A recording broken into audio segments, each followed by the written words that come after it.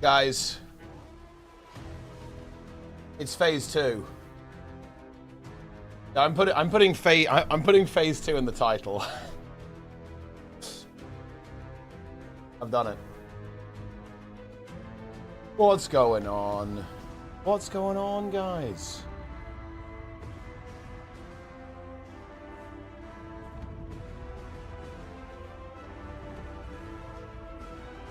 I unlocked phase 2 today. It was epic.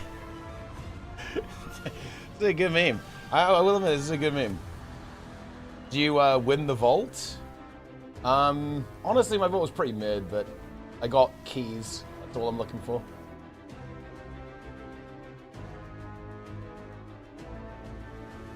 Mapchat was arguing about phase 2. Man, we actually did a good job then. Like, so we actually, the meme did spread then. Like the phase 2 meme, it was there. It was all over the place. That's big. Yeah, I saw you got House of Cards. That's nice, man. That's pretty fucking fat, actually.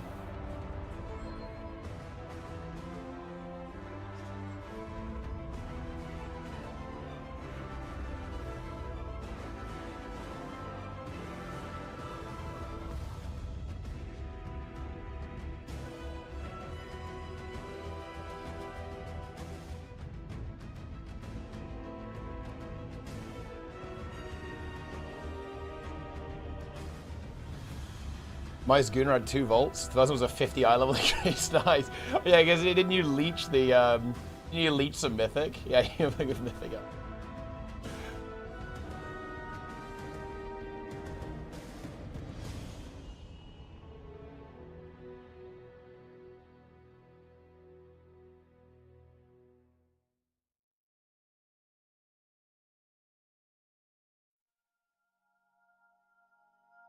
Oh man.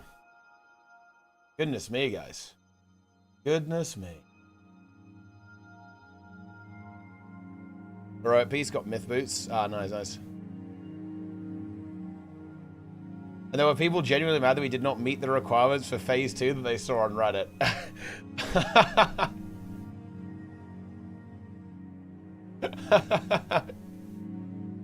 Oh dear, oh dear, oh dear.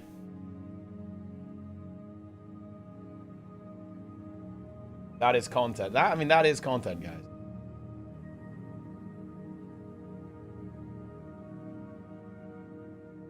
It was easy because everyone is desperate to believe that phase 2 is real. Oh man, dude, I actually feel kind of fresh today. Oh, I feel a bit fresh, guys. I actually felt a little bit rough yesterday. I think my voice, you can probably hear a little bit of my voice, right? My voice is not doing super hot.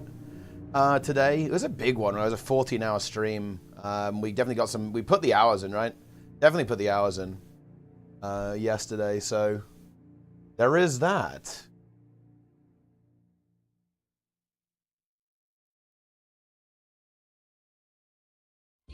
Logan got to phase 2, and dude, the thing is that like he's got phase 3 as well, right? Honestly, Logan's probably got more than phase 3. But I mean, look, you know, he obviously there was the Ellen Keel situation, but you know, Jenna is also interested too, so that's phase 3. And honestly, there could be phase 4.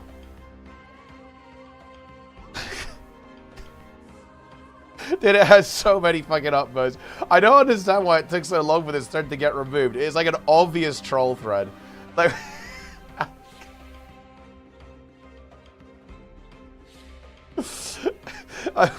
I guess there were too many people in the chat like confirming it, so the mods were confused or something. They didn't know. They didn't know what was going on. Oh man, that's funny. You honestly love to see it.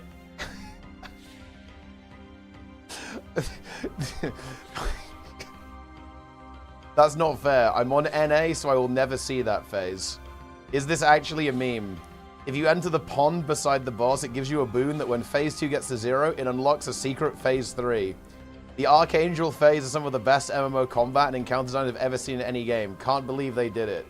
Yeah, I was really worried we would never see anything like HOT maps again until I got to phase 2. They really cooked with this one.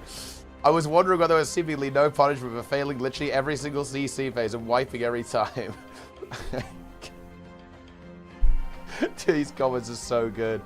Oh, they're so good. Like, oh no.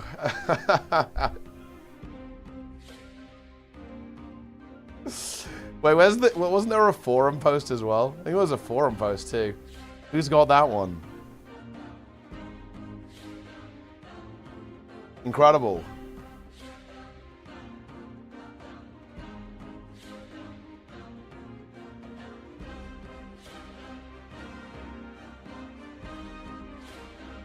You love to see it.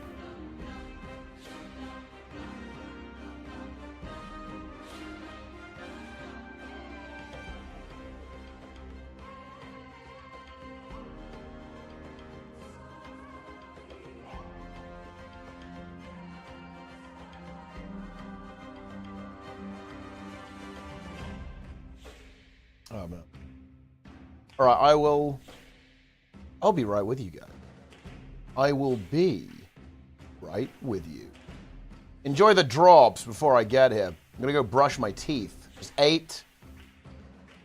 I don't know about you, but I don't like to do things without brushing my teeth. You guys know what I'm saying? I'm not about that life.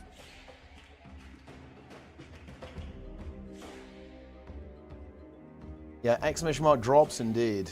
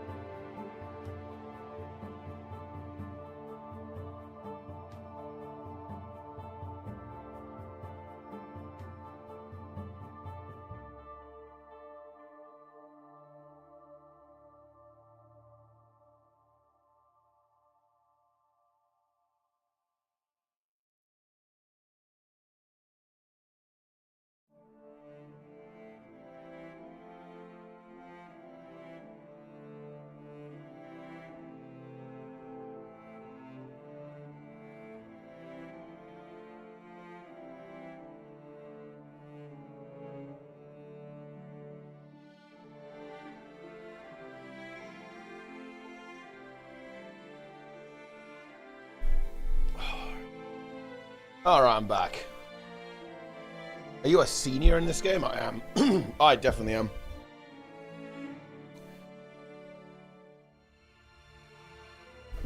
Oh, I definitely am, guys. I'm old as hell. We all are these days. Alright.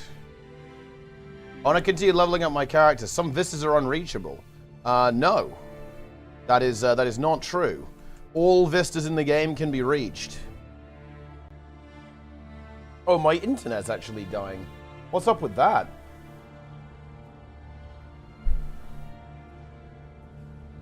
What's up with that, guys? Uh-oh. Uh-oh. Maybe it's fine. I don't know.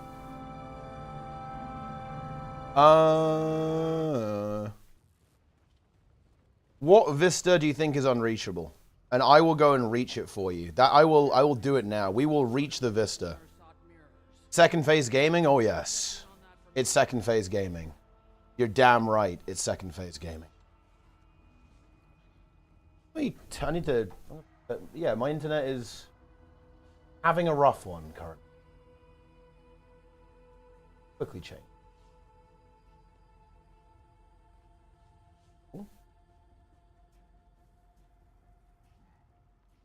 I think that's a bit better. Okay. Snoozy Kitty Art. Back for the drops. I love to see it. Okay. There's no meta for a while, is there? Actually, let's see if there are any other... Are we basically done with the achievements? We kind of are, actually. Yeah, we can go talk to the cat, and then gather all of the evidence, and check in... I guess I didn't talk to everyone after that. So yeah, we basically did all of like the gameplay stuff. Are there any achievements on the map? BAVA NISOS. Ritualist training. For old time's sake. Light a starlight lantern. Mirror memory master. Turn in 4 pieces of positional data while helping Alia map the malfunctioning mirror network before it changes again. Spirit nutritionist. Oh, I kind of want to try and do this one. Defeat Lex Talon. You almost have to have a group. You have to have a. You almost have a little bit of a group, don't you? Do this because you need to kill the ghost before you phase. If you phase too early, that actually won't work, which is not ideal. Is it truly a 2-hour patch? I mean, in terms of in terms of like the story, the story is pretty short. Yeah. I tried many Pug Convergence CM runs. I deplete. Yeah, we'll do some of those today. We'll do some gold runs. I might actually kind of enforce compositions a bit because this is actually maybe something that they should this is maybe something they should actually think about a little bit. But power builds are very good. If you have people running condi builds, it's actually quite bad because the thing is that you can have the slaying sigils, right? So if you look at the what was it, demon slaying. Demon Slaying Station. This gives you 10% damage versus demons, Cryptus, and Titan spawn. Here with that little potion. And then you also have the Sigil as well. You have 7% strike damage versus demons, Cryptus, and Titan spawn. So you have 2 really powerful things for power damage. So you really want to have power builds, to be honest. So, you know, if you play Condi, you're actually at a pretty significant disadvantage compared to power. Power is just much better. And that is an issue, to be honest. More evidence. What is this? We're supposed to be one big meta. Well, I mean, to be fair, I don't think this was actually particularly surprising, is it? Didn't they basically explicitly say this? That they were going to be one map, and then they ended up splitting them apart? I think that's not really, not too much of a surprise, really. Yeah. Their best evidence is their own public statement about it. I would be inclined to agree with that, actually. Do it on NA. I mean, look, I mean, Darren's got bronze on Ura, so we've got a little bit of work to do on NA. That's for sure. Yeah, I've done the Portal collection. It was quite good, actually. I like the way they gave clues to players. I think that was pretty good. Says in the screenshot of the vistas, yes. Yes. Or, I mean, or just like of the map. Of the Forbidden Tempest build? Well, when the patch drops, we will see if we can find some Forbidden builds. But there might be some Forbidden builds, yeah. I could imagine Spectre being Forbidden and Tempest. Scourge still could be. Scourge could still be Forbidden, guys. You have to bear that in mind. So, you know, there is that. Let's see, what else could be Forbidden? I think that's about it, really. Quickness Catalyst 42k bench. Good build. You know, pretty strong. Love to see that. Can we upload this to 7TV and label it Guild Wars 3? I mean, that is a very good image. Yeah. That is a pretty good one. Scourge might be great for fractal CMs. I'm excited. I think it's good for fractal CMs now. It's just not optimal. Like Scourge in a lot of situations is not necessarily like the most efficient thing to use, but it's definitely one of the safest.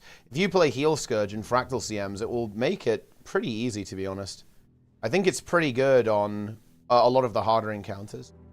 It's maybe not amazing on Canaxa, I guess, because you know you do like to be stacked on Heal Scourge. You need to be like near other people for it to be really good. But in terms of like, the other fractal CMs, I think it's pretty good. It will carry you. What do you think the preferred comp will be on CM? I mean, it's difficult to say, but I mean, it will probably just be the usual. I mean, look, realistically, when we go into the CM, I'll probably be playing.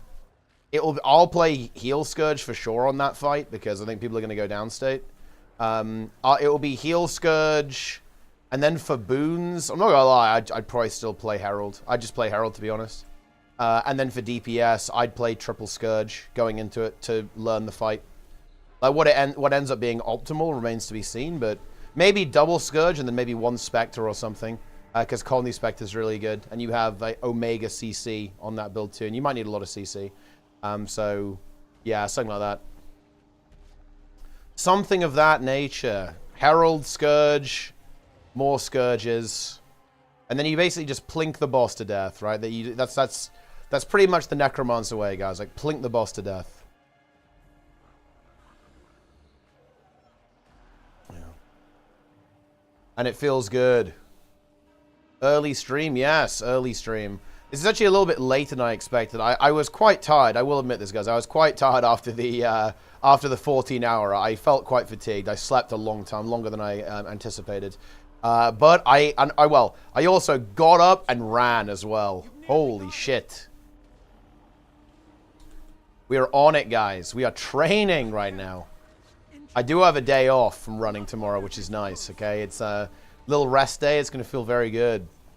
Phase 2, yeah, Phase 2. We have to keep this meme going forever, by the way. Like, we have to apply Phase 2 to everything now. Like, if we're talking about any MMO, we have to gaslight the community of every single MMO that their game has, like, a hidden Phase 2. I do like this. This is a big win, in my opinion. This is a big win. A big win. Please push them back as far as you can.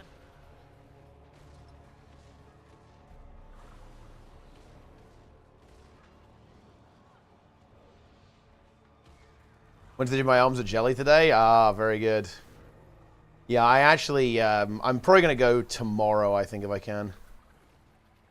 I haven't gone for the first 2 days. I actually wanted to. I wanted to get up and lift today, but I was like, bro, no.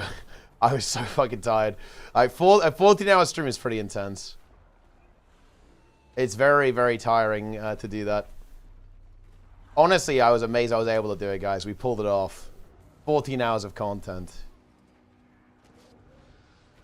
I'll do a 24-hour stream when the expansion drops, of course.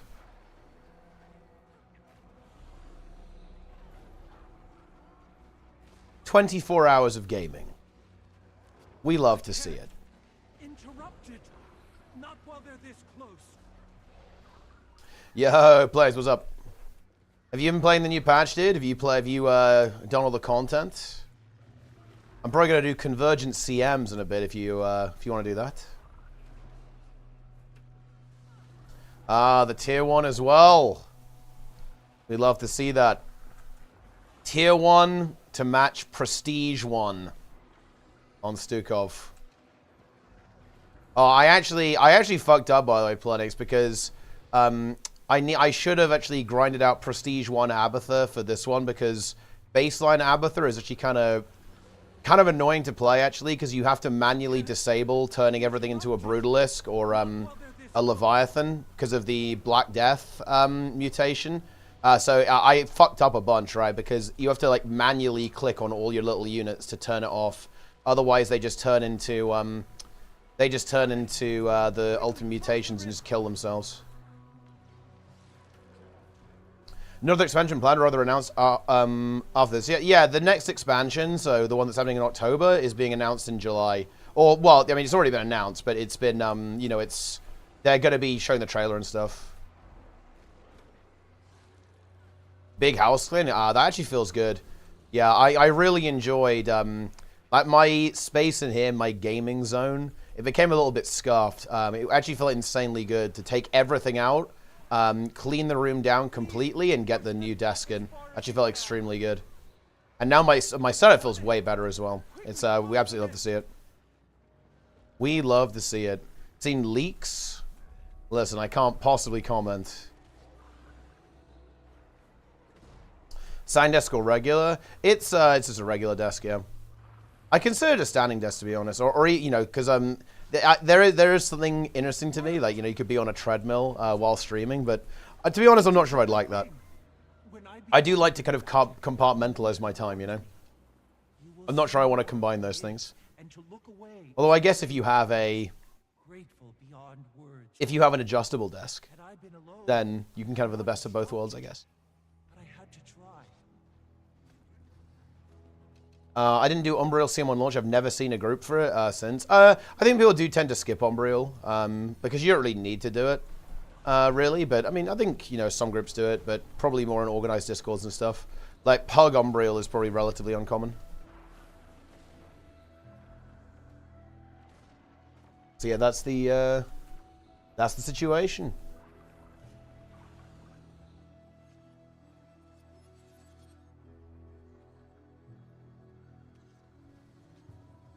With a Shadow Army, I think Menzies might be next. I think it's very difficult to actually make predictions like this. Because the thing is that the story really just ended with Janthir Wilds. They kind of gave us, you know, a little bit of a tease, right? With the Eye of Janthir in Soto. Well, has anyone, maybe we just missed it, but has anyone found any teasers in this? I don't know, man. Like, I have to admit, I have a little bit of shell shock from this patch, guys. I really do. I almost like don't know how to process it, right? With like exactly what's going on here. It's weird for me to think about that. This is kind of like where we're at. No rest for this man? No. Absolutely not. It's nothing but raw degeneracy. Honestly, look. I told you, man, look, we got some work to do. It's Guild Wars 2 degeneracy this week, and then I've got like 3 months of WoW degeneracy. It's going to be great.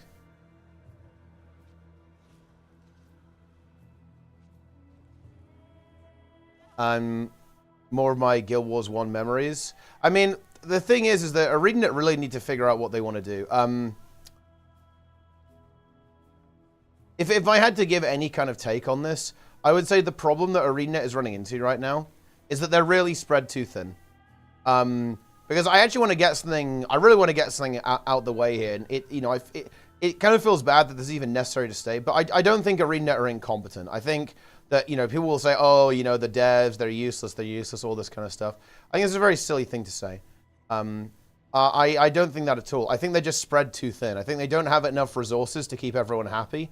And as a result of that, I feel like they're basically keeping nobody happy. I would say that arguably the only community that did well out of Janthir Wilds was the raid community because of Wing 8 with the challenge modes. But even then, I would say the reception there is relatively mixed.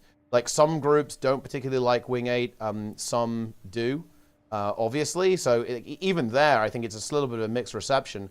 But I think the really big problem for me is that I don't think Janthir Wilds did very well for the core base of Guild Wars 2. And that, to me, is a huge issue. And the core base of Guild Wars 2 is open world story players.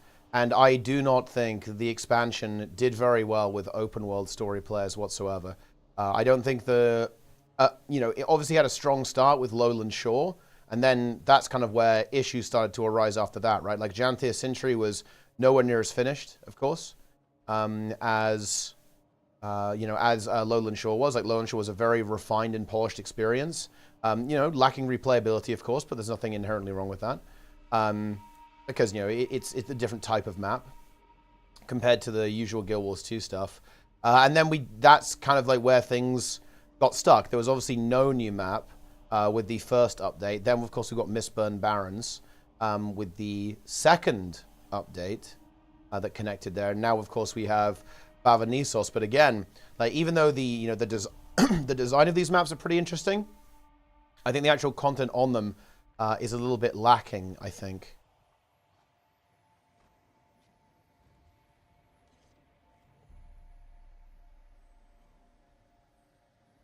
So, not exactly ideal, I think. Time. Best open world content. I agree. It's one of those things, right? Like this is where like Guild Wars 2 can really trade effectively. I don't think Guild Wars 2 can. I don't think Guild Wars 2 can like out raid the raiding games, right? I don't think that's particularly realistic. For them to be able to do that. But it can definitely out-open world those other games, right? That's where its strength is. That's how it is. Then there's the also apparently would be a fight encounter if for some reason the ads were only elites and wouldn't respawn. Well, I mean, that would probably be good, to be honest, if that was the case.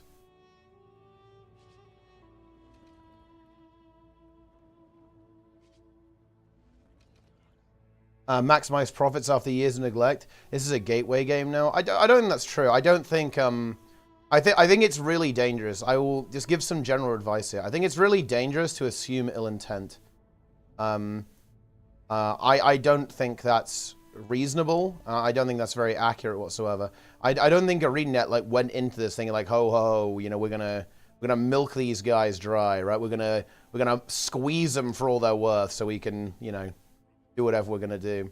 I think they really went into this like with good intentions, trying to make a game that kind of satisfies the the diverse player base of Guild Wars 2. I think it's just a little bit too much. I think they've taken on too much.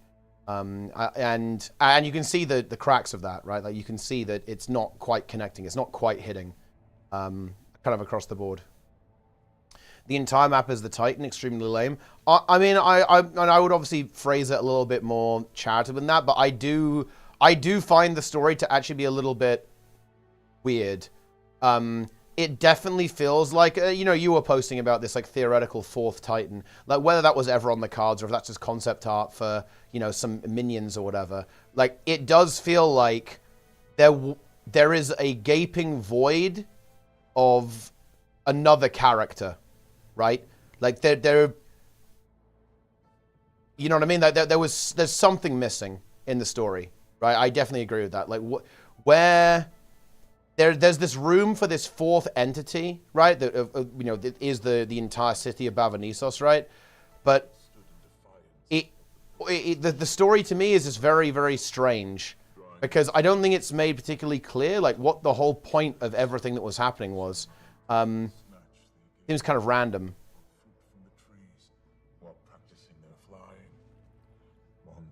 Yeah.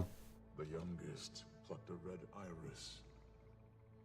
Design of the Foundry, so it's a Marganite prison operated by the Forgotten that looks like a forge camp in Draconis Mons, which is branded by Aurene. Well, I mean, I thought it looked pretty cool. It obviously doesn't look quite like how it did in Guild Wars 1, or we were in a different location of it, but it's definitely an interesting situation. Yeah, I almost feel that they should. I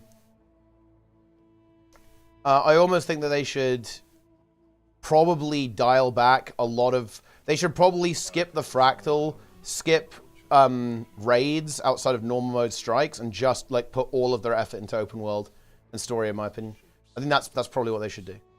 I don't think.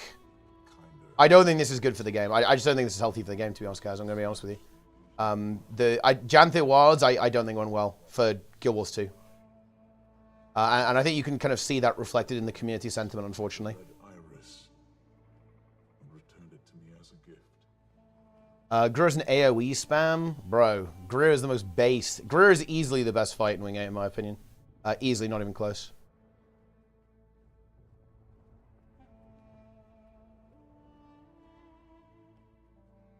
Open world PvP and balance. Well, we have world versus world, so we have that. In the game, I really like Greer CM. I mean, would I say it's the best fight in the game? I don't know. I'd have to sit down and think about it, but I think it's very good. Wait, what was the the Titans Unleashing? No, what I mean is like, why did this happen? Right? Like, why did the Titan become this big? Right? Why did the Titan make more Titans? Right? Like, what was it? What I mean is, like, what is the motivation of this Titan? Right? Like, where did this one even come from? Well, I guess it was like one that was left over from the Titans being unleashed, right? From the Door of Kamali in Guild Wars 1, and like Mabon spared it because he was like, bro, this is too much, man. And didn't want to go that way. But then like what's even going on here?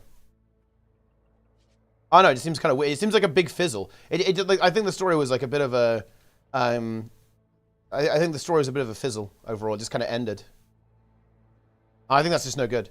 But the thing is, I actually want to be clear. Some people are blaming the writers. I'm seeing this. This is like a comment that I've seen come up quite a lot. People are saying, oh yeah, the writers don't know what they're doing. Oh, the writers are hopeless, or this or that or whatever. I don't think that's true. I think it's actually really important to kind of consider the limitations, actually, that the developers have on them right now. Also, let's go do this collection. It's time. Oh, shit. Mantle's Arrival. That's over here. Yeah, it's really important to consider. Guys, the devs only have, I want to say, 3 hours of, like, screen time to basically express the story. Am I wrong on that? I think the initial EXPAC drop, so Lowland Shore and Janthir Sentry, I want to say that was a 4-hour job. 4 hours approximately to beat the story. And then the follow-up patches have got 3 hours, being generous, right? 2 to 3 hours, 2.5 hours to express the rest of the story. That is not a lot of time. No matter if you're the most brilliant, divinely inspired writer in the history of humanity, like trying to express a complex story, kind of weaving this epic narrative is not going to be easy. Also, I contributed. Gold participation, guys. Epic. Playing games is going to become better with 10 to 15 hours. Yeah, but we don't have 10 to 15 hours. That's the thing. Like Guild Wars 2 has one block of 3.5, 4 hours, and then 3 blocks of 45 minutes. So we don't have 10 hours. We don't have to. I completely agree with you. You can have a great story in 10 to 15 hours of gameplay, but we don't have 10 to 15 hours of gameplay. We have like 6 to 8 hours. Get to know the codons. I think that's actually that's a good point, Nika, for sure. There was a lot of setup in Janthir, right? We could have got things moving quicker, right? Like you don't really. There is a lot of time spent on kind of setting the scene and kind of the world building, and maybe that's just like something that can't happen quite as much, or maybe more of that has to be done in the ambient open world as opposed to the main storyline. I think that's a good point. And honestly, in a way, I feel like wasn't that just episode 2 as well? Like episode 2 was literally just exposition, no? It was just basically Mabon floating around as a spirit ghost, giving us exposition. Was that the play? Maybe we needed to move a little bit faster, right? Instead, right? Because like we ended up in this weird situation where like not a lot really happened in episode 2. And then we were left with 1 episode to basically resolve the entire thing.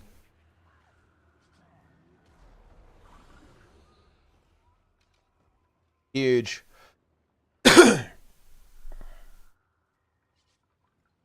I think they have very bad tooling for in-game content creation compared to other MMOs that makes them less productive. I think they also have a smaller team as well. Excuse me. I think they have a smaller team as well. Because also not all of ArenaNet is working on Guild Wars 2 right now. Like the really big elephant in the room. And I was chatting with people after the stream about this, and I'm just wondering if they actually need to confirm Guild Wars 3 sooner rather than later. Because this is the big elephant in the room, guys, in my opinion. I think Guild Wars 2 is basically... I wouldn't use a word as dramatic as suffering because of Guild Wars 3, but I think Guild Wars 2 has limited resources because ArenaNet is looking to develop a sequel, and that obviously has consequences, right, for the developer of this game. And I think that's a conversation that kind of needs to happen at this stage, because I think people are frustrated, and also I think this is a slightly scary situation for ArenaNet, right? Because, like, community morale is really important, right? Like, people kind of having faith in the company, like the company having goodwill, right? Like the community having the company having goodwill amongst the community is really important. And I'm not gonna lie, guys. Again, maybe I'm completely off base on this. I'd actually like to think that because I don't really main Guild Wars 2 anymore, I have a decent perspective on this. I'm a bit of an outsider at this stage.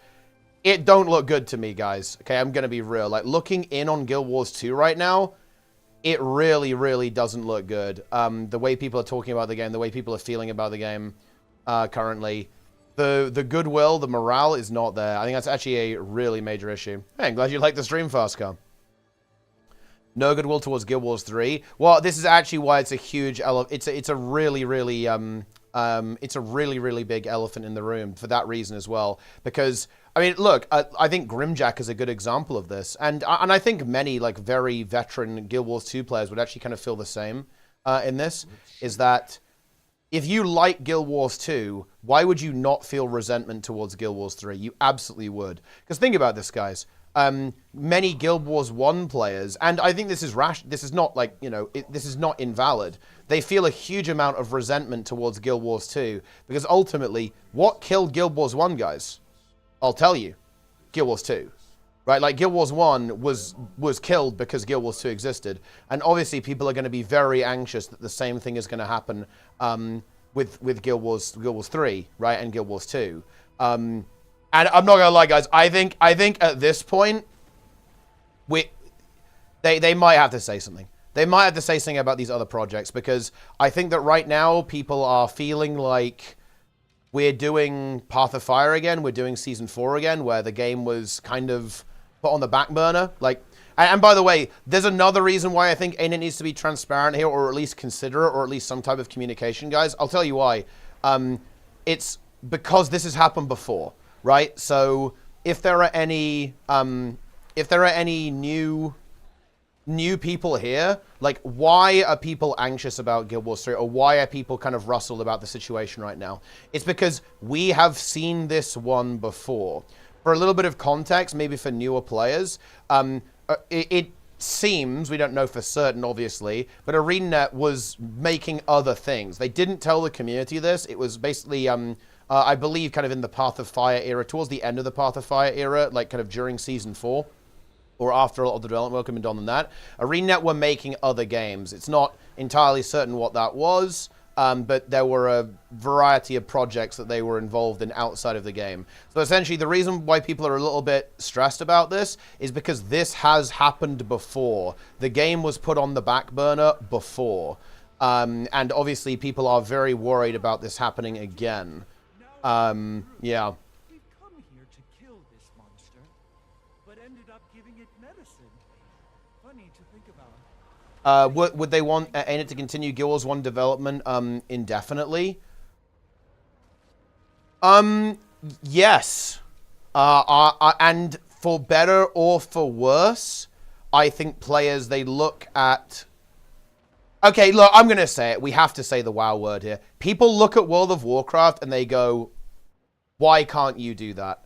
Right? Because WoW is the infinite game. Let's be real here, guys. Like, here's the other elephant in the room. The gold standard for MMO development is World of Warcraft. Love it or hate it, like, through BFA and through Shadowlands, it just keeps on trucking, man. Like, it just keeps on going. It really does. And ultimately, that is what people want, yeah. People want their game to go on infinitely. People want Guild Wars 2 to keep going in the same way that World of Warcraft does. Yeah. Through thick and thin, through Torghast, through island expeditions, bolstering, sanguine, incorporeal, necrotic, okay, skittish. We keep playing, guys. We keep logging in. They can't stop us. Right? Like,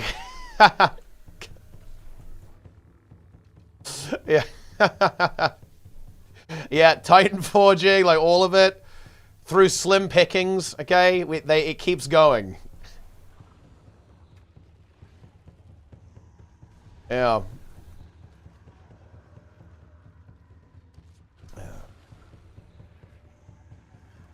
WoW is no different there.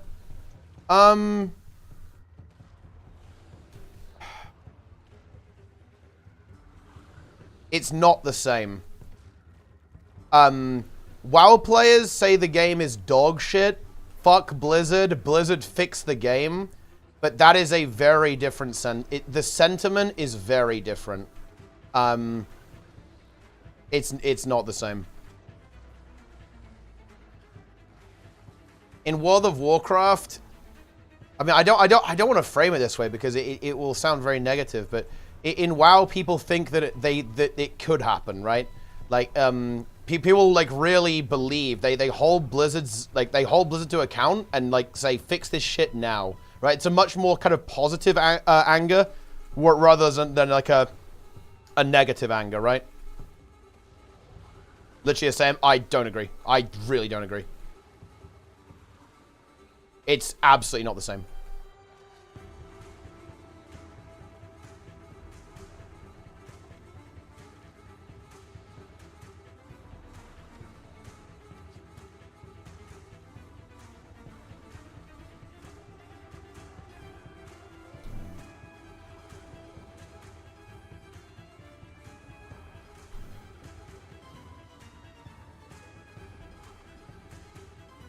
I don't see myself ever going back to WoW. I'm kind of like unsubbing. Gil sues me doing. I think that's fair. Like I think that, you know, WoW is definitely, and you know, I think this is true with all things, right? Like once you've had your fill, you've had your fill, you know, for sure.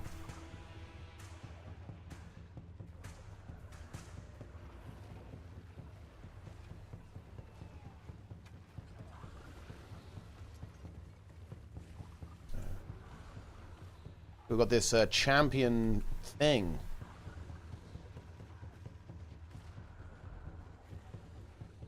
Gigabyte Larry, and that's completely fair, yeah.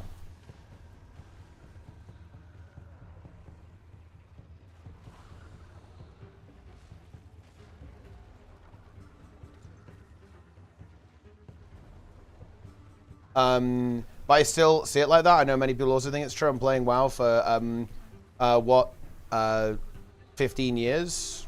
Yeah, sure. And I think you could say that.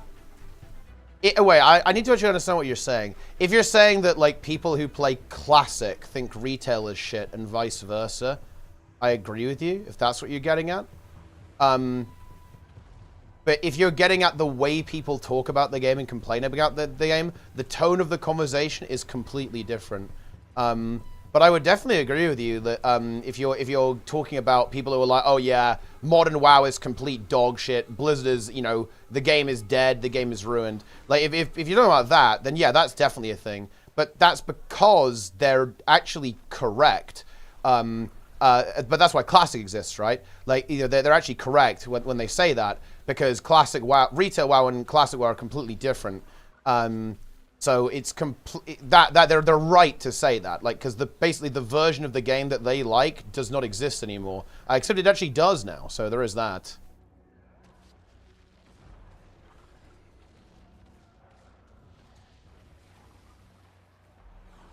Hating on classic players the other way. Oh, look, I will confess, I am a classic Andy. I do like classic actually.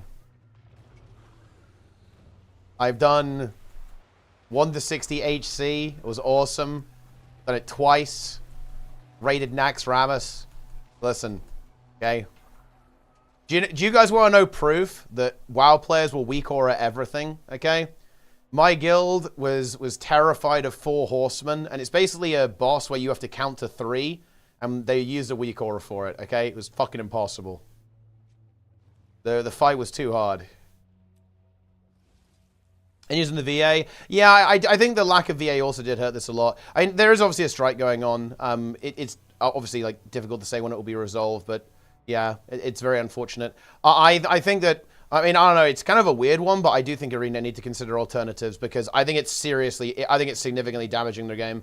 To be honest, like, no, especially, dude, I felt this episode was rough, no? Like, this episode, like, half the really important dialogue didn't have a voice. I think that is really, really not good. It's obviously I want to be clear, it's nobody's fault, guys. Obviously, it's nobody's fault.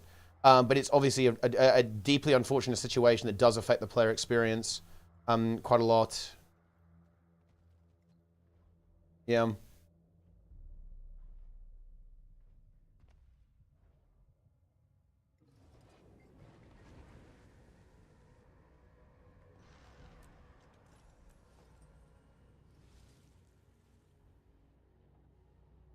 It always has to be someone's fault? I don't think it does. Like, sometimes it just kind of...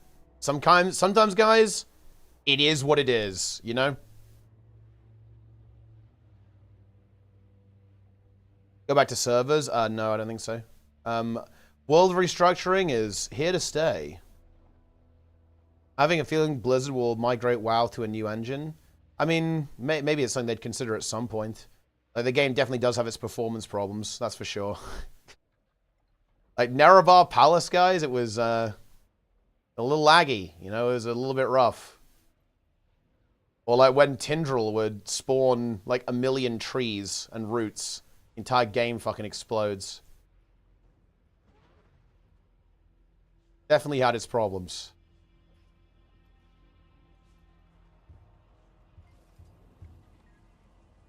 Convergence CM? I will do a Convergence CM, yeah. I'm collecting these mastery points. I saw no FPS. Yep, it was actually one of the problems. It was one of the problems that we had to deal with, right? Is that we had to get everyone's PCs like capable of actually running the game. Like, oh man, it's funny.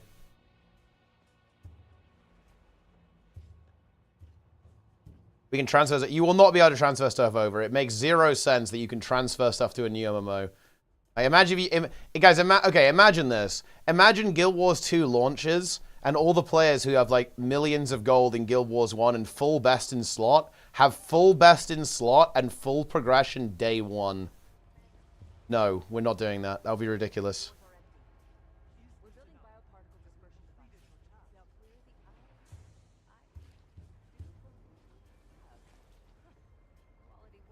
Yeah, you can do Hall of Monuments, right? Yeah. But yeah, no, I think that they do need to find a solution for the voice acting.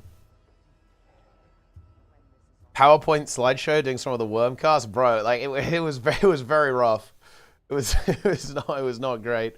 And yeah, some of it was add-ons as well, but I don't think it was all add-ons though, because like, even when I like really stripped everything down, it was still not running so hot, to be honest. Like, because the thing is, I got my 9800X 3D during Ansarek progression, and it was actually night and day, man. It's crazy. Oh, it was so good. It was beautiful. It was beautiful, guys. No one had the same version. I'm going to be honest here, Rated. That is a skill issue, okay? Like, I'm going to say it. Weak aura problems, guys, it's very rarely the weak aura's fault. That is a human error. That is a human error situation, is what that is. Install the weak aura. Look at the version number. Is it right? Look, we even have an add-on for it now. Click liquid weak auras. Click update. AMD GPU is a better choice. I've never planned to use RTX in the first place. I'd say that AMD is definitely competitive, especially when it comes to pricing. Like, if you don't really care about the feature suite. I don't really have that much experience with NVIDIA GPUs. I'd have to actually look into it and look at the performance numbers. But I think AMD can definitely offer some, I think, pretty competitive performance for cost when squared up against NVIDIA. Again, as long as you don't care about the feature set. Like, NVIDIA definitely has, like, a really good feature set in general with their GPUs. Like, obviously, they have the ray tracing and, like, stuff for content creation, like recording and so on. Like, Shadowplay is really good, and their encoder is really good. But if you don't care about any of that, then I think, yeah, you can definitely look at AMD. Because I think that you can definitely get some, yeah, some good value, right, on AMD GPUs.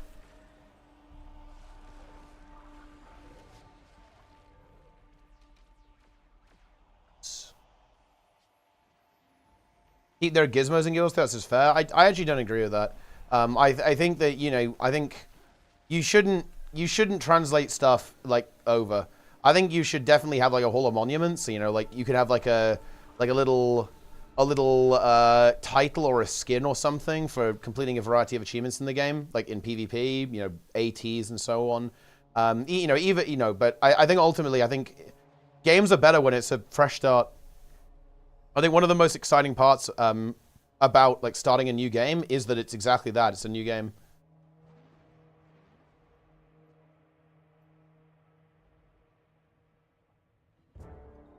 Incredible.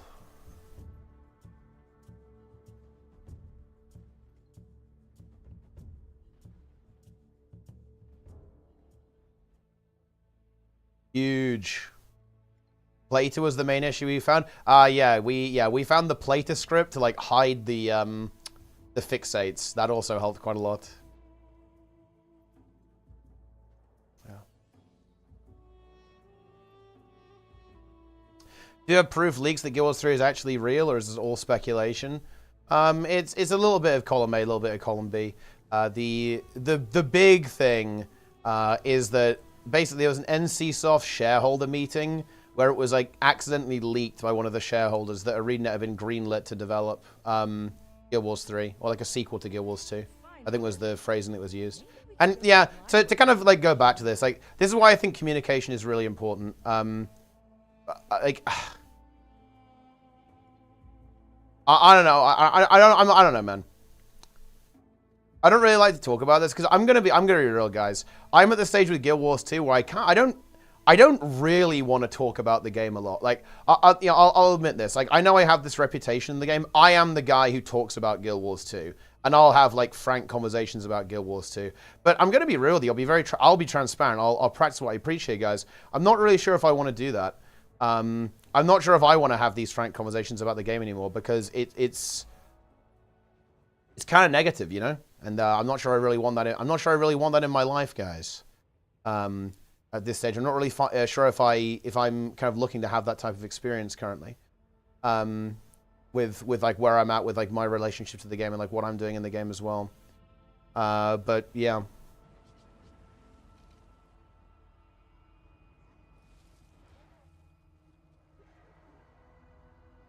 Essence in the wallet. It's in the wallet now. The thing is, like Guild Wars 2. Oh shit! Gotta find something. Guild Wars 2 is still obviously like a really, really good game. But there's definitely some pretty serious questions about like where we're going, you know? Where are we going with Guild Wars 2? Like where are we going? What am I looking for? Sniff. What's over here? Sniffer. Ah, I have found something. But ended up giving it medicine. Funny to think about. Anyway, thank you for your help. Onwards.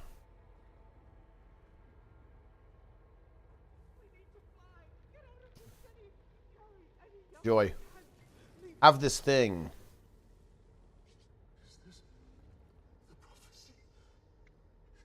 I'll find it. We have to locate something else. This is the end. It's over.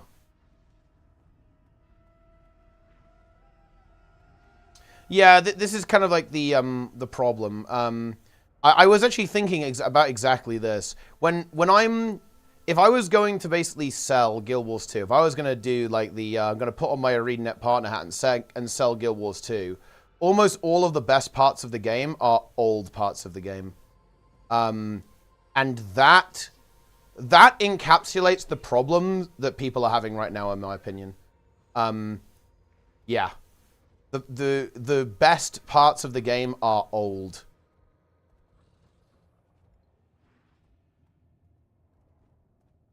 And that's obviously undesirable. It's fine for new players, and that's why you have like a little bit of a disconnect between, you know, you have some disconnect between like newer players and older players on this. But yeah, it's weird. Like the scent is impossible. You have to keep sniffing.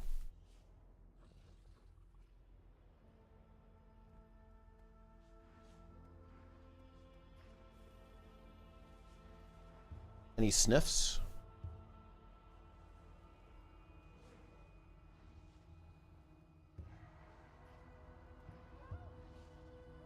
Is it down?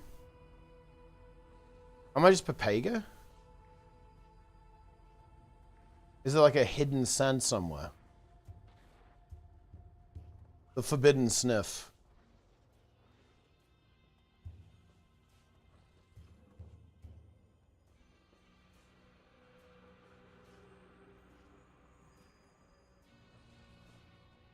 What is the next big EXPAC feature going to be? They're kind of about big ideas.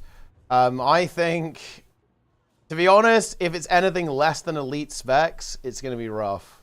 Because I think it's going to be rough either way. But because, okay, so let's talk about the kind of like the storyline here, right? Like, ARENET announced a new model, right? And people give them, you know, the benefit of the doubt. Soto, it goes okay, bit rough around the edges, but you know what? It's a new model. We're fine, right? We're chilling. ANNOUCE say they've learned. ANNOUCE say they're going to implement those lessons into Janthea Wilds. Janthea Wilds happens, and let's be real. The problems aren't the same as Soto, but this is the question, right? The question that everyone's asking is ArenaNet currently delivering the quality and the quantity that players have come to expect with the new model? And the answer to that is no. And do you know, okay, look, let me actually, I want to talk about this a little bit here, actually. Because I do not like this. This is something that I strongly dislike. The devs watch my stream, guys, sometimes. Maybe less so now, actually, because, you know, I haven't been playing the game as much, and to be honest, I haven't been enjoying the game as much. But one of my, an incredibly positive memory I have is when End of Dragons came out. When End of Dragons came out, the devs were watching us. We were basically the first group attempting to do Dragon's End in the open world. And the devs were watching us on a big screen. And I just had some incredible interactions with these developers, like these real human beings. Like, I think, you know, Chloe Mills was the designer for Suwon. And I had, honestly, an incredibly wholesome and very positive, awesome interaction with her on Twitter, right? And I hate look, I admit it, guys. I'm weak. I'm fucking weak. I do not like the idea of the opposite of that happening, right? Essentially, so, you know, a developer who worked really hard on something, you know, they put their heart and soul, and I'm saying, well, you know, it was kind of mid. I hate the idea of that happening. It's very, very upsetting to me, because I think the devs are really cool people. And I know that they do their best. I know that they really, you know, put a lot of work into this stuff and try to make it as good as they possibly can. And I do not like it. I want this game to be good. I want this game to succeed. I really do. Like, I was incredibly excited for this patch, guys. Look, I mean, you guys saw me. Like, none of what I was doing, yes, it was performative. I was like, this is fucking it. We are so back. right? We are so back. Phase 2 is going to kick in any second now. We are, oh my god, let's fucking go, right? I wasn't joking, and I hadn't played that through. For those who aren't aware, ArenaNet partners often get to kind of try out some of the content a little bit early. I hadn't played the meta event. I had no idea what was coming. You know, I didn't know what the meta event was going to be or like how it was going to play or anything like that. And I was so fucking ready, man. I was so ready to say, we are so back, man. Like, when I see them talking, we're doing 3-lane meta event in BAVA NISOS, it's like, oh yeah, here we fucking go. Like, this is it. This is it. ANNOUCE is back. Guild Wars 2 is back, you know? But unfortunately that, you know, it just hasn't quite worked out. And yeah, that's why I take absolutely no pleasure in saying stuff like, I don't think ArenaNet has really delivered with this new model. Right? Because, like, obviously, people have high standards for Guild Wars 2, right? Like, you know, many players who play this game and comment on this game and post on forums and talk on the Reddit and so on, like, they've been playing the game for years and years and years. They've played, you know, all the way through, you know, played through HOT, Path of Fire, Living World, right? Like, EOD. Like, everyone's been there, done that. This little scorpion is down. There's an ooze here as well.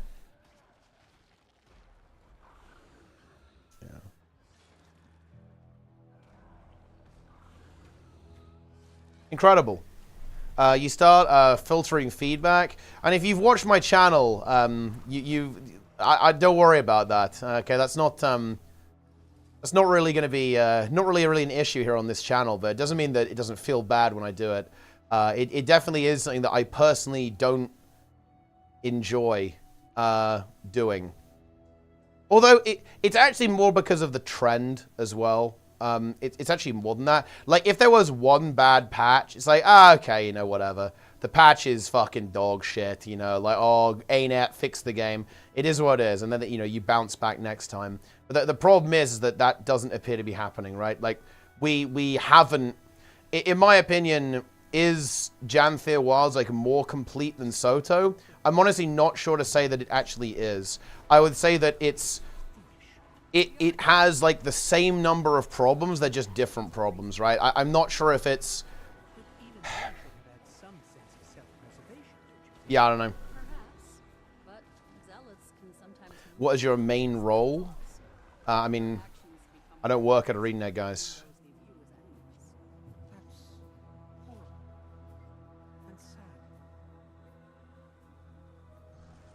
Boom, easy mastery point.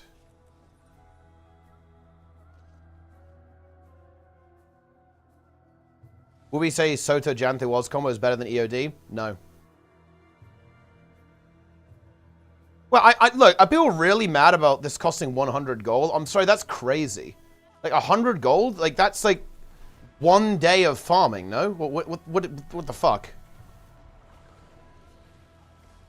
Makes absolutely 0 sense. Player base is completely cooked, guys. 100 gold, not a big deal.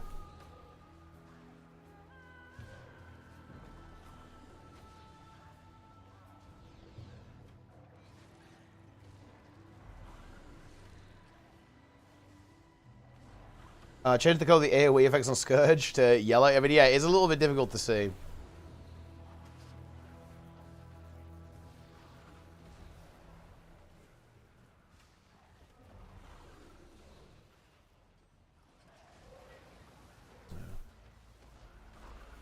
This is reaching the truth, rather than I think. And some of the decisions, maybe your management, bizarre and disturbing.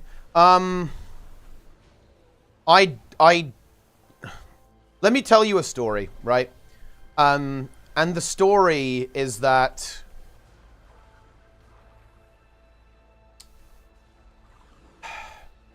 Guild Wars 2 is an old game.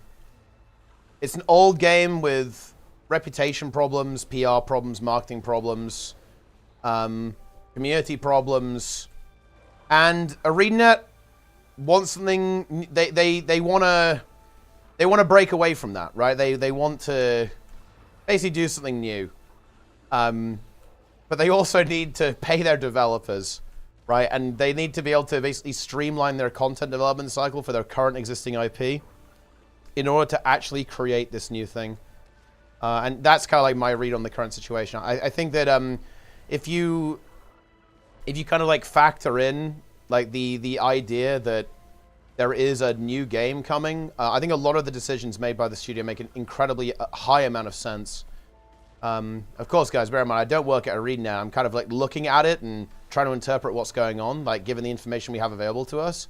But I think if you take Guild Wars 3, new game, whatever it is, out of the equation, I agree with you. Like the way Guild Wars 3 is going makes absolutely Guild Wars 2 is going makes no sense. If you actually factor in this kind of unknown variable of is there another game being made, being developed like currently, I think a lot of the decisions that ArenaNet is making makes a whole lot more sense. Like even something like making a new raid, in my opinion, making a raid for Janthea Wilds just does not make sense given the state of the community and like the state of what the Guild Wars 2 player base wants and engages with. If you consider that they are almost certainly going to want to have PvE in their next game, it starts to make a little bit more sense.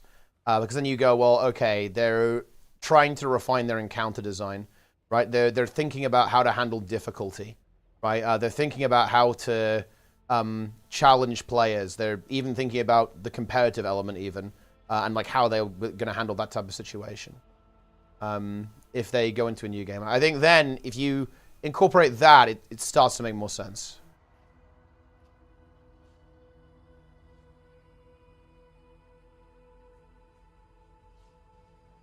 Yeah.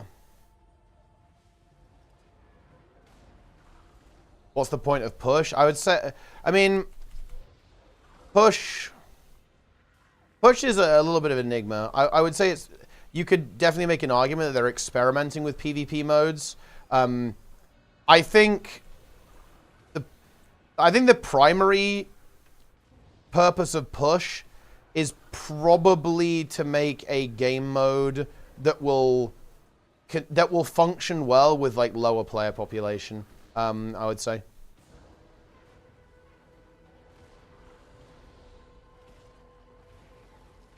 Because Conquest is very sensitive to low player population.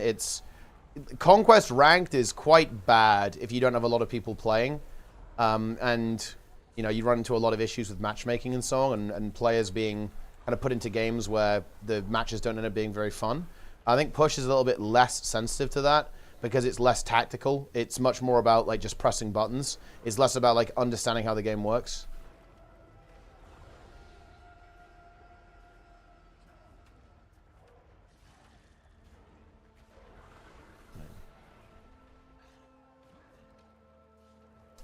Incredible. Also alliances.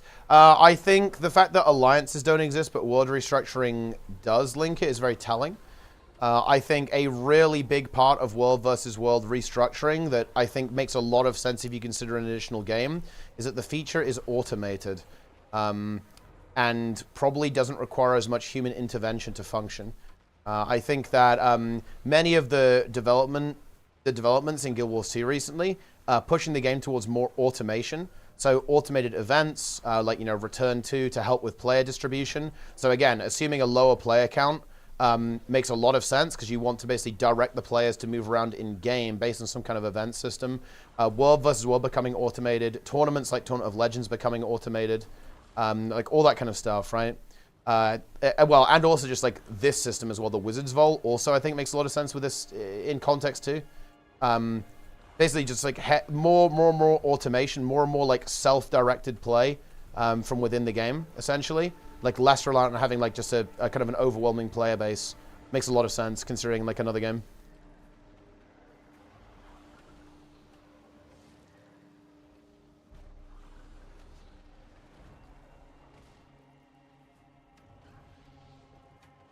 They have just taken the knee to the lowest invested people for a long time. To devil's advocate here, I think that's exactly their selling point, though. I know that might sound weird, but in my opinion, this is actually one of the biggest selling points of Guild Wars 2. I think one of the main reasons why, people bounce off WoW in particular, actually, people bounce off WoW and come to Guild Wars 2 because you don't have to be invested to play this game. I think if you're I mean, it's kind of true of WoW as well, but it's different because in WoW, if you're not invested, you're not going to be able to like kind of complete the game, if that makes any sense, right? Like you won't be able to get like good gear, you won't be able to like beat all the raid bosses and shit, right? And I guess you need to be a bit invested to do that in Guild Wars 2, but you can get like fully best in slot in Guild Wars 2 with essentially zero investment, right? Like you could be literally the worst player in the game and put zero effort into anything, and you could still get full best in slot in Guild Wars 2. And I actually think, look, I don't even mean that in a bad way, right? Like that's just, I think that's a feature of the game that people actually like. And I think it's a feature of the game, of a game like World of Warcraft that actually does push, it kind of alienates people a little bit. And I actually think it's fair. I can understand that. I can see where people are coming from with that perspective. That perspective is not nonsense to me. Yeah, and there's also a finish point in this game. That there's no end, that you can't finish WoW. It's like literally impossible. But you can finish Guild Wars 2. Like you can finish the game. And I think though these two things, basically, the fact that the game doesn't really want you to invest into it is actually a selling point. And I think they've actually marketed and designed their game around that playstyle for a very long time.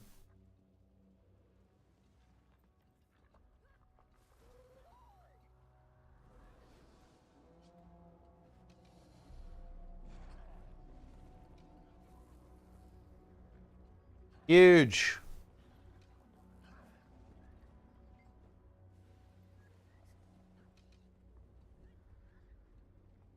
Why do you want your game to be a game that people want to be that's deplete?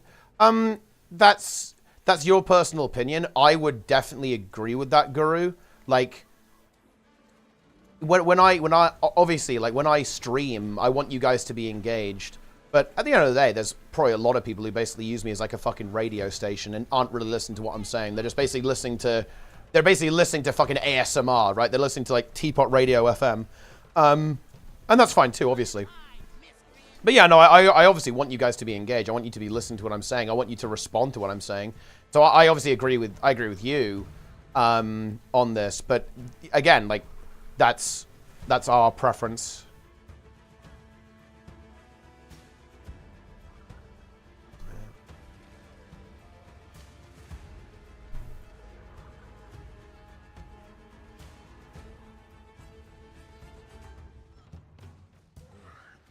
Yeah.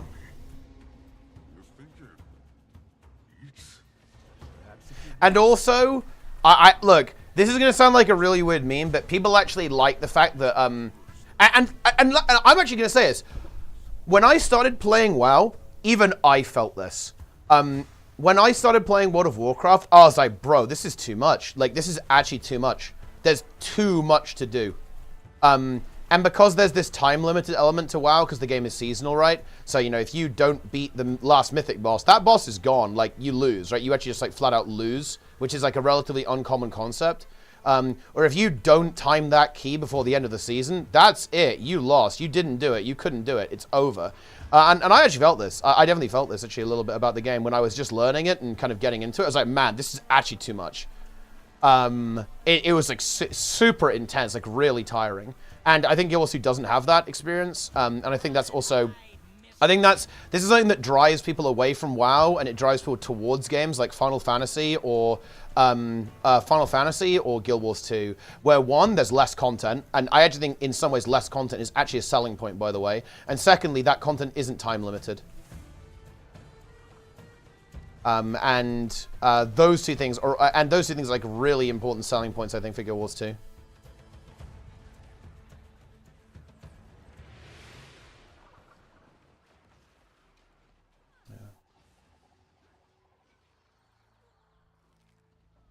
Huge. Suppose that Guild Wars 3 release has the same issues as Guild Wars 2 release. Well, how will both games survive? To be honest, this is actually another thing entirely, actually, talk about. I think, if I'm going to give my honest opinion here, which I will, because that's what I do, I think ArenaNet needs to actually like fundamentally change their approach to a couple of things. One of which is community management, and I think they need to have like a very clear development strategy and marketing strategy going into Guild Wars 3. I am very, very sweaty. I've got sweaty palms thinking about ANET marketing Guild Wars 3, community managing Guild Wars 3, and having a strong development direction for Guild Wars 3. Like, it is something that keeps me up at night. It makes me very worried because I am very concerned that we could see the same mistakes made again, yes. Because look, I'm going to be honest, I don't think we've really seen a marked improvement in this new version of Arena, in the new model. I think some parts are better. I think the quarterly updates. I think like the executive communication is much better. For example, I think Grouch does an excellent job when he writes the studio updates, right? But the micro stuff is where Guild Wars 2 struggles. We don't have a community manager in the same context as other games. We don't have someone who's like in the trenches. Like, seriously, guys, right now we have got a fucking nuke going off on the subreddit, right? And on the forums. Where's the community manager? This is a huge problem. Like, you know, we need to have a plan when things don't go well. Like, what are we going to do about this, right? You know, what do we do? What's the plan? How are we fixing it? What's next, right? This is an issue. So, yeah, I'm obviously, like, very worried that you know, I'm very worried that the same potential problems could crop up in a sequel as well. Yeah, of course.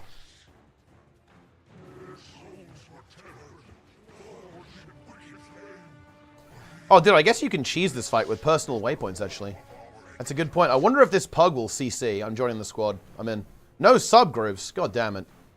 It is what it is. It's just like Gorseval.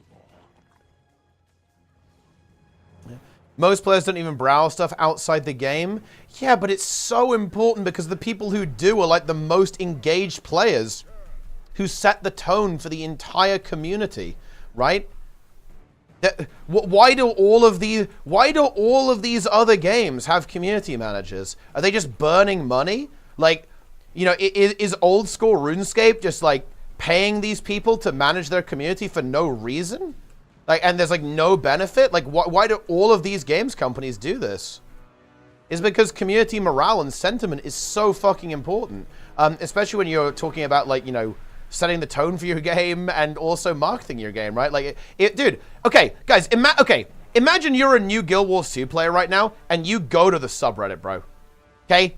Are you gonna install the game? No! You're gonna go, whoa, what is going on? Log out, right? And that's bad. That's not good. And again, look. Look.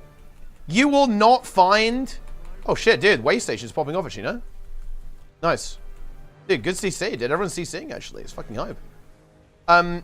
You will not find a bigger ArenaNet simp and Guild Wars 2 simp than me, okay? Obviously, me in the studio, you know, I'm not playing as much. You know, we've kind of, you know... We've had our differences in what we think the game should be, and that's fine, obviously. But at the end of the day, I think ArenaNet is a really good games company. I put them in the same category as Larian Studios. Like, seriously. Very ethical, very good studio. Nothing would make me happier than to see ArenaNet succeed. I'm not joking. Like, every single patch and every expansion, I am logging on hoping they kill it. Like, every single time. Not even actually from... a point of, like, personal, like, yeah, I want to play some sick-ass Guild Wars 2. Obviously, that's part of it, but also a principal position. I want studios like ArenaNet to succeed, guys. The gaming industry, you know, it's, I mean, you know, it's, what is it? A den of iniquity, right? Like the fucking Tengu says in Arborstone, right? Like, it's not great. You know, we have a lot of crappy companies out there. I want to see companies like ArenaNet succeed. It's very bothersome to me when it doesn't.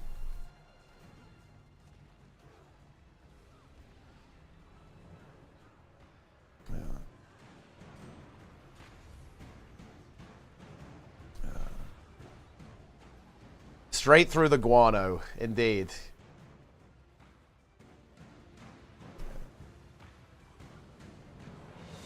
Incredible.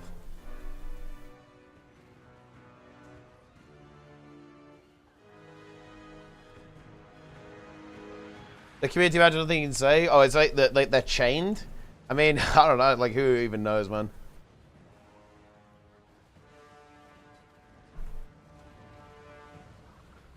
Oh, it's actually, we're actually getting the achievement for killing all the ghosts. Wait, where are the ghosts? I haven't actually even seen it. Oh, there's one. Angered Spirit. Oh, shit, yeah. People are doing the achievement. They're, like, hard focusing them down. That's hype, actually. I think we're looking good. There's no ghosts.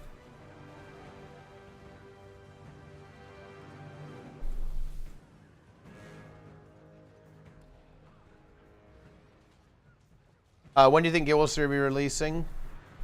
I have honestly no idea. Like, I think it's possible we hear something about it in October. That is a very tinfoil hat. Like, I'll explain what the rationale is there. Is that ArenaNet actually haven't confirmed there's another expansion after the one that's coming up in October. And that is something they did for Janthir Wilds. They confirmed it was already being developed very early. However, I would note that you know, the context is different because that was like very early on at the start of the new model. So I wouldn't... That is a little bit tinfoil hatty. I will completely admit that, but I think it's not entirely possible it's not entirely impossible that we hear something very soon.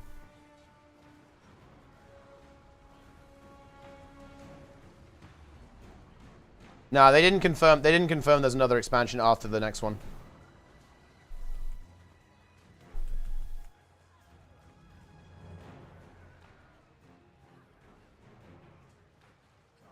Personal and panic mode, now we're convinced they're going to have something in the oven.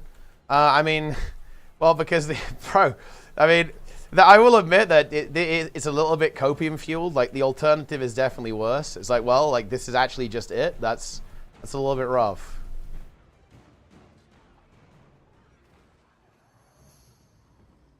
Yeah.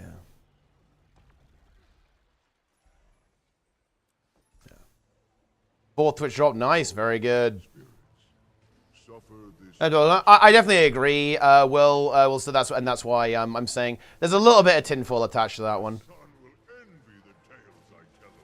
There's a little tinfoil there, but listen, it's a little copium. But we also do know they are making another game. Yeah.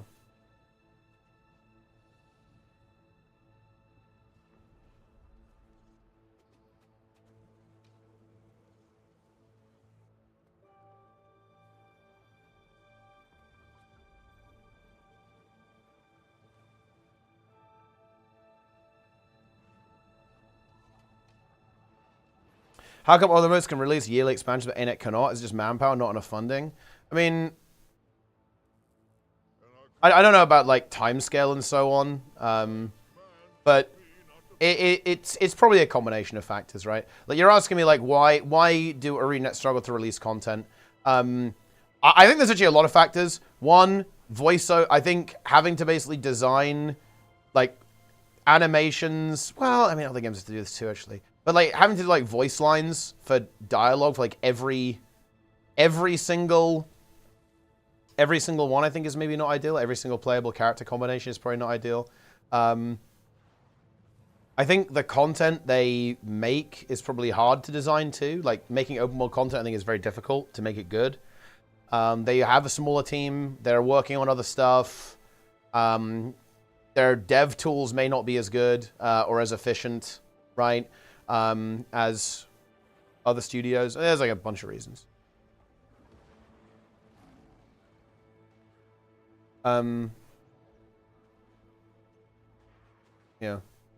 Right there, expansion. Yeah, but wait, expansion 6. Wait, did you not understand what I said? Oh, let me restate. I'm talking about expansion 7. Expansion 6 is in October. I'm not talking about the one in October. I'm talking about the one after that. And they actually did confirm. They confirmed Janthir Wilds was in development. They confirmed Janthir Wilds was in development like before they released Soto.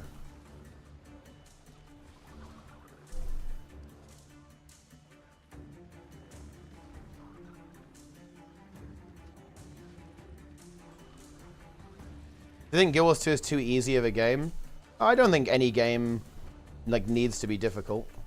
I think Guild Wars 2 does have some problems. I think new players run into this issue in Guild Wars 2 where the game doesn't punish you for making mistakes very much, and so you don't realize that maybe you're not doing something right, or like, you know, you're not playing very well, basically, to put, you know, to be blunt about it.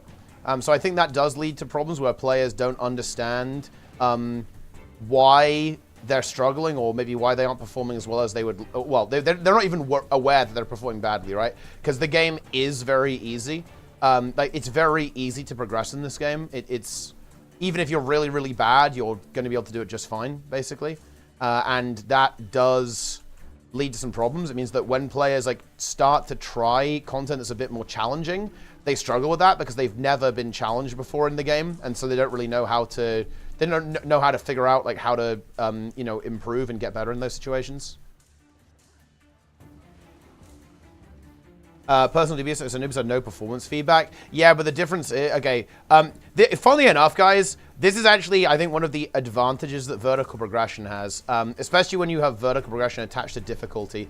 I was talking about this on Twitter the other day, right? Like, one thing that's kind of good about having, okay, if you want to go get this item, then you've got to go do this dungeon on this difficulty, is that you'll go, oh, I want that item. That's pretty based. And then you go there and you get fucking deleted. And you go, oh, okay. So I suck, right? Like, you kind of have that realization. And that is an advantage of having progression basically tied to difficulty in some ways. Because look, players aren't stupid, right? This is something that I find quite frustrating when we're talking about new players. Not just in Guild Wars 2, but I think in general, like, new players. New players are people. They're not dumb. Right? Like, if they get deleted by a boss, they're going to go, huh, I should probably figure out how to beat this, right? I should probably figure out what's going wrong, why I'm not doing enough damage, or I'm getting hit too much, or this or that or other. New players aren't stupid. All, in my opinion, new players need to kind of figure out what's going on is essentially the prompt that something's going wrong. They don't need to be explicitly told, oh, it's because you pressed this button wrong, or because, oh, you know, your DPS is shit, or you've got to have you know, this exact build on. You don't need to handhold people. I think people are completely fine. They're completely capable of figuring out on their own. Or at the very least, like, you know, going on the internet and like looking for a solution, or talking to other people and looking for a solution. But the thing is, if players never have the realization that something's going wrong, then they will never figure out that something's going wrong, right? Because like, you don't know, you can't act on knowledge that you don't have, right?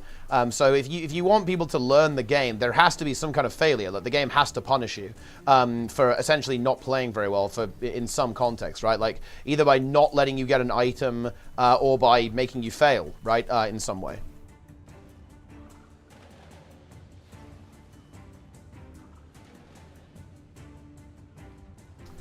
But yeah, no, I think this is a very major mistake that people in gaming. I think this is a bit of a blind. This is like a blind spot for veterans. I think is that they assume for some weird reason that new players are dumb, and I think that's actually a mistake. I think it's a problem that all the content stays relevant for newer players. You can buy the latest expansion and you're good. With Guild Wars 2 already so relevant, as such, new players need to buy 5 expansion of all the content. I think it's this is a pros and cons thing. I do think that WoW, in a sense, has an advantage here because it's like, buy the latest expansion, log in. You know, I actually didn't play ESO primarily for this reason, because a couple of my friends were going to play ESO, and I went on the website and it was like 10 DLCs. I was like, okay, sorry, bro, I ain't reading that, and I just didn't play it. I'm just not interested. To be fair, I wasn't that interested to begin with, right? It was like one of the things I was maybe going to try out, but I'm not going to mess around with that because I was enjoying Guild Wars 2. I was playing Guild Wars 2 and WoW at the time. I was like, I don't want this enough, right? Like, I'm not going to like wade through all of this. I already have games that I'm enjoying right now. I don't really care to like read through your website and figure out which one I'm supposed to buy. Definitely a problem, for sure. And I think, yeah, like the seasonal approach does like focus people in Like, it does tend to focus people in. And also, because of the interaction with, there's also a really interesting in what you're talking about here, by the way, Tritovs. It's that new content is where most players are, especially newer players. So old content kind of like ends up being a little bit less accessible in a way. Because it will be populated mostly by veteran players a lot of the time. And that means that those players are going to be very, very experienced, and they're going to have pretty different kind of expectations and desires, right, compared to those newer players there. So like older content in Guild Wars 2 is actually some of the least accessible content, because it's mostly populated by veterans a lot of the time. For example, like older raids, right? Like it's like a lot of like people farming it, right? There's not a lot of people doing progression in Wing 1, you know what I mean? In the same way that there's not a lot of people doing like, oh, we're gonna go progress Razagath, right? Like that, even if the raid was still, think about this in WoW, guys, think about this. Like imagine if every raid in WoW was still relevant. How many progression groups for raids from like 3 expansions ago would exist, right? Like it would be like much less common of an experience.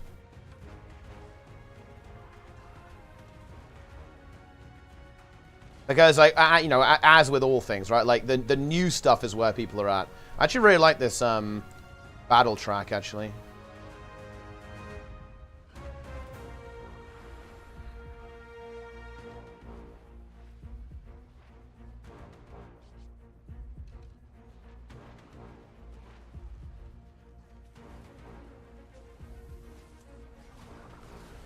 It really makes sense. It does, yeah. It has its downsides. Like, for example, I would love to go back and, like, do Mythic on all the bosses.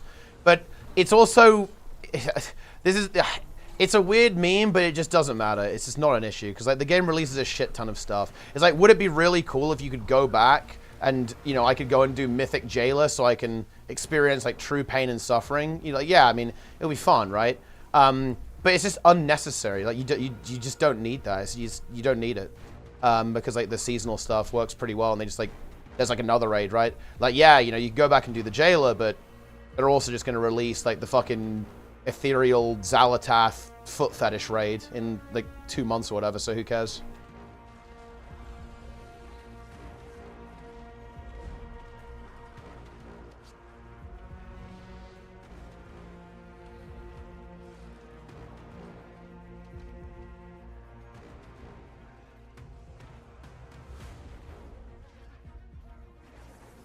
World, yeah, World vs. World is still best in industry. There's nothing that's as good as World vs. World in there at all.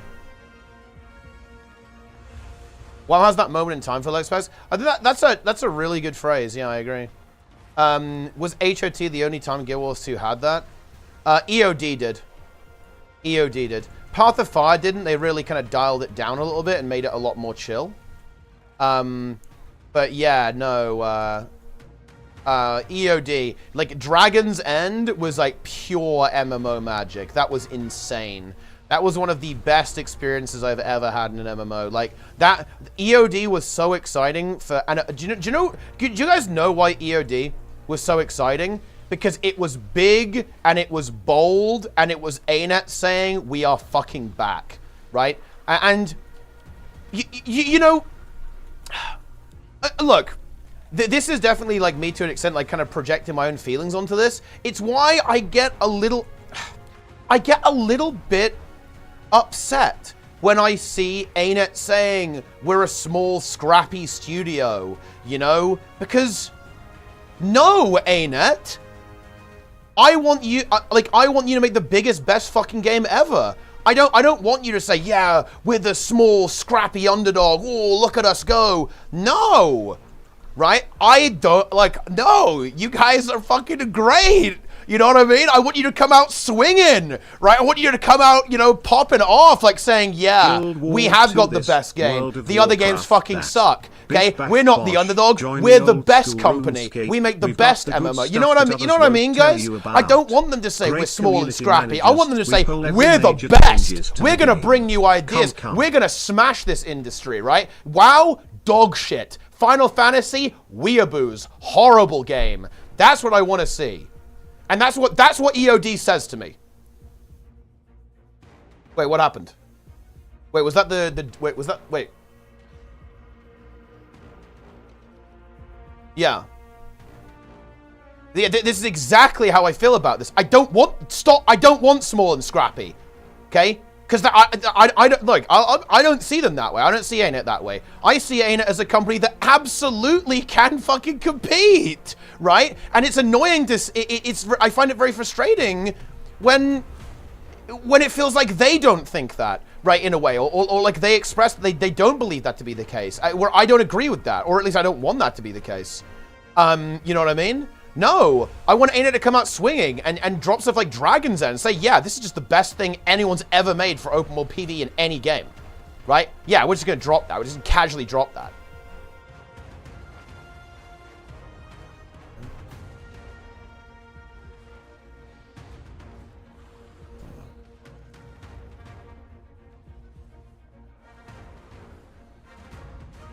Yeah.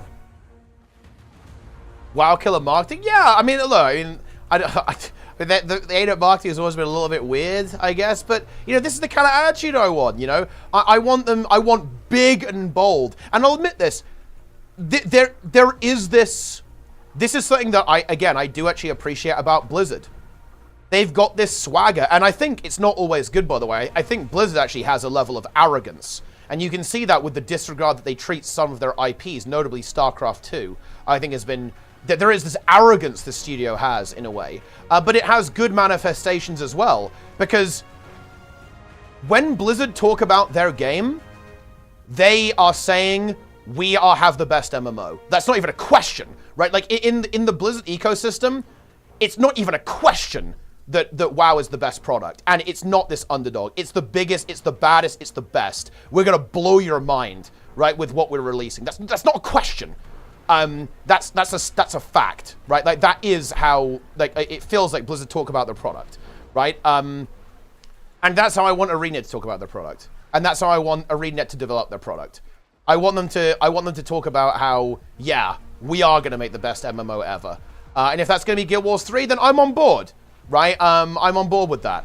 Right? If that's Guild Wars 2, then sign me up as well. But that's the attitude I want from the studio. That's the environment I want to be in. I don't want to be playing this game that's kind of like, oh, you know, play me when you're done with your other MMO. No!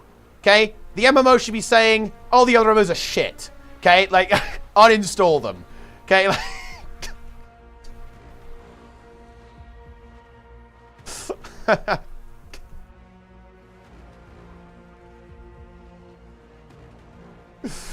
Oh, man. Because, man, EOD was huge. EOD was so massive, guys. It was so absolutely massive. Yeah, it was a bit rough around the edges. It was a little bit scuffed. Nobody's going to deny that. But look, no expansion is completely clean. Nothing's completely perfect. But holy shit. They came out and they dropped a nuke. Okay? On... you know, on the game with Dragon's End. It is the best world boss they have ever done by far in terms of design. It was one of the best MMO experiences I've ever had in any game. It was incredible.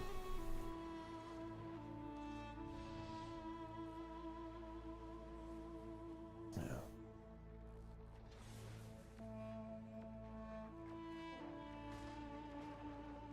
Dragon's End, I mean, yeah, Dragon's End is also complete cinema. And look, look, Path of Fire and Living World Season 4, Path of Fire and Living World Season 4, they weren't really aimed exactly at my player demographic, and that's fine. But dude, I mean, listen to this shit. Also, I was ranting over the donation, didn't even hear it, okay?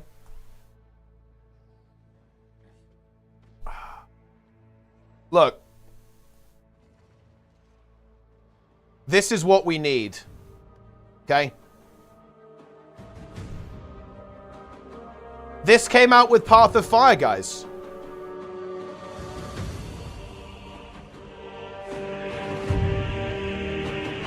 This was the sound of Guild Wars 2, right?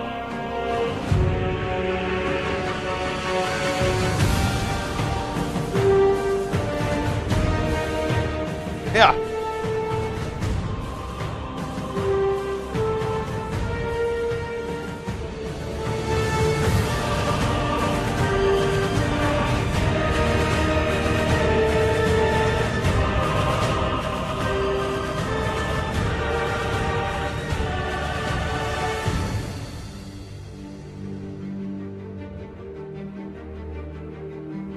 The HTC, I mean, yeah, look, they maybe could have gone a bit harder. They could have gone harder on Krakatorik and HTCM. You're not wrong.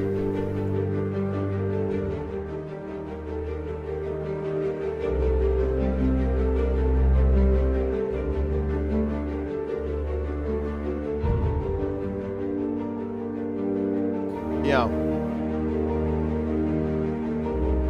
And I got reliable teapot, yes. I am here. I am very reliable. Very exciting.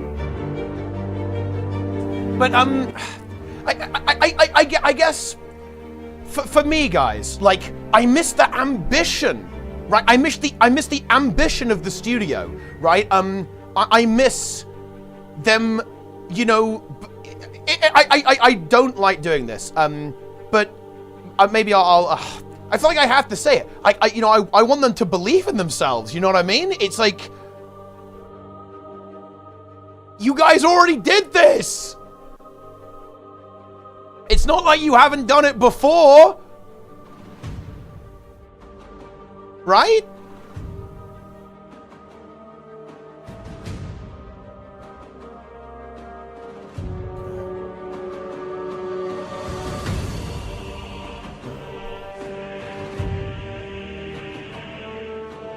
Is the soundtrack bad? No, the soundtrack is actually excellent, by the way. But I'm using the music as a proxy for like describing, I feel like, the attitude of the game, right? And like the way that the game kind of like presented itself. Like I had this like I think that the earlier expansions were full of ambition and like, yeah, we're gonna one-up ourselves. We're going bigger, better, right? Every single time. And obviously there's an element of that's unsustainable, right? Obviously, right? There obviously is. But that's what I think that's what I want, right?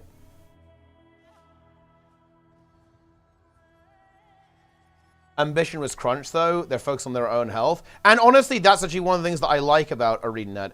I mean, I actually don't recall if there was crunch going on back then. I'm going to say I'm not entirely sure if there was, though. I'm actually pretty sure ArenaNet has always been an anti-crunch kind of culture at the studio. I think there was like some really big intensity in the very early days of the game, particularly Season 1, I think was like not a healthy developer environment because like 2-week updates, yeah, that's pretty fucked up, to be honest, with what they were trying to do there. But I don't know like what that looked like, actually. I'd have to go and look it up if there was that kind of thing going on. But I'm pretty sure like ArenaNet has always been pretty ethical overall, in my personal opinion. And been like very pro-developer.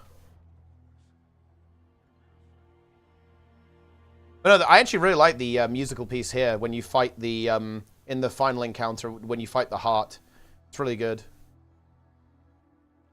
Yeah, exactly. Like, yeah, Path of Fire, again, they said, yeah, we're just going to make the best mounts and the best desert environment in any game. And we're going to make this really, we're going to make a movie MMO. And that's exactly what they did with Season 4.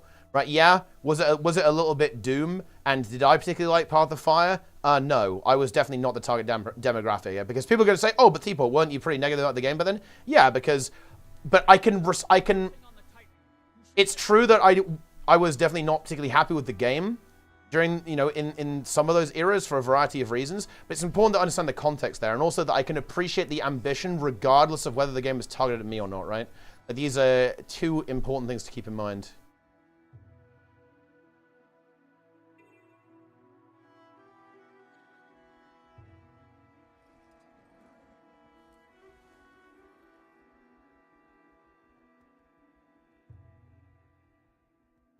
Done it what? Update every 2 weeks? Yeah. So during the very early days of Guild Wars 1, they tried to release fresh content every 2 weeks. It was, I mean, look, it was fucking ambitious, I'll tell you that.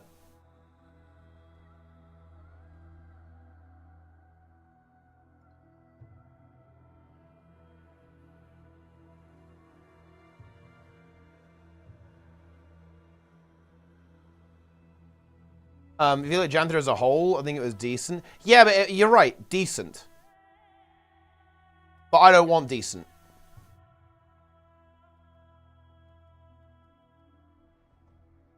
I'm on the raid schedule. Ah, yeah, 6 raids a year. Holy. That would have been content. Thing is, I don't want decent.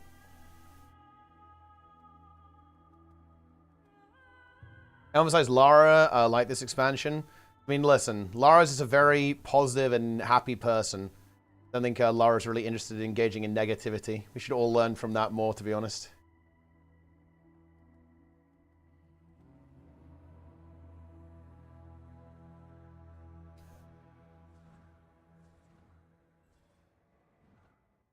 Dark Lara. Dude, look, if look, I'll tell you that. If Dark Lara ever activates, that's how you know the game is well and truly fucked. Holy shit. I can't even imagine what would cause Dark Lara to activate.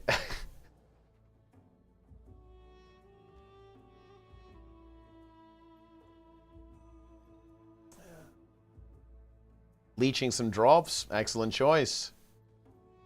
I'll link to the right MMO if it releases. Yeah, for sure. Actually, let me get this dono. I did not read your donation. I like this, actually. You tried to get past the dono wall, but then I dono walled your dono wall. How does that feel?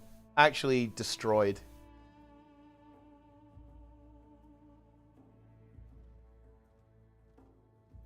Oh, shit. Guild Wars 2 this, World of Warcraft that. Bish bash bosh. Join the old school RuneScape. We've got the good stuff that others won't tell you about. Great community managers. We pull every major change to the community. Come. Well, I mean, it's a slightly weird advert for that, but I guess it is what it is. Also, 77 watts of dweeb. You subbed, and I didn't see it. And Anzara and Dracer, thanks for the primes, guys. I appreciate it. Everyone subscribe with Prime, or don't. It's up to you.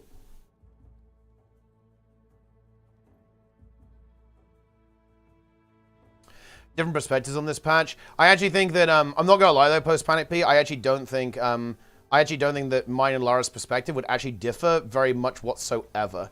I think if and this is actually one of the reasons. This is one of the reasons why I don't really do tea time anymore. It's that there's actually no substantial disagreement, in my opinion, on fact of the matter issues. Right?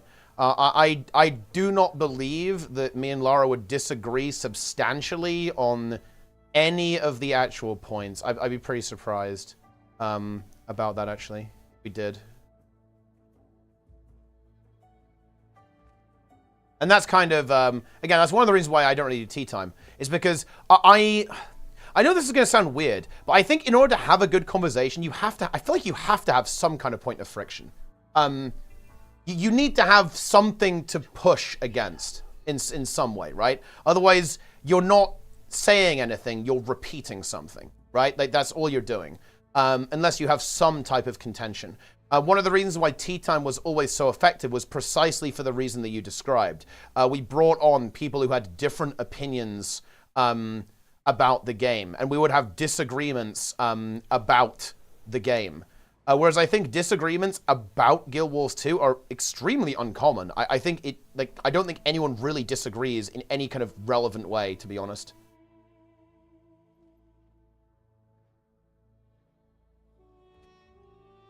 Different thoughts on the story? No, I don't think so. No, I haven't watched her VOD. I do watch Lara VODs, but I don't think so. No.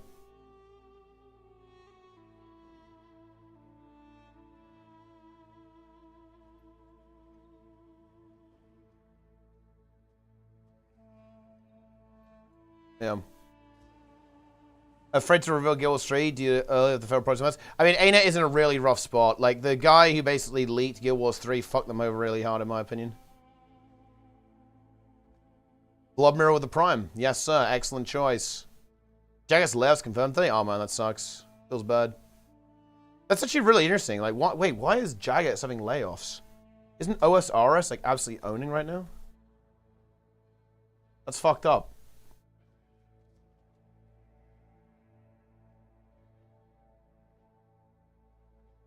Oh, upper management, not devs? Oh, I guess it's a bit different. Oh, it's the RuneScape 3 side? Lucky.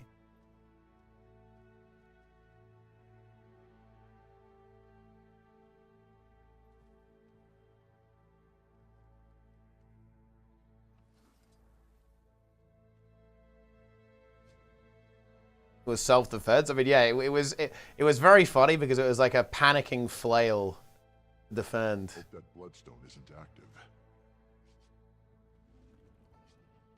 We Greering now? I guess I could actually. We could do a Greer CM. Let's get a Greer CM together. Oh? What? Oh, I think Ark crashed. Unlucky.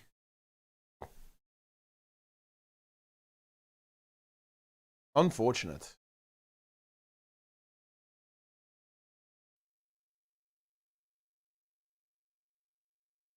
Log in.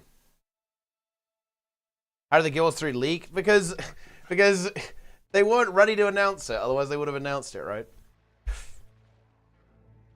It's a sign. I mean, it's a sign that DPS meters are toxic. You shouldn't use them. That's what it's a sign of.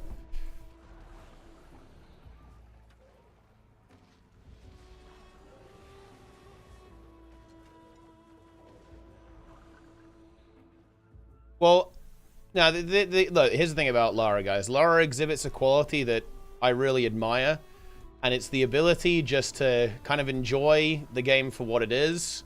Have problems with it, you know, have criticisms, and just kind of like make a choice to enjoy the things that are good, and then just move past things that are maybe not so good.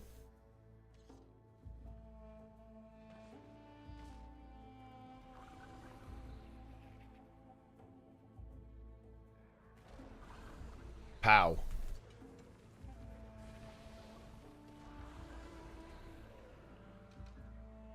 We port to the lowlands.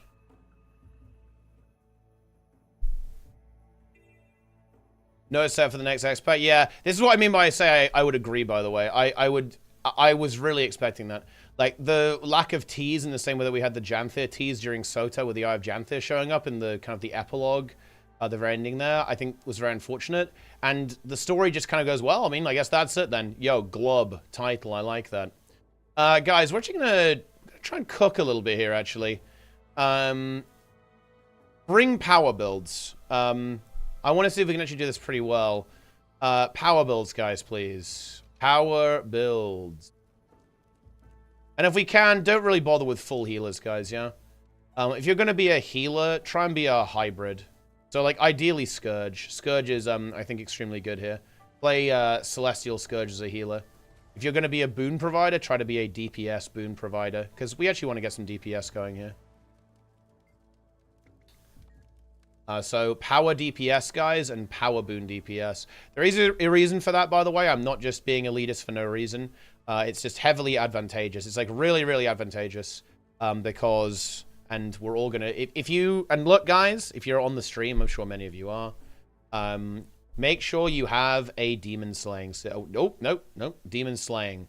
Make sure you have your potion of demon slaying, which is gonna give you negative 10% damage taken and also 10% more damage on your utility, which is absolutely insane. We'll probably drop a little thing, actually I'll buy some stations. Boom, there we go. And also make sure that you have your Sigil of Demon Slaying as well, guys. You get another 10% damage. Very exciting. And yeah, if you are going to... Don't come on a pure healer, guys. We want as much DPS as we can possibly get. So again, if you're going to be a healer, be something Celestial if possible. Celestial Firebrand would also be good, guys. Or Celestial Scourge is really good. And then Power Herald is obviously a really good option. And then for DPS, yeah, I actually really like Reaper. I also think Vindicator. I think Vindicator is really good, guys. If anyone has Vindicator and you want to play that, I'd definitely recommend playing Vindicator too. Which boss? We're doing Greer, because I didn't get the achievement we did last. Unlucky. Ah, here we go. Oh, look, dude, it's Shen for your gamers. Yes, very good. The Demon Slaying Potion is here. Very exciting.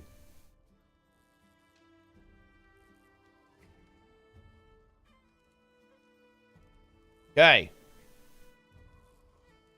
It's kind of your style, though. You debate and engage in your streams regardless of topic. Being a smiley face and not saying what you think would not be very Teeper-like. I mean, I obviously agree with that, but it doesn't mean that I can't say that, you know, like all things are in moderation. Yeah, I definitely have a difficult time not engaging, but I think that's not always good, right? And also, you have to understand when you're beating a dead horse, and you also have to understand, so you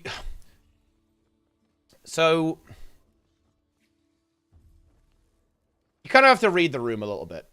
And I'm kind of, you know, in a lot of ways, I'm kind of engaging in the behavior that I think is, you know, particularly good here. But, well, I'll be honest, guys. Like, realistically, I feel pretty confident that this is what Guild Wars 2 expansions look like forever. I don't actually see it changing, realistically. And yeah, you know, that it is what it is, my friends. That is the situation we find ourselves in. And I don't really predict it changing. What are these? Rona? Rona will provide boons. Una!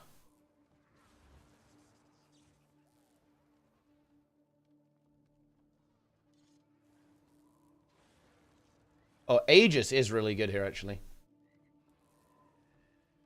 Well of precognition. It's going to put in the work.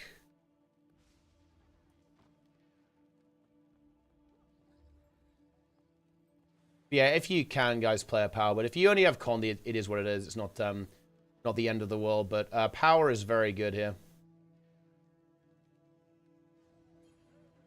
All right, I will now open. Let us enter the instant.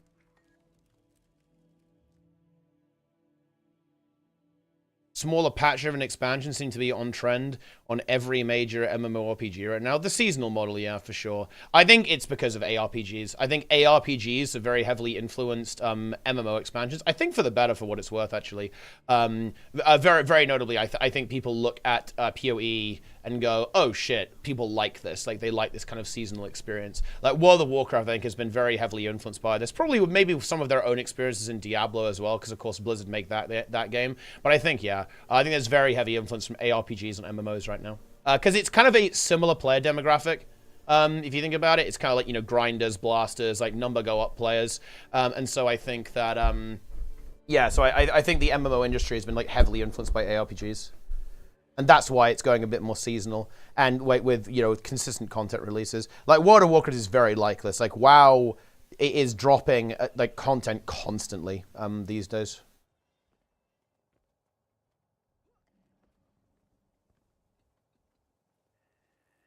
Some of it is slop, which is also funny. But listen, guys, who doesn't love consuming a little bit of slop now and again?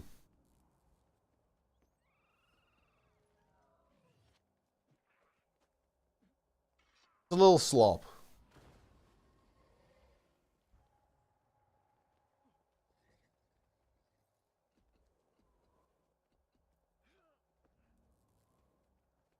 Boom. I'm dropping a power food.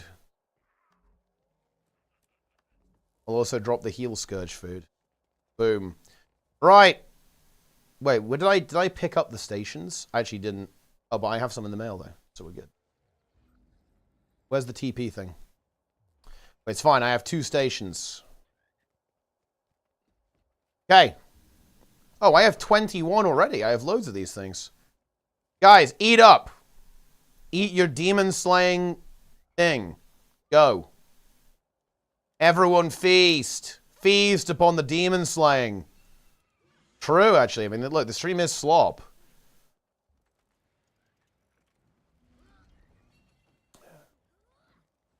Incredible.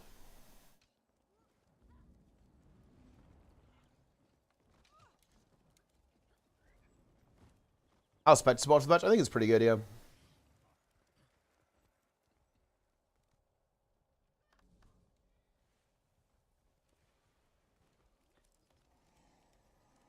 All right, ready check. Oh, I need to do the assignments. Okay, I'm defending again. I'm defending. 2 is defending. 3, 4 go north. 5, 6 northeast. 7, 8 northwest.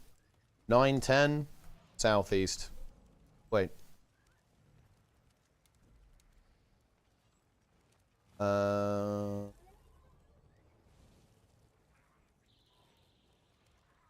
11. Yeah, 11. Easy. Yes, we are on camp duty. Very exciting. Okay, let us begin. CM.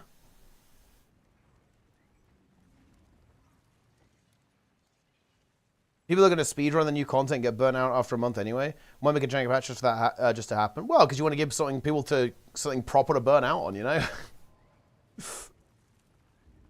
You want to give them something to properly burn out on.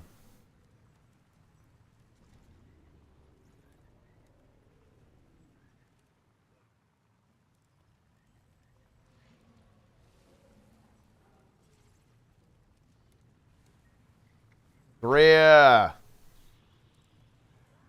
Okay, listen up, gamers, by the way. This is very, very important. When we get to Greer, we are all going to run around as a giant blob. This is very important. Because when we... Okay, right, well, I'll call it when we get there.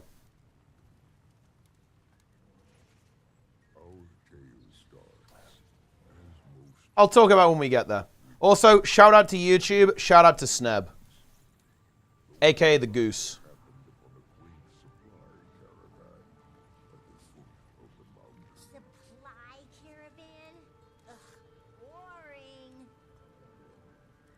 Dude, holy shit.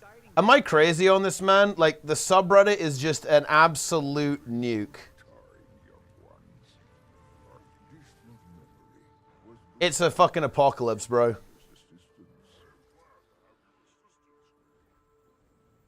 It's a nuclear wasteland.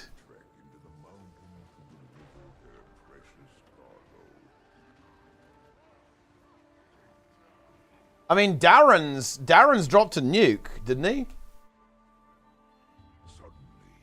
Yeah, he did. He's dropped a nuke. Yeah.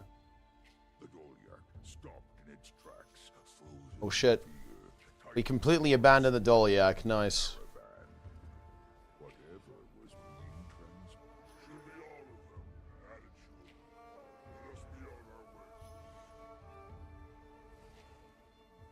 Incredible.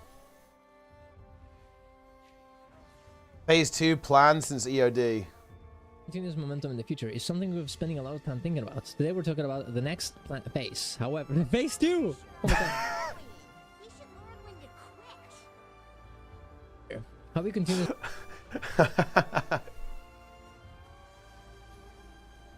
Oh no.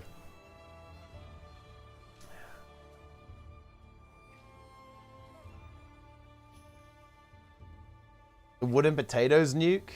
Yeah, I imagine he's not gonna be super happy.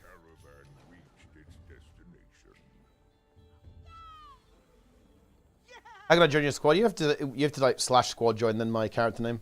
Is revive power good here? Yeah. But we have a lot of scourges, so you probably don't need any extra. Surely all of these scourges are healers. Or at least some of them are. What does tectonic mean, Stoic Alder? Good question. He has no idea.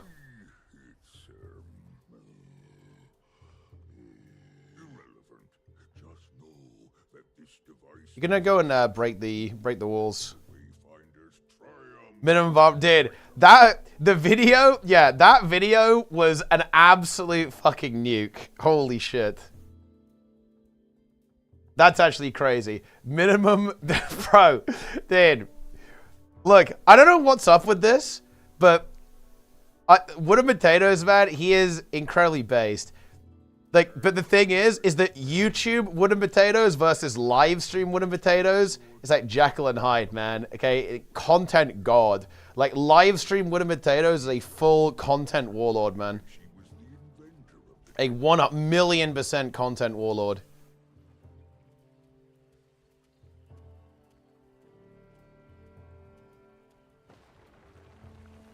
Oh, dude, Essence. Huge. Make the thumpers. Go.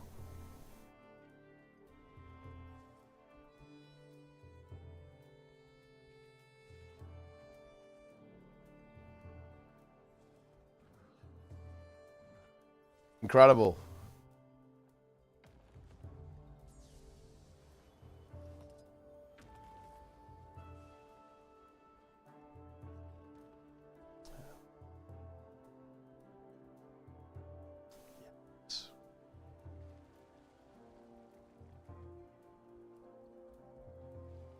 Is this the new Guild Wars 2? I mean, it's Guild Wars 2, yeah. It's not World versus World, no.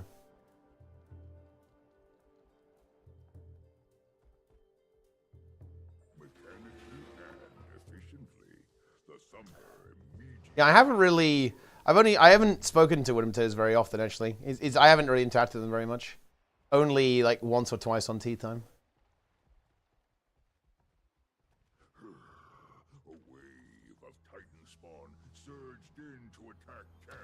Alright, we defend the camp. Remember, guys, everyone funnel in essence ASAP. I want to see Giga Essence. I want to see Omega. I would go as far to say Omega Essence. I want to see Omega Essence.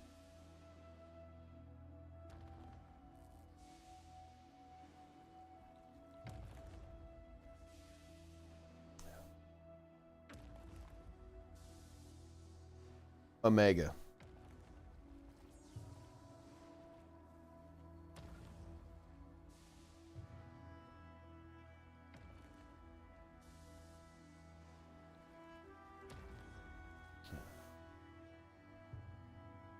Orbs. Collect the orbs, guys.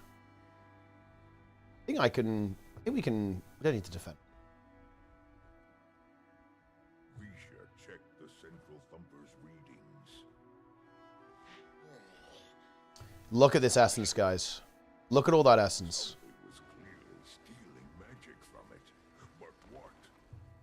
The Wayfinder's journeykin anxiously sniffed about.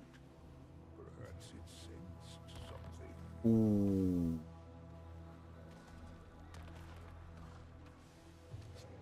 The pre-event is the breaker, yeah. I'm not the biggest fan of the pre-event. The Jantho Wells pre-event is actually more scuffed, I think, than the Soto one.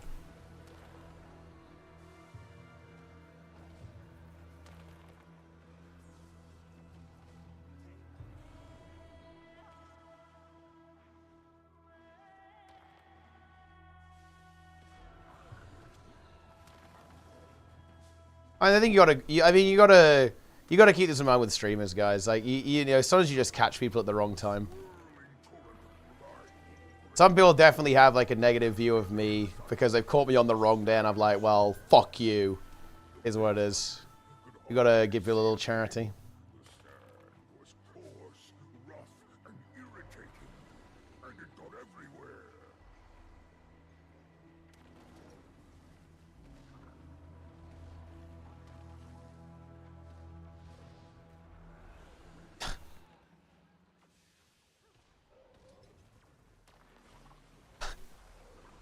Dude, that entire arc is really funny.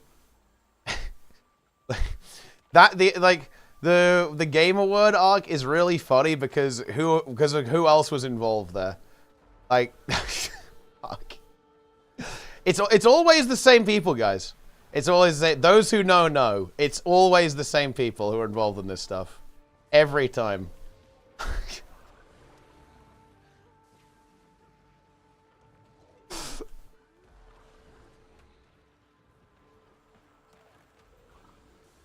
Smiley face.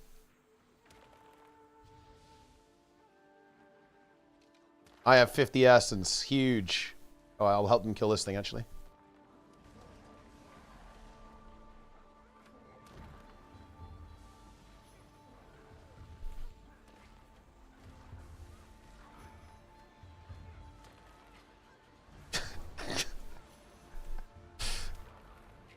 Huge block there. Time.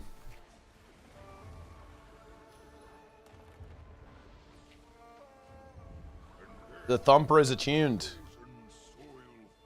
Deliver the essence, guys.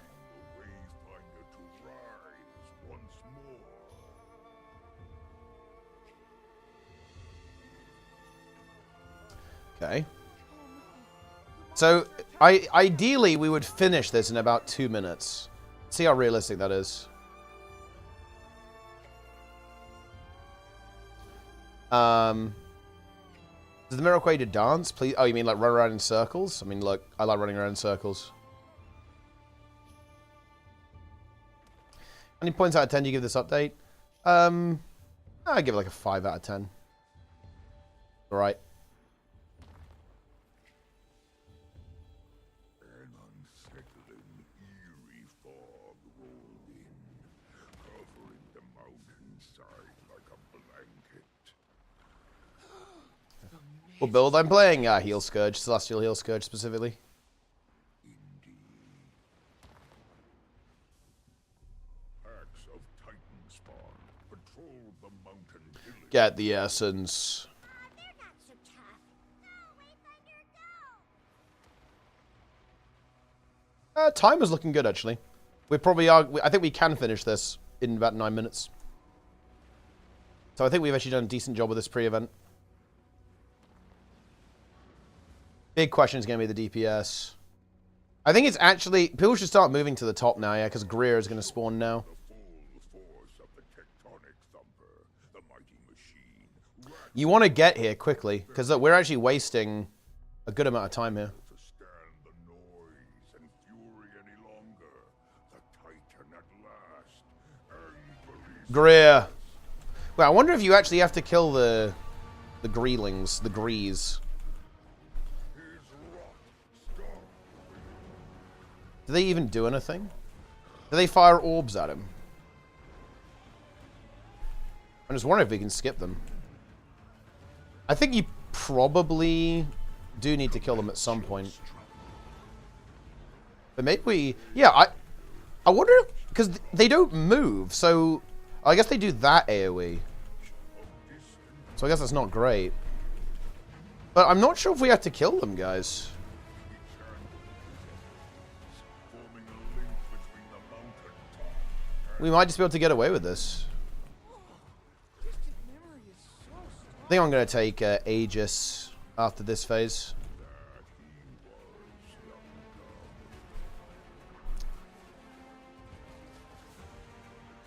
Lost gold on earlier Thumbers Boy. Yeah, that is a bit frustrating. Apparently it is avoidable though. You just need to like not all do it at the same time or something. And new expansion coming. Yeah, there's going to be a new expansion in October for Guild Wars 2.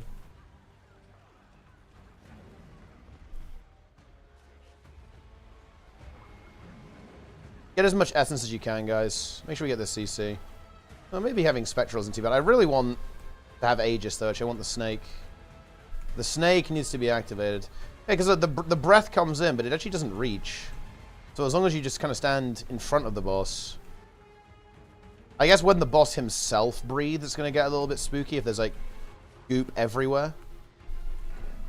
Oh, no, yeah, look, yeah, but you can just, yeah, it looks like you do have to kill them, though. They have very low health, though. See, I guess it's probably better to get rid of these guys first, then. Because you can't skip them. Interesting to know, though, actually. Gree, the Bringer. Where's the stench? I think it's down. Yes, this way I am. It's very important, guys. Listen up. When we get through, press the action key, but group up on me ASAP. We must group together.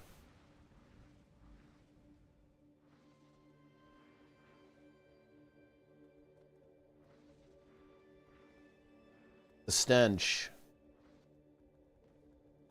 The stench of the Titan. Yeah, I guess if we should just go for Gree first, then just get rid of him.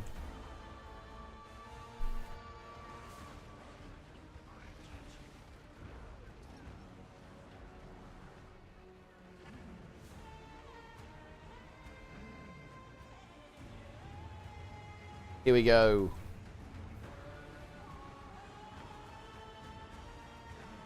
They have like 0 health. I did not equip Aegis. Unlucky. I think we have quite a lot of damage. That's the good news. I'm pretty sure that we don't have that many healers, which in this situation is actually rather good.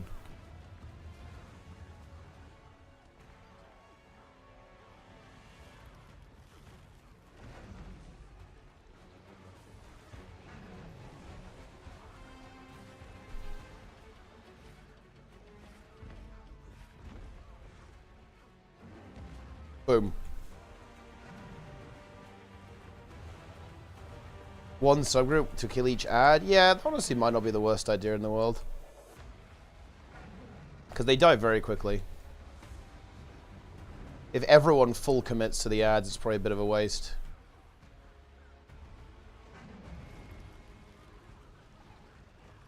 I think timer's looking pretty good here.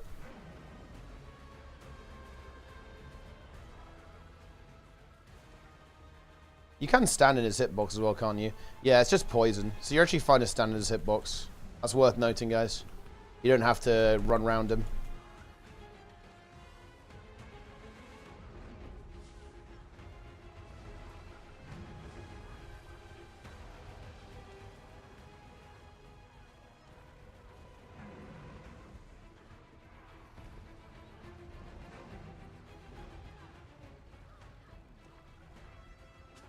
Okay, good. We did it. Where's the stench? Up again?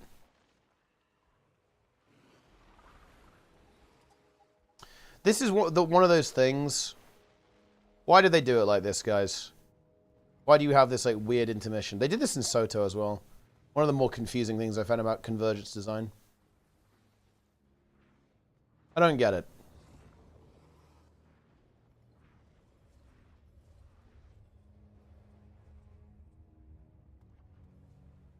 We teleport in. Oh, we landed directly on Gree. Huge. Gree is down. There's actually already... I think we can just go boss. There's actually already people on Reeg.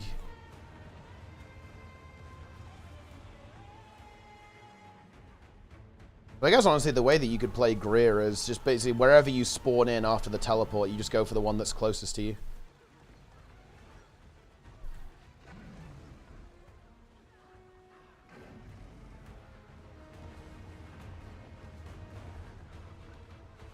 Players must sniff. Indeed. Any sniffers here, guys? He's breathing.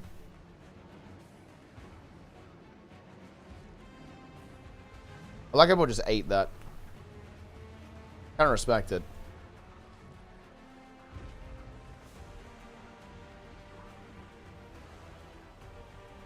Once you get to the CC part, it's basically over. I have stability, I can ignore that.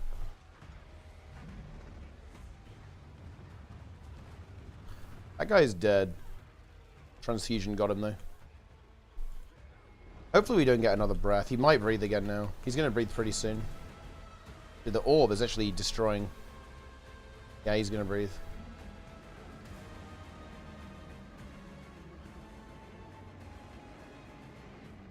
I kind of want to just like sidestep a bit there to avoid that.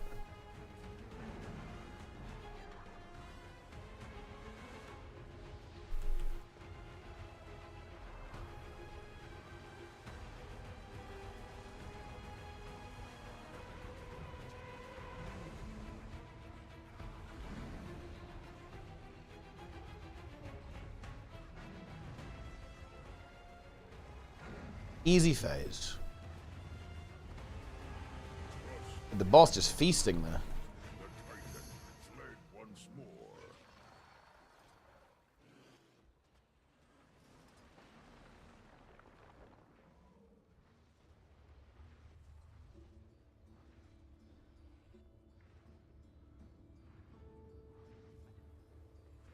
Oh. I watched Darren's video. It's over. I mean, I've seen it too. He goes pretty hard. Like he does drop a nuke. He doesn't fuck around.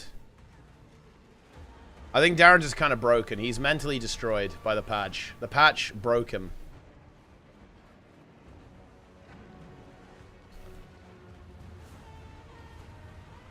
Downstate gamer. Obliterate Greer. Go. The tunnel.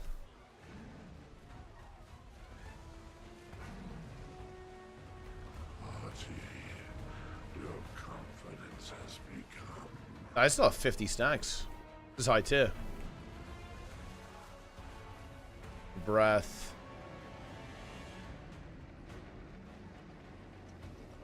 Yeah, you just want to go... You just want to... I think, actually, what you should do when that attack happens is go through the boss. Just like you do in the raid.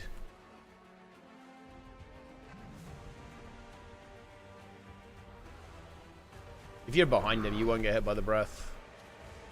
It works a little bit differently. Because, you know, it fires out orbs, which some of them do go behind him as well in the Convergence in the open world, whereas in the raid, it's cones ahead of him. So it isn't quite the same, but you can still circumvent the mechanic the same way.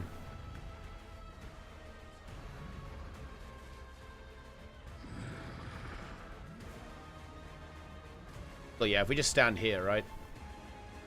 Nothing happens. Oh, actually, no, like, yeah, see, one does come through the back. A bit easier to dodge.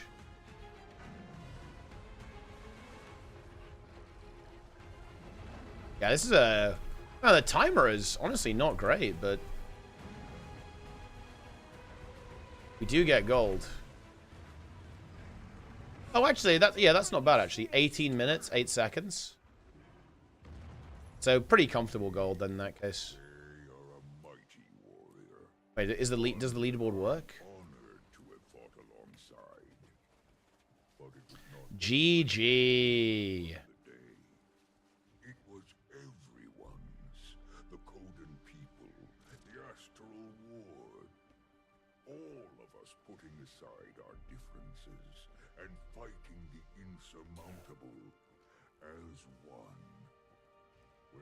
We did it. Oh. Okay. Reapers, here, look. Magrust. Actually, top DPS here. 45k DPS total. Yes, Stoic Alder. Oh, man. Actually, a little bit tired. I'm a little bit sleepy. A little drained, say. Now he's playing Reaper. He's reaping. Look at all these Scourges. Once again, heal Scourge guys. Putting the work in.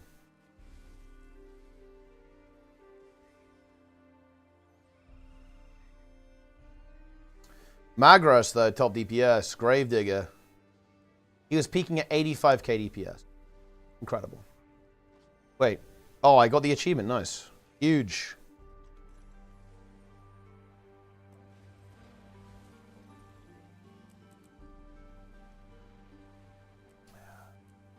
Big.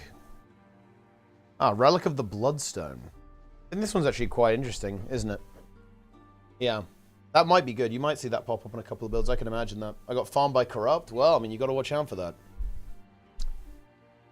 I beg you to do the other bosses.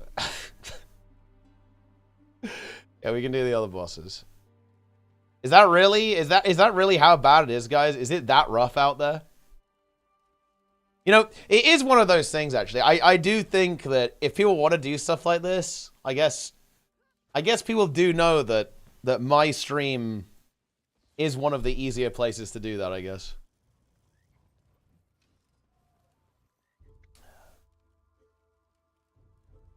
There is no hype now. I mean, dude, yeah, we are living in an apocalypse. 100%, yeah. Like ANNOUCE did, they did drop a bomb, and then Darren's has dropped a huge nuke.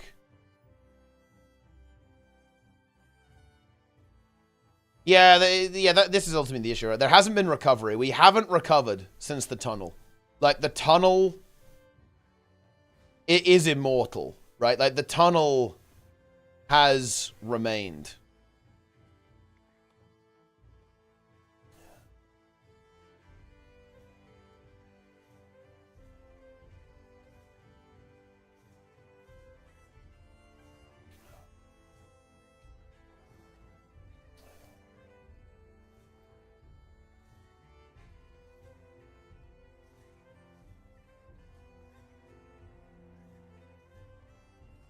Oh, that's it. Converge. Guys, I actually might engage in highly illegal activity here. I guess we Decima first. We'll do Ura as well. Listen, you guys owe me for this. I'm going to quickly AFK during the pre-event, okay? I will be here to lead, but I'm going to AFK real quick.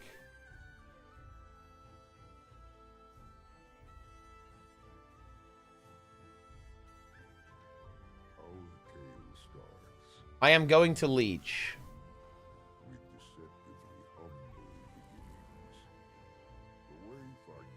I AFK'd the camp on Greer. Wait, why would you admit that, bro?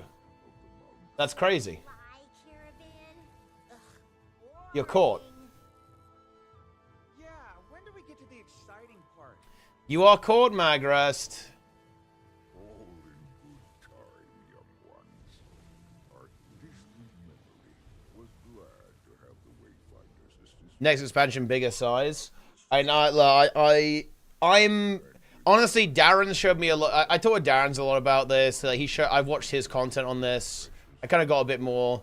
You know, I looked at all the information. I think we're all in on Guild Wars 3, man. Like it's a Guild Wars 3 frenzy. Full Guild Wars 3 frenzy.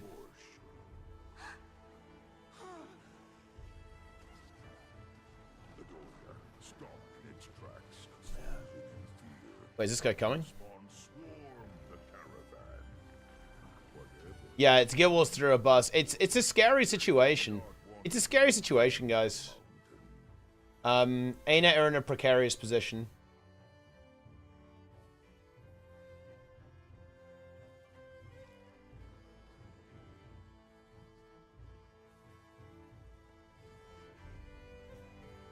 Those monsters sure are annoying. Jesus. We should learn when to quit. Reminder, Living World Season 4 released over 17 months and had 6 maps, 3 raids, 3 fractals, 2 mounts, a legendary trinket, and 5 armor sets. That's the title of Darren's next video, by the way, guys. Thanks to the Wayfinders' efforts, the caravan reached its destination.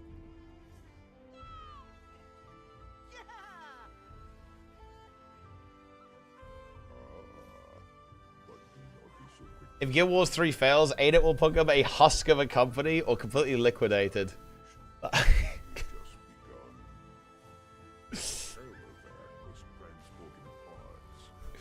Incredible. A tectonic thumper. What does tectonic mean, Stoic Alter? Who are doing during Season 4? Yeah, but that's mostly because of the open world there, right? The open world, although it did have high volume, it was definitely pretty sus. So it wasn't all good.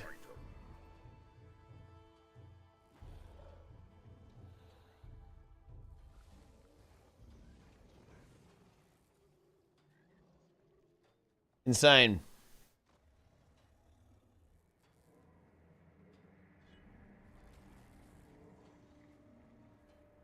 As our intrepid band of heroes set up camp, an Astral Ward lieutenant approached.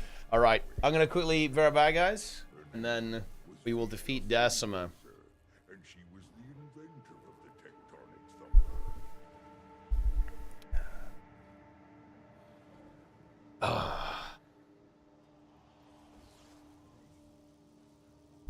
You there!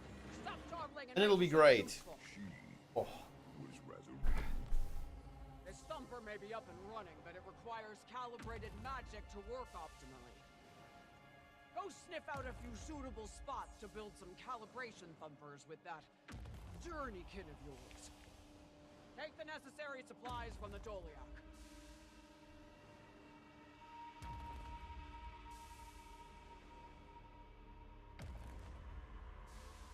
The Titan was most displeased with the thumper and sent its underlings to sabotage it.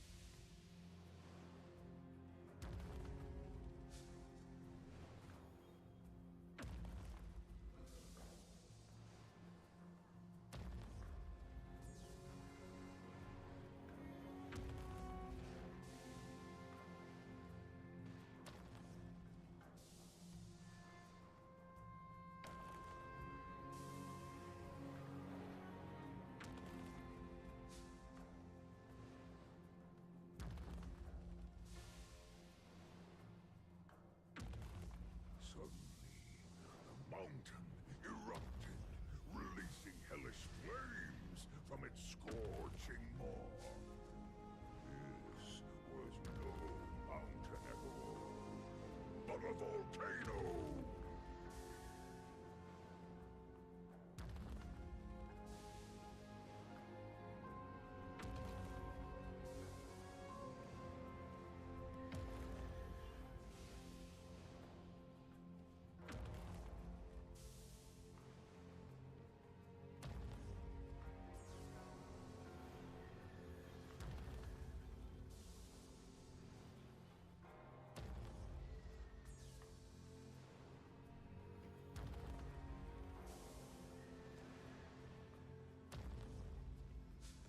Oh no! The monsters are attacking the camp! Stop them, Wayfinder!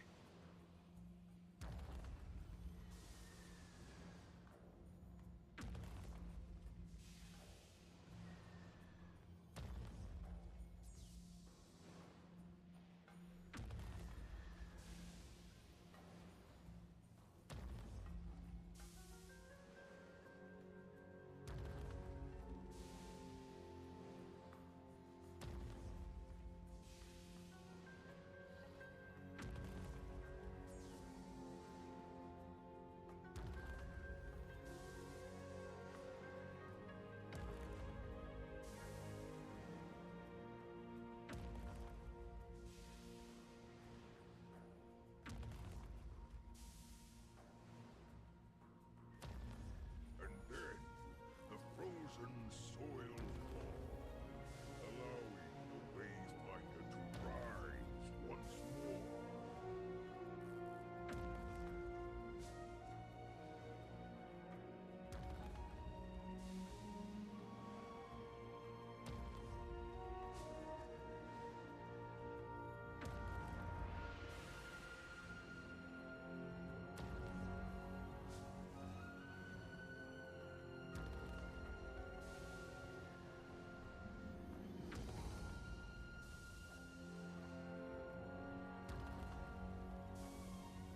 An unsettling, eerie fog rolled in, covering the mountainside like a blanket.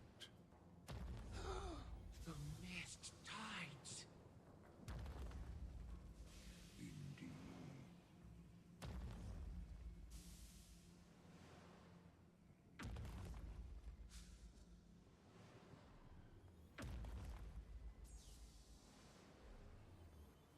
Go, Wayfinder, go!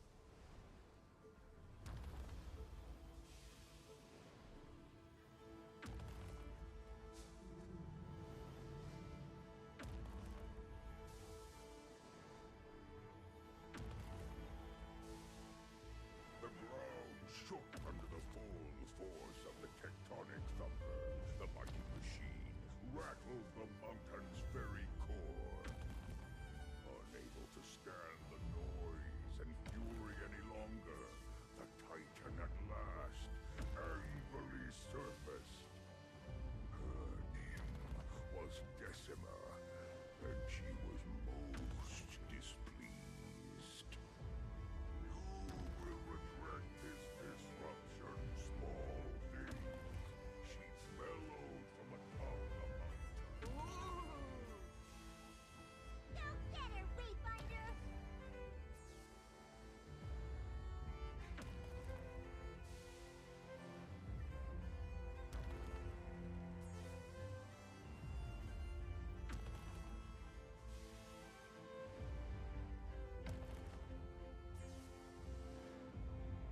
As the Wayfinder reached the top Okay. of the mountain, Oh, just in time. Very good. Oh, wait, no. Oh, wait, hold on. No. he channeled his energies, forming a link between the mountain top We're in trouble. and the camp. Guys, do not peek. Peeking is not allowed. Also, do not type a boba. They're fine. They'll be fine, guys. What was the timer on the pre-event? Yeah, they did actually. They did nerf the bridge requirements. Yeah. Mod Zagoon, post sniffer. Well, I definitely need to get the Aegis here for this one.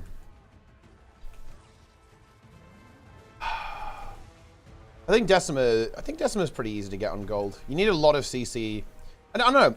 I think Aura's not too bad either. I think the hardest one to get gold on is Career. Because it can corrupt you and stuff. I guess if people die to the beam, this can be pretty scary.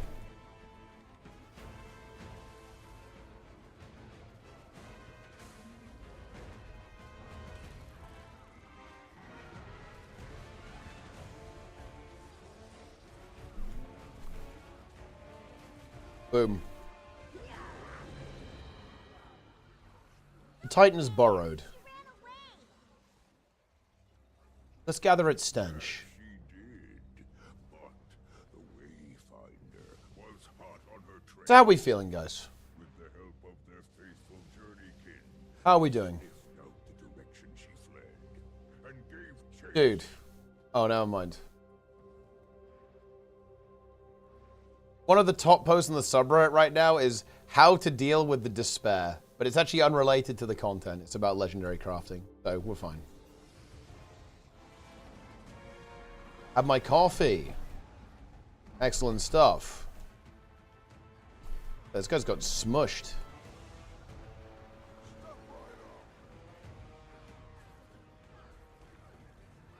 How to deal with the nuke. A silhouette gain time. It actually does, yeah. Maybe he's gonna make a guide. Like, he's gonna make a guide how to deal with the despair.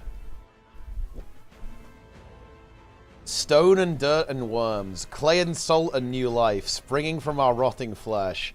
We will grow a forest from our bodies, the roots of trees twining through your bones. Seeds will grow, filling our empty hearts. New green shoots unfurling. The sunlight bakes the dirt. The rains fall. No one knows what lies in. Dude, where are you even getting this stuff from? What the fuck is this shit? Phase 2. How to deal with Phase 2. Fight me.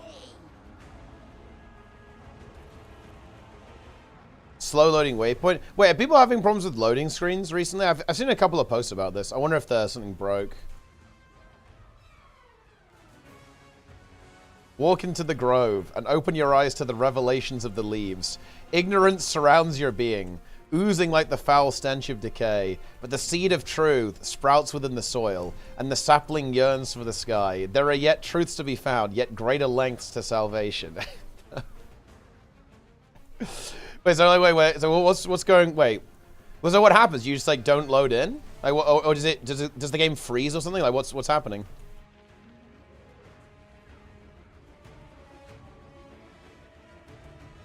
Three-legged titans. I guess the titans in Guild Wars 1 had 3 legs, didn't they? They were like little tripods.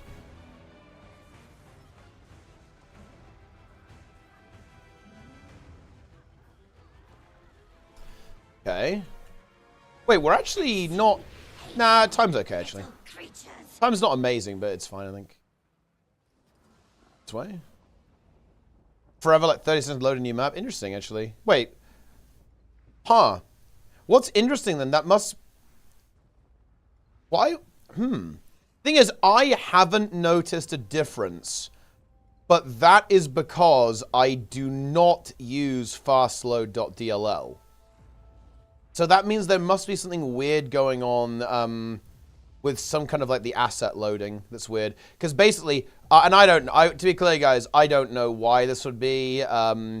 I don't understand this stuff, obviously, but fastload.dll basically... So the way the game works, guys, is that when the game is actually loaded, it just doesn't get rid of the loading screen until all of the assets have loaded in, so you don't see like weird shit like invisible floors and stuff when you're loading into the game, basically. So it keeps the loading screen up until basically all the stuff is loaded in, so you don't see weird like stuff popping in after you've joined the map, essentially. But fastload.dll, and obviously I don't use this, so I'm guessing here. Fastload.dll essentially tells the game to not do that, and just like as soon as you're ready to play and you can move around, it just gets rid of the loading screen. And I haven't really noticed a difference, because again, I do not use this software.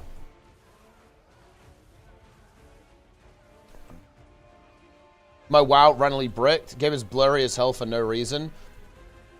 That is almost certainly... check your UI scaling.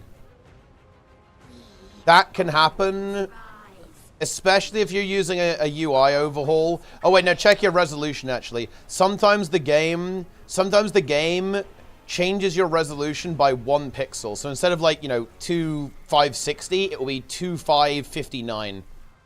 I actually had that problem with LVUI a lot. I don't really know why, but yeah, occasionally it would get the resolution of my screen wrong, and it would render WoW at 1 pixel too small, and that would of course cause an issue with rendering on the entire screen. And it's off by 1 pixel.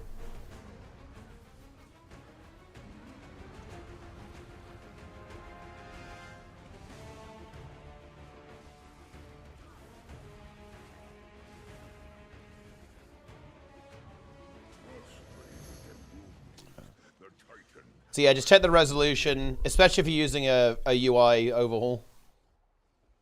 It's not showing the correct resolution, but I changed it anyway and it fixed it. Yeah, I don't know why that happens. It just does sometimes. Also, oh wait, did you find the pixel perfect scaling weak aura guru? This is actually life changing if you don't have it. This is a life changing weak aura.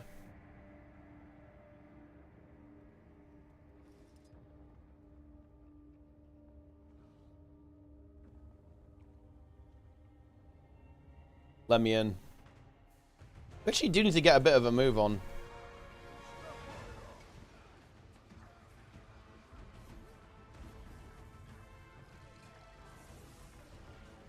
Obliterate the boss. Go.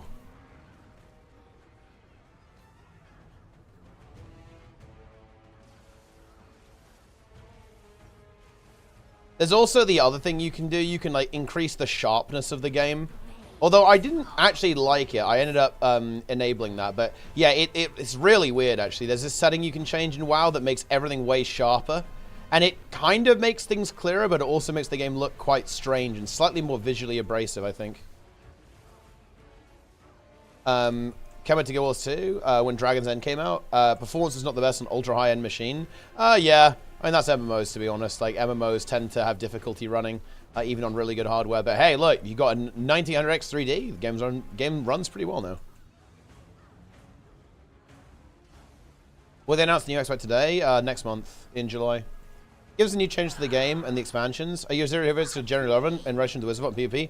Absolutely, yeah. Like all that 0 to hero stuff is very evergreen. The game doesn't change that much.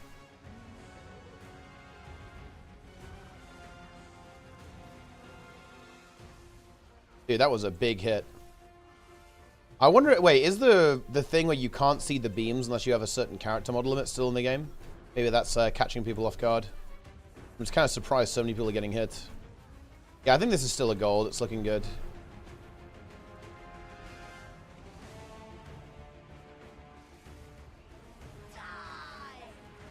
Boom.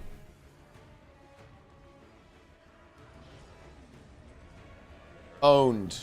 Oh, wow. Yeah, we crushed that. 1754. Nice. Absolutely destroyed. Yeah, DPS is looking good, guys. Listen up, guys. For the next one, bring a lot of CC, yes? I'll do a little... we'll go through some of the common abilities when we get into Aura. The really important thing is Aura is CC on Aura. We'll go do that. The pre-event. Yeah, you guys must have done the pre-event really fast, actually. Maybe we've started to get a hang of it. Indeed, they are a mighty warrior, one that I'm honored to have fought alongside. So get your CC skills on, guys, if you're on the stream right now. Necros, Golem, can take Spectral as well, relatively inexpensively. Revs, Staff if you're playing Power. Mesmers, Moa. Rangers, get CC pets on. If you're a Soul Beast, make sure you've got a CC pet for... use a CC skill. Your beast abilities. Oh, Jarabox TV. Hello, indeed. Hi. I do like the high emote. It's pretty good. Yes, Stoic Alder. Achievement chest. Oh, dude, Zintrax with the, I think, 3,950 achievement points. How many? Did I only have 38k? I am not much of an achievement hunter. What can I say?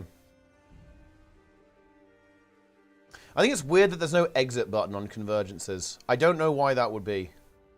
But I suppose it is what it is.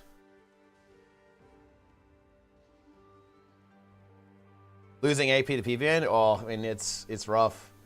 Yeah, I'm not much of an achievement hunter, though. I'm low AP.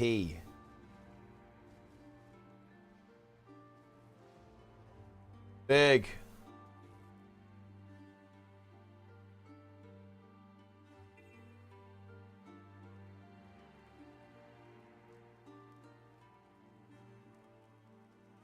Stops people exiting before rewards pop? Yeah, I mean, that's, I feel like that's, why is that a problem?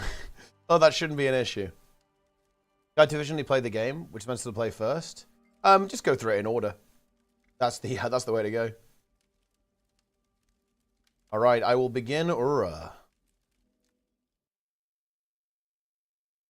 Add-ons and fixes. Like add-ons are not really that much of a thing here. Like, you can check out stuff like a Blish HUD, but it's kind of like, you know, you just do it or don't. You know, just get in there, delve in. Pretty straightforward stuff.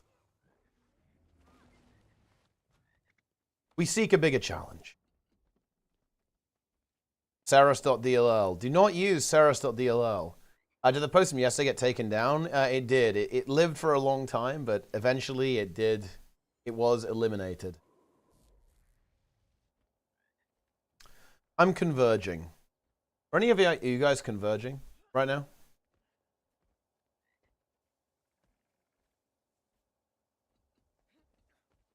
Also, I changed the latency on the YouTube stream. For some reason, the latency had actually gone back. I changed it at some point, but it defaulted back to high. So it was like 20-second latency. The YouTube stream is now ultra low latency. So shout out to YouTube. You guys, I mean, look, you know, you're right there apparently. Low latency gaming.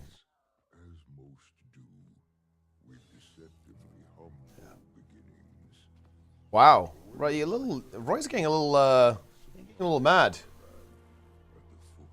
Wait, is this guy joining? That's the question. Zlick, Ryuma Void. Must converge. I must converge at all times.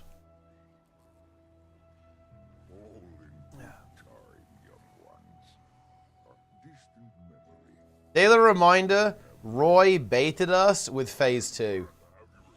Like, on the next balance stream, Roy, it needs to be Roy Phase 2 marks. Man, I wonder if you could get away with that. That is actually, that's almost pushing the limit. That would be pretty good, though.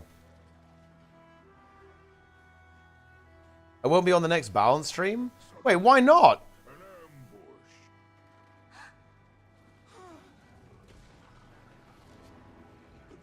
Dude, Roy was acting out too much. That's why he's not allowed on the balance streams anymore. Why would I be? Because you make it... Wait, what do you mean, what's the point? You're content god, Roy. Are you fucking kidding me? Content warlord. Is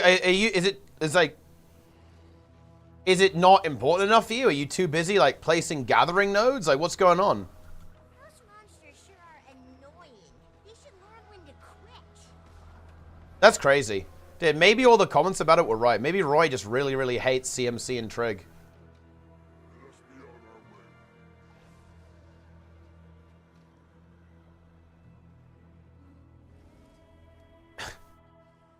Nothing is more important than placing gatherers. Well, that is true. The nodes do have to be in the right spot. I even saw a couple of rich nodes too on the map. Very exciting. If Trey can get away with Magras, I think Roy could get away with Phase 2. You're probably not wrong. They're like crypto enough that it's like difficult to discern the meaning of them initially. Like if you went into, you know, an ArenaNet meeting and you just said Magrast randomly, like nobody's like it's incomprehensible, you know, that doesn't make any sense.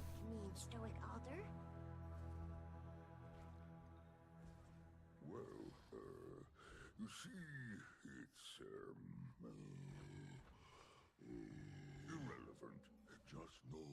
that this device was an essential tool in the Wayfinder's triumph over... You know what, guys? Maybe ANNOUCE should just give up on making new content. And you guys know where I'm going with this, right? Dude, maybe ANNOUCE just drops Guild Wars 2 Classic. Maybe they need to drop Guild Wars 2 Classic, no?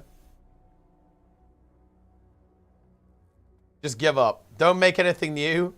Just re-release the old game. It's actually time. Set up camp, an Astral Ward lieutenant approached the Wayfinder. You know, it's something that comes up, actually. Yeah, kind of on that topic. You know, Guild Wars, the idea of Guild Wars 2 Classic is really interesting. And, you know, people always say, oh, yeah, I'd love to play core Guild Wars 2. And I think you could almost make an argument for core Guild Wars 2. But I think what's really interesting, actually, because one of the reasons why OSRS and Classic WoW do really well is that I feel like those games are fundamentally different from what the game is now, right? Like, you know, Classic WoW is basically a completely different game. The only thing that retail WoW and Classic WoW have in common are, for all intents and purposes, like they're set in the same universe, and they have the same name, but like mechanically speaking, they are not the same, really. So having the old version come back makes a lot of sense. But I think what's kind of interesting, actually, about Guild Wars 2 is that I feel like, certainly from HOT onwards, I don't think Guild Wars 2 has actually changed that much on a mechanical level, right? It's like the same gameplay loop. It hasn't really changed that much. Whereas I think that's not the case for some of the other really successful classic MMOs. I think it's true with the core game. Like, core Guild Wars 2 is a pretty different experience, I think, to basically HOT and onwards Guild Wars 2. So if they were gonna do something like that, and to be clear, guys, I'm not sure if we're doing that. Like that I think that would be very strange to do that. If they did, I feel like it would be core. I would like, dude, if they HOT Guild Wars 2, bring that back, that would be pretty epic, but I think that would be kind of weird.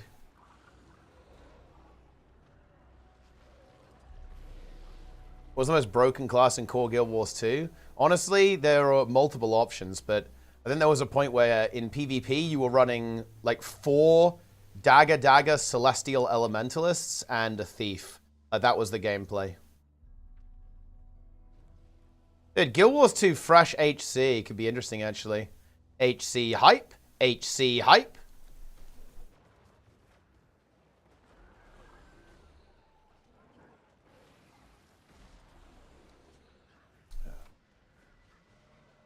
Old trait system. Yeah, the old trait system was pretty interesting.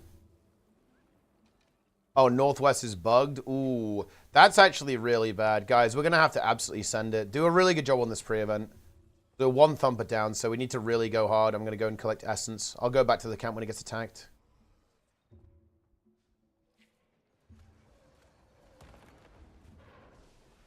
Thing is, I'm just not entirely sure if they'd be able to kind of maintain multiple versions of the game. They did a Guild Wars 2 Classic. Be clear, guys, I would be surprised if they said anything about Classic, guys. I think they've got enough on their plate without having to worry about like making an old version of their game as well. I guess it depends. Like, how difficult it would be. It would be for them to do that.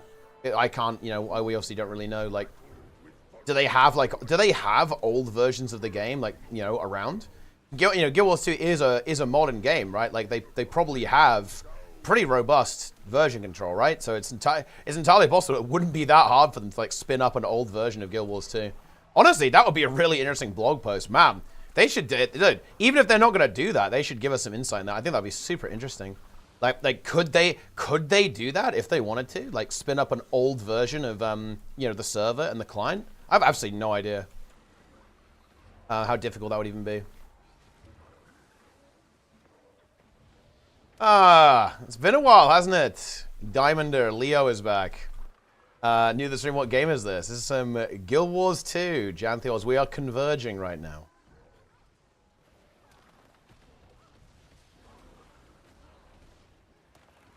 Are the drops bugged? No, they should be working. I just give it a refresh if it's not working properly. First Garth. We need a first drops message or something.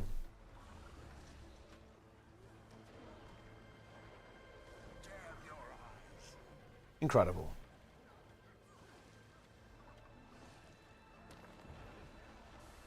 8-month Living World Season 3 drop will make Guild Wars 2, Classic Guild Wars 2 great.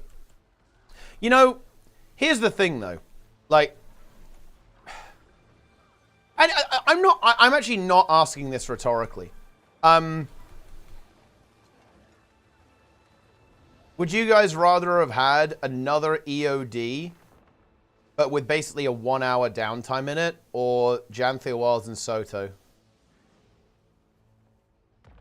You get EOD. Well, EOD is maybe not the best example because it didn't have any follow-up at all, right?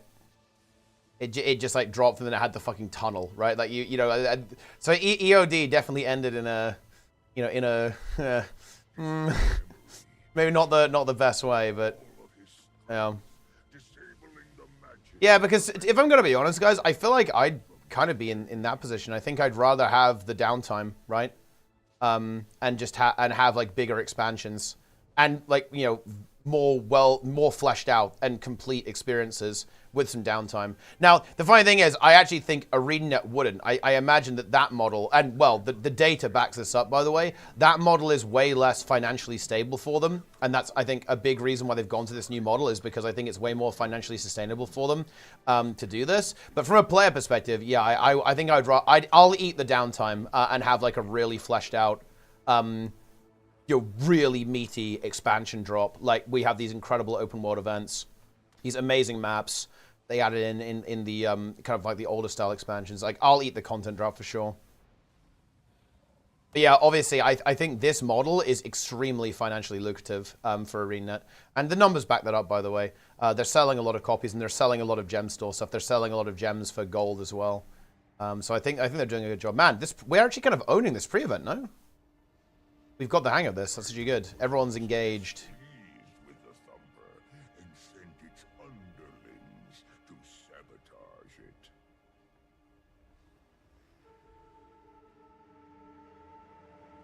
Yeah, exactly. The bottom line is no good for downtime, right? I'll be fine with that. Yeah, I think I actually agree. I agree with that, Magros. I think I would prefer that too. Well, you know, the thing, do you know what's interesting though? And I don't know like where you're at with your gaming, but I feel way more confident in saying that because I'm obviously playing WoW a lot. Like, if nothing happens in Guild Wars 2 for a year, I'm actually completely fine with that. Like, because it just means I literally just log out of the game, right? Until the next expansion drops. You know what I mean? Like, I'm not really affected in a negative way if there's like a really big period of downtime for Guild Wars 2 anymore. Like, previously, I would obviously feel a little bit differently because, you know, it was my main game. But now that it's not my main game, it's like, you know, whatever. If there's like a year downtime, who cares? I'm just going to wait for the next expansion anyway. And I will log in. And look, you know, at the end of the day, that's basically what I'm doing now. Like, I log into Guild Wars 2 and there's a content update, and then I just wait for the next one. I am essentially engaging with Guild Wars 2 as intended as of right now, which, you know, is kind of interesting to think about, isn't it, right? I play the game as intended. But back then, when I was not playing the game as intended, maybe I would have answered that question differently. But now that I do, you know, Guild Wars 2 is, you know, it's just a game that I log into when there's content. You know, right, listen up, guys. When you see that, sidestep. Guys, the bubbles here, this is very important. The bubbles here are not on people. They're always directly in front of the boss. Look at the boss pushing her arms forwards. Look at the bubble animation, guys. And you sidestep. It's also a little bit bigger than it looks, yeah? So go further than you think. Look. Go to the side. It's a little bit bigger than it looks. And just CC. This is a very high CC boss, guys. If you see the Defiance bar, Omega CC. Everyone needs to be spamming all of their CC. If you don't have CC in your bar, change it before the next phase, yeah? Make sure Necros have got Golem, Mowers on Mesmers, CC pets, Pistol offhand on Thief or whatever. I think Spear is also good for CC if you're into that sort of thing on Thief. Dude, maybe someone needs to be playing like the CC Thief that the NA Ura group plays. That's content.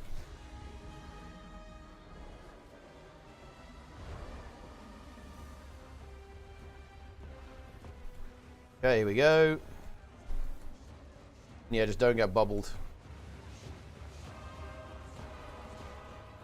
Can live with lacking quantity or lacking quality, but not both. Yeah, and I think, you know, just to, you know, to put a very fine point on it, I feel like that's the issue that we're in right now, Butter Peanut, right? I feel like we're struggling with quantity and we're struggling with quality as well, no? It's very inconsistent. And that's, yeah, I think that's a bit of a problem. Open world also is perfectly tuned. Yeah, no, I actually agree. I'd give it a little bit more health, actually. I think it's maybe a little bit low on HP. But yeah, for sure. But only by a little bit, by the way, not by much. I'd maybe give it like 20% more health. Not much, though. Not like double or 50% more, like 20% health, like 15, 20% more HP. Yeah, this is a CM Convergence, yeah, that's right.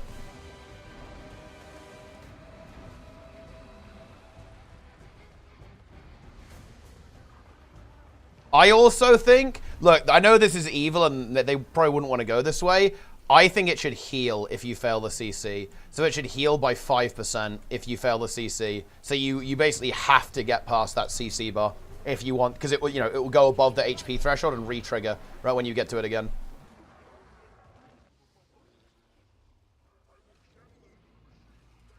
So just yeah, I think it should like feast on you. If you fail the CC, it feasts on you and heals.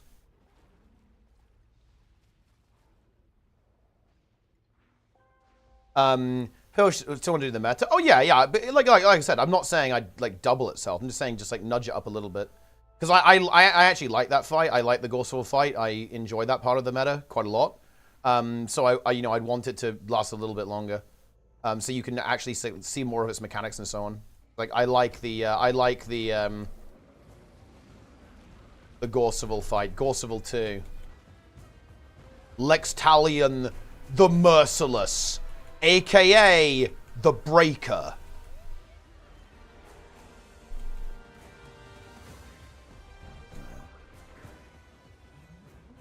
Do not touch the bubbles, guys. I think, yeah, so Aurora basically doing nothing in phase 2 is intentional by the looks of this. This is weird.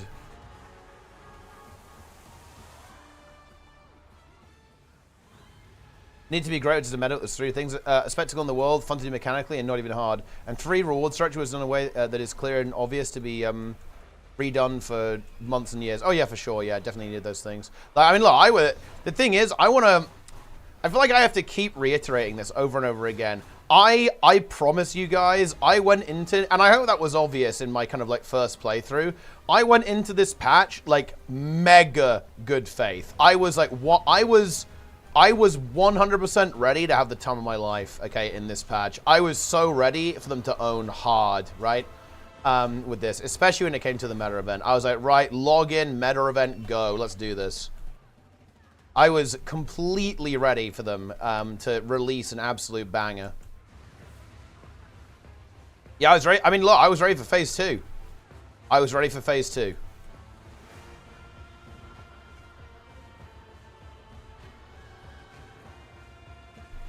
Oh, timer is going to be a little bit tight here, isn't it? I kind of believe in the DPS, though. Keep the CC up, gang. We have 1 million DPS right now. That's crazy. I really like the Aura song.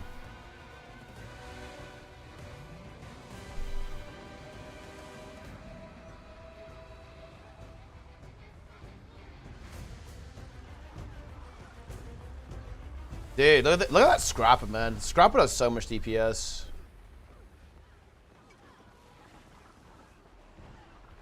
$50k DPS with like all of the extra buffs and stuff. That's crazy. The Titan fled once more.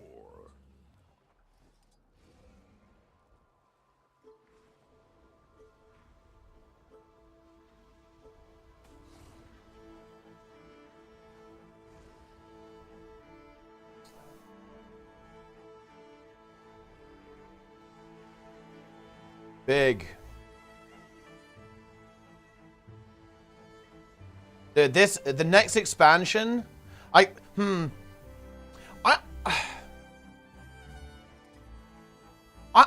know what ANNOUCE should do. I don't really know what ANNOUCE should do, guys. Because the problem is that right now, I just don't think people have confidence in the studio at the moment.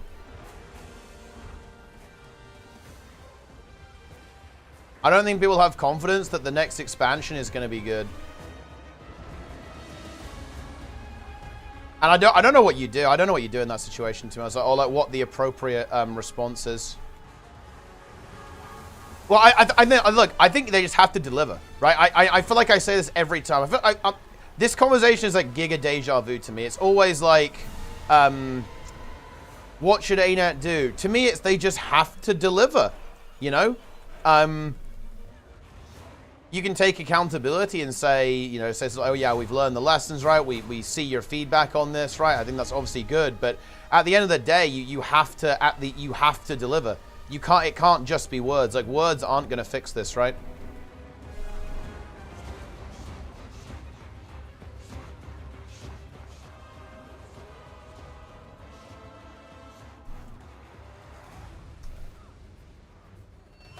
Yeah.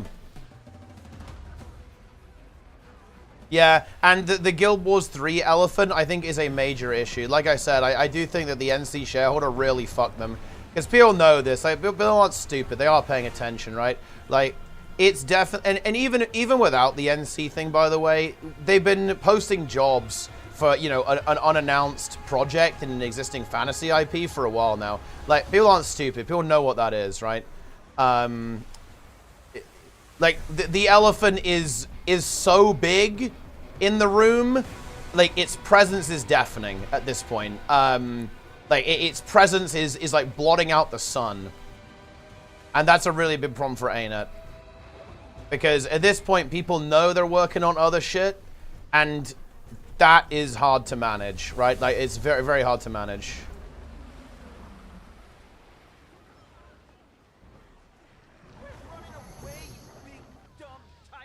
Like more difficult to open world, less mount usage, more local metas like story, like HT EOD ones. Oh, for sure, yeah. I really like the open world in HT and EOD. Yeah. Wait, dude, wait. Are we failing the timer? We're actually, yeah. Man, I do look, Ura's DPS, it's kind of gnarly, huh? This is a good group, but he's slightly underpumped. I think our pre-event was. Oh, yeah, our pre-event was pretty okay, I think, so maybe we can still get away with this. If we fail, guys, we'll just do it again, and we'll try not to bug it, obviously. I think we probably have, like, 2.5 minutes. I think the CC is relevant, though, because, like, the boss is, boss is taking 5% less damage right now, which is a big deal, right? And now it's 10%, right? The boss gets... And the boss is now basically taking 10% less damage until we get that CC. We do get the exposed to counter it, so... Maybe it's enough. And we have execute damage now too, right? Like all the Reapers are going to be executing. And well, you know, other classes that have execute too. Like Elementalists, for example. And Power Mesmer, actually. So maybe we actually have enough to make it work.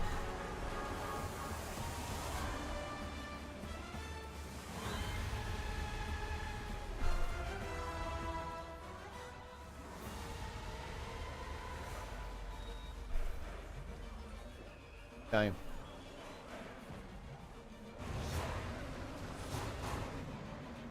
Maybe we can get away with this?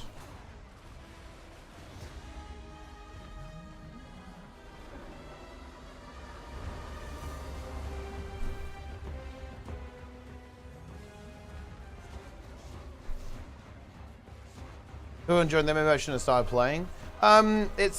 This is a little weird one. Like, Guild Wars 2 is still a really good game. There's a lot of good stuff to do in the game. The issues is mostly with the direction, like the future of the game, right? That's the issue. It doesn't really matter if you're a new player. It only really matters if you have kind of like, you know, got to the end, right? And you've caught up with everyone else.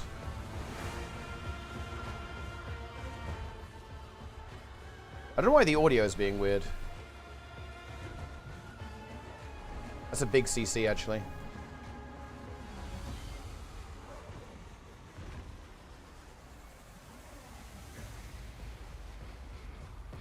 Maybe win? Surely we get gold.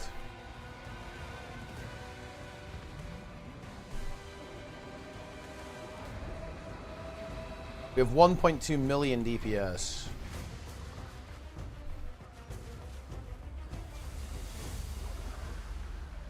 Gold get. Wow, we actually failed. I think too many people got bubbled. Too many people got bubbled early on.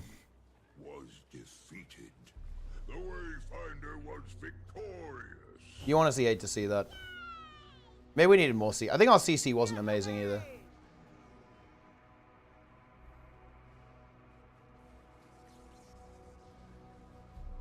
Yeah. And people died to a jump. Yeah, people did die a little bit too much. The DPS also a little bit sus, right? Top DPS 47k DPS, and then that kind of goes all the way down to, you know, some DPS specs doing 20k DPS. Fucking Sokos doing 20k DPS, bro. Sokos is doing 20k DPS on Condi Mech. The astral ward. All of us putting aside our differences and fighting the insurmountable as one. When we all So 800 gem purchaser, we promise we'll devote more R&D resources to Guild Wars 2 if we reach an amount of gems. I mean, I'm not even sure if that sort of thing is even like doable, right? Can you even do that in game dev? I'm not sure if that's the thing you can do. We'll go again, guys. You don't have to. If you want to leave, you can leave, obviously, but we'll go again to get gold.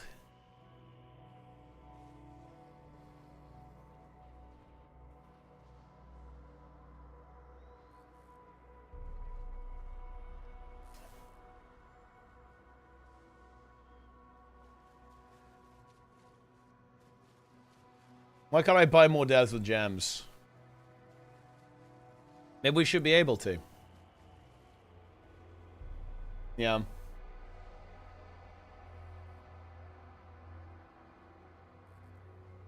It is a problem though, guys. I do think that there are elephants in the room with Guild Wars 2. And I don't know.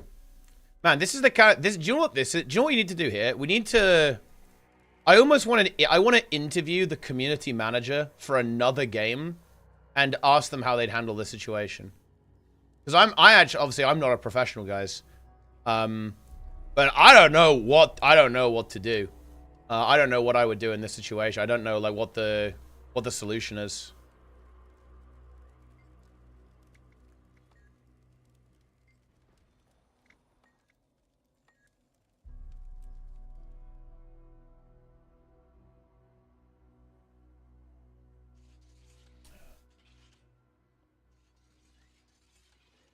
So the elephant in the room, or the elephant in the room, it's an expression that basically means there's something that people know about, but, you know, don't want to talk about it, basically.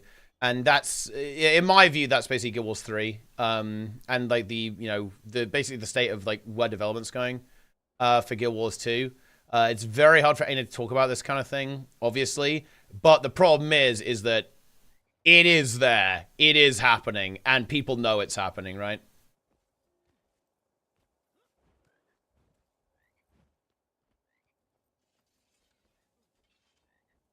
Kick you? I mean, I don't mind waiting. Like, we're not in a rush. Let me drop down the food again.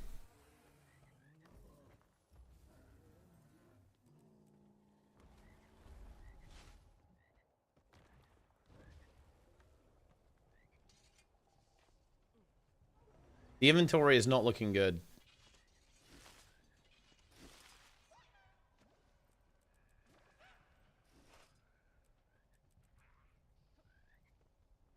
Your development hell? Yeah, that's potentially one of the reasons why they're not really talking about it so much. Get your essence, guys. Or get your food. We will defeat Aura. Bring even more, CC.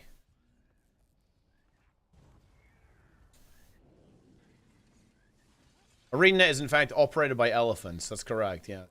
But do we have an extra quicknesser? That's the question. Yeah, that's a herald. Nice. Does this group have an alacrity anymore, though? Is there an extra alacrity provider? Maybe the Spectre. Although the Spectre might be full DPS. Dude, quickness catalyst. That's what we need right now, actually. We do need that currently. It's Omega DPS with the Bloodstone Relic.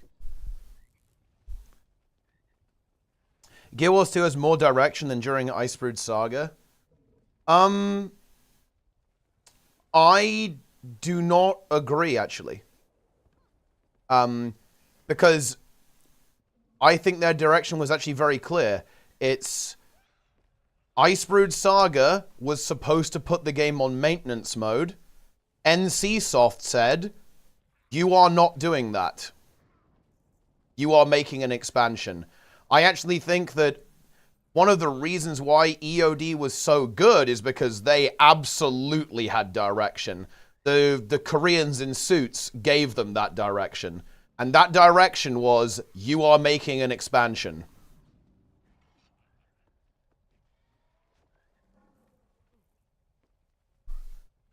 You are not doing those other projects, right? Like, that isn't working. No Dune MMO or whatever they were doing, right? Or, you know, whatever they were cooking, right? Like, it was very much, nope, no, no, no, no, no, no, no. Expansion now, make, go, mush.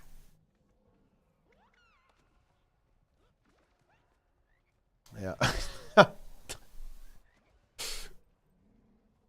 Okay. Make sure you get the station, guys. I marked it with a little circle.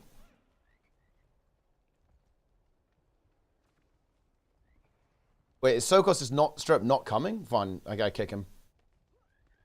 Group 10 had issues with Might and Alacrity. Oh, I see.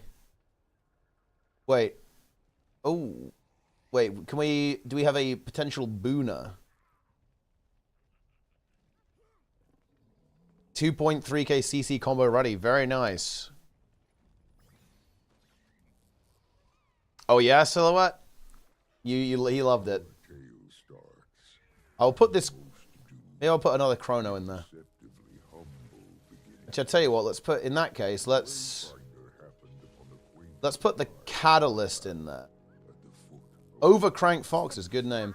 Let's put the Catalyst in there. The Harb will do quickness. This guy will do Alacrity. Yeah, when do we get to the exciting part? Or actually, let's maybe... Let's do it like... this.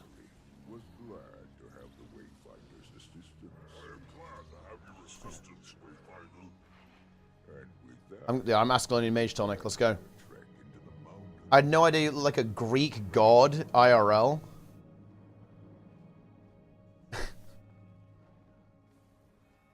It's funny, actually. This is actually one of the things that is kind of my own fault, actually.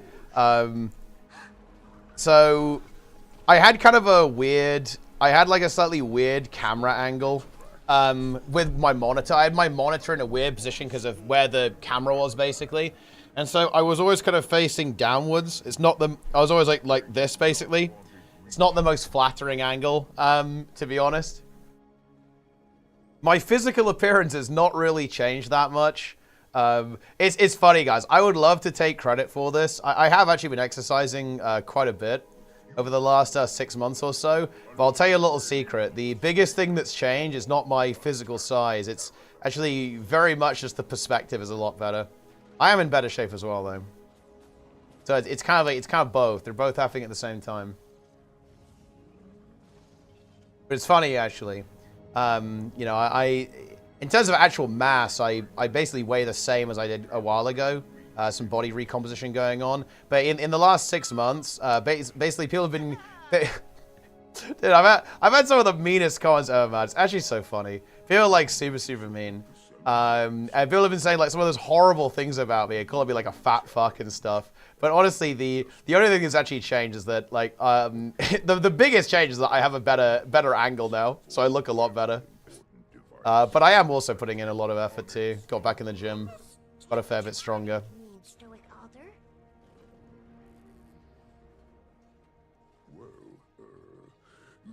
Plan to bulk or cut or maintain. I would like to reduce my body weight overall. I think, although I'm actually not really married to the idea. I don't actually really care about that too much. I'm mostly concerned about, you know, being healthy, being fit, and also kind of working towards lifting goals. I don't particularly mind if I weigh a little bit more or weigh a little bit less, if that makes any sense, right? Yeah. I think I'd like to kind of stay around, you know, I'd like to go below 90 kilos in terms of weight when I was kind of at my when I was at my kind of like best athleticism, I was under 90k. I was about like 80. I was around like 85 kilograms when I was swimming at my best. And I'm above 90 right now, so I'd like to reduce that. But I'm also, you know, I'm also stronger now than I was then as well. So I probably have more muscle mass than I did. So it's kind of like I'm probably gonna end up a little bit. I'm gonna end up like a little bit heavier, right? But I'm fine with that. That's not really something that bothers me. I want to the metric I'm interested in is like metric is body fat, right? I want a lower body fat percentage. What's your height again? I'm about 190 centimeters tall, which is like 6'2". Give me supplies. No, the supplies got destroyed.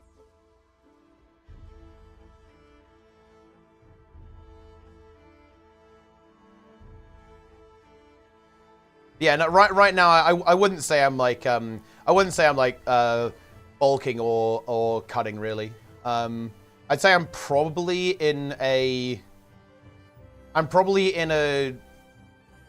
caloric deficit right now, if I had to guess, 'cause I'm doing a lot of cardio currently, but I'm also lifting a lot and eating a lot too. So I'm not like actively cutting, if that makes Why any sense, don't you right? get out of that leather stuff? Oh, I'll yeah? strip down out of this and we'll settle it right here in the ring. I'll show you who's boss of this Oh, yeah? gym. Oh, man. I tried kettlebells, just gym. I love them for flexibility. Yeah, no, yeah. I definitely have a somewhat athletic approach, I guess, to weightlifting. Yeah, I have kettlebells at home. I do like kind of like circuit training and stuff. I think it's really fun. I used to do a lot of it when I was swimming. That was a style of coaching and training that my coach liked a lot. So yeah, I do circuit work, like plyometric stuff, calisthenic style stuff too. Like not just lifting heavy stuff.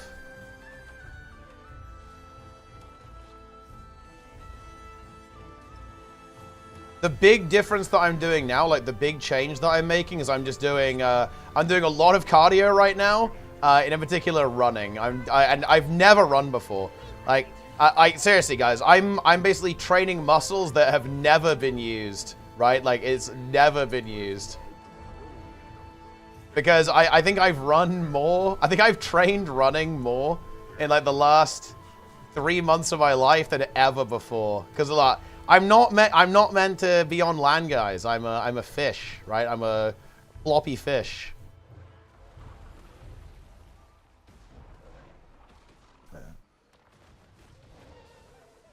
How many pull-ups can you make tops right now? Honestly, I'm not sure. I actually haven't done chin-ups for ages. I don't have a chin-up bar at home right now. It's one of the things that I'm going to get. Like, I have a plan for a setup that does. So yeah, I could do 20 when I was in my prime. Now I don't know. I could probably do 10 at least, I guess, if I was like maxing out and going for it. I'm not sure though.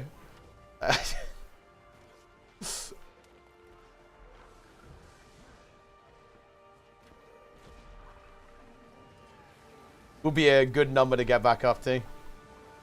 Yeah, way better. Yeah, I weigh more as well. I weigh like I want to say. Like 6-7 kilos more than I did when I was like training for swimming. So much harder for sure, yeah.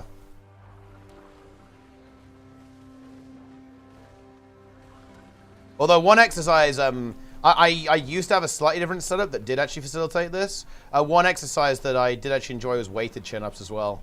So I was lighter, but when I was doing lower reps chin-ups, like I would also apply weight. Just like slap it on a belt and then go from there. I think that chin-ups without weight are also good too, actually, but I also do like weighted chin-ups. I think it's a really good stretch. Yep.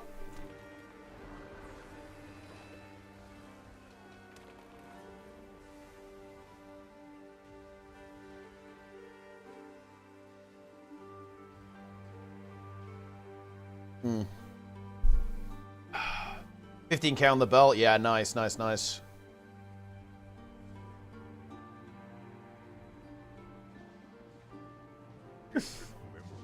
Stretching? Yeah. It's one of the things that, you know, it's silver linings, isn't it? Like, I've had a couple of injuries over the years, so I'm relatively, familiar with kind of like recovery protocols. I have, like stretchy bands, right, for doing some kind of light resistance training and light resistance stretching. So I'm feeling pretty good. I'm not really encountering any pain. And one thing that I'm also I feel like really lucky on this actually. I have good joints. That's something that, I mean, it's just I think I have some genetic favorability there. I haven't really ever had joint problems, really. Like, my knees are good, my ankles are good. My shoulder is bad, but that's like misuse, okay? I could have, it's different. It's not the same. So I'm feeling pretty good about that. I don't tend to get super injured. And I think I'm a little bit lucky with some of my genetics too. Tend to not break down. Need a pull-up bar at home? Yeah, I'm looking to get one too. After basically these, I made some pretty big changes to kind of my life and my setup earlier this year, a couple of months ago. And basically phase 2 is coming after I'm done with these drops, right? I have a lot of free time, and I'm going to be making some... We're going to be making some major self-improvement starting kind of towards the end of June. I have a lot of free time. And I'm going to be becoming the... yeah, dude, wait, that was actually not intentional, by the way. That was not... that was not intentional, but it is actually phase 2. 100k deadly VFS phase. Sick, man. That's awesome. Breaking 3 digits. Enjoy it, my friend. Okay, breaking 4 digits is going to be... that's going to be a challenge. Yeah, that's a really cool goal. Onwards and upwards.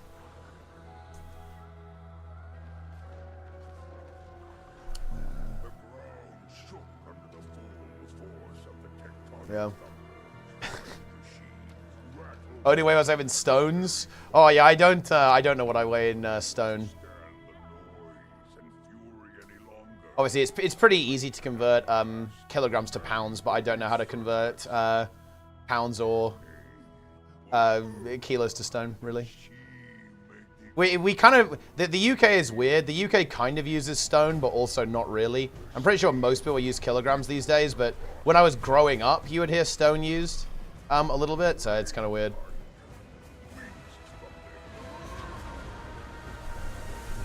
$90k is 14 stone, yeah, okay. All 3, yeah.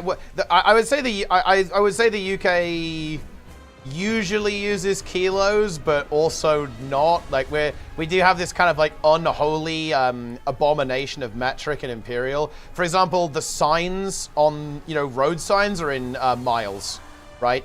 Which is just like, what the fuck. But on the other hand, we also use meters, right? Like, we don't we don't. It's very cool to use meters, not necessarily feet. But we also measure height in feet, but we don't typically measure distances that way. It's absolute fucking chaos, man. The UK is very inconsistent. It's very inconsistent on like what unit type we use for different things. It's like usually very contextual. Like, we'll use imperial for some things and then metric for other things. So honestly, you don't even want to know. I guess I think we're quite similar to the US on this. I think the US is like us. Like, I think the US kind of has a weird mixture of imperial and metric, and I think that's like quite similar to the UK. I think Europe's got us beat on this because like Europe just uses the metric system, I think. Yeah.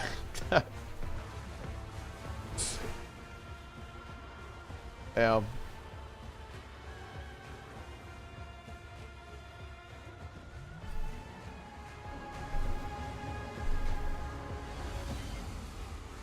Incredible.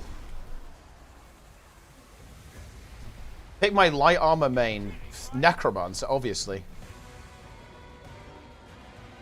Liquid in gallons? Yeah, the UK does that as well.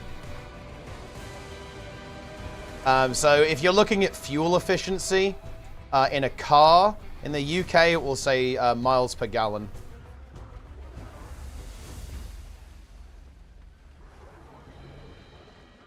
I think that might actually be. I think that's relatively common, although I'm not sure actually.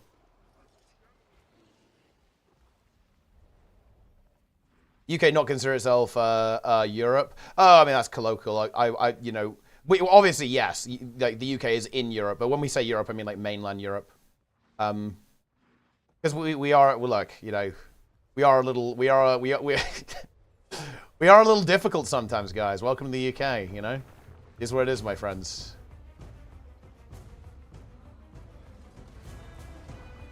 Yeah.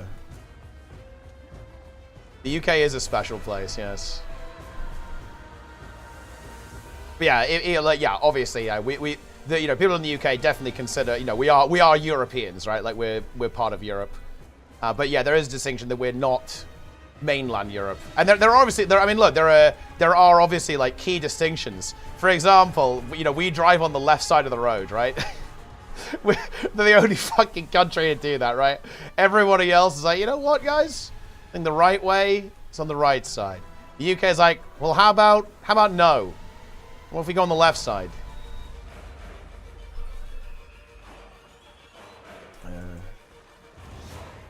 That's just the way it is.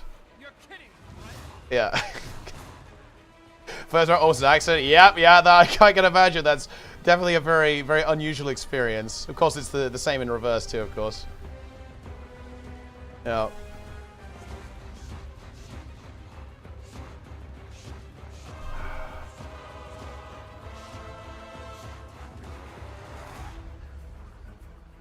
Incredible. You love to see it.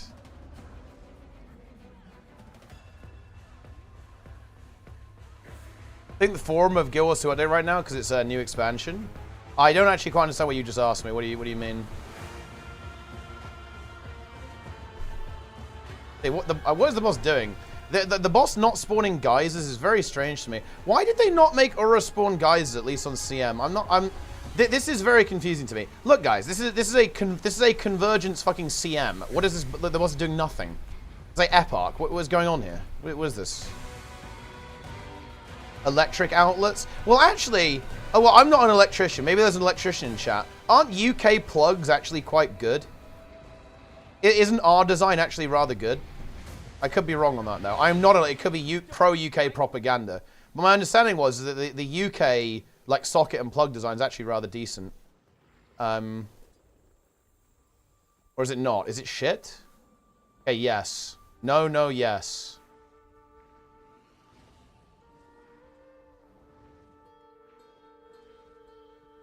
Wait, actually, who actually knows what they're talking about? Who hit?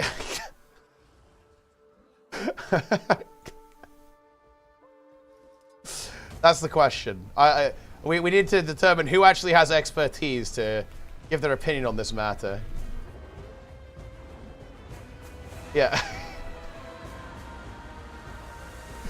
Me. You can't turn that upside. That is true. You can't turn them upside down.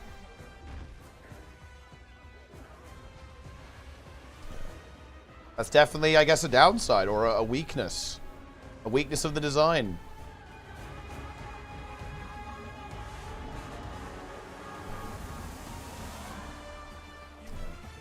I was, in fact, the first coil to ever exist.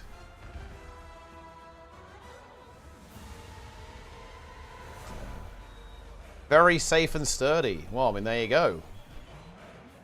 The plugs suck. I studied electrical engineering. Unlucky. You hate to see it. Well, maybe not then. Time juiced up by a 48 essence. Man, dude, time is gonna be tight, man.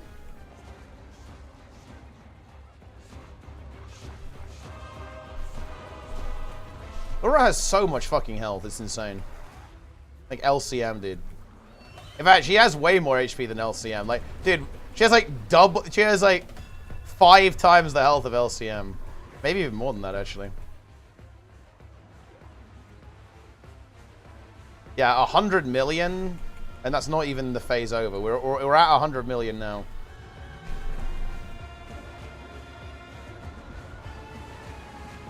Yeah, standing on a Uclay plug, that is not good. I will admit that. Very similar to a Lego. Not a desirable experience.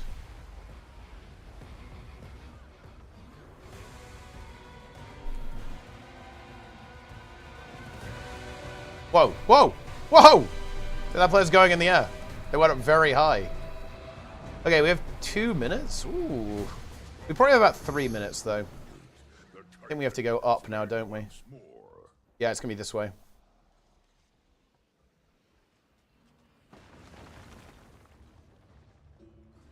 Best way to farm for free-to-play? Best way to get rune sigils accessories for free-to-play? Honestly, for free-to-play, I think ranked PvP is actually going to be really good to farm. And getting geared up in World versus World is actually really easy. So that's probably really good as a free-to-play. In terms of like PvE content, I would say get into fractals is good as core. It's probably the best thing to do. Okay. Well, we're gonna have to blast. I think it's doable. We probably have around 2 minutes from now, if I had to guess. So I think that actually feels good to me. DPS check on this one is kind of nasty, man. On CM. I think it's much harder than the DPS checks here, I think, are significantly harder than the DPS checks in Soto, right? Because there's no way the Umbriel... Yeah, we would be destroying Umbriel. Like, Umbriel will be dead 5 minutes ago, I think, with a group of this DPS. This is a good group, right? You can see people are doing 40k DPS here. 45k DPS, and that goes down to like top 10 players. Obviously, it's not, you know, insane. Like, there's like a lot of players also at 20k. A lot of those are heralds, though, to be fair, like giving quickness and so on. But so like our DPS isn't, you know, perfect, but it's pretty good. And it's not gonna be free.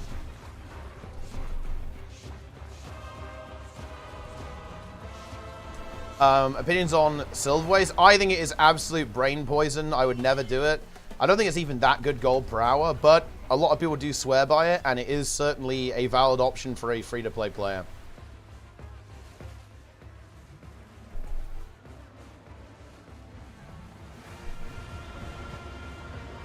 Dude, I'm bubbled. Ah, Vortus. Thanks so much for the raid, my friend. Appreciate you. Welcome, gamers. Welcome to the mix. Let us CC. I think this is gold. This feels good to me. Let's see.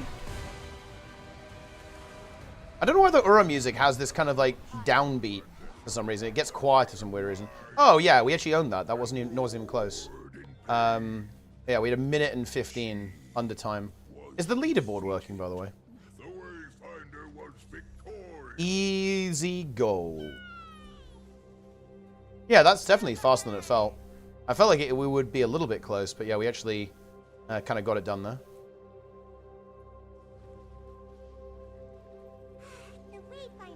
Yeah, I really like Reaper. I really like Reaper for convergences because it does really good DPS. It's incredibly tanky and it has good CC, and that's kind of what you want for a convergence, right? That's the type of class that you really want. It's also a power build too, which I think is incredibly desirable. But yeah, you can see here, Reaper does a very good job here. You're tanky, survivable, and the lifesteal is relevant because don't you heal in Shroud now as well? Yeah, you heal in Shroud now, right? Because of the Soul Eater. It's only 1%, but you'll actually heal quite a lot. Yeah, 1% of 45k is what, 400. So you're healing like 400 a second in Shroud, you know, the entire time, essentially. And you've got 50% damage reduction, and you've got even more DR when you pop on Shroud 3. You have really good CC, really good AoE. Honestly, what's not to like? It does, I think it's very good for this type of content. We also have 2 very different rotations being played here as well, which is kind of interesting. You can see Linker using Shroud 2 a lot, and Magras using Gravedigger a lot.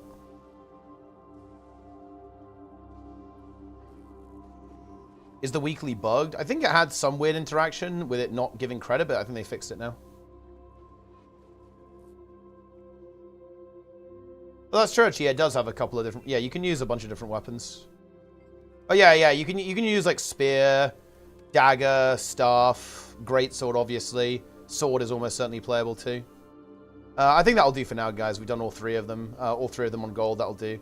I will do more runs, though. So if you didn't get in now and you're looking to get a gold run, don't panic. I'll be doing it all week. And we'll be trying to come up with better strategies as well. Obviously, it took us 2 tries to get Aura.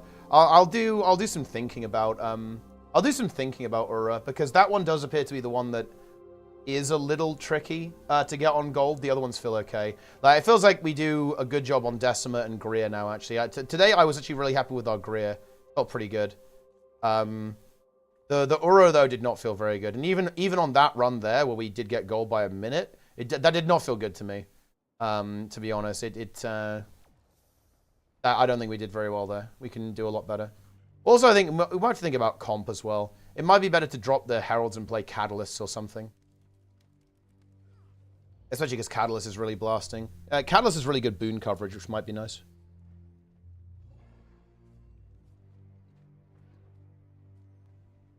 You do want something that heals, though. Maybe, maybe... Yeah, you're right, Zendris. Yeah, we only got it first try, right? Because it bugged out and just didn't do anything for one phase. So we basically caught up, didn't we? Yeah. Yeah, maybe it's better just to have a couple of, like, big healers. I tried to cut down on the healers. But maybe you just have some druids and just run double boon DPS and a lot of subs. I also think... I think Firebrand. I think Firebrand over Herald. I feel like, because I think I think that Aegis and Stability are really good, and Herald is not really very good at that. Doesn't have Aegis really. Firebrand has both. I think Firebrand's good. Maybe maybe Celestial Firebrand is good actually. I might try. Dude, I think it's time. I'm logging in. What about Celestial Firebrand and Alack Scourges as the god comp? I think Alack Scourge is good. Or maybe Alack Spectre. I think Alack Spectre would be good for this. No?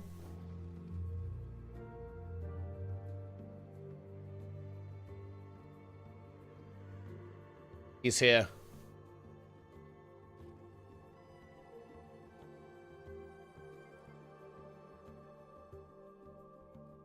Double Condi. Oh yeah, then you're Condi. Yeah, you need a pow. Yeah, no, that's no good actually. I think it's fine if the healer is basically a Condi. I think that's not a problem, because there aren't really hybrid power healers.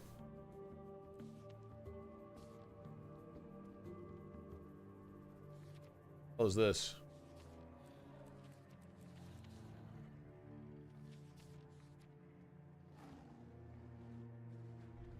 Alack Renegade? Alack Mech? Thief Kit is very fun, so it's a good game. I mean, Dual Pistol is just it's actually a pretty good build, to be honest. That's the thing.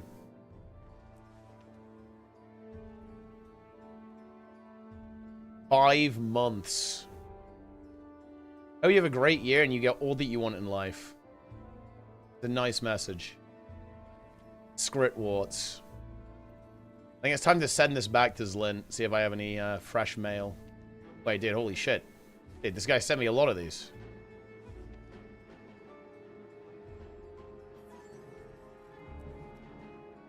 Dude, wait, how many of these did we receive?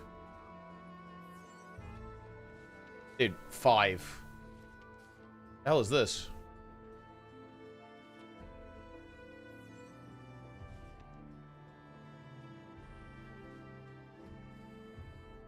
Two years old.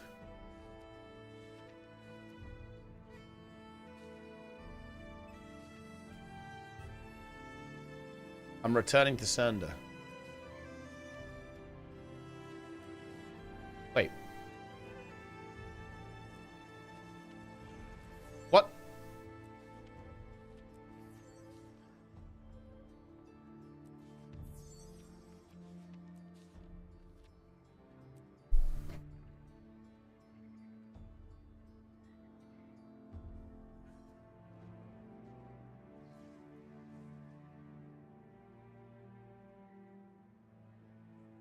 Okay.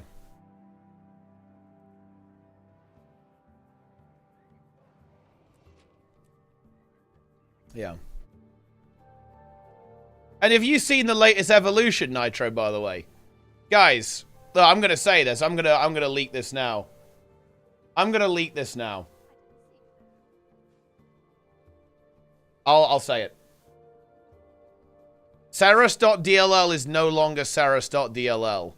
Saras.dll has evolved into PvE.dll. My understanding is it now has full support for all encounters in the game. Yeah. Yeah.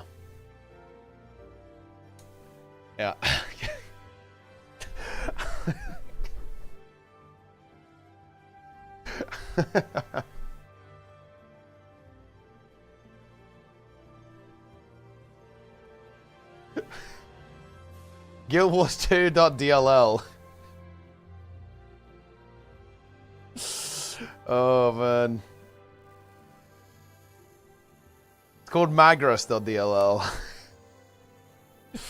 think we did a pretty good job with those convergences. Wait, is Gorseful up, guys? Is it time for another Gorseful? It actually might be.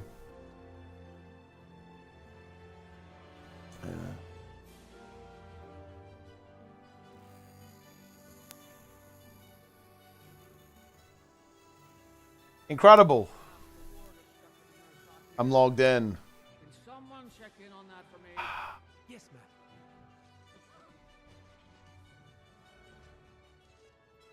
We're here. We're going to get Guild Wars 3.dll before Guild Wars 3.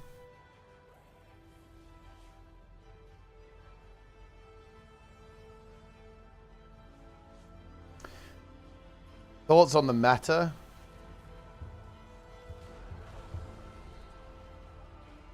I mean, it's still, look, it starts out strong. What can I say?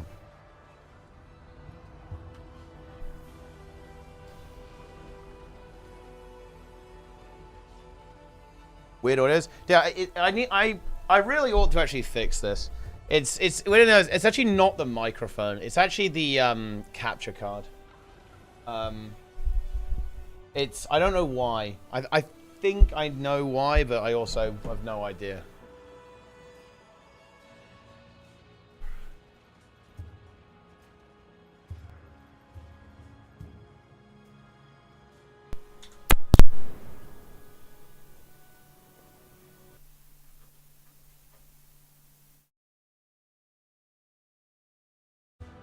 Ow! Ow! Fuck. Just destroyed myself. Kicked my own PC out of rage.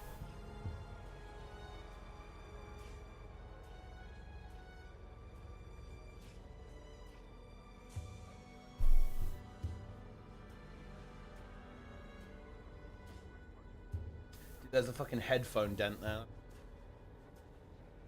Oh, man.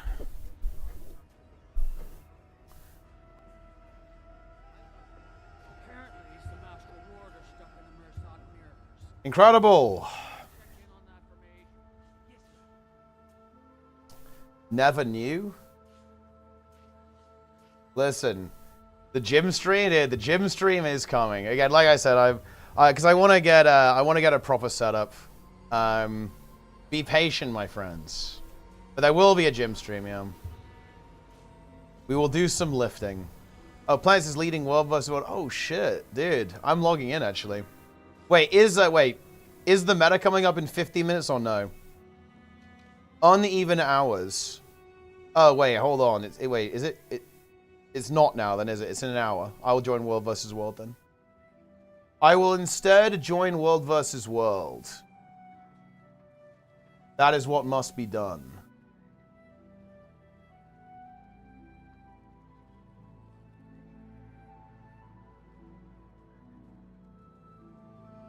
In an hour is even hours. Yeah, but it's yeah,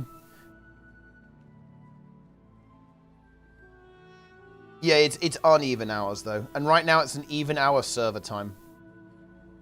UK time it's 7, but that's an even hour server time. So I do not think that it exists right now. Let me actually look it up. Guild Wars 2 event timer. It's definitely on the wiki by now. Yeah, it's not. It's now. Okay, right. It's time. Oh, yes. We log into World versus World. It's time. Finally says it on Reddit. Is there a nuke or what?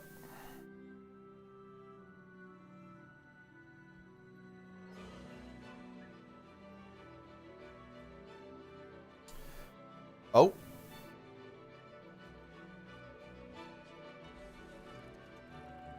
Incredible.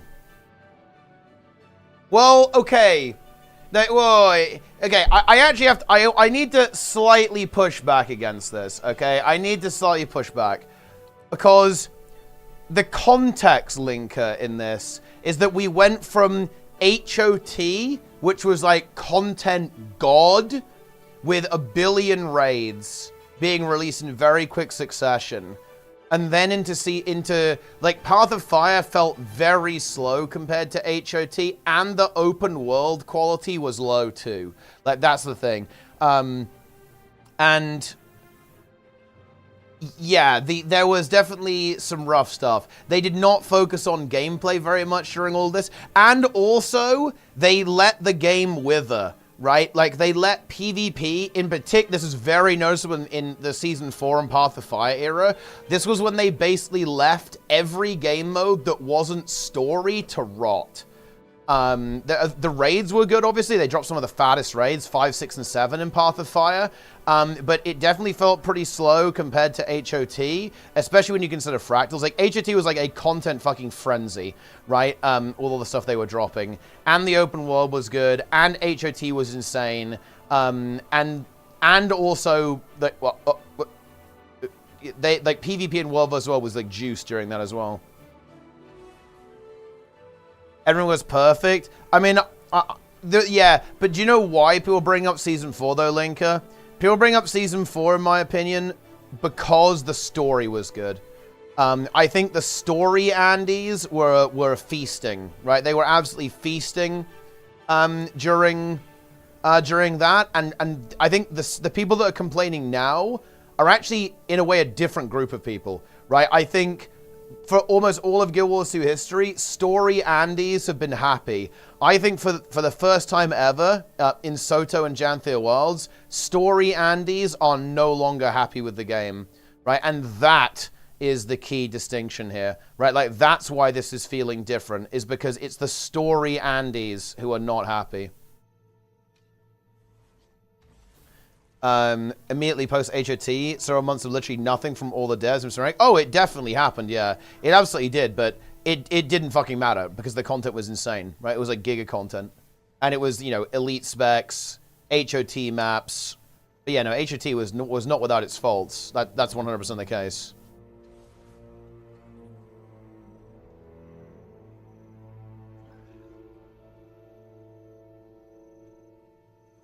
Yeah, HOT was also very replayable. A big problem with Path of Fire is that Path of Fire wasn't very replayable. It was like, there was not a big focus on replayability, especially on the backbone of the content with the initial open world maps. HOT was very oriented around replayability. And look, look, there's also this other thing that's also really important, is that there was a different energy around the game. Like, the game was just a lot more energized in the HOT area, and to a lesser extent Path of Fire. That also makes like a huge difference. Like, the raid scene was actually pretty vibrant during HOT, and to an extent, lesser extent, some of Path of Fire as well. I think the raid community had started its decline going into Path of Fire, and that was part of, I think, the kind of lack of energization. Look, there is a reason, guys, why ERP3 was like, this is like the last stand of the raid community, right? Like, that's what that was, let's be honest. Like, that's one of the reasons why it was so successful, is because that was the sentiment that people were having, right? It was like the last stand of the raiders in Guild Wars 2.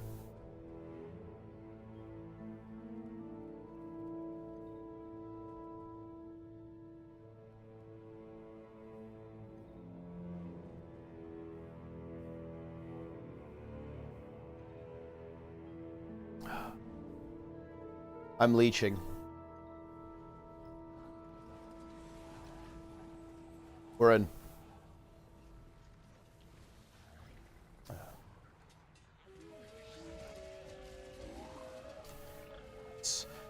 Eating the best NPC in the game.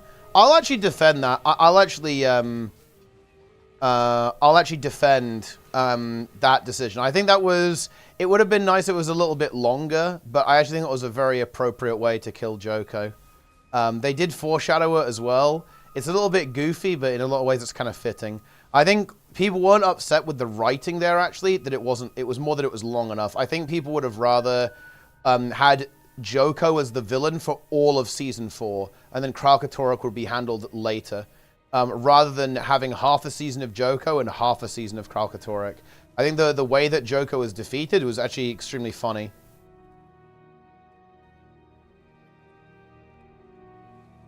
And taking everything Guild Wars 2 at this point, pretty damn good game, if you know what I mean. No, I actually disagree with that. I think you're wrong, Cali Daddy. Because if we take a step back, you'll notice that all of the best content is old. People aren't saying that Guild Wars 2 is not a good game. People are saying that the newer content in Guild Wars 2 is weak compared to the older content, which is obviously a concern, right? I think you can see like why players would be unhappy with that.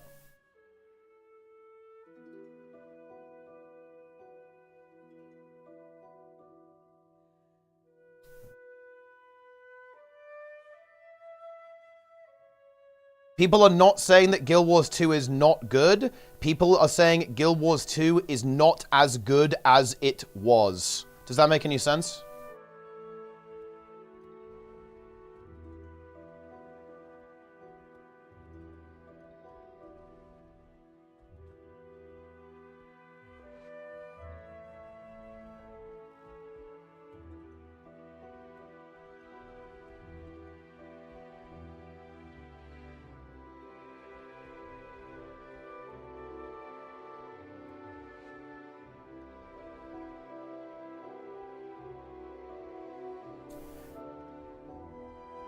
That's a good example, yeah, Wilster. Look, okay, because I think this is that's a great point to bring up, though, right? If you wanted to get someone into Guild Wars 2, what expansion do you recommend? Obviously, HOT and Path of Fire. Like, and to be fair, you do that for chronological reasons, no matter what. But if you want to get into the fucking content, bro, it's HOT Path of Fire every time. Like, those are just killer expansions. They're just absolutely killer. That's what I'm telling people to play. If you want to get a flavor of Guild Wars 2, like what the game's all about, like, you know, what the game has to offer, HOT Path of Fire, boom. Get it done.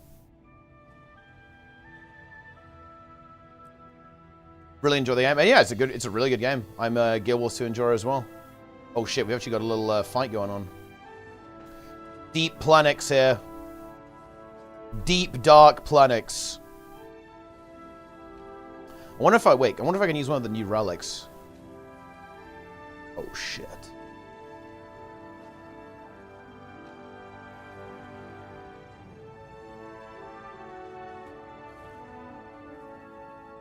How many meetings they're having right now? I mean, they'll be talking about it, that's for sure. He's going in. Wait, holy shit, he's down.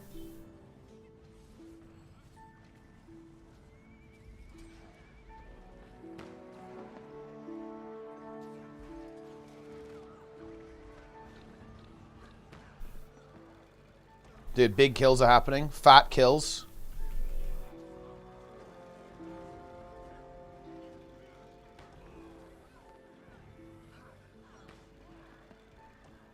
Okay. Easy rallies. Massive defense from us.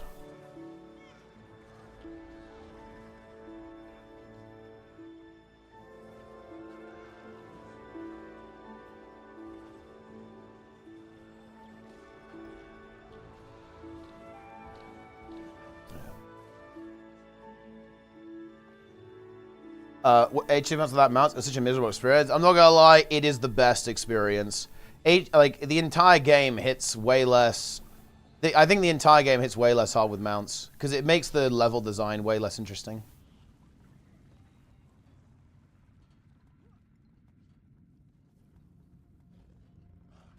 They have the expansion labeled and that, but the thing is that's irrelevant though. Like that's not what people don't like. So it doesn't matter if, oh well, you know, because you're basically saying they're doing less. But the problem is that they haven't like renamed the product accordingly. But that's not what people are upset about. People are not like if they said, "Oh yeah, guys, we're releasing less content," people wouldn't be okay with that. Where they would go, "No, I want more content." Right? That's the issue. Like you've misunderstood the problem here. The problem is not that ArenaNet hasn't kind of communicated this. That's not the issue. The issue is that people do not like it, regardless of like how it's communicated. Rose the X, thanks for the Prime. Bop bop indeed. Imagine defending Guild Wars 2. I mean, I'll defend Guild Wars 2. Like, you know, it's a good game. But I think it's important to understand, like, the criticism here.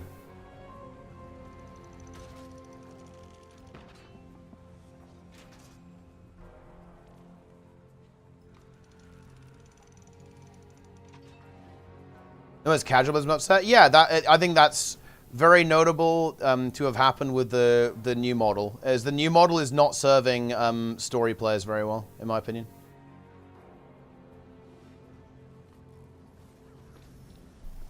If the Soto and Janthe was, will Verdant Brink tip, it will be fine with it. I mean, yeah, but that's a very high bar. You basically said if the maps were as good as the expansion that had the best open world content the game has ever released, then people would be okay with it. Well, like, yeah, no shit. Yeah. That is definitely true, yeah.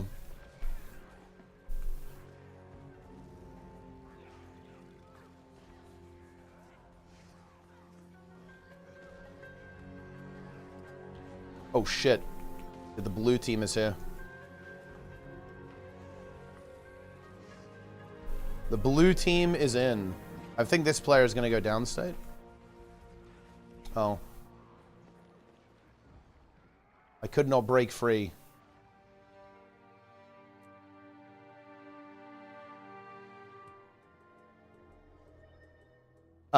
Everyone I've had high times of contra race and low times of contra race. Okay, I will now say, okay, oh. Dude, why do you guys make me do this? You're absolutely right. Every MMO has its Shadowlands, its Warlords of Draenors, its that kind of stuff. But you know the problem? Where's our Dragonflight? Where's the War Within? Where's Legion? Right?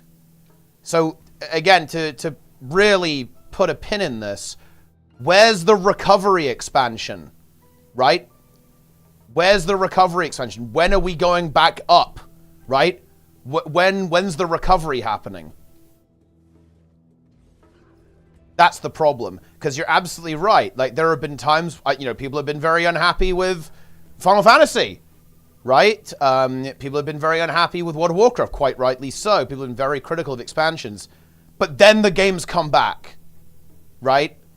Then they do Dragonflight, they do Legion, right? And you know, so context here, right? Like Wars of Draenor, not considered a particularly good expansion overall. It was followed by Legion. Some would say, wow, Legion is the best expansion even for World of Warcraft. Some people would say that. And that's what I mean, is that... Oh, dude, I fucking hate saying this, man. But the problem is that Guild Wars 2, it has been on a continual decline, right? It isn't an up and down like other MMOs. You're right to say that other MMOs are up and down, but the problem is that Guild Wars 2 is just down.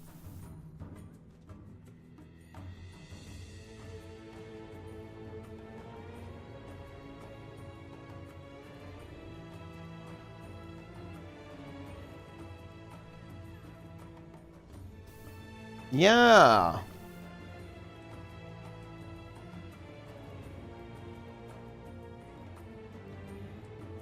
Do you think EOD was a semi-bounce back for Guild Wars 2? I do, yeah. Like, it was definitely a semi-bounce back.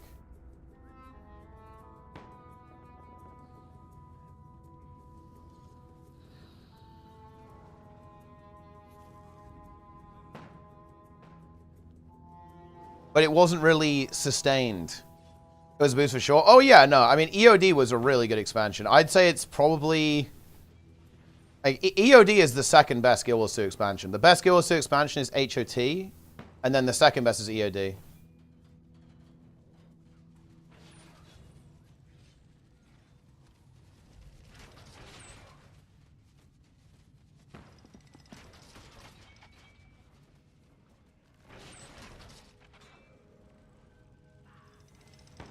That's the thing, you know, like, I think I saw someone say this on the subreddit, and I think they're absolutely right. You know, Guild Wars 2 just feels like a game that's never hit its stride. Like, after 10 years of development, like, we still haven't hit our stride yet.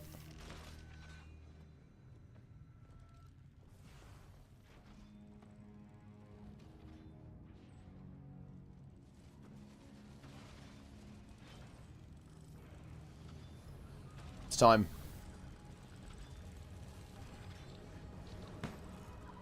I think this might be a die valiantly moment. That's kind of a lot of green.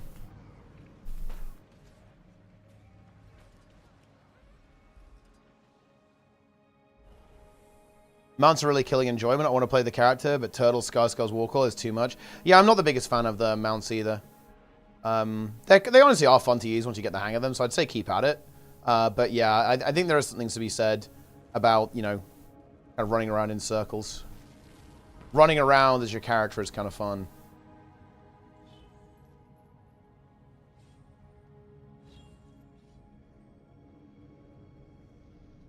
So we're seeing you play the game, not see how good it is. I see exactly how good it is. But I also see that it has problems that aren't being addressed. And I think the problems are not getting better. And I think the game isn't as good as it used to be.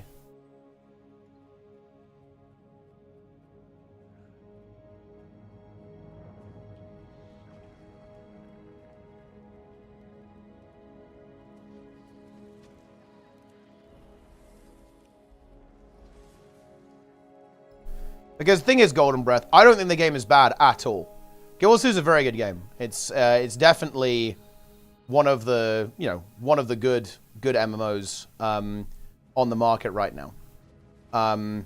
But the new content just is not as good as the older stuff they've done, right? And that's not me saying that as like an old bitter vet, by the way. This is a very consistently held opinion. Like, the opinion that I'm expressing here, this is not uncommon. Like, this is a very common opinion regarding like the more recent content releases in the game. So I'm not just saying that because, oh, I've played the game for too long. No. This is an opinion that basically is universal within the community.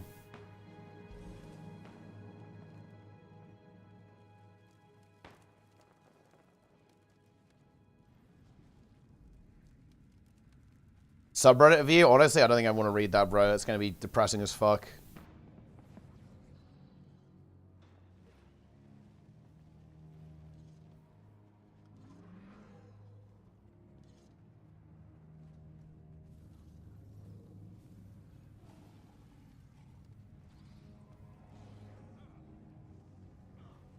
That's actually a really good point, Darren's, yeah, for sure.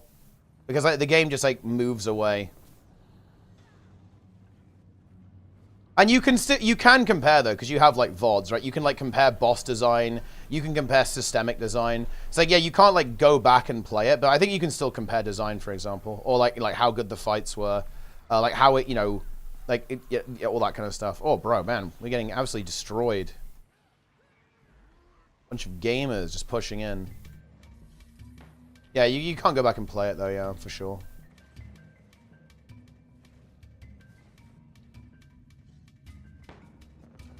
No blacks impair. Oh, for sure. Yeah, no, I agree. I agree. Like, because it's just, it's so present. It's like unavoidable, right? Like you can go and play Octovine today, right? You can go and do Dragon's End today. Minecraft? Yes, this is Minecraft. This is actually Omega Minecraft, to be more specific.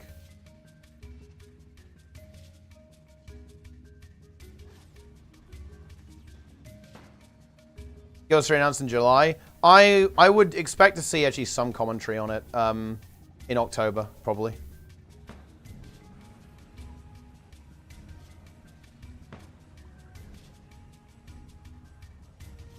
Ah, yes. Incredible. gw2.dll.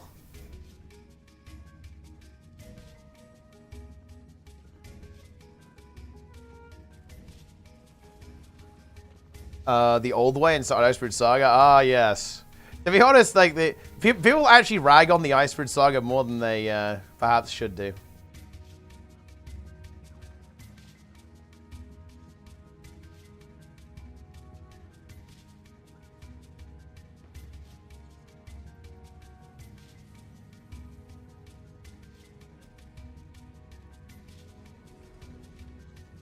Because again, guys, like, I don't know. I'm not sure what people...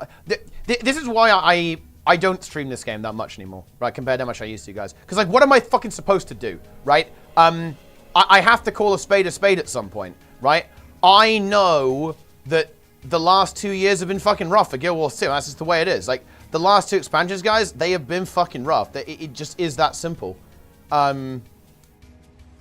And morale isn't good, right? People are not feeling good about the game right now. This latest patch, people are not feeling good about it. People are not feeling confident in the next expansion. Like, these aren't, this is it. I want to be clear. This is not even my opinion. Like, this is me, like, reading what people are saying. Like, I'm not giving an opinion piece here. I'm describing the weather to you, right? Like, I'm the weatherman right now. Like, I'm not editorializing, yeah? Like, this is what people are saying. And this is, like, how people feel right now.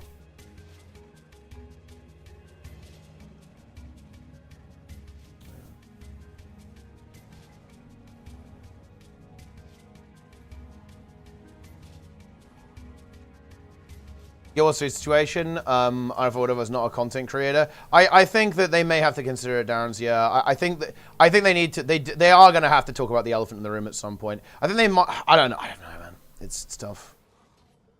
Why people hating on Soto? Because I would say the really big reason is that open world quality and the story content was not up to par. Very particularly in the follow-up patches, basically. So basically, the second half of the story was not up to par for ArenaNet, and also the quality of the open world content. Those are like the two like really big things. I think Lowray was talking about elite specs. I definitely agree with you. Like, elite specs do change things. I think elite specs are not out of the question for the next expansion. I think maybe they do it without a weapon though. So you know how they've done weapons. You know, they've done weapons for the last 2 EXPACs. I think it's actually it's conceivable that they would actually do the reverse, right? So basically do elite specs without weapons in the next. For the next expansion. That would all, I mean, look, this is tinfoil hat, obviously, but that would actually make sense given the delay, actually. Like, that would contextualize the delay, because elite specs are a lot of work. They're definitely more work than a weapon. So that actually would contextualize why there's been a 2-month delay for the next expansion, too. But, yeah.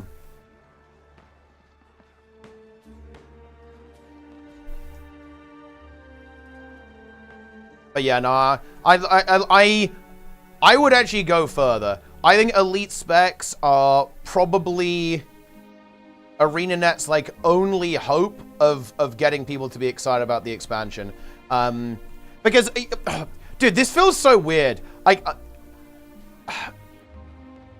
can't, especially because many of you guys probably haven't seen my stream before, but maybe my viewers can help you out here. But I can't tell you how strange it is that I don't mind if the next Guild Wars 2 expansion isn't that great. And I can't tell you how weird that feels. Because I am probably, no joke, one of the players who has the most hours in this game. I would maybe even say that I'm probably like the person who's put the most effort into the game's community, maybe. Or at least one of the most. Certainly in modern era Guild Wars 2. Out of basically anyone. And I actually don't care anymore. I am here to read the news to you, and if it's good, I'll tell you it's good. If it's bad, I'll tell you it's bad. And to be honest, on a personal level, it doesn't affect me. It's not going to personally affect me, like whatever way it goes. If it's good, awesome, I'll have a lot of fun. If it's bad, it is what it is. It's not going to bother me.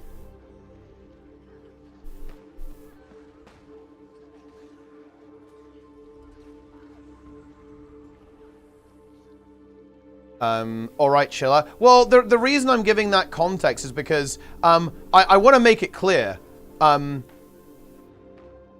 I am not a salty, bitter veteran at this point. Not anymore. Like, if you said that about me 3 years ago, you got a point. You know, I was really emotionally invested in the game. Yeah, you know, so I was obviously, like, really invested. It's hard to be objective in that situation, right? I'm not a salty, bitter veteran. I'm an outside observer. I'm a WoW player. I main World of Warcraft, right? I'm not a salty Guild Wars 2 player. I'm a WoW player looking in from the outside, right?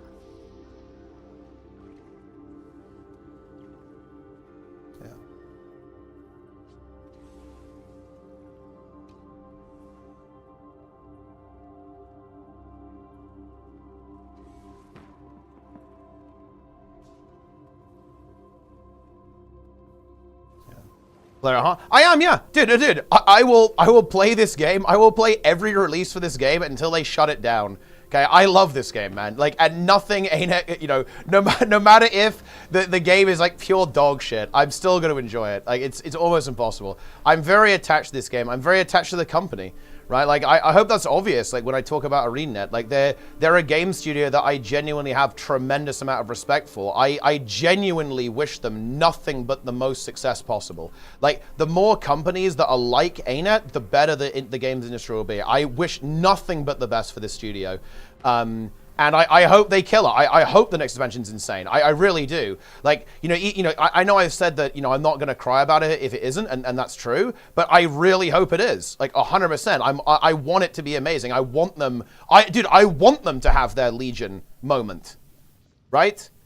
I want them to have Guild Wars 2 Legion. I want them to have Guild Wars 2 Dragonflight, right? Nothing will make me happier than for that to happen, you know?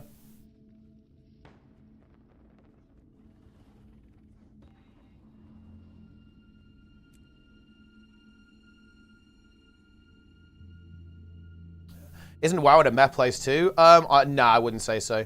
I'd say WoW's in a good position right now. Honestly, they're being very responsive. I'd even argue potentially too responsive in certain areas, but they're very responsive to feedback, yeah. I think people are really enjoying the game right now. Like, Mythic Plus is doing super well. The Raid is really fucking good. And doing really well. Doing really well, but, you know.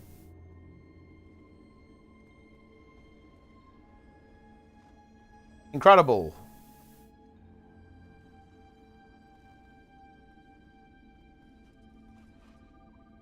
Wouldn't NCSOP be unhappy that N is dropping the ball in their current money-making product?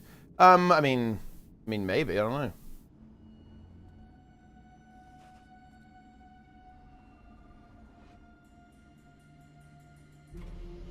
Aeon 2? I mean, I'll look at it. Like, I mean, I didn't play Aeon 1. I know people are really into that. Like, I mean, I'm not gonna lie, guys, very unlikely. I'm not really into the Eastern-style MMOs. The one thing about Eastern-style MMOs that I actually do think are really cool is that they tend to lean into action combat, which I actually do really like. You know, the Eastern MMO that I've honestly been tempted to try, I believe it's Korean, right? BDO.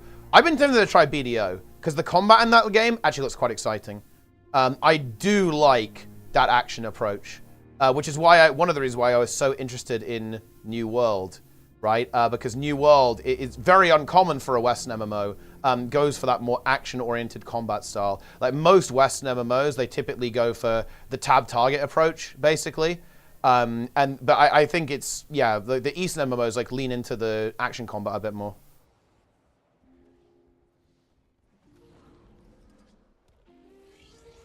Why can't I see your stream? I mean, give it a refresh. You should be able to see it. I don't know. I guess you can't seem to reply to you. I'll reply. Try refresh. Easy.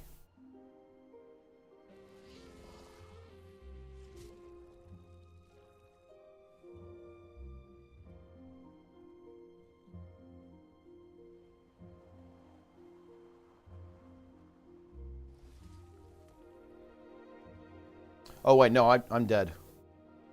Oh, I lived. We can't jump like this in PvE.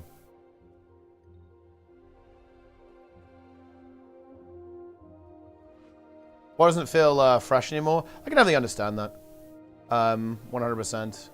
I mean, I think they actually changed the game quite a lot with Dragonflight. And personally, to me, like, the War Within feels very different. And certainly this current season feels really fresh. Like, it's totally different with, like, the Goblin and Jazz theme. But if you played the game for a long time, I can definitely understand that.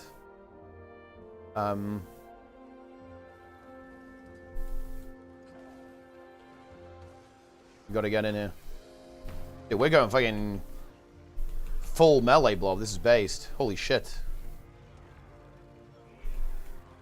Actual full melee tank? We winning? I think we're winning. Oh, I'm gonna go for a res. Oh, dude, I got corrupted. That's insane. Can go for it again. Oh, we stow. He actually got res. They got rallies. Whoa. That's a wacky fight right there, guys. The wacky fight. Legion of that's fair. I think that's fair. I definitely do like the fact that, you know, I do like it when games companies like really kind of shake things up a lot.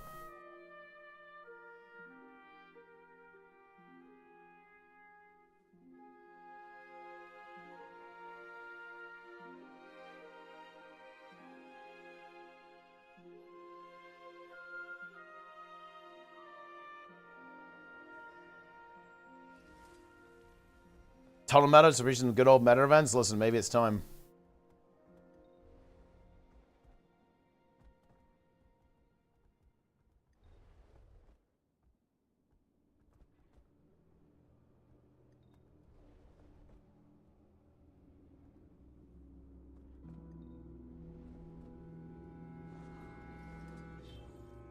Wild evergreen content, then it will be perfect. I think it's actually a bit of a be careful what you wish for. I think with the amount of stuff that WoW releases, I'm not sure if seasonal I think keeping it seasonal, honestly, might end up better for like the playability of the game. I think it would be cool if you could kind of go back, and I think it would be really cool if time walking was basically always on and a bit more extensive and you could just queue for it. Whereas it's kind of like a rotational thing now, where you like queue rotation. It's like Burning Crusade this week. So I think there's actually some improvements they could make that to kind of make it like a little bit more evergreen. But I actually think that they have to be really careful with that. Because there's a lot of content out there. They wouldn't want to split the player base and make things difficult to find. You know, difficult to find groups for and so on.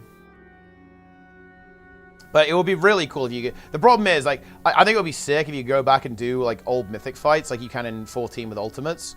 But the problem is that it's weird, actually, because, like, WoW is very different systemically. Like, what does doing a Shadowlands raid look like without, like, Covenant abilities and all of, like, the mechanics that came... Like, all the legendaries and stuff that came with Shadowlands?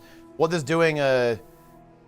Like, you know, what does Legion look like without artifact weapons, you know? And also, bear in mind, guys, Legion had a different talent system, right? They reworked they completely reworked the talent system in Dragonflight. So, like, what does that look like, right? It's very weird because they changed the game kind of a lot. Oh shit, they're dropping in. Wait, they're just going into the meat grinder. Holy shit. Honestly, I respect that. That was a big push from the opponents there. There's even more of them coming in. Man, you get Condis so quickly. I'm gonna go for a res. I can get one of them. Or one gamer. Oh, it's over for me. It is over for me.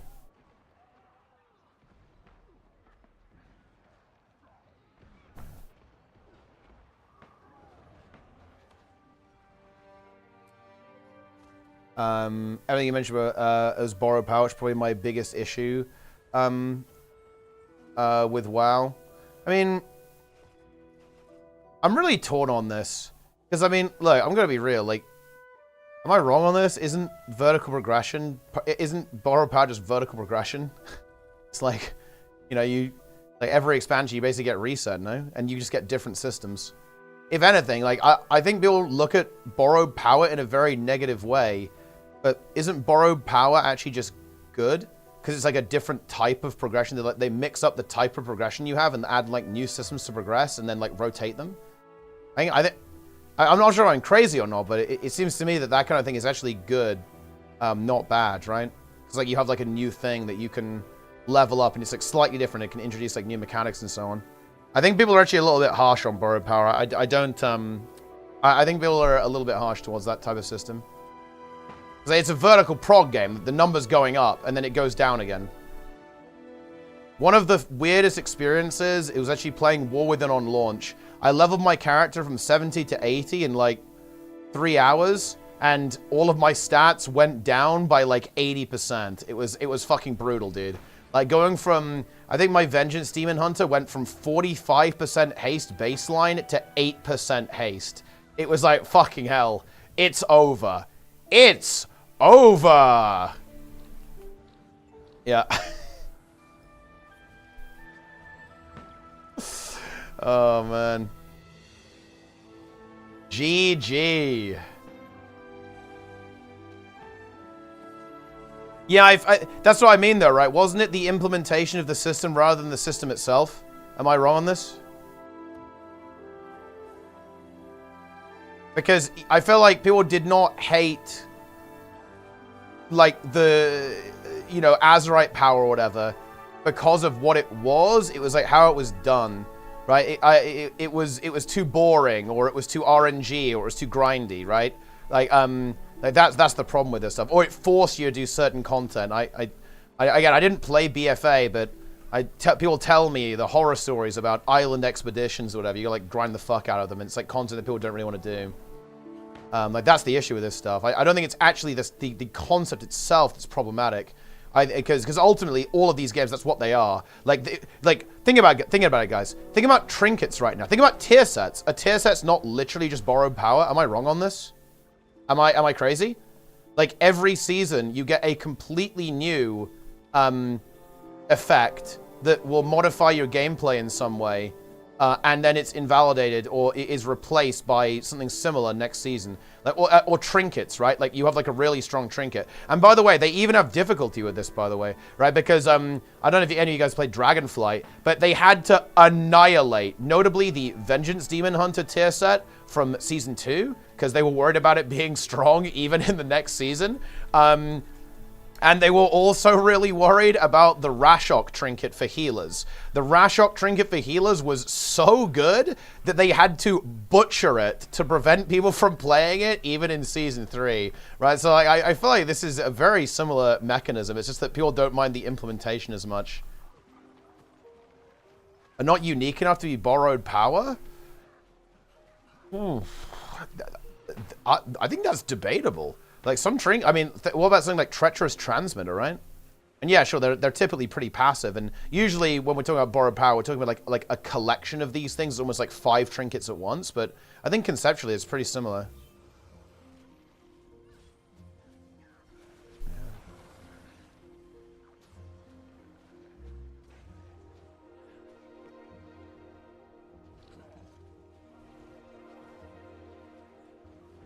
Like, you know, it's actually kind of interesting. Like, for example, what is Blizzard gonna do in Midnight? Because I have some ideas about this. They're gonna add more hero talents, right? But are they just gonna add 2 more hero talents and maintain them for the entire expansion? I feel like they're gonna replace them. I think. Because I can't imagine them saying, oh yeah, every spec has 4 hero talents now, and we're going to maintain that forever. And then when the next expansion kicks in, we're going to add another 2 more. And rinse and repeat. Like, they're going to have to replace them, right?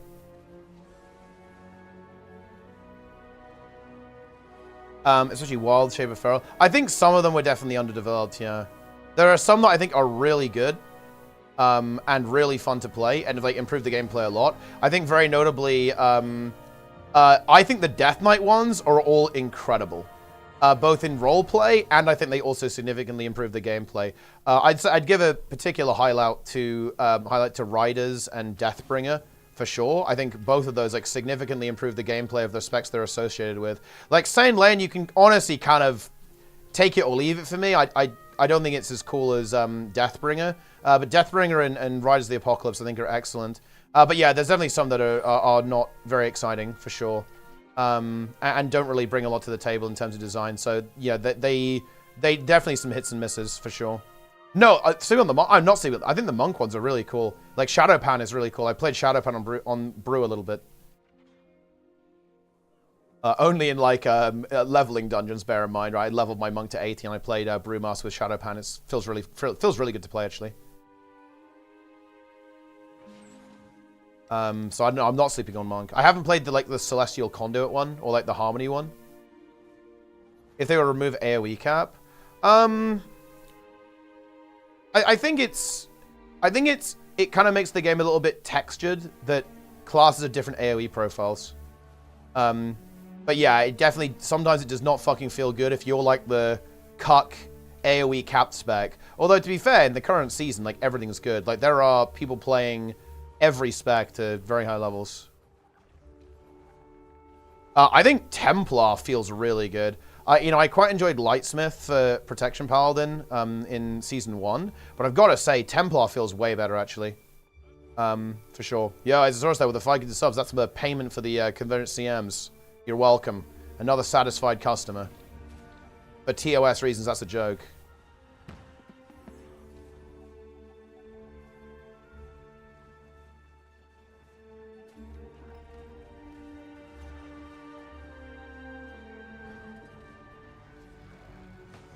Oh shit. There's a bit of a rough engage, bit of a rocky engage there actually.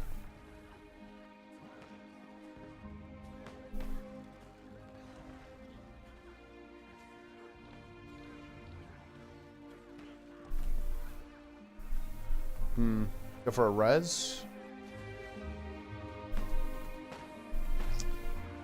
Yeah, we cannot. Yeah, we're not cracking the nut. Oh, green's moving into.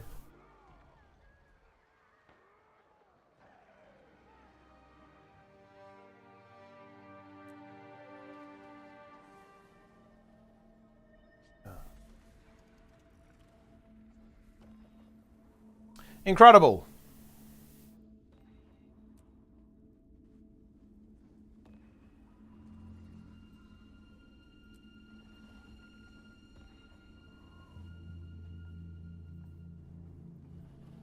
Jump puzzle? Yeah, I do. I actually like it. Yeah, I like the jump puzzle.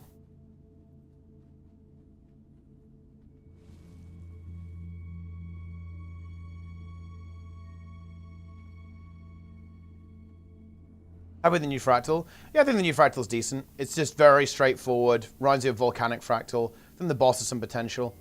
I think there is like a real conversation to be had about asset reuse, though. And again, I think I don't know what to say about this. Like, oh man,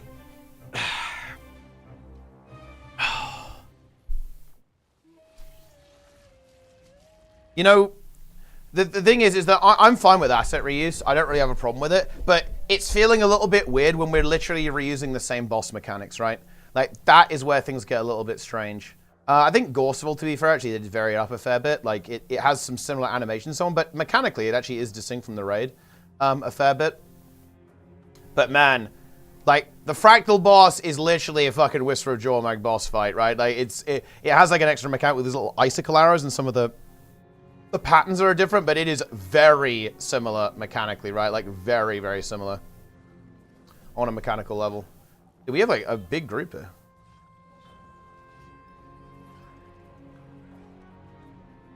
Guild people just complain about it more because there's nothing left to talk about. I do know what you're saying. I think it is over complained about, but people complain about it for a reason. Like, people do want to have new, fresh things, right? Like, you want to have some new animations, like some new bosses. And Janthe Wilds is we've been fighting Titans for a long time, right? It's like the same models. But of course, yeah, there's always like reuse. Like, you know, I'm pretty sure like WoW has been using like the same animation rig since vanilla, right? Like it's not, well, I guess it's Cata because I think they like redid them in Cataclysm, but you get the point.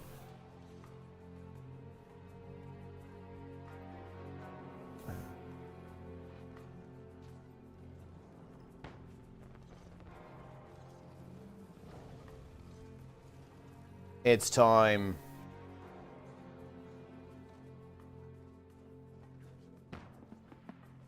Without a dye system? Yeah, a dye system would actually be really nice, honestly, in WoW. They kind of compensate for it by having like loads of different color variations you can get, like, and often like variations of the same item. Like even for like, multiple difficulties. So I think it is pretty easy to basically make any kind of customization look you want, but yeah, dye system would be really nice. Your DM? I haven't read it, no. I just like flopped over exhausted after the stream. And I haven't looked at DMs today. I will read it.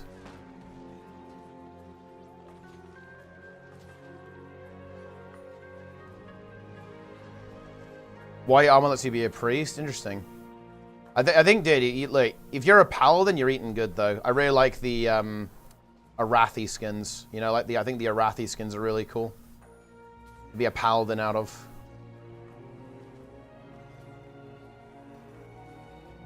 99% of the animation is from past content. Yeah, okay, there's a little more here though, right? I would say that mechanically speaking, there's been a lot of recycling, and I think that is a little bit worthy of criticism, right? Like, don't get me wrong, obviously all raid games will reuse mechanics ideas. Like, you know, hell, like, you know, people will even almost like name mechanics after bosses and go, oh yeah, it's you know, it's this mechanic from this boss, right? Oh yeah, it's popping up. A really good example of this is recently that I played is Blazes. There was a mechanic on Farak called Blaze, which was basically a line that attaches itself to your character with a random rotation. And it turns out this was a really popular mechanic. People really liked it. And Blizzard has reused it quite a bit since then, right? Like, it, you know, it showed up on Kaiveza, obviously. It's showing up on Gallywix now, too. But yeah, you know, that's the thing. But I would guess the difference is that, one, those blazes often have a different functionality and are integrated differently into the encounter, which is the case on Kaiveza and on Gallywix. But also, those bosses also have novel ideas as well. Like, Kaiveza has a lot of novel ideas in it, or at least I haven't seen anything like that. Obviously, there's only so many things you can do, right? Like, the more you play a game, the more you're going to see repeated patterns, right? Because there's only so many ways that you can, you know, kind of design this stuff. Although I think, you know, devs are pretty creative. They can always come up with new things. Firebrand? Yeah, I'm playing Firebrand here, yeah. I think I'm getting old and soft, though, guys. I don't...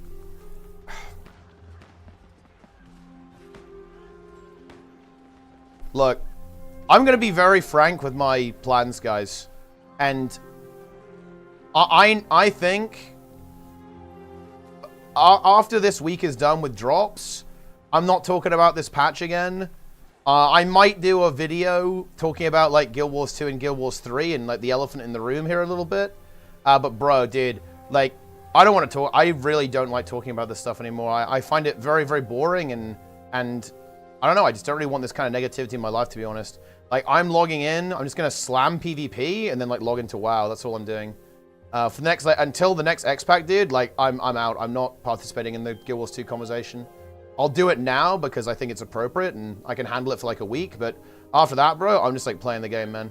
I'm playing the game and I don't want to be a part of the conversation.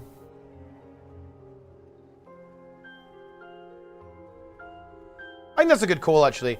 Oh wait, the bounty mechanics. I'm not actually the biggest fan of the bounty mechanics, to be honest. Like the little affixes you can get, I guess they're okay. Some of them are kind of annoying, but yeah, like that's like some fine reuse.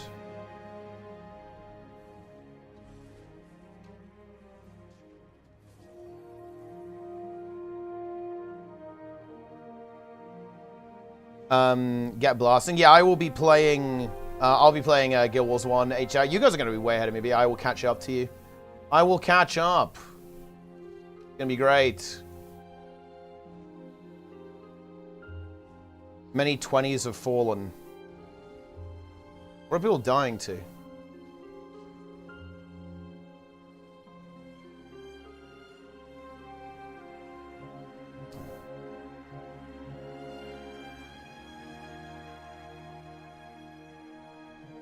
Janthy Walls review? Maybe if I have time, I'll make one.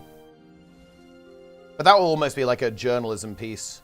Again, you know, to me, you know, well, look, you're on my stream. You're here to listen to me, okay? That's you can't escape. You're in my house, guys. But you know, the experience is so fundamentally different for me now, guys, because I feel like I'm a games journalist at this point.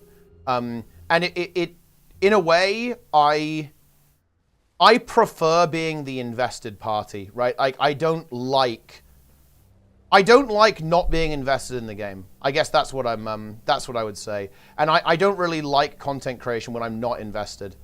I don't want to be. Yeah. I'm not a games journalist. I'm not really cut out for that, I think. I want to be a member of the community, right? I want to be on the inside. You know, I want to be on the inside, not on the outside. And right now I think I'm on the outside. And it's just such a completely different experience from a content creator perspective. Yeah, I don't know.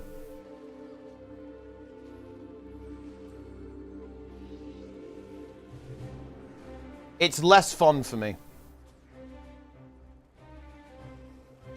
You have something to report? Incredible.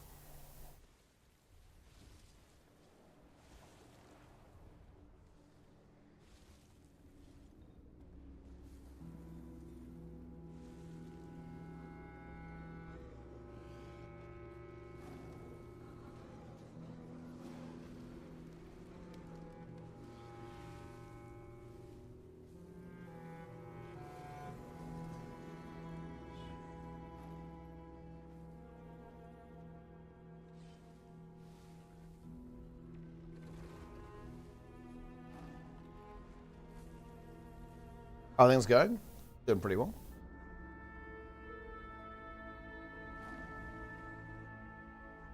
Complaining, but to what end?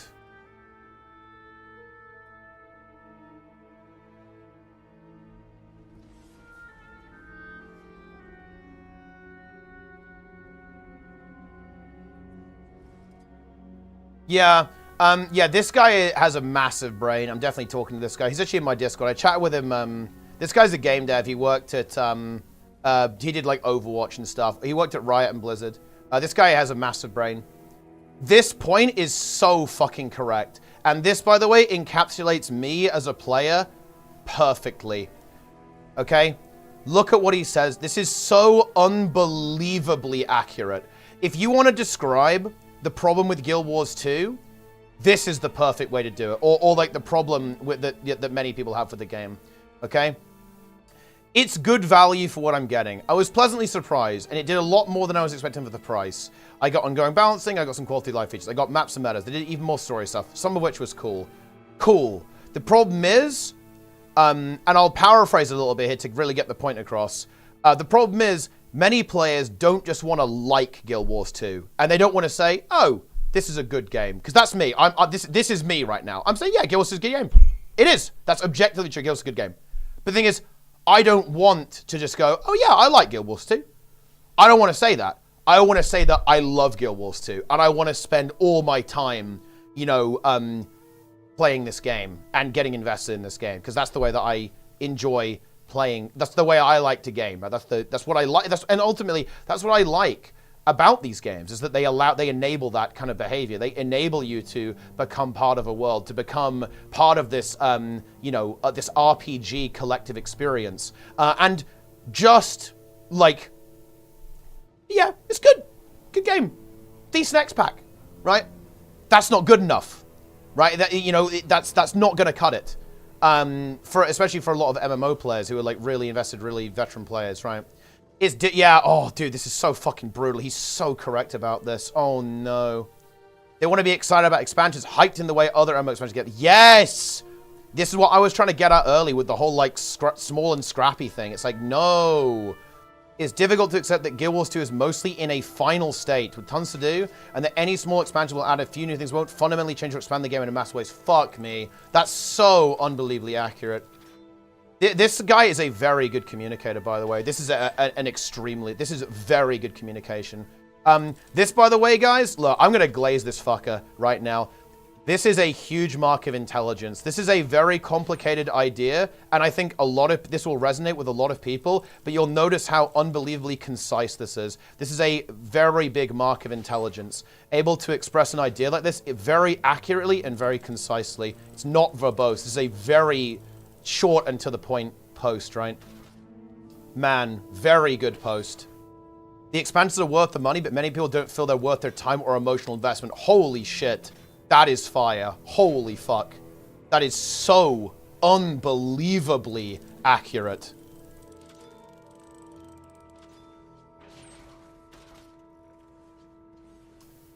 Yeah.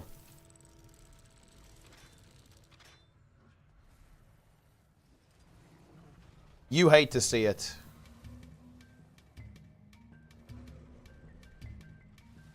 Yeah. Like these lines here. Well, in fact, honestly, this entire post, like, this post perfectly encapsulates how I feel, to be honest. And by the way, not just about, like, Guild Wars 2, but all games, right? The way that, the way that I like to play these games, is accurately described here. And bear in mind, that's not a surprise, guys. Like, this, you know, just for some clarity, guys, this is Dan Felder, who, you know, was involved in, you know, similar projects, right? We worked on a couple of games that you might have heard of, like Overwatch, for example.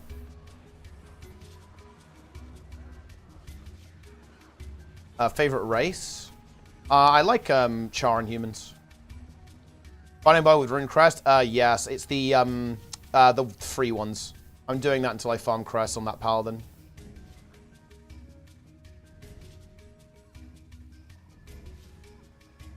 Yeah, that's very good communication.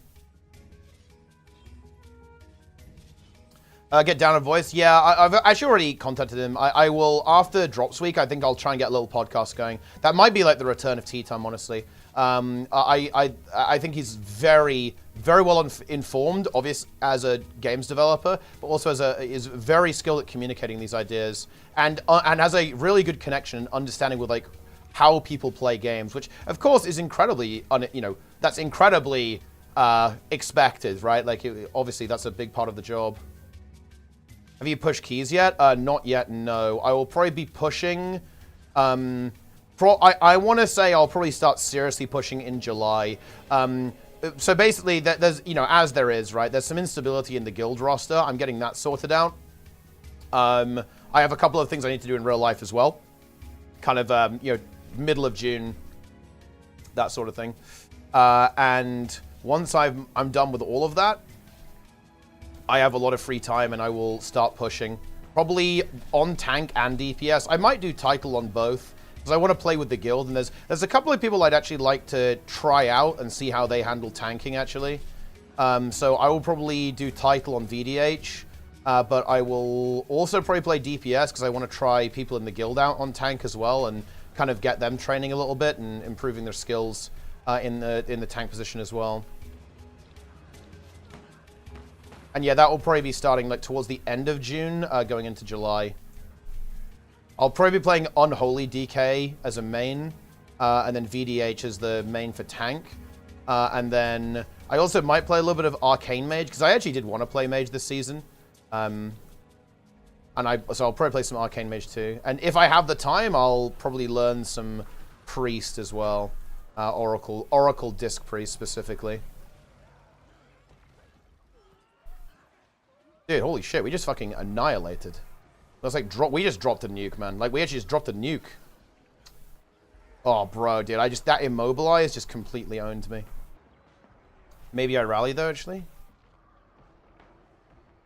I couldn't get rid of the immobilize. I had a billion condies.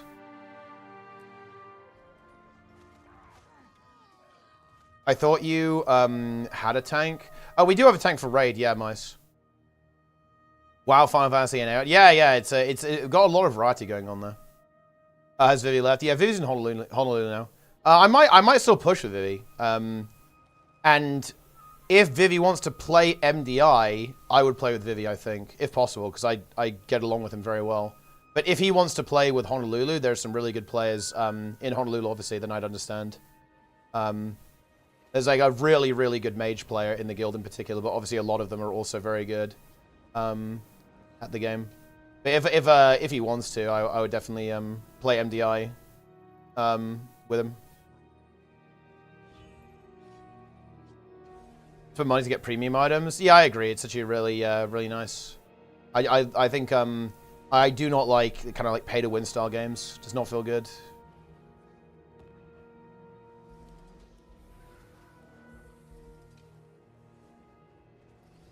Get a general game spot. Yeah, I would like to do that.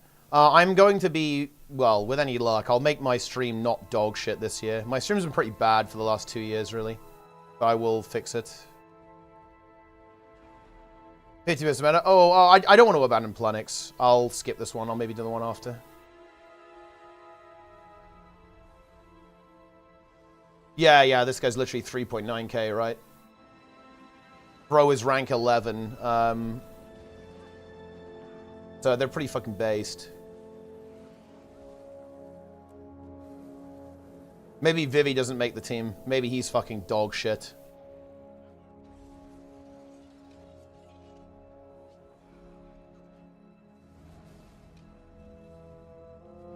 It's fine. I'm getting boosted by Method anyway. This is the plan, guys. I'm joining their casting team. I'm going to make their production for Race to Worlds First the best. We're going to make it way better than Echo and Liquid. We're going to completely dominate the airwaves, and then they boost me. I'm taking the ultimate shortcut. Yeah, they just carry me. They just literally did. You guys are going to be, like, struggling to kill the 6th boss. I'm literally AFK, dead, getting cutting edge. Dead on the ground in a Method boost. That's what I'm talking about, guys. That's part of my contract. I'm going to say, listen, you want me to cast for you? You have to boost me. Week 2, specifically. Or the week after you get, you clear.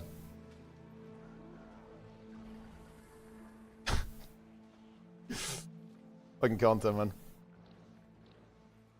Are you joining the team? Well, I will send an email. We will send the email, guys. Whoa, I'm pulled. Oh, we're dropping off. One of the casters is playing gw2 Arenet. Wait, who is actually? Who's in?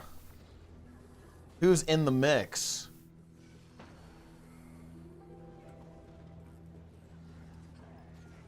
Oh shit. It's fucking big, actually.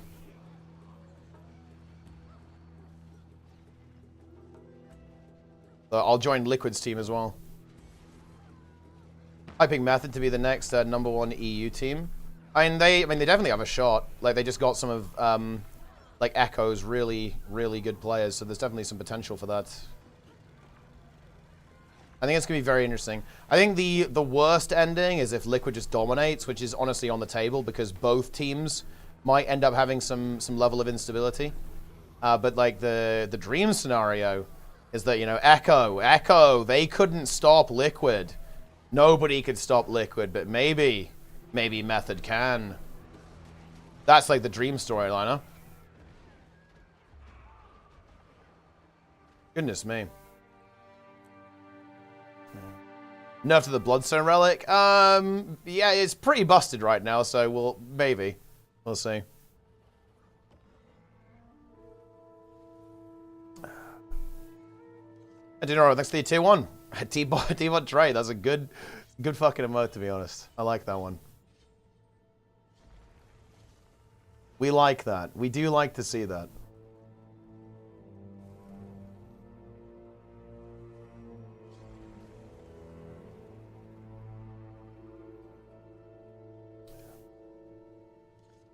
Yeah, those are my plans. I just want to do some actual good content this year as well. It's taken me a while to kind of get up and running, but, you know, these things are difficult, right?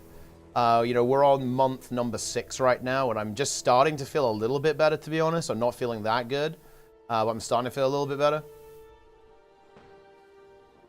And, yeah, I'm hoping to do some really good content in, like, the second half of the year. And also enjoy things. Also pretty important.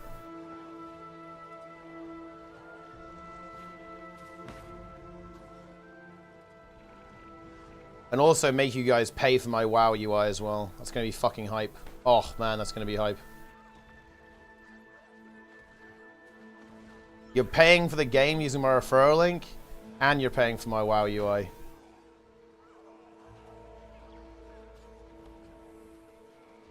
Yeah, tier 3 sub. Tier 3 sub only. Is Keeper's Herald good? Yeah, it is.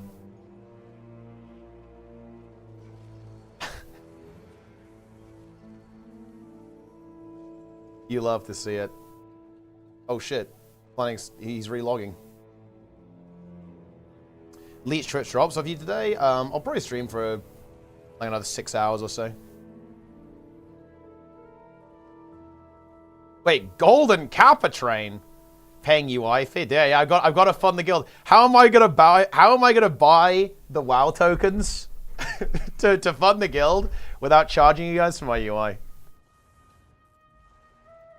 Holy grinding, yeah, Toes, we're grinding, man. Okay, we are grinding this week. That's what we're doing. When it's drops week, the grind is on, man. It's even better with the expansion. With the expansion, it will be like 10,000 viewers or more.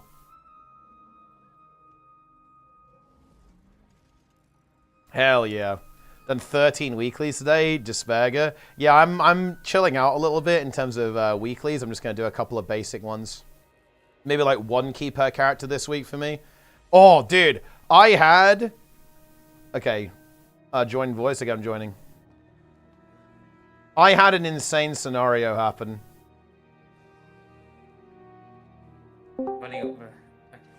Yeah, try to disengage. I had an insane scenario. I was in a weekly. I wanted to get a 12 done on my paladin, so I'd have a 12 this week. And I joined one 35 minutes before reset. We made it by 10 seconds. And by the way, guys, it was the paladin's key. Like, okay, people have no idea how to pug.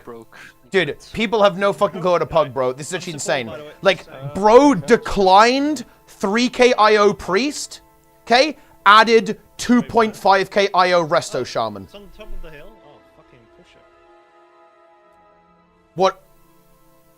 What is bro doing?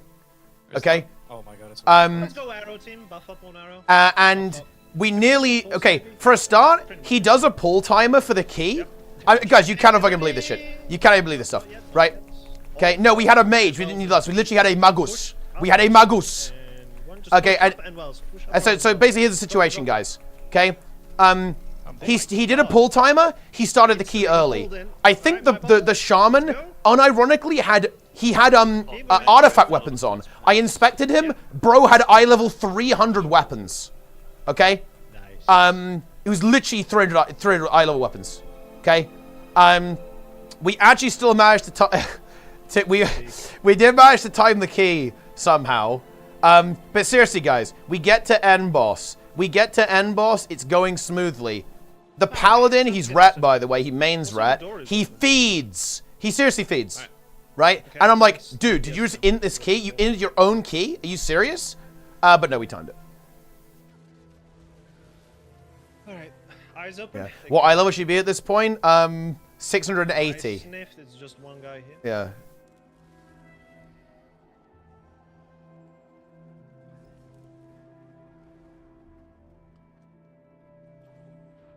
Okay.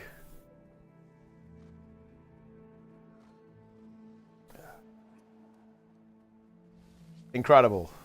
640 is 12 weeklies. Yeah, if you're like 640, 650, it's okay. It's not a big deal. Take that as they're not. Please build. Okay, here is the key, guys. Okay. Nothing? Oh, no, okay, no, I actually did lie. He did add some, but they left. The Resto Shaman was 3.3k. Eyes open, team. So we actually did end up with decent players, I think.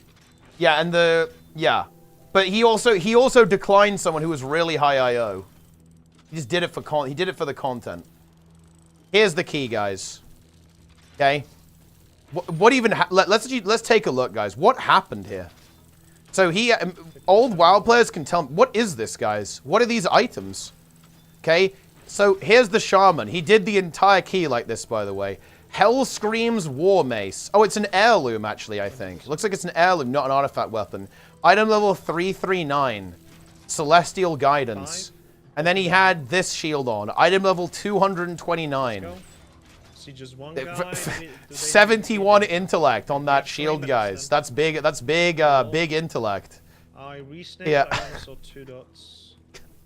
Yeah. Can we just have one person to stand on the arrow, please? Just verify that no one's truly coming. Everyone else, focus on the boss, please. Yeah. CC if you can. But yeah, like he did the entire key like that. But to be fair, he was gonna change his items, but the ret just put the key in, right? Like he did /pull 10, and then 2 seconds later he just put the key in, like. So it was a chaotic. It was a chaotic situation. I don't know why it's showing me as 575 eye level, by the way. I actually had, look, I do not have good gear, but I had some gear. You can change weapon mid-keys? Can you? I'm not sure you can. Man, I switched so I could have fun, and suddenly the enemy leaves. Have this open on my boss is walk back and shake her head? Well, listen. Okay, get her in on the content. Leave this room 6 hours? Yeah, that'll do it. Pretty much, yeah.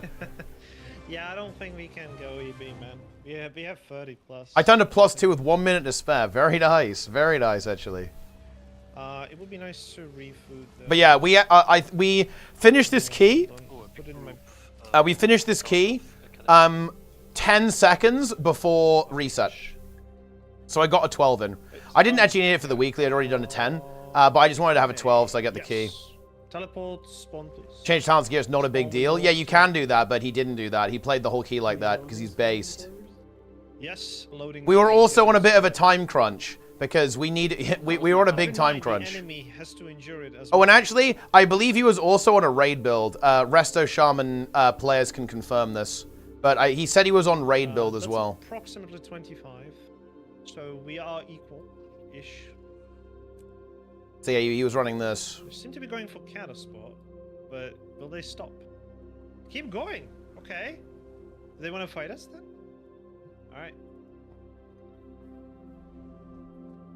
I was playing keys with Ace earlier, 3.9k tank, and at 2.5 both selling his roots were garbage. Nice, epic. Right, stay up. We're gonna be dropping to the arrow and then buffing team. Get ready. Dude, honestly, that is gonna look casual compared to what we're doing in June, man. There's a second group coming. Second, okay, thank you. They might be waiting for them. Let's push in then. Push in. It's time. Moving left side, slightly It's left time. side. Get ready to womble to the right. Oh shit, side. there's Yeah, the second group. Try to get some. It's really hard to fight Right, both stop, these groups stop, at the same time. They're gonna pull you. They're gonna pull you. They're gonna pull you. Yep.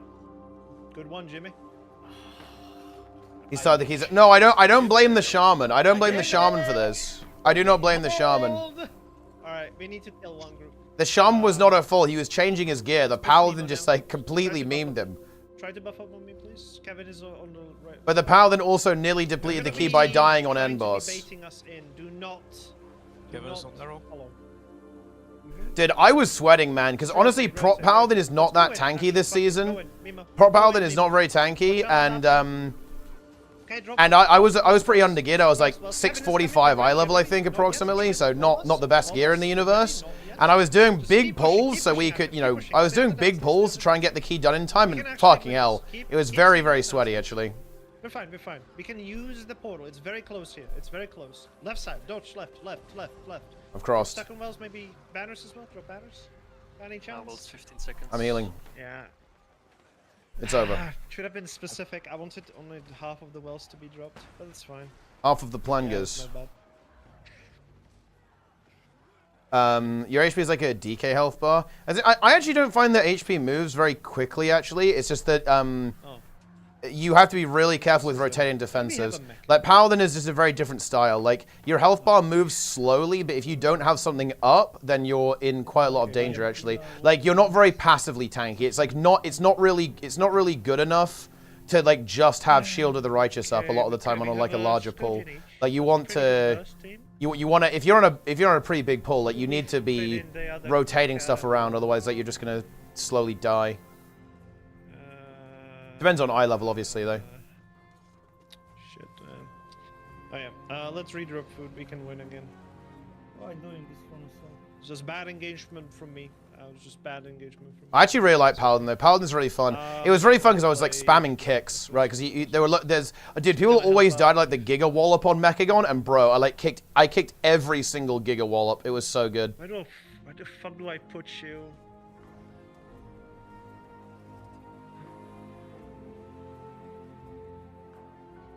I'm sorry, Zeb. 76 weeks in one key? Yeah, that was in 1 week. Yeah, 1 week. I think this was my first week of playing Mythic Plus ever, Toast, for context. So this was when I was introduced to the system. DPS food is on the ground. Please take everything. Take everything. Take the banner. They might be waiting. On the bridge. See some kata-ish? Oh, is that more? That's more. Support spell becomes a thing in World vs. World. It kind of is like a niche thing in World vs. World. I'm not sure in the current meta, but it has been. Like basically for babysitting the commander. Can you please build this? Thank you. Only the Giga Cow? Yeah, they're gonna block it. If they're watching, they're gonna block it. They're gonna pull, watch the fuck out. Okay, pull team. Oh my fucking god. I mean, be at the edges. That was obvious. Yeah. Respawn, walk quickly. Ah, awesomeness in the chat. Yeah, keep firing. We're hitting. We are hitting the Gaddis. Lowest charge should hit it.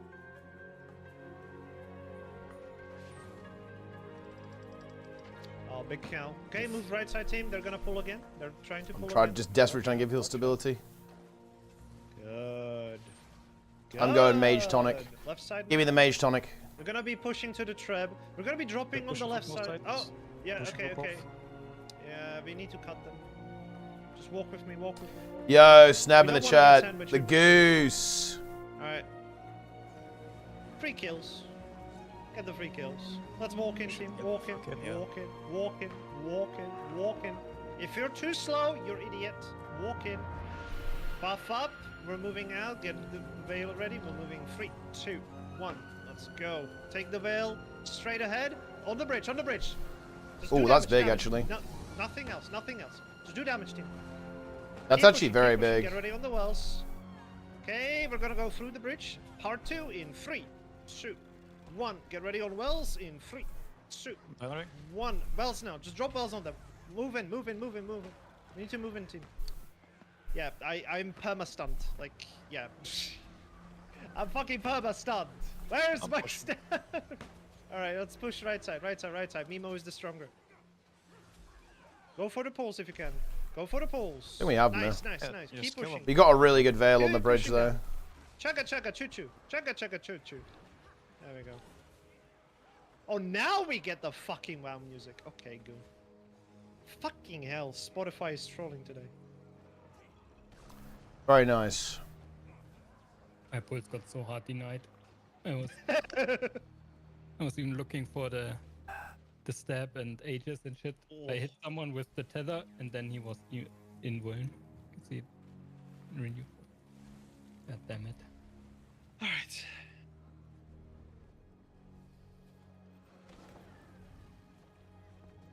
New bird head item. You mean the wings? Yeah. Raven blessed visage. I mean, just play Spearman. Okay. It's actually... Yeah, just play Spear. If you're playing DPS, play Spear or... yes. Yeah, Spear has CC, fucking Giga Burst, full way away. It's actually disgusting. Good skill lag as well. Dude, Snab, when are you releasing your Your content nuke. All right, team. Let's. When is fully that happening? resupply, and we go deep into the fire keep. That is probably when we might end today as well. That might be a big battle there.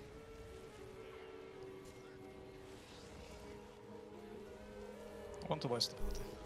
Planning was top DPS, by the way. I'm playing support. And? Nice lie. I mean, support takes credit for the DPS's output, right? It would not have happened if not for support. You should have. Bro, wait, wait, Sneb! Holy shit, Sneb! Upload the debate. Upload the debate. That's what we need right now. Upload the embed debate. It's fine. Reaper is allowed. It's if time. You sacrifice half of your health and your firstborn child. There's also a Reaper here. That's what we need. Yo, by the way, which ass did you pull that Condi Reaper out of? Because I've asked around and nobody knows anything about it. GVG stuff. But yeah. From what I got told, the NA tournament was Condi Scourge and Power Reaper. Is it the massive shield spam? Because that could be giga annoying. Kevin is here, team. Wakey, wakey, wakey, wakey, wakey, wakey, wakey, wakey, wakey, wakey. Push right side. Meebo doesn't expect us. Go, go, go. Low cooldown. Hey, we're fucking in. Go for pulse if you can. Go for pulse if you can. Okay, just jump through. Come on, Kevin, push. Okay, they're moving. Get ready. Oh, it's open. That's very convenient. Nice. All right, 180, team. 180. Kevin is behind us. Drops. Let's fucking go. Okay, go right. Wait, side. molding? Okay, I mean, I don't. Wells in Well, actually, no. I was talking about Valen there, Dargrok, but. They're trying to. Yeah, no, I don't. They lost because we already. I don't like. I don't like embedding. It's fine. Just keep up. And neither does Twitch, by the way, Dargrok. Yeah, they're gonna get that. Seeing as the embeds were taken down for violating terms of Good stun, service. actually. Ooh, I mobbed him. Get fucked. I'm going in. Oh. Alright.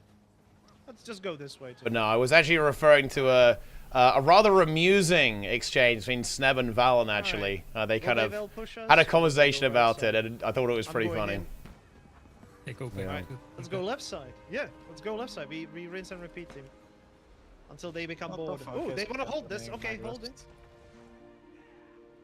Okay, just get ready on wells. Get ready on wells. If they push in, they're gonna stay here. Stay here, too. Incredible.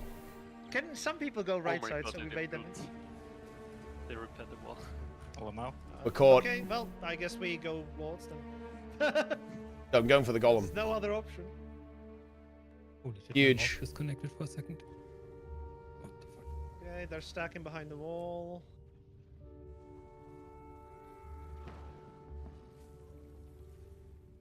Can we just go Lord? Yeah. What if we just go Lord? Oh, they have portal. Sneb is a Giga Chad, dude. Yeah, they have the lava portals.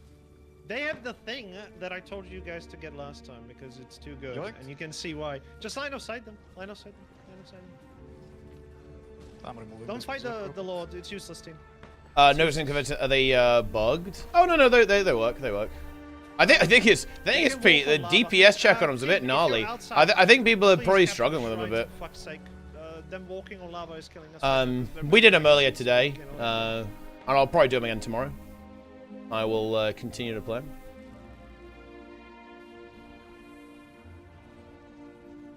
Is it possible we could? Yeah, we're never gonna bait them here, but yeah, we can try. Yes, time for the portal bomb. What do you think about the experiments to bring extinct animals back? I think that's interesting from a scientific perspective, for Mimo sure. on the right, Kevin on the left. Eeny, meeny, miny, mo. But I guess the question is like, can an extinct animal, you know, you have to make sure that like, they're able to do well in the environment, right? Right side, moving in 3, 2, 1. Just move. Mimo. CC them. Don't let them through. Okay, we got some. Just kill. Get stacks. Stack on me, please. Stack on me. Otherwise, you're dead, team. Otherwise, you're dead. Stack on me. Moving through. Bronzefell Thumpers. Yeah, doing the pre-event fast is really important. It's really important to do that for sure. If you take more than like 8 minutes on the pre-events, then press F, the DPS share gets pretty tight for sure. Okay, let's walk with me. It is doable though. You know, like we did basically all of them today with about 2 minutes under time for gold, so we did them in approximately 18 minutes.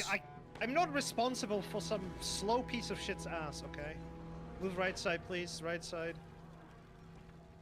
Okay, don't push. Yeah, I think the pre-events are kind of annoying too. A little bit. They're a bit of more of a drag than the Soto ones, and that's contributing to the perhaps lesser popularity. Back in 2 and 1. Just move back. Move back. Move back. Okay, they were scouting. Okay, yeah. Oh. Some random scourge went through. Yeah, they keep testing it. Like one and 2 people keep going through. I can't. I kind of want to take Dragon's Maw. Yep. Yeah, you want to take Dragon's Maw. I mean, do we have the things, please? We have one. I think Sneb needs to release content. Sneb and Darren's need to release content. I'm also going to release content. That's good, actually. Okay, good to know. Okay, let's fuck Kevin up. We should just push Kevin, yeah. Yeah, push Kevin. Go. Kevin? It's Coven. They don't have lava walk, team. They don't have lava walk. I'm going in. The line up there. They don't have lava walk. They think they do, but they don't. Yeah, they keep pressing fucking spacebar to jump. That's cringe. Just keep killing, keep killing. Fucking place is flaming. That's crazy. Okay, Mimo is waking up. They're coming. Full review like Soto. I might do, yeah. If I have some time. Let's hit the Lord a little bit. Tea time, yeah. I definitely want to do tea time, yo. Tea time is gonna activate. I mean, we can do them when you're here, Sneb. That honestly might be a good time to do it, right?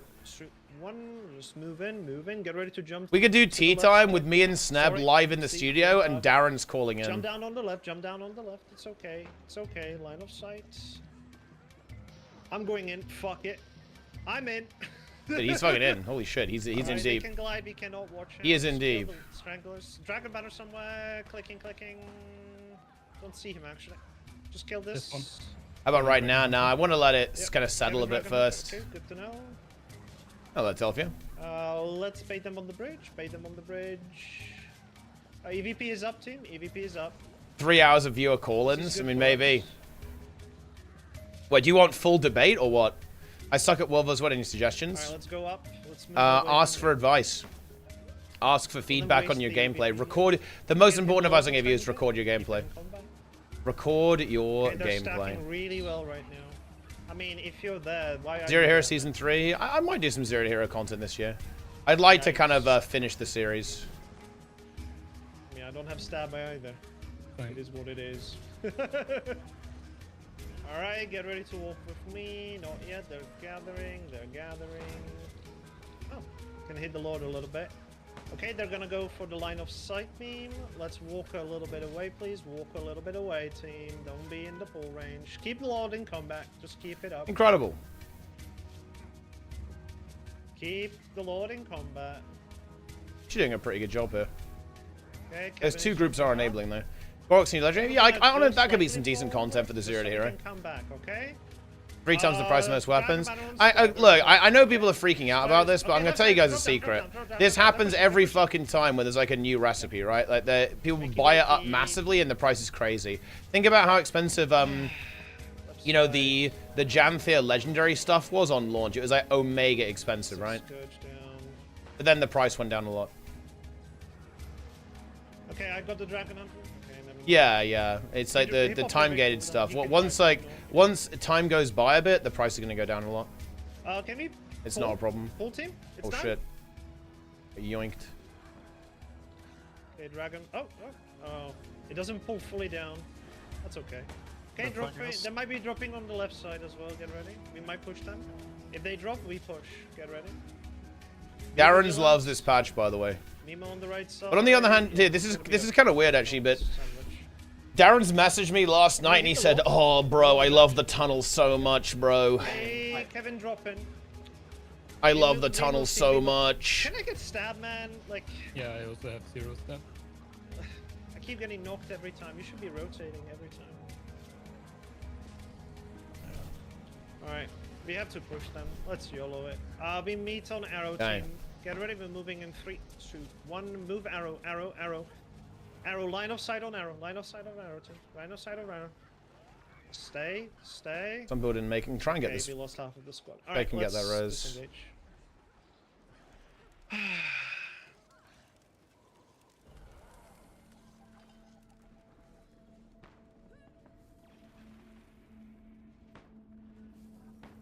Paid bot chatter.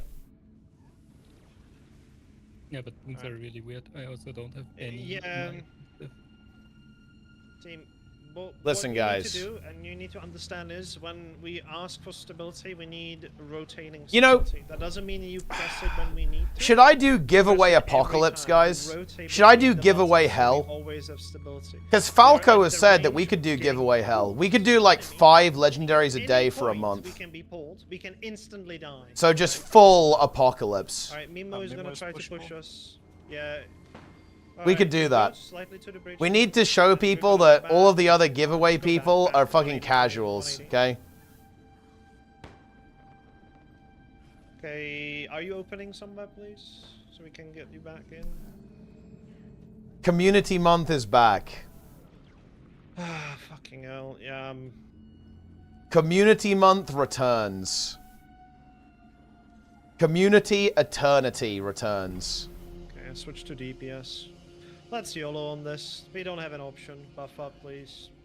Moving right side, Veil on the right, please. Moving 3. Lennox is mentally Make sure we have broken. stab here. Go wide right, wide right, wide right. Wide right, wide right. Use line of sight. Line of sight, line of sight. Get ready on bomb in 2, 1. Bomb now, bomb now. Damage here, team. It's okay, just stay, stay, stay. They can't hit us with ranged, okay? Just beautiful, beautiful. Keep it, keep it. Okay, not yet, team. They still have a massive advantage. Nice. Huge. Okay, press F on our friends. Make sure everyone's up. Rotate stability. We are in the enemy's place, right? Rotate the stab. Okay, get ready for second bursts. Okay. Well, it's 10 yeah. seconds. Okay, I don't think we can survive that long. Move slightly down, team. Slightly down, slightly down. We're losing because they can glide. Yeah, I mean, we already lost 5. Like, It's over. alright, just drop down fully. Drop down fully. We've been We meet on cleansed. arrow again. Meet on arrow again. That fucking dragon, man. Alright. Giveaway every time another We channel open is a these giveaway? somewhere. Dude, that's actually fucking content. Do one giveaway. Every time a giveaway happens in the Guild Wars 2 Twitch section, I also Alright, activate a directly on giveaway. us, on the right side, team. It's like a We have raid. maybe? This is Go, PvP, actually. just So, go, basically, we're fighting large groups of other players. We got them surprised. So that's what this is. Very good, very good. Stay, stay, stay. This is okay. This is okay. Moving forward in 2, 1. With me, team. With me. It's actually one of the best Don't parts go to the about the choke. game. We're gonna fight in the open field. Looks a little crazy, a little goofy if you haven't seen it before, but trust me, it's Yes, actually like good. Half of the people went back. Yeah.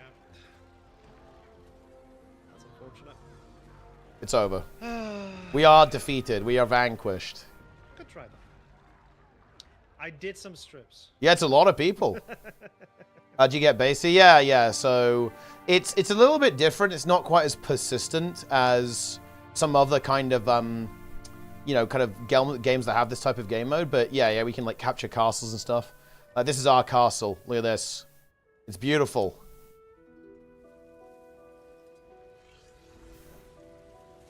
Yeah, you can you can defend it. You can build siege and stuff. Build catapults. We got some catapults here. Battering rams. What was the best part of the game? Why do you think not enough people play it? Because at the end of the day, most people play MMOs for PvE. That's a big part of it. Also, the game mode has just. Maybe inform me when it's 10 seconds off like last time. It actually helps me a lot. I would say that just it wasn't developed as much as it should have been historically by ArenaNet, right? So it kind of has. It has a lot of baggage with it. But yeah, basically, ANET ignored World vs. World for a long time, which is a real shame. World vs. World is very good. Same with PvP. Yeah, exactly. Imagine the universe where they went all in on world versus world since day one. Oh my god. Just imagine that. Just think of it. Just think of it, guys.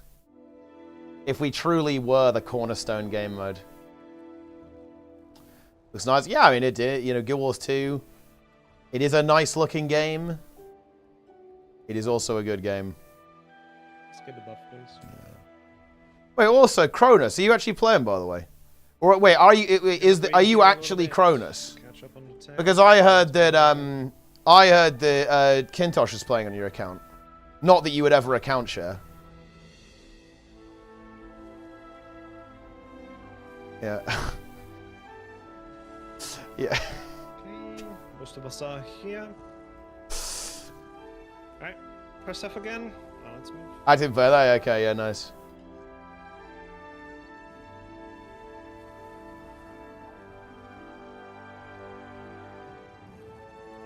You love to see it. They just took the camp. Yeah, they're gliding. Yeah. Fuck it. Is it about? Oh yeah, we're still here. Yeah, yeah. I used to play Wolves with Cronus back in HOT. Oh, I got some. And then he played in Amplified Wrath with Pirate Captain Joey, the Hammer Revenant Enjoyer. That's okay, actually. Yeah, yeah, that was really good. That was old school. That was old school Arcane and Matter Salt World versus World. Dragon Matter, yep. Mark with square. Dragon Matter, Mark with square. Almost dead, actually. Good job. Well, look, you know, we had to overcome Kill. Okay, Kill had to be overcome. We had our revenge. Nico auto-attacked him to death with Scepter a couple of times. Stacked to the right side, just in case. The Justicar? Yeah, Arcane was the Justicar. The true Justicar. I honestly wonder what he's up to these days. Yeah, Matter was in Tempest Wolves. Tempest Wolves are woo. What the fuck? Yeah, yeah. Interesting. Team, open eyes, okay? If the square is within auto attack range, hit it, okay? No, you need to keep it pressured. Wakey, wakey, wakey. It's super important. Yeah. The power of See friendship. a square within attackable range, nuke it down. Anyway, it's too focused on Seattle stuff. Wait, what is Seattle stuff? There you go, good. Wall about to pop, they might push through. Yeah. Let's stack again on the arrow when it gets to 10%. Not yet, not yet. So let's stack on arrow team, stack on Listen, guys. Some of them push behind. Okay. Yeah, they're all behind, Let's move. I am a woke mind virus enjoyer. Look, let it be known, guys, I fully support the woke mind virus. Okay, look at square team, that's where they're stacked, okay? Very important, do not push in. They might pre-trap it. They might pre-trap it, yes. Good. Just so everyone's aware of that. I'm actually in favor. Let's move slightly up. Yeah, and yeah, the Green Death is the woke mind virus. That is also true. Actually, can I pull? Oh. I tried to. But Green Death is also sus as fuck. Like, Green Death posts like the most sus shit in my Discord every day. It's unbelievable. Like Alright. Go wide. They might well push. Crazy. Yeah, this sub is not looking great, not gonna lie. Let's open a different wall. Anything competitive equals bad. But the thing is that that's like absolutely untrue though. Right? That's giga untrue. Like, ArenaNet literally wanted to make the esports MMO, right? Like, let's not forget here. Like, ArenaNet designed Guild Wars 2 from the ground up to be a PvP endgame. And like, sure, I think that some of the competitive features were a little bit half-baked. I'm not going to pretend otherwise. And they obviously did make a decision to kind of move away from that, kind of you know, during HOT and definitely going into Path of Fire and so on. But it's not like you know, ANET were anti-competition. Like, entirely the opposite. Alright, if you keep getting knocked, by the way, you can stand on the right side. Seattle woke took over. I mean, I don't know about that. Like, if you want the actual answer, they just honestly they just saw the way the trend was going, right? People, you know, most people play PvE. It's just That's just the way it is. And yeah, there were obviously some management problems. Like their PvE was doing really well. It's not really a surprise they went in a PvE direction. And yeah, sure, some of that was obviously... There was some implementation issues, I think, with what they were trying to do. I think that's obviously the case. But I don't think... Well, let me put it like this. They didn't... Okay, let me squeeze this. Okay, wait, let's cut the bullshit. You're implying that they moved away... Wait. You're implying they moved away from competition for ideological reasons. That is absolute... That's categorically false. They moved away from competition because that's the way the game was going, and that's what their players wanted. The players wanted a lot of PvE content, a lot of open world content, a lot of story content. That was what was doing really well in the game, and as a result of that, that's what they continued to develop. They didn't make it. They didn't make it on ideological grounds. Here we go. There we go. This is actually one of the... More time indeed. I actually find this type of... You have to be really careful with this type of criticism. This comes up a lot in, you know, kind of like the anti-woke spaces. But look, I'll tell you the truth, guys, right? Like, companies aren't just gonna burn money, right? For ideological reasons. That... I hate... Look... I'm sorry, that's just not a thing. It just doesn't happen, right? Jim, we need to CC the law. Drop things on it. Thank you. Okay, we have some member of Kevin coming in. They don't have EVP, have that in mind. So we are nuking. Watch out on that massive circle. It's a fear. Make sure you do stability inside. The truth is, the truth is, guys, is that well, funnily enough. I do actually think that ArenaNet is a very principled company, which is actually one of the reasons why I like them. Yeah, you know, I think you can 100% criticize some companies for virtue signaling. I think I think those criticisms are particularly pertinent, actually, given the current U.S. administration and multiple companies kind of bending the knee on this. Yeah, where were those principles? Apparently not there, unfortunately. Like, we've seen it with a couple of companies kind of, you know, moving away from, like, inclusivity and stuff like that, which is, you know, like, fucking DEI, whatever you want to call it, bro. Yeah, it's like, yeah, it was indeed an act, but I actually don't think that's the case with ArenaNet. I don't think ArenaNet is doing it just because it makes the number go up. I think they're actually a company that has a really strong ethical framework, and that's actually one of the things I really approve about them. To be honest, I really approve. Yeah, I definitely find myself very much in alignment with ArenaNet's values as a company. Not just in terms of like their ethics when it comes to workers' rights, but also when it comes to like social issues as well. I'm up top where we are. Oh, on top of the keep. I don't know where the fuck we're going. We are on top of the keep. Yeah, they're dropping toward the shrine, I guess. Oh, yeah, big. They found our thief. Nice.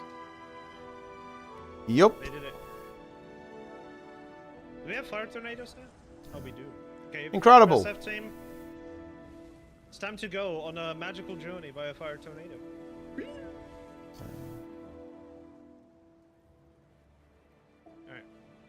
Alright. I'm going on the tornado. Are they still there? They're moving up past the center. I got banned from Reddit asking why two girls kissing each other equals pride. I'm actually going to challenge you on that. The tornado back, team. That I know the post you're talking about. That post was posted on June 1st, which is Pride Month. Okay, yes. And the title of the post was Happy Pride, everyone. I mean, I think is it not pretty obvious? No, I know, yeah, like, come on. I'm just saying I'm not into it. Yeah, but that's not your original claim. You said, how is that pride? It's like, well, how is that not pride? That's insanely fucking obvious, no? Like, do you need me to draw you a picture? Yeah, I sniffed those. Like, yeah, they're going towards the century. I'm following. I mean, it's not complicated. Yeah, your troll thread is gone, Lynn. You hate to see that. You hate to see it. Get some supply. Yeah. I'm just taking the sentry in front of the faces. Pop jump. Hi, man.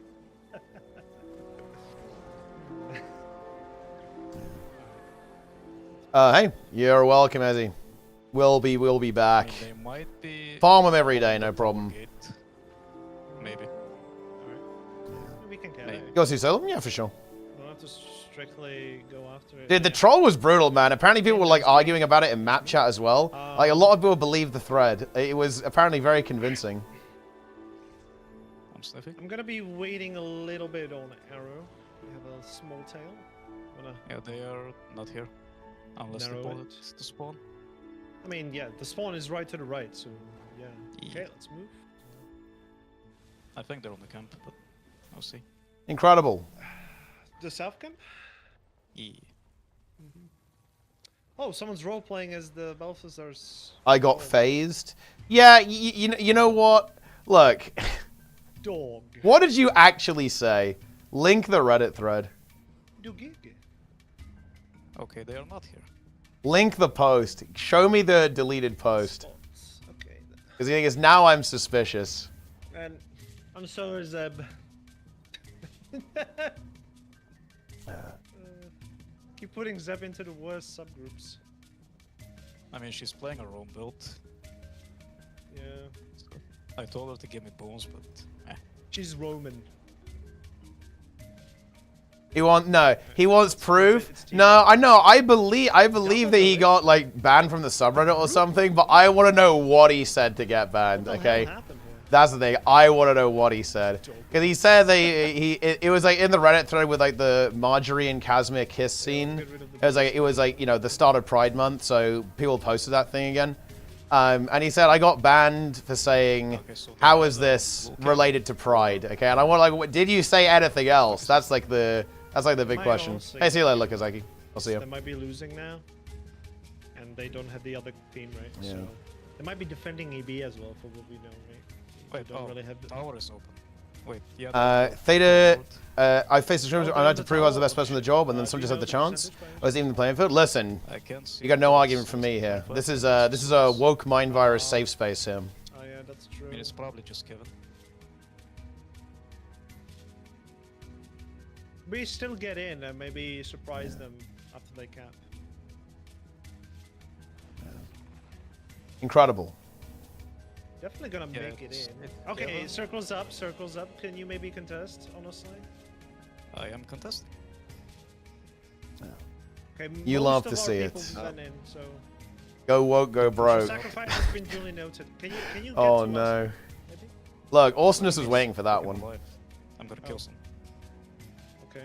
Pull them out. Alright. Yeah, they're on top We hill. have They might drop a on top hill. live debate, team. We have a live debate. Get ready. Pushing. I don't know how we can say go woke, go broke when we have like Baldur's Gate 3 existing. They dropped. They dropped. Apparently not. They're gonna go in. Wait, can I follow drop them? Oh, they have a mesmer portal team. Don't go. Don't go. Don't go. Don't go. Don't go. Do not go. Do not go. Oh, they're moving away. Okay, drop down. Fuck it. Yeah, we Yeah, killed them. they're moving away. Keep that coming. I mean, that would be a good idea, I would say. I would like to see some community management. I would definitely like community management here. Stab up, team. Stab up. Stab up. Okay, get ready on Wells. And Wells in 2 and 1. Just Wells on the bubble. Wells on the bubble. Yeah, we're done. Pull in.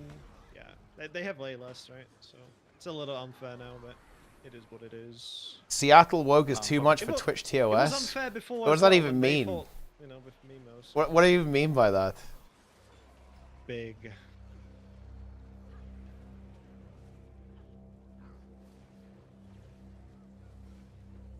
I don't like seeing Pride being used as some vapid advertising to increase the company's bottom line. Yeah, I agree. I'm not a big fan of virtue signaling, and you can and the reason why I don't like virtue signaling is because what happens when the pendulum goes the other way, and you can see that now. Because it turns out that many of these companies actually didn't have any principal attachment to it whatsoever, and they were just doing it for money. I think that's really bad for trust. I think that's like really, really bad thing because it exposes that these companies are completely willing to lie to you in order to manipulate you into engaging with their product. I think that's really bad. It erodes the trust between a company and the consumer, and that's why I don't like virtue signaling. I think you should express views if you actually hold those views and you have those positions, right? Gotta get my sense. And like not if you don't do that, you're just basically grifting. And it's very toxic. It's like really bad. It's like really bad for the environment. Yeah, I don't like it. Yeah.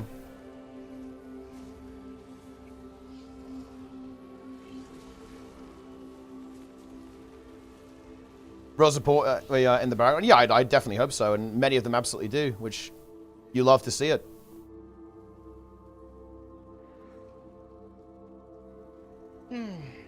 ArenaNet is definitely one of them. ArenaNet, not a virtue signaling company. How bad is Arcadia? Feels good, man.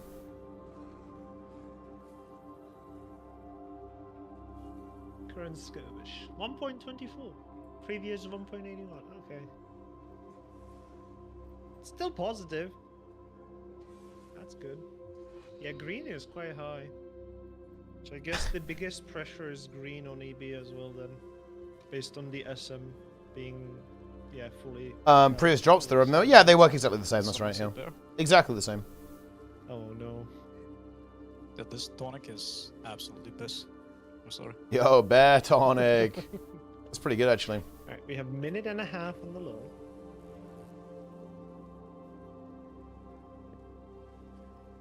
I wish I could stall weapon though. Hey, at least they fixed the dodge animation, didn't they? Bears. Yeah. Yep. Just running fast. Every month there's multiple things. Yeah. That is true, actually. There's only so many. You know, we're gonna have to share sometimes. Actually, I didn't even check guild missions. Oh no. This bear was actually working correctly. Capture 5 sentries. Oh god. Capture 3 camps. Okay, we can do that.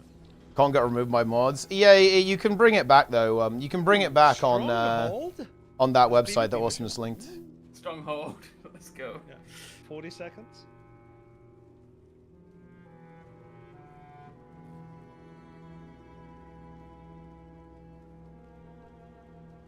Go woke, go broke. True. Oh yeah, dude. Tesla stock is good for only one thing, my friends. Short positions.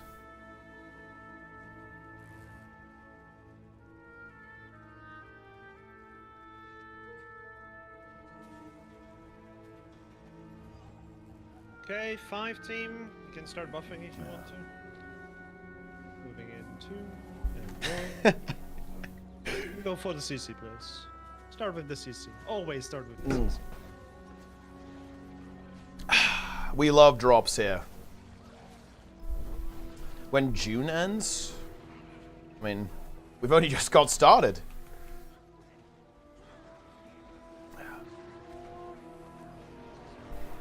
And you love to see it.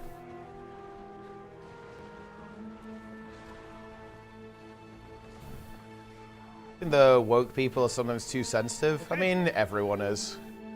Let's be real. Let's pick up the supply and let's see if we fit any B. We all get upset and angry sometimes. That's definitely true. Sometimes for more valid reasons than others. Okay. If you pick up supply, go EB. Let's see who gets a Q. How many make it through? But listen, okay? I've got a pretty good example of this. Okay, I've got a pretty interesting example for you. I think most of us can get to consider. When woke people get triggered, they might send you some mean tweets and call your parents or your employer. When the anti-woke people get triggered and mad, they tried to overthrow the U.S. government. So, you know, all I'm saying is there's a scale. Okay, I'm saying there's a sliding scale of responses, right? You know what I mean? Okay. The other one boons as well. So, like, yeah, mean tweets, guys. Oh, we did it. Honestly, yeah, sure. Yes, I'm not, you know, we should all be lovely to each other online. We helped. Hey, I'm a fan of that. I'm on the wrong I don't see guild missions. But you know what? I do think trying to overthrow the government is You should still get worse. a reward, though. That's how it works. If you're just participating in the thing and you're part of the guild, it should still give you a reward. Yeah. Oh, no. Incredible. Commander? Question mark? Oh. Bonfire Cataclysm. Mountain Rose Coven. Blow up Teslas? Yeah, I mean, I'm not in favor of that. You shouldn't do that. Catalyst. But I'll tell you what, they didn't try to overthrow the government, though. Yeah. There is that. Alright, let's go SN2. I mean, Alright. Yeah, not yet, Here, anyway. this isn't gonna be a pleasant experience. It's open. Right? Oh yeah, it's open. Yeah, I almost dropped. Yeah, thank you, thank you. I almost did drop it. I'm gonna. Okay, we have cross swords south of SM.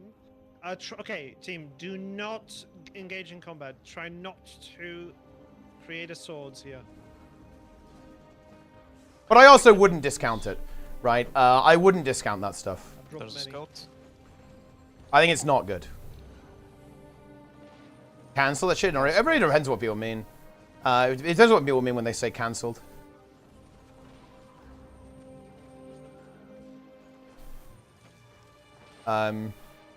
It's a complicated one. Also, there's the other thing is that if you have enough money, you can't be cancelled. You're immune to it entirely.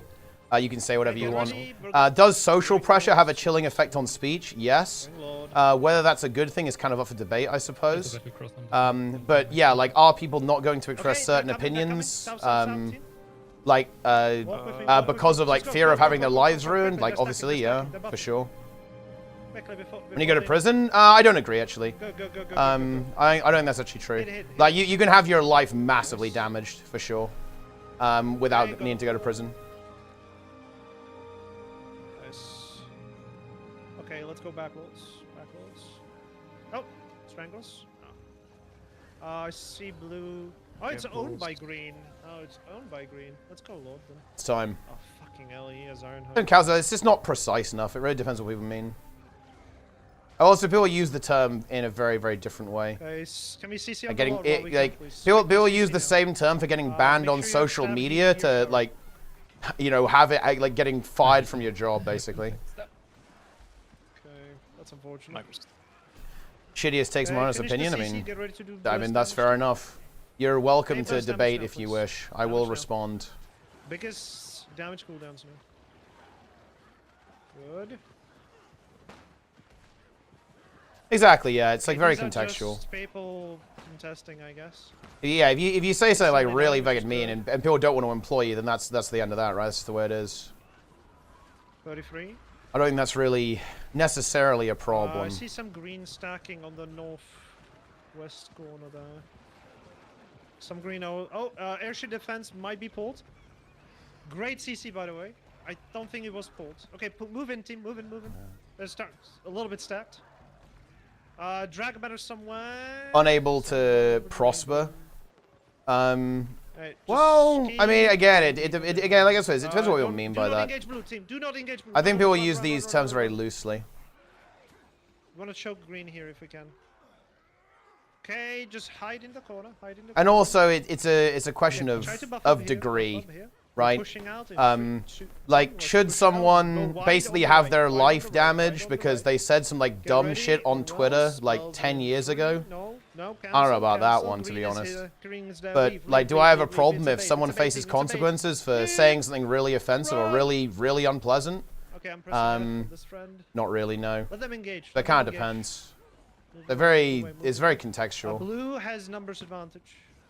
We're gonna hit blue then. Press F on our friends still. Okay, moving left side, team. Little red dots. It's called simple word versus word nameplates. Let them kill the Lord. Let them kill the Lord. They have to. Stop now. We're just gonna stop here, okay? Just stop here. I am being kill shotted. Nice.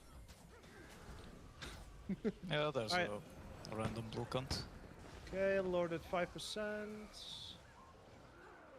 We're keeping in combat. It's fine. Incredible. Just hit the load a little bit, keep it in combat. It's okay. Can we do range damage on the You blue never now? delete tweet calls these cows. That is pretty fucking funny, actually. Buff up as well. Okay, pull team. Pull. Go for the pulls. Watch out. I delete tweets if I make a spelling mistake. Not yet. Get ready on Wells. Which does right happen. Right side, and Wells in 2, 1. Wells now. On the right. Drop it here. Cut them in half. Good. Stay on down states. Pushing towards arrow in 2, 1. Move arrow. Move slightly left of it, actually. Left of it. New arrow team. Line of sight. Use the left side now. Okay, damage here, if you can, Incredible. Big damage here, good. Many down states. Drop banners if you have it. Fuck it. Go for it. Beautiful. Finish them, we're getting raped. That's, I mean, yeah, from both sides, Holy. Sorry. Okay. Yeah, Fuck it, what the fuck was that? Yeah, right side, let's push right side. Fucking green are annoying me. Sorry. Does anyone see the dragon, brother? I wanted to say gangbang, but I said that word. I'm so sorry. Moving on. Yeah. Dude, what the fuck happened there? Flooding's fucking activated there, Jesus. Keep loading combat, it's 1%. My man's getting cancelled for that one. Okay, let's trigger the circle. Trigger the circle, team. Kill Lord. 1%, just kill it. Blue is stacked, team. Do not be inside the circle. Do not be. Let blue handle it. Just kill all of the stranglers. Let blue, if blue wants it, they need to push in now. Otherwise, green's gonna res the Lord. Yep, they're contesting the res. Nice. Let's move right side. How are we looking on? Okay, 15 minutes on everything. Okay. Incredible. Dragon banner mark with square team. Square dragon banner. Okay. A big fight. Just like before. Moving left side now. Let's move circle. Get ready to dodge right. Not yet. Dodging right in 2 and 1. Just dodge right. Let's move. Okay, hug right. Get ready on Wells. 2, 1. Wells now. On this edge. Drop it here. Big bomb. Beautiful. Move slightly forward. In 2, 1. Get ready on my bubble. Bubble in 2, 1. My bubble now. Go. Dude, we just destroyed everything. Push it. Go deep. Nice. It's absolutely massive, guys. The Lord is back. It's over. Our goal was blue here, honestly. Because they were fucking scary. Alright, green now. It's time. Like they have attack. Yeah, they're clouding. That's good, actually. I'm just pushing. Fuck it. Yeah, just push. We can be on Lord, actually. They have a lot, but yeah. Knowing where you're going or what you're doing? Honestly, where you're going, actually. World vs. World is a very interesting game mode, I think. The most important thing is that you play as a group. I think, in World vs. World, 15, like, okay players that are working together really well as a team will beat 15 players who aren't playing very well as a team. First and foremost, it's a coordination game mode. Like, staying together, using abilities with each other at the right time, all of that kind of stuff. Like, that is what, that's what's going to make you win in this game mode. You obviously, you do need to be good at pressing buttons as well, of course, but I would say, in terms of importance, like, following tag, playing together, like, playing as one is like the really defining skill factor of the game mode, I think, is cooperation and coordination with your team. Yeah. Use the other tag, please. The greens can't actually do anything. Blue is the problem. Oh, I still had heal. I have been trolling. Ape together strong. Very much so.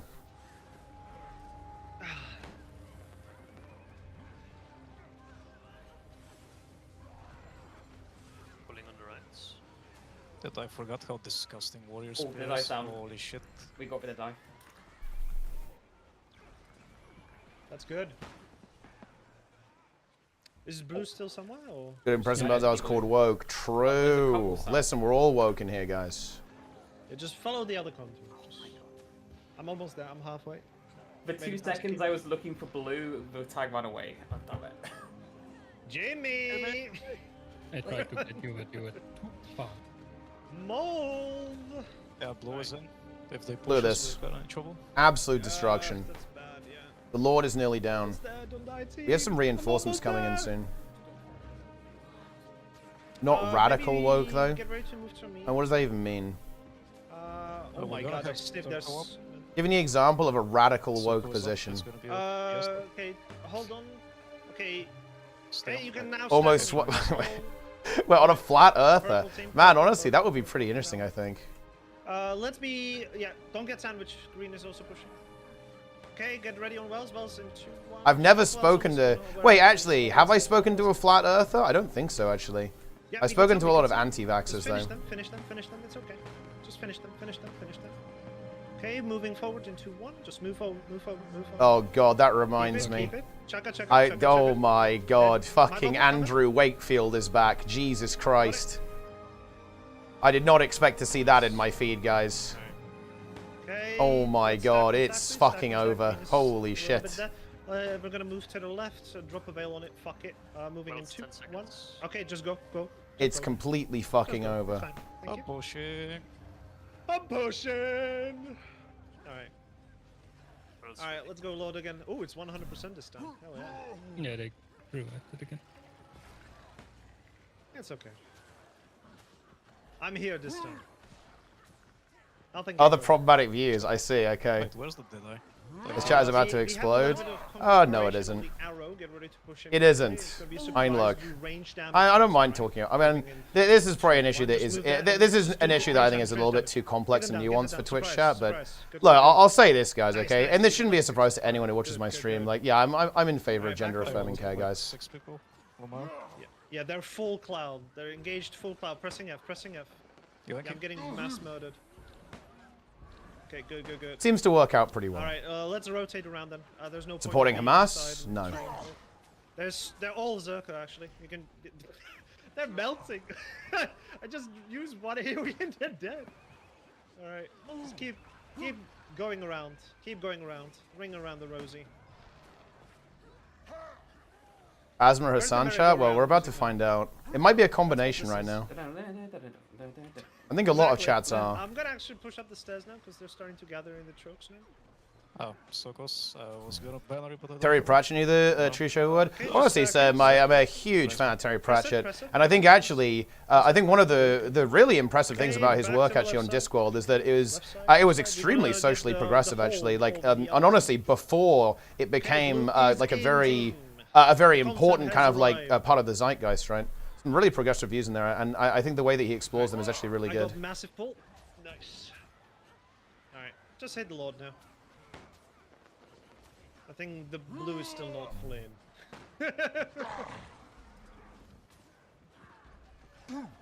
Huge. On the right. How do they all dodge my press F, perfectly every time? Res our friends team. Playing Firebrand, Comp for the Guild. It's kind of a little bit of both. I actually do like Firebrand in general. I like Firebrand, and also it's for the Guild. Up the stairs as well.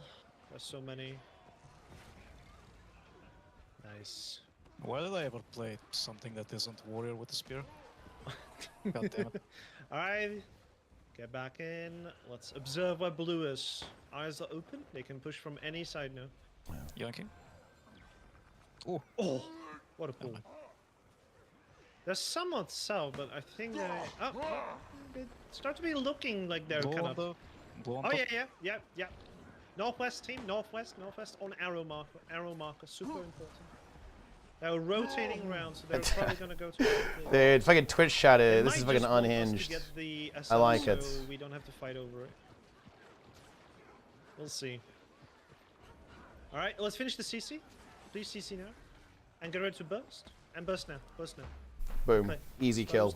I'm getting those tags, guys. Look at that. I want the loot. They're gonna let us have it. That's okay. Yeah, dude, this is actually one of my top features for Guild Wars 2, man. Where's my quality of life, bro? Where's my fucking quality of life? I want music to play properly in EB. I'm not even joking, dude. They need to fix this. Like, the lack of music in EB is so weird. I don't know. It just doesn't play sometimes. What's up with that? Nice, we got that Sam. Let's get rid of the green now. Blue is stacking. Entire political movement is... Dude, listen, okay? Look, let me put it like this. Like, this is one thing where... I guess I maybe definitely differ here. Listen, I wish the political left was more unified. Goodness me. I think it's our greatness fucking weakness. Holy shit. They're trying to run.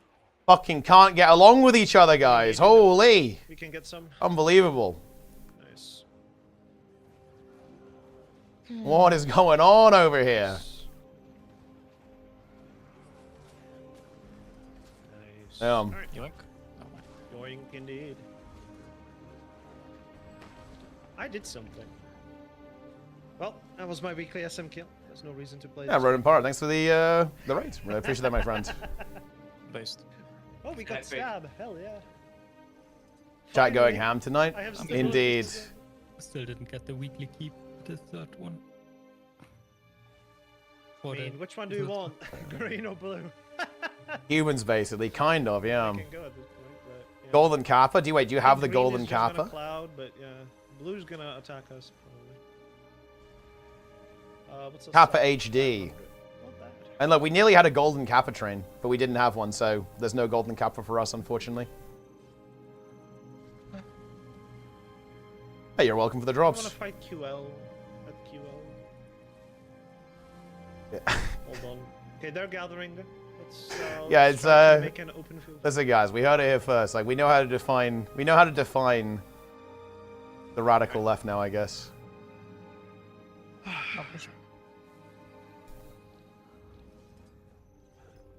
Lamau. Fucking trash. Shoe scrapper. Alright, yep. Bye, Dagoth.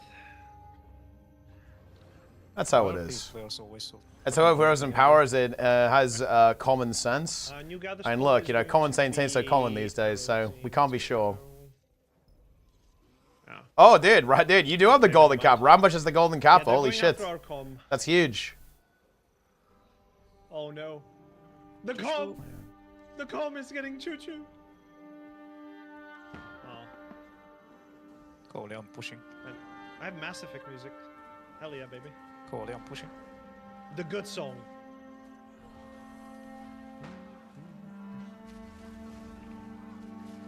I wish you had the Golden Kappa. I don't know, wait, does every... I think you have to wait for a Golden Kappa train, and then you have to donate. I'm pretty sure that's how you get it. I think one person, like, randomly also... Like, a couple of people have it every day randomly, too. So you have to, like, check every day if you have the gold... And look, think about this, Edgy Meme Bear. You might have had the Golden Kappa, but maybe you just didn't type Kappa in chat one day. And you might have had it. It doesn't tell you, I think. You just have a Golden Kappa. So I think you have to type Kappa every day in the chat. If you don't, then you might have had it and not even known, right? Why is there a random sentry on the hill? Yeah. Oh. Sentry tower there is. You give her a random Hydra. Well, if I recall correctly, is it the same one? I thought the gold. I'm not sure if or maybe I could be wrong actually. I'm not fully up to date on like fucking Golden Kappa or some shit. One burst a day. Yeah, you might be right. I don't remember exactly how it works, but it might be a different one. Maybe it's a different Kappa. Grateful, buddy. You can get it on must-fight trains. Oh, really? So it's the same emote. It's not a special one. Not a different one. Coming in. I have him up. Woke Myra's affected by grey face. Nice. Good. Oh no! Don't post that. People will get scared. You'll scare Maze if you put too many of them. Oh, we can use the bubble from the Katas when they push in. Oh, you get two? Oh, you get two different Kappas. Massive projectile destruction. They're building Kata ballistas. I'm gonna push it. Open. Yeah, I'm just gonna push it. I mean, half of our squad is in the tower. Okay, that's not... You know, one day, guys, the political arc is going to begin. So we can make it easier. I'm sick of just voting, guys. Right, Add-on point on the head. Oh, yeah, this is just... It's not an add-on, actually. It's just the setting in the game. Simple nameplates. With the Kata again. They destroyed the Yeah, the podcast. It has to happen, guys. No. Look, let me tell you guys. The engaging the Lord. like, if you're in the UK... Well, I'm not going to dox myself. Well, I guess I'm actually going to semi-dox myself a little bit. You'll see my local area in June because I'm going to stream me and Seb going for a run. But if you're in the UK, you might see me out and about being politically engaged next election, guys. Because trust me, next election, very fucking important, okay? And here in the UK, I will be out there. We're going to make it happen, boys. Let's go. Probably not going to stream it. I think that'll be a bit weird, but I'll be there. I will definitely be doing my part. I will be getting involved. Okay, get ready for Very the important He's election. gonna come in soon. Just finish these. Finish Yeah. these. Finish these. Hold some of Maybe your- he'll see me somewhere, wandering around. Maybe, I don't know, waving a flag or something. I don't know. Maybe not yet. Okay then. Never mind. Still no BBB. Okay. Are you a runner? Well, funny enough, actually, well, no. I'm working on it though. No, I've just started running for basically the first time in my life. I was a swimmer, is what I've done the most of. But yeah, I'm just trying to learn how to do it now over the kind of like last couple of months. Okay, some blues are through. To the left of the Zerg. Okay, EVP is up, team. Wakey, wakey, wakey, wakey. Put up the Rumble streams. Range to Lord. Dude, YouTube is where it's at. Like, I don't think people realize how much of a fucking free-for-all YouTube is. People have no, Twitch I could understand because Twitch is actually pretty strict. With you know, with their TOS enforcement. YouTube, dude, they don't give a fuck. Okay, like you could say whatever you want on YouTube, man. Like you could just do it. Okay, get ready to push down. We're pushing down in 3, 2, 1. Get ready on wells in 2, 1. Wells now. Drop it here. Drop it at the edge. Okay. If I'm living in Canada, would you vote for Justin Trudeau? I'm not familiar with the Canadian politics, so I can't tell you. But I know obviously, like, I think it's pretty obvious which my political leanings are, guys. I tend to vote for liberal politicians. Well, yeah, because those align with my values, guys. Crit someone for 15k. Nice. I'm gonna remove that. Use the space you should. Alright. Back in team, they may fail push. Probably not the biggest surprise. It's 6%. Stand inside the circle. Let them push us. Okay, they're pushing. Get ready. Just line of sight again. Just. Alright. I don't know if he's sarcastic or serious. Go, go, go. Wait, no, okay, I'll underline it. Yeah, no, I'm a dirty liberal, guys. That's me. Hold on, I can jump forward. Yes. Oh my god, I have every Condi in the game. Ooh, what a fool. Okay, sorry. We can see us have a socialist. I'm getting excited while playing DPS. To be honest, I don't think so. No. Absolutely fun. Yep. Alright, let's flip this, I guess. But I mean, I don't know. I'd have to actually really think about that. I haven't really done enough research to say to like properly define. Like, what would I define my political ideology as? I don't think I really have. I haven't read enough I don't thought about enough to really think. I don't really think about the labels in that way. Like, would I have a lot in common with like policy positions? With people who with like leftist policy, I would imagine so, yeah. But I don't know. I don't really think about labels that often, to be honest. Let's go for it, I guess. Like for example, Nike. Like Nike is politically leftist. I think it will be fair to say, and I'd say that me and Nike like align on a lot of policy positions. I'm sure we disagree on other things as well, of course. I'm very deep. But yeah, I don't know. I'm going deep. I am very deep. Yeah, green here on the left. Green on the left, bubbling them. Boom, bubble. I'm getting yoinked all over the place. Nice. Alright, let's just hold now. Hold a little bit. Let's stabilize. Okay, let's move down. Trying to get a Nike sponsor. No, I'm not talking about the shoes, guys. From Sentry. Actually, just go at the Sentry. There's a supply drain there, team. There's a supply drain. Just walk out already. Collectivist individuals, nationalists versus globalists is so much of a better term. I'm not entirely sure if that's the case though, because I think you can hold, you know, like I'd have to think of an example, but I'm pretty sure you can think of some things that are very good to be handled by the state, and I think that private enterprise is good for other things as well. Like for example, I'm of the personal opinion that nationalized healthcare is very good. I'm a very big NHS fan. It's not perfect, of course, and you know things aren't always easy to make it work, of course, and we're working on that. But I think that everyone basically, as a buy-in part of society, I think it's like a really good thing that everyone gets access to healthcare, for example. right? But that doesn't necessarily mean that I think everything should be handled by the state, or indeed that everything is better when it's handled by the state, right? If that makes any sense, right? What do you need?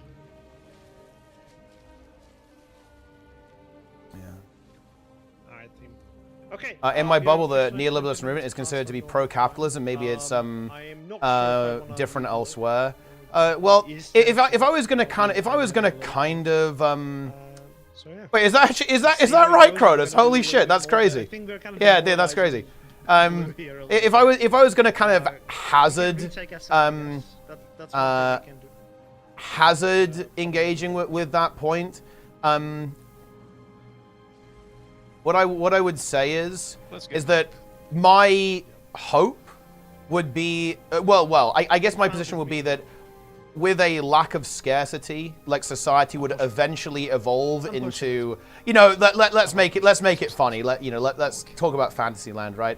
Well, maybe that's not the best way of putting it, but like we would eventually, hopefully, evolve into some kind of post-scarcity society where, like, yeah, sure.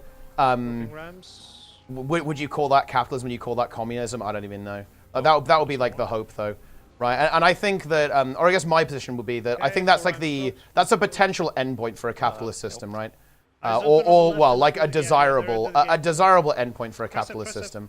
Or in other words, I believe that it's possible to achieve that with sufficient reform that we could get to that position, like using the current system without needing to like necessarily like destroy it or something. Hit the gate, please, with the ramps. I want to see the vulnerability signs go up big. Of course, like that's the optimistic view. The pessimistic view is that we all end up in a dystopian hellhole. But I don't know. Man can dream. Okay, go left.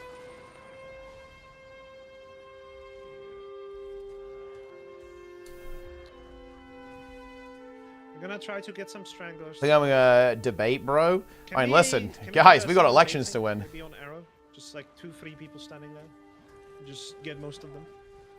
And let's move in now. We'll end up so, but yeah, I agree. I think there definitely needs to be. There are some pretty major problems. Okay, that definitely need to be addressed.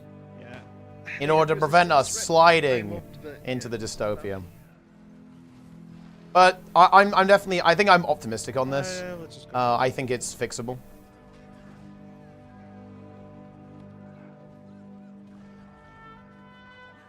Okay, blue just switched QL. They might be around soon. Let's build again. Debate Destiny? Bro, I don't think the Guild Wars 2 community is ready for that. Unless we're talking about debating the popular video game. Any remaining supply to the ramp, please. Very good. Man, all 3. We slaves to whatever we do no matter NOS work. I mean, yeah, that's the doomsday scenario, right? That's like it could happen. But I tend to lean on the more optimistic side. I think that we have our struggles right now, but I'd say we've made progress in other areas, and I think it's possible to make progress in. I think it's possible. I think it's possible to get people engaged with the issues and elicit positive change. Wait, what's going on? Okay, square is mega lagging. Ignore square, please. All right, stack on me, please. There's a little bit of a pressure moving forward now. Okay, wells in 3, 2, 1. Just drop wells if you can. Catch them, catch them. And yeah, look, dude, I will actually. Okay, I'll be 100% real on this. Yeah, I think that dude, I would love to challenge Asmongold on some of his views. Yeah, I would absolutely love to do that. Of course, yeah, because this is where young people are, guys. Look. Let's get real for a moment, guys. The reason I'm even talking about this is because it's important and I care about it. We've been talking about a variety of things there. Started off with a conversation about about Pride Month, of course. Yeah, this is where young people are. This is where you guys are, right? And Asmongold, yeah, Asmongold is a place where people talk about politics. It's important. People like Asmongold, people like, you know, like Hassan is like the example, of course, like on the left end of politics, compared to Asmon, who's like, you know, is definitely pretty conservative. Oh yeah, this is where people are at. Yeah. Asmon left. Oh, did I misspeak there? I'm not sure I misspoke. Yeah, Asmon's a pretty conservative guy, I think. Any eyes on blue? Where's blue? Hold on. They're still there. Yeah, I think that online conversation about politics are really important, guys. And I definitely think it's definitely important to actually discuss this. Yeah, and obviously I disagree with a lot of what Asmon says about a lot of political issues. Yeah, I would love to challenge him on that. I personally don't think that people are unreasonable. I think that people in general are pretty reasonable, and I think we can have like proper discussions about these things. Some people will call me naive on that, and you know what? That's fine. I get it. I get it. Politically, guys, I lean very optimistic. Politically, like just if you guys haven't picked up on that just yet, I lean very optimistic. Try to buff here if you can. Just buff. We might just be scary. Okay, go. Back roll. Good.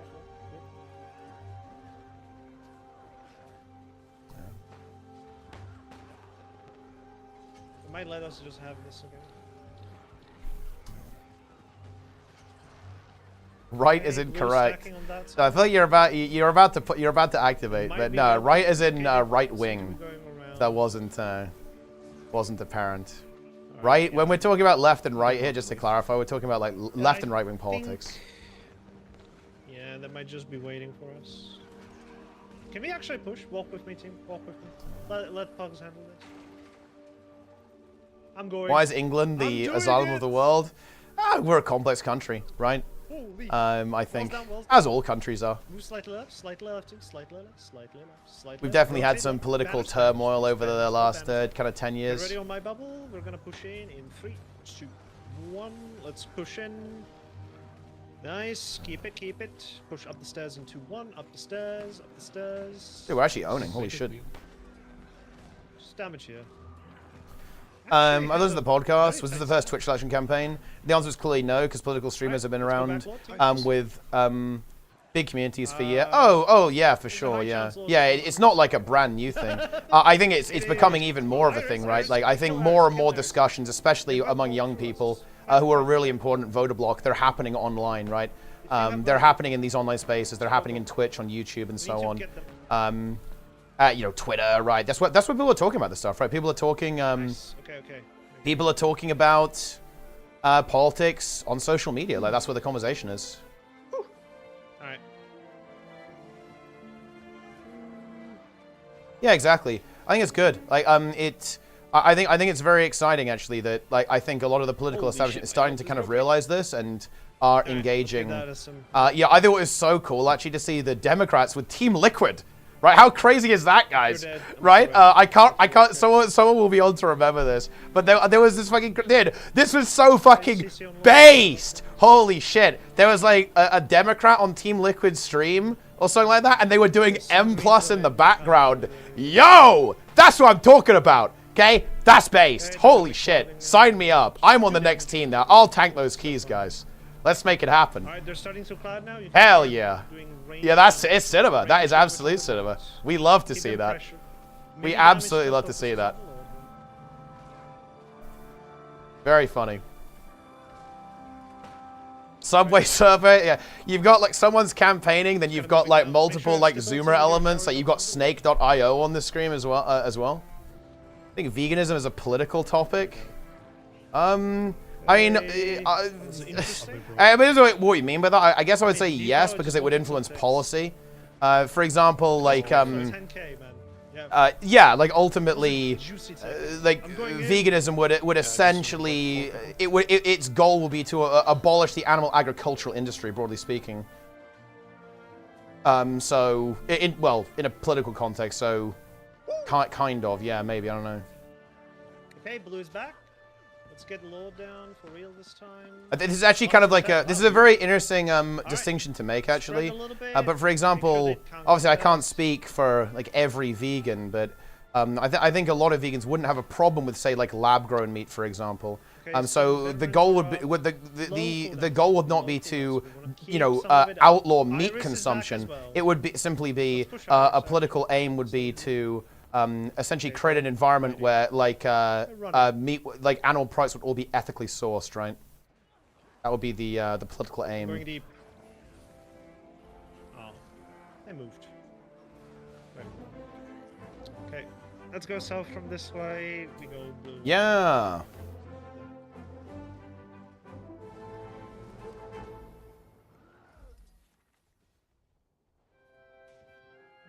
Okay, blue drop down. Just drop down as well. They're right at the gate team. Hug left, hug left, hug left. They might not know we are coming. Okay, buff up if you can. Buff up if you can. Moving in 3, 2, 1. Let's go.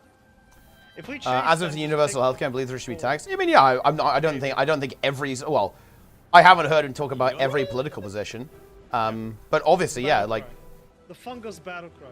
He's not necessarily, you know, more conservative on every issue, of course. Go. Wells now. Banners as well. But I think a lot of his social commentary in particular is definitely leaning conservative for sure. Like when it comes to like financial policy, like yeah, maybe he is a little bit, you know, kind of more towards the left and so on. Okay, keep pulling. Nice. All right. Yeah. I think that much essentially covers everything. Agriculture as a whole, vegan farming kills more animals than animal farming does. I don't think so. Okay, because well, let's be real here. Okay, like we're basically saying, well, you know, you need to grow loads of plants, right? You need more plants than you need cows. Here's the thing, like, what are you feeding the cows? And if that was the case, that would also be a problem to solve, right? Like, let's actually step into that reality. Let's assume that's the case. Like, if it was the case that there was, you know, farming practice that, you know, was very damaging to animals in the production of vegan products, they wouldn't be for that, right? They would want to reform that in such a way that it didn't do that. You know what I mean? Wait.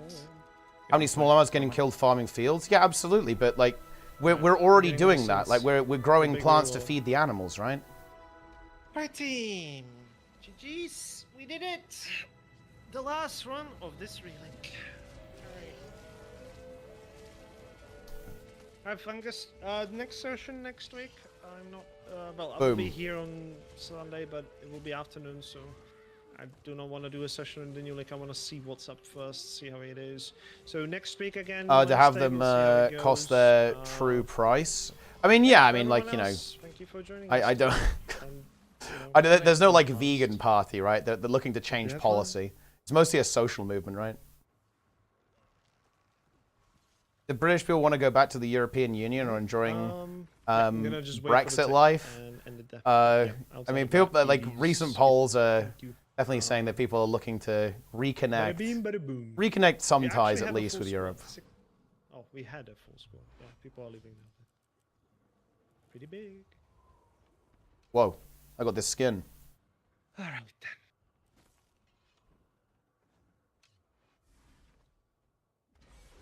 Bye. Yep. Bye. Bye. Incredible. Oh, thank you, Rakatoon. Have you seen Cloud Atlas and what they do for lab-grown meat? Well, I mean, I have seen Cloud Atlas. That is an excellent film. That once again, actually, you know, it does tackle a lot of like. It's definitely a film about injustice, right? Like it tackles a lot of like pretty complex ideas. Actually, it's an excellent film. It's really good. And yeah, well, I guess spoiler alert. Like, yeah, there's like cloned people who basically like slaves, and they're also eaten and then fed to themselves. But yeah, I mean, like that's not very vegan, guys. Not great. How's your run today? It was good. Okay, it was tough actually, but it was good.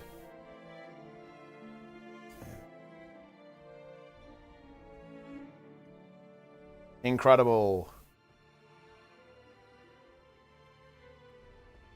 Vegan protein powder doesn't taste ass. I actually don't supplement protein, so I can't give you a recommendation, unfortunately. But yeah, I mean, I like Huel. There is that. Huel's pretty good. Well, that's not really the same thing.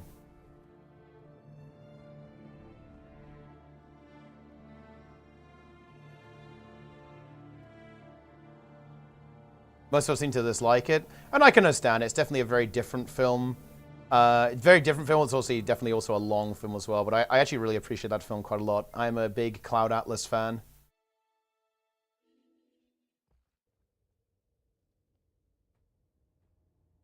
England's been very woke for a long time now. Should England continue on its current path when it comes to immigration or make changes to argue policies that might seem right-wing?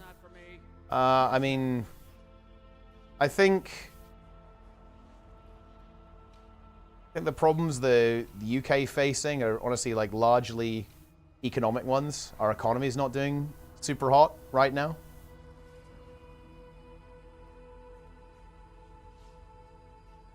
Be in jail for shitposting all the time. I think a lot of people in the UK are like in favor of like modifying immigration policy.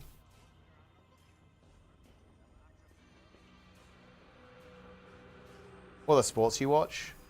Esports. But I like swimming.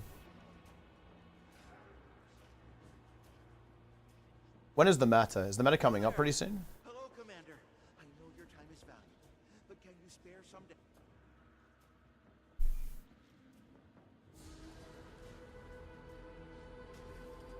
I think the UK is all right.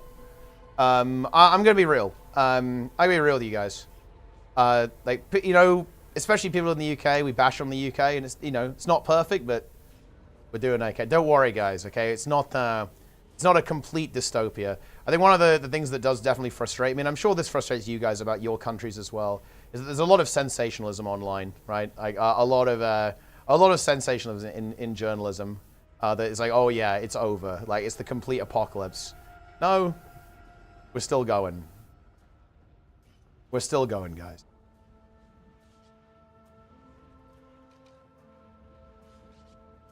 Fix housing. Yeah, I'd say that housing is like is one of the absolute primary issues. I think in a lot of countries right now, like cost of living and housing is like the big one in my opinion. A lot of the other issues end up being proxies for that. Visit in England? I've been to London. Oh, that's a good question, to be honest. Cornwall is nice. And actually, the Lake District is really nice as well. And also Scotland too. Although that's technically not England.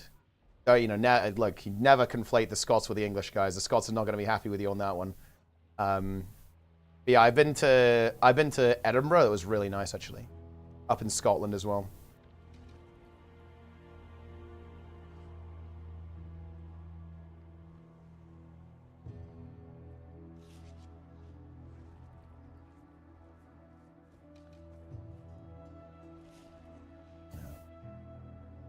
Incredible. 90% of media is completely useless. It is indeed.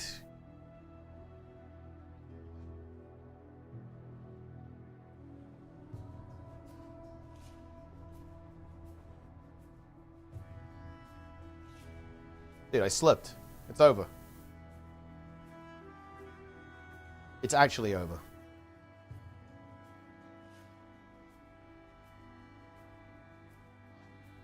The Jester Plinix and Lynn Grand Tour. Yeah, that is going to be good content, actually. The boys.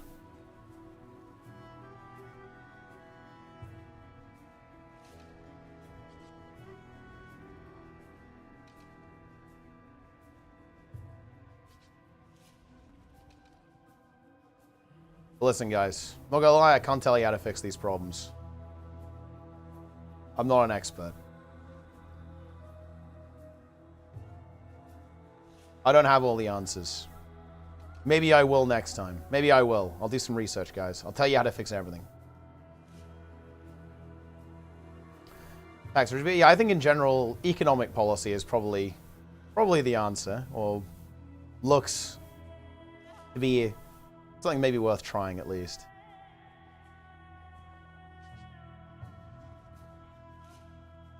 Incredible.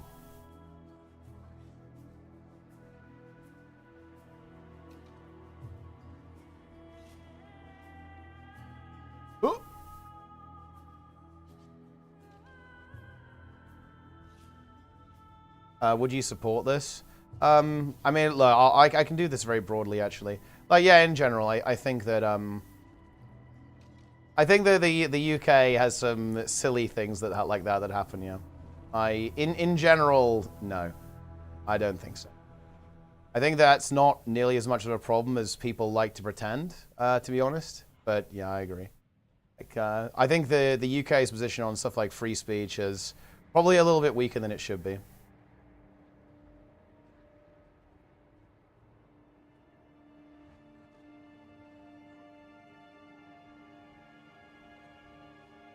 Ah, plans with the raid. Love to see that.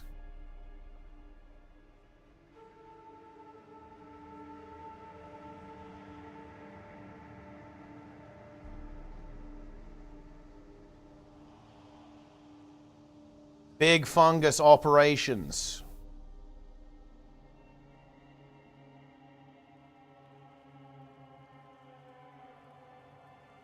Incredible.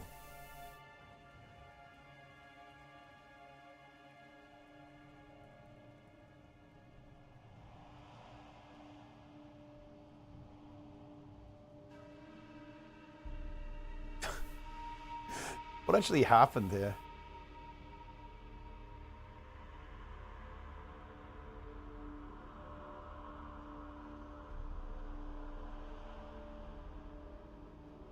The new IS runs need to get and log into the new title as exposing retention. But what is this?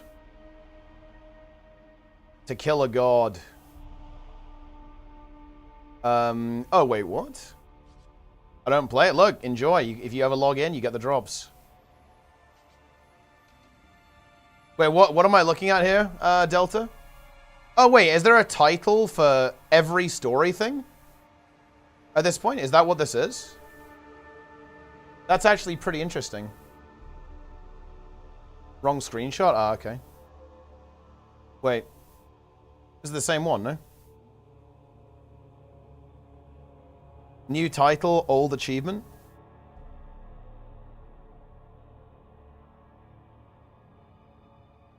There's more, it's wider. Oh, okay. Still, what's still standing? What is this title?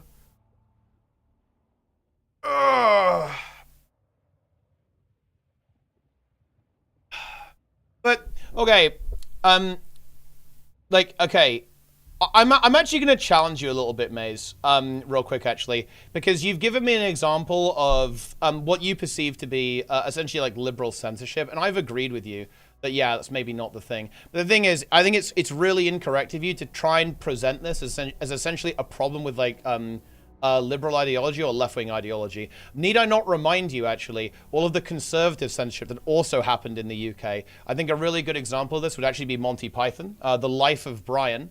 You may be aware of this, which is a comedy film that featured featured obviously some like religious figures, including a character called Brian, who is mistaken for Jesus, who is actually a completely separate character within the film. This is actually a massive problem. The conservative right absolutely hated this, tried to get it banned and shut down, and actually succeeded in doing so. So the reason I'm giving you this example is actually not because, oh well, you're doing it, so it's okay for us to do it. That's not my position. My position here is that the way that you're framing this is you're trying to imply this is a problem that is unique to a left-wing or liberal ideology. This is absolutely not the case. I would argue it's maybe even more extreme the other direction, to be honest, especially seeing as there's a lot of, like, the right will often try to punish people for a wide variety of behaviors, I think, not just speech. But yeah, like that's the point I'm getting at here. It's like really worth noting here. It's like the framing here is really, really off, right? Yeah.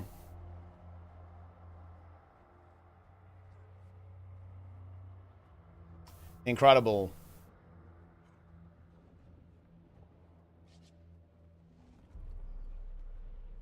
Yeah, and that's like, that's what they're even getting into. Like, I mean, if you look at the conservative right in America right now, they're not exactly very pro-free speech, are they? Like, Elon Musk certainly isn't. So that's like another even more contemporary example. Like Elon Musk is certainly not a liberal, but he's absolutely not a pro-free speech individual, right?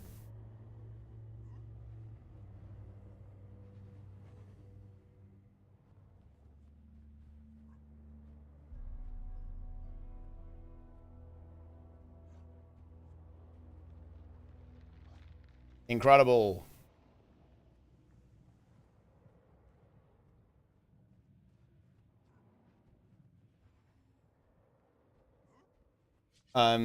Extremism on both sides is rearing its head, and I think that's actually more of a function that people feel like conventional approaches aren't working.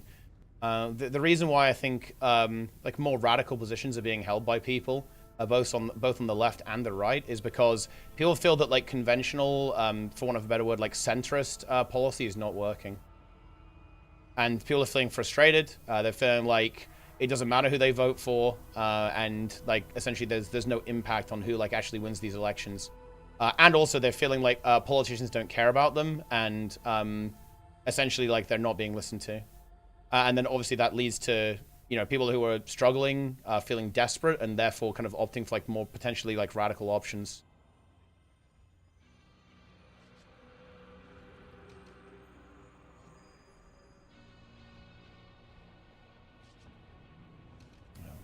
That's how it is.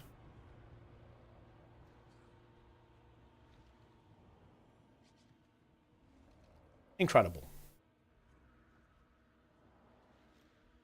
I am a voting enjoyer, though.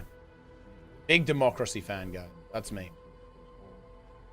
It stood in defiance of the brutalist shapes and structures, rising some with kinder spirits. Some campers snatch the occasional fly. Insane. While practicing their fly, once the young More into for logical reasoning than either of the sides, really. The current vibe most of the countries for a while has been leaning on the left. Oh, yeah, no, I already read that one. Don't vote, you'll get jury duty. Oh, man. Hasn't happened yet. Would be quite an interesting experience, I think.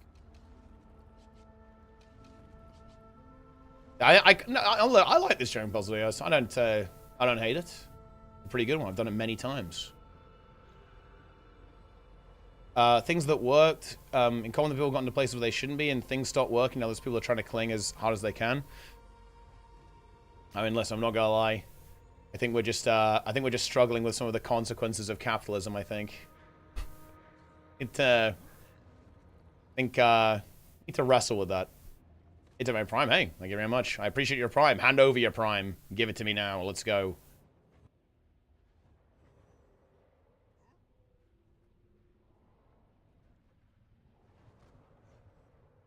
We love to see it. I'm not a free speech worshipper. The massive amount of misinfo is a testament. If you give people the freedom to express anything, they say whatever's money, and those follows uncritically. Yeah, but I do not. Okay, so my analysis on this would be: I don't believe you can actually fix that problem with censorship, or like, you know, getting rid of like deplatform people. And I actually think the current situation is a reflection of that. Because what happens is eventually, people like eventually you won't own the platform, so you won't be able to censor them and deplatform them, or they'll just go and make their own, right? And these ideas will basically spread elsewhere instead. I don't think it really works. I think the only way that you can actually combat this is education. Like if we want to deal with misinformation, the solution to that is we need to we basically need to make sure that people are aware that not everyone's telling the truth, and how to determine fact from fiction, how to check sources, how to you know, kind of examine a claim and deconstruct what someone's getting at, understanding why someone might be saying something, right? Like understanding how language and statistics can be used to misrepresent data, right? Or say something that isn't really being said, right? Like understanding context and things being quoted incorrectly, right? Like these are the skills that we need to propagate if we want to deal with this. I think it's very obvious that deplatforming doesn't work. It just doesn't. Because it hasn't. We tried that. And it didn't work. Right? I would say that, you know, misinformation is like almost like a bigger problem than it's ever been before. Like it's pretty fucking rough out there right now. Yeah, it's like media literacy. Like media, we need to improve as a society. Like our media literacy needs to be much better. Yeah.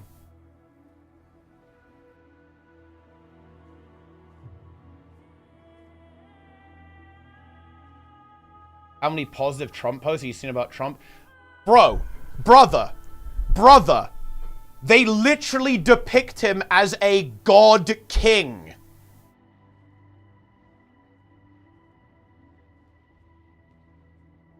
Yeah.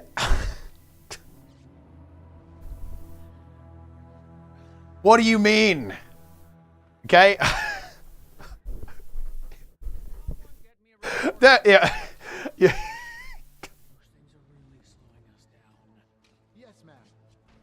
Like, what are we talking about here? Like, what? In Philly, we don't only pause row. Why would you? Dude, he tried to fuck everyone. Like, why would it be positive? Bro, he was gonna fuck us. Yeah, like... He, like, fucked the entire world economy. Yeah, people are not gonna like that. Like, he's not gonna get overly positive commentary. Especially from, you know... I guess especially if you're in Greenland. Like...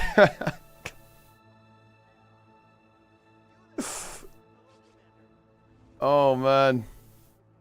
Yeah. Red lightsaber? Wait, what are you talking about, actually? Wait, wait, let me see. The White House. Is there a is there a content tweet? Yeah. I want to tell you. Media decides what it says. Doesn't tell what actually happened. Yeah, so, yeah. I mean, if you're saying that people, you know, have opinion pieces in certain certain outlets, like journalistic outlets, have political leanings, you're obviously right. But you agree with me then, right? Like you agree that the solution to this is like helping people understand how to interpret that, like how to, because there's this idea that bias is bad, and that's actually not necessarily the case. Like a biased source can still be useful. Like you know, just because someone has a particular bias does not mean that everything they have to say is entirely meaningless, right? It's obviously really good to have impartial media. Like for example, look, some people in my opinion, the BBC is pretty damn good. It's not perfect in its coverage, but I think it is a good fact-based reporting network. The Associated Press would be another example of I'd say pretty straight down the middle, impartial, very fact-based news reporting organization. And it's absolutely fine to have, I think it's not a problem to me to have, say, news outlets, you know, YouTube channels, influencers who are leaning left-wing or even, you know, have more radical views. I think that's fine. Same with the right wing, right? I think it's acceptable.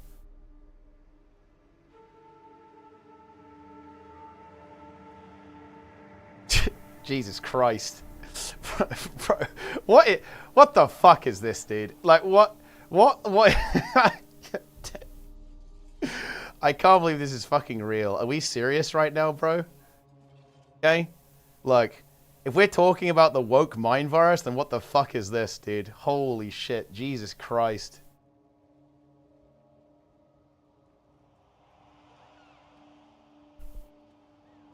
Yeah. Yeah. Someone get me a report on the Murtaugh Tower situation. Dude, the Pope one was actually fucked up, bro. Okay? The Pope one was fucked up. That's crazy.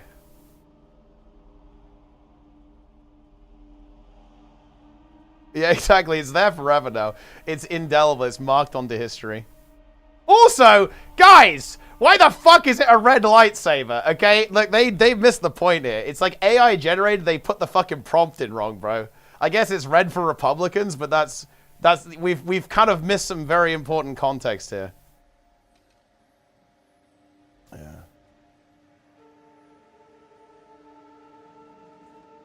Yeah. Incredible.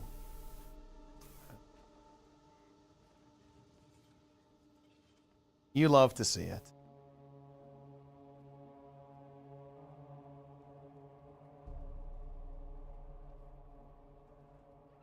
To import this, we are indeed.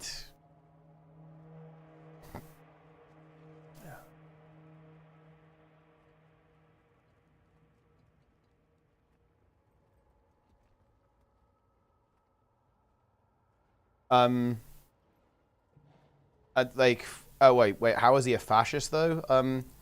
I would say that disregard for government process. Like in a simple way of putting it.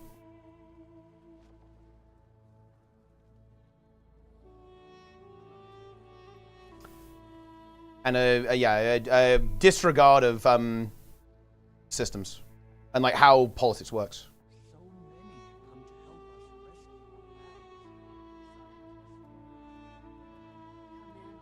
I would define that as essentially, yeah, that's like a fascist characteristic for sure. Yeah. And the desire to centralize power to one individual. I've been studying magic with the Skywatch. Like that's another like very extreme characteristic. Yeah, a disregard for the legal system, disregard for government process, desire to centralize power. Right, like those three things are like big, oof, not good. Bad, bad, bad.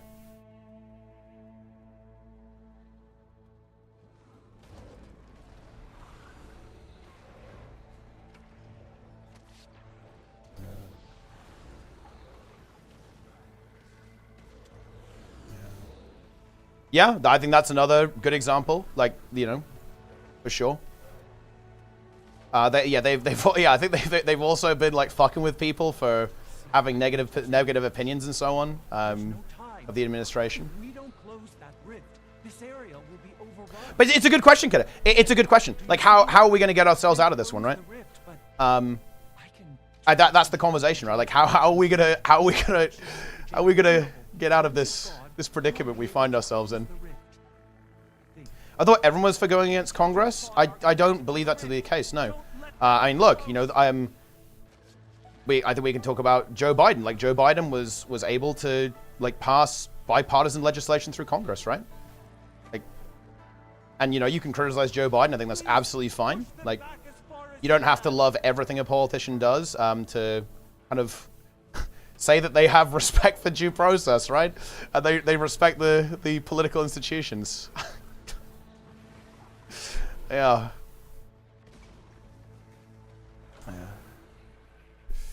Incredible. Yeah.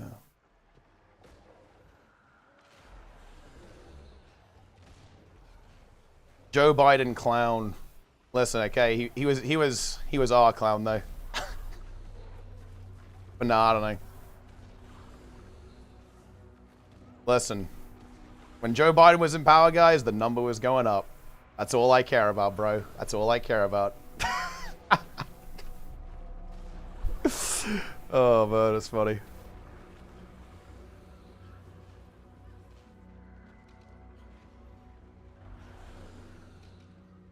Yeah, we're failing this event. What's going on? We have to like capture this circle, I think.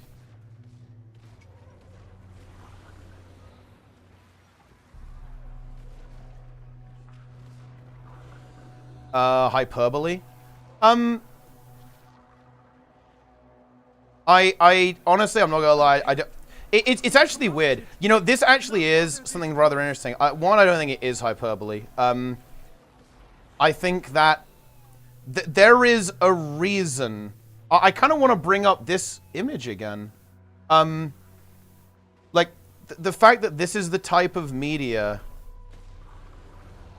This is the type of media around politicians and like the kind of media around Donald Trump. This is like the White House doing this, and how people do in some way, like, again, like he's viewed as this like very like strongman figure, like in a way like a god king. It's like not a meme. They're not joking when people say they kind of want this. It's like not exactly hyperbole in my opinion, no.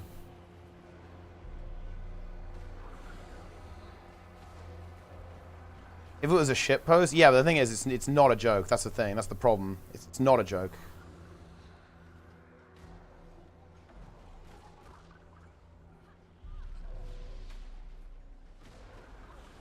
Wait, HOT came out under Obama? Holy shit. Well, now that changes everything. Please, push them back as far as you can.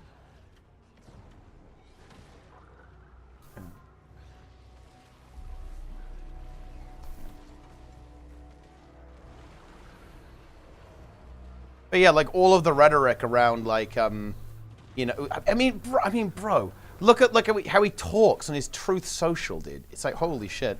It's like very, very, like cult of personality style behavior. It's like fucking wacky stuff.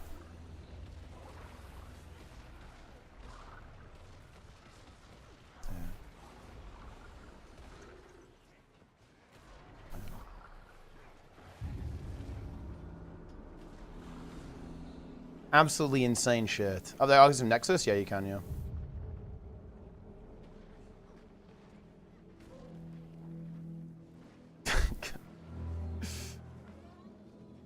Incredible.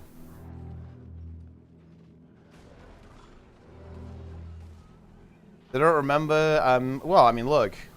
You know, it's funny, actually. Like, if you, it's funny, Freudian slip, okay? If you want to find people who are critical of democratic foreign policy, look no further than the left, my friend. Welcome aboard. You think people on the left are a fan of, like, Western foreign policy? No. No. I think, yeah, no, it's just, yeah. Especially younger people who are on the left side of politics. No, they are not in favor of a lot of, like, democratic or, well, for example, like UK, like, foreign policy. Interrupted. Not while they're this close. It's working. You've nearly got it. I can't see how to do screen. Make sure you just hit the hotkey to make it pop up. And make sure you re-enable it as well. You might need to re-enable it.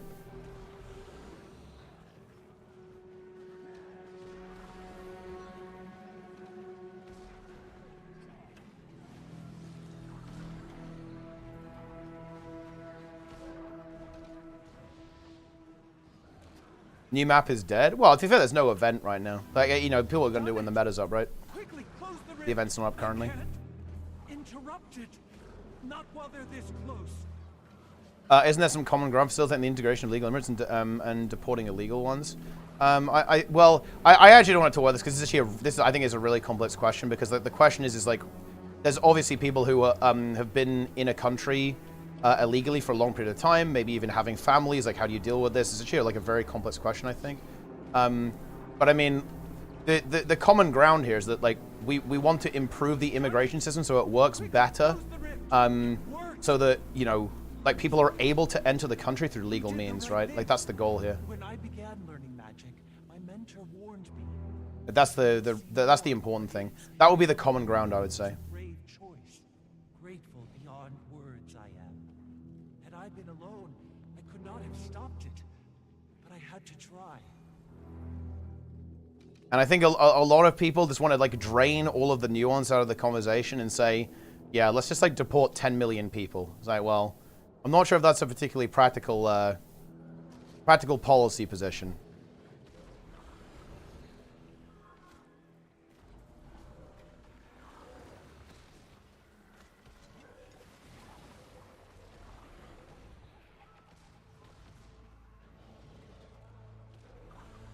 Left being weaker? Yeah, no, the left is much less politically effective than the right.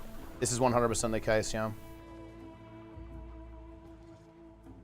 I completely agree, yeah. Nuclear power is an excellent example. I think the UK, we have really shot ourselves in the foot by not investing more in nuclear, to be honest. That was a big mistake. And yeah, a lot of it is because of kind of like a lack of united front to an extent, which I think is unfortunate. Yeah. So many have come to help us rescue our lands. Scientists from a place called Cantha, alchemists from Ratasu, sky watchers, and all this is done. Yeah. Yeah, this is also a really good point as well. And, you know, I should say this is obviously not true for all conservatives, particularly on Donald Trump. Yeah, Donald Trump specifically told people to not vote on a bipartisan border bill that Biden was trying to pass. And Trump specifically blocked this bill. Like, the idea that he actually cares about this issue, to be frank, is laughable. It's obviously not the case.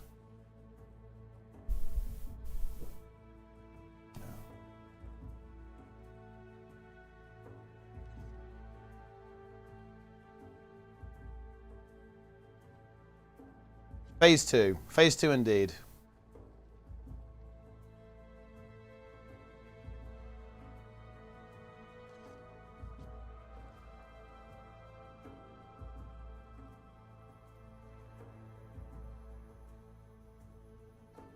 Well, exactly, Snurrot Fox, yeah. Like, you know, if you...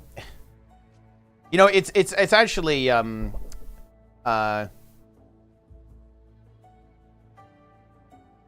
like, this type of question is like a really good test, right? So if you ask, if you ask someone, a question like, okay, so you want to reduce the rates of illegal immigration. So, like, you're in favor of improving the pathway to becoming a legal citizen, right? And I think it's the same thing with the abortion issue. Like, oh, so you want to reduce the number of abortions in the country. So you're in favor of contraception, right? You're in favor of, you know, teaching family planning, right? And you get, you know, a lot of the time the silence is deafening. It is absolutely deafening after that. And this is like a good way of examining, okay, well, what's your actual motivation here, okay? Like, what do you actually care about? I need help preserving and sorting Mersat text salvaged from Red herring? Correct. Yes, it absolutely is. Yeah, like it is. A lot of these issues, like, yeah, sometimes people approach them in bad faith. Yeah.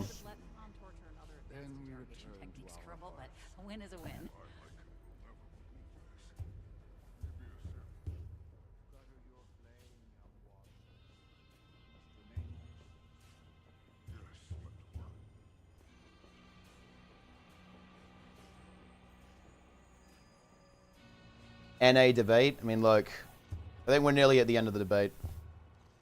How is tagging worth supporting class? Basically, if you heal people or give boons, you get credit. Very high value.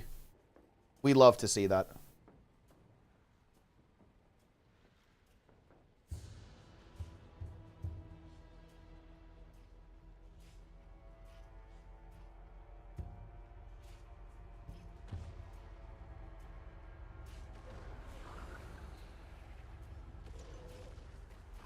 I think, yeah, people have been reporting there's some problems with some loading screens, yeah, for sure.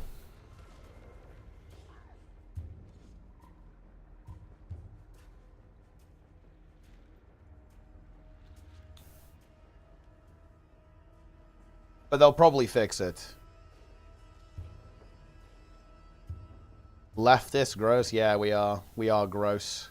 Run in fear.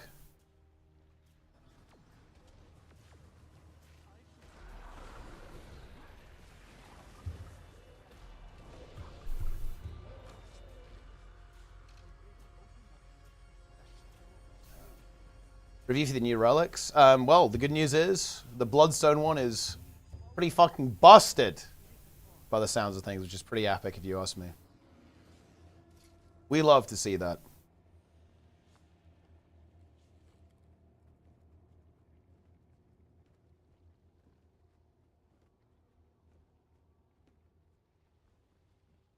Scared nuclear because they'll manage to cut corners for costs. Money is king. Yeah, but that's obviously a concern. Yeah, like making sure the industry is properly regulated is definitely really important. Seek my mentor's aid, I should, but there's no time. If we don't close that rift, this area will be overrun. Incredible.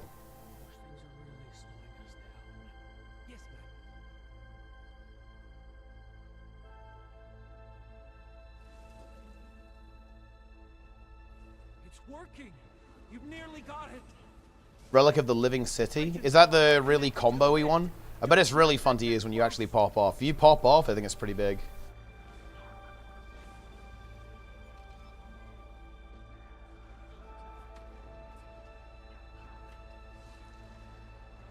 Can't be included Social Security for free if there's not a special case. I mean, well, I mean, look, I'm a European, right? So I'm a Brit, so I like free healthcare or free. Well, look, I'll say it for the sticklers. I like free at the point of service healthcare.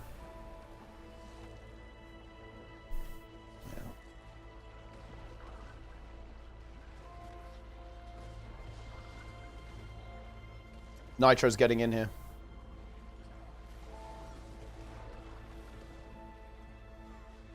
You've done it! Quickly, close the rift! Please, push them back as far as you can! Incredible!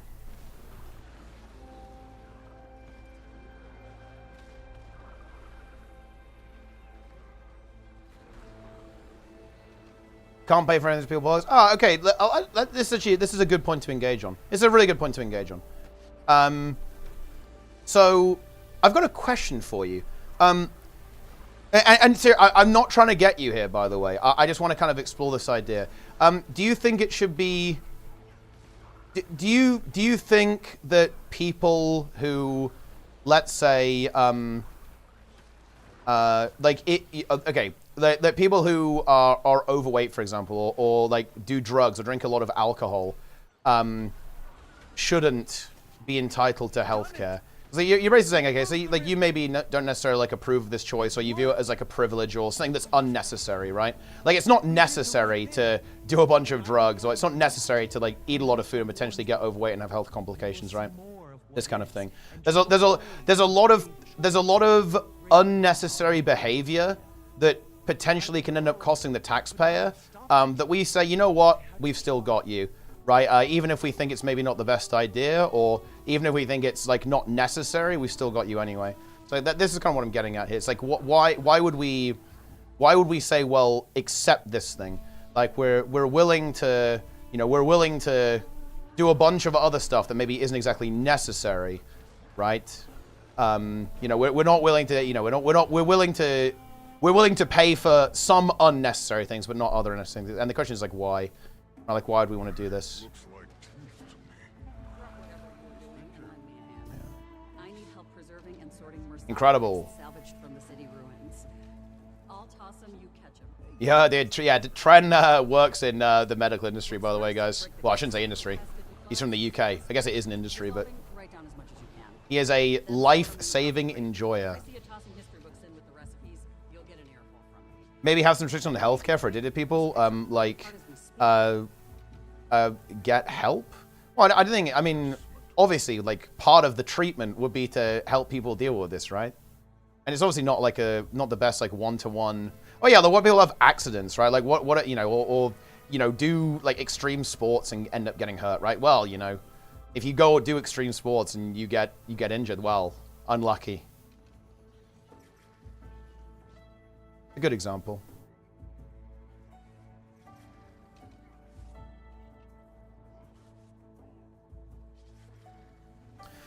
People who support abortion but don't support Roe v. Wade. Yeah, but the complication is that would you be in? I mean, okay.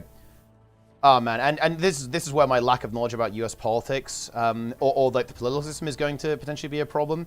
But okay, if that's your position, you'd be in favor of having it implemented federally, right? Because like or like some kind of replacement for this. Like if you think, okay, well I agree with abortion, but I'm not really the biggest fan of the legal press, and okay, that's fine. You'd be in favor of replacing it, yeah, with like with something else, yeah. In Congress, yeah, okay. But here's the thing: like, did that happen? You know what I mean? Did that happen? Where are these you know, where are these people pushing for this, right? Like, who like, yeah, we didn't like the legal precedent, right? Like that's kind of the problem here. It's like, sure, and I'm not familiar with that. Like that may be true. I have heard people say that it's maybe not it wasn't like the best argument or whatever, for example. But like, yeah, well, you have to replace it then, right? Like if you want to remove this, which is like a pretty important right, in like medical situation, then you're gonna have to replace it. That's on you. That's on you. Yeah, and honestly, that's a fine position to have. this is why I wanted to push this. We actually have a fundamental disagreement here. Even though, you know, I think, you know, we should probably encourage people to not be, you know, to eat a lot and become overweight and therefore run into health complications. I still think that if you're in the fucking UK, we will look after you no matter what. Right? If someone engages in really risky behavior, you know, I don't know, like they're climbing or something, right, and they fall over, or, you know, they engage in extreme sports, we've got you. And I'm fine with my tax pounds paying for that, because that's exactly what they do, right, with the NHS. There's a supermajority under Obama. They could have passed an abortion law. Yeah, but that wasn't necessary, was it? Right? Because Roe v. Wade existed. Yeah.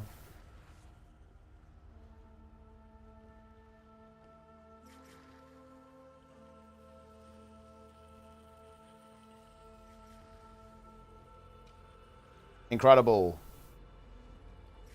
We're cooked. Listen, okay, we might be a little bit cooked, but we'll be okay. Oh wait, is nobody tagging up for this meta? Oh, this map, there's no comm on this map. God damn it.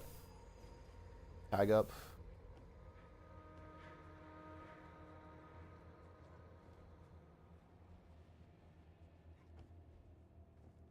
And the UK, I mean, the UK is secular, guys.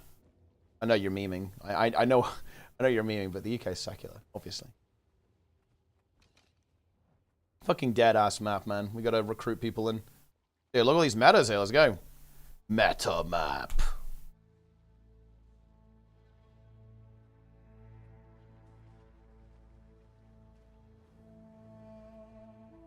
But yeah. I guess top tip, guys. I kind of want to... I actually find that this type of conversation to be really exciting. I'm actually a bit of a nerd about this stuff. I think it's really important to know what happened there, guys. Like, we actually figured out what we actually disagree on. Right, like the actual position that I differ with, you know, some people in the chat.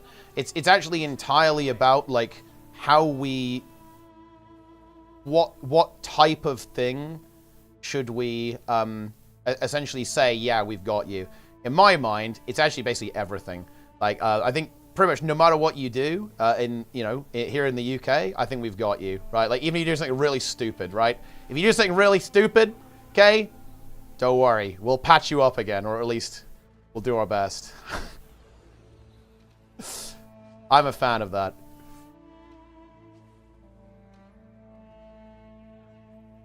Hey, you're very welcome, GW Glory.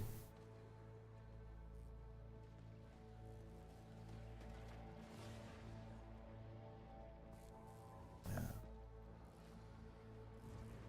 First time I meet you, bro. Love your videos. Yo! Love to see it. Big gaming incoming.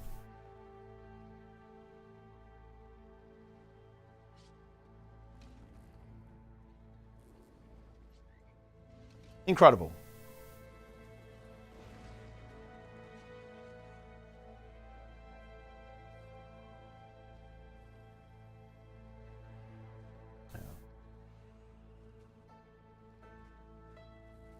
Insane.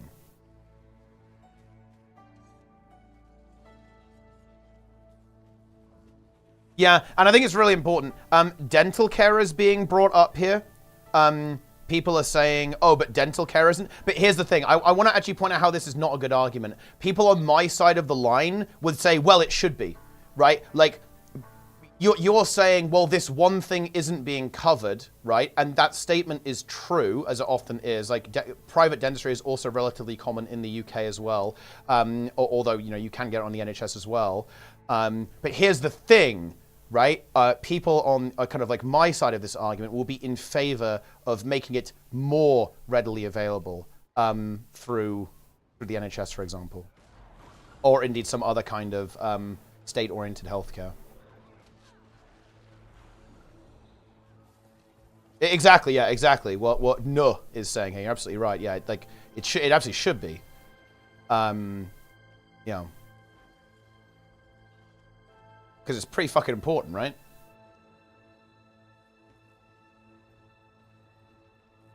If I pay for health insurance and live a relatively risk-free lifestyle, my coverage should cost less than someone who drinks a case of beer a night or weighs 600 pounds.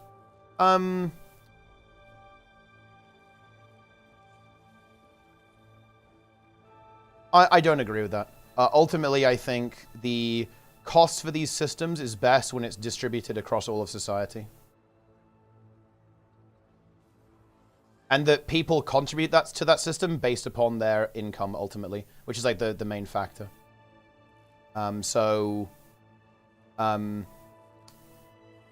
Yeah. So, like, for example, if you earn more money, you pay more into the system.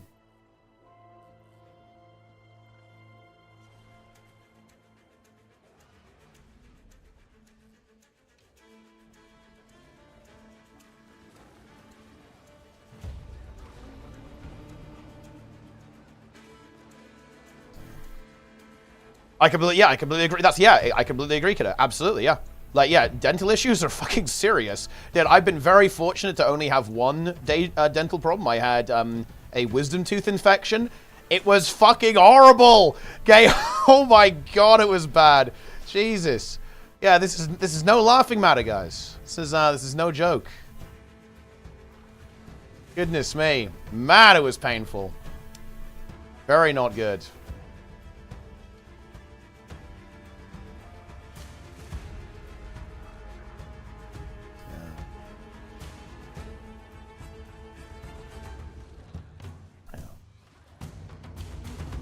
What if it is wine and a car runs over me while sitting on the couch? I don't even know what we're talking about here. Yeah. This is actually a really, really good point by Garashima as well, of course. That's exactly what this is. Like, of course, like that's the entire concept of insurance, is that everyone basically pays into a pool, right? Although, to be fair, I guess their position is that you should pay into the pool according to like how likely you are to spend it, essentially. So that will be like the differentiating factor here, rather than like their problem is not with the fact that they're paying into a pool of some sorts. It's actually the amount that they have to pay into the pool relative on other people's decisions, basically. So that's the actual contention there. So technically speaking, that is irrelevant, but it is definitely worth noting at least, yeah.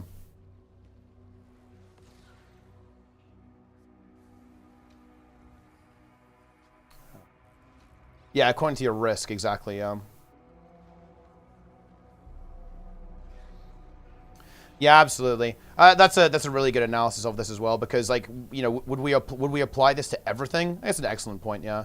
Like, what if if you don't use the roads, you do not have to pay for the roads? How are you going to administer this? How are you going to check? Are you going to have like UK-style TV license police like standing outside everyone's house checking if they leave and drive around? Are you going to have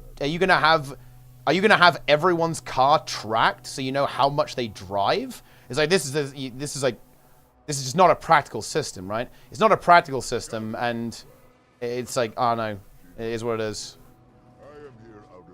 And you have to do that for everything that's like run by the state or whatever, or like every institution, like when you use some kind of service, right?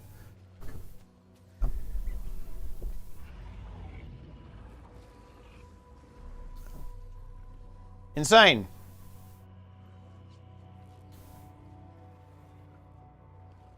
Yeah, exactly, and then that bureaucracy also ends up being more expensive as well. Like, as I understand it, and fact check me on this, guys, as well, 100%.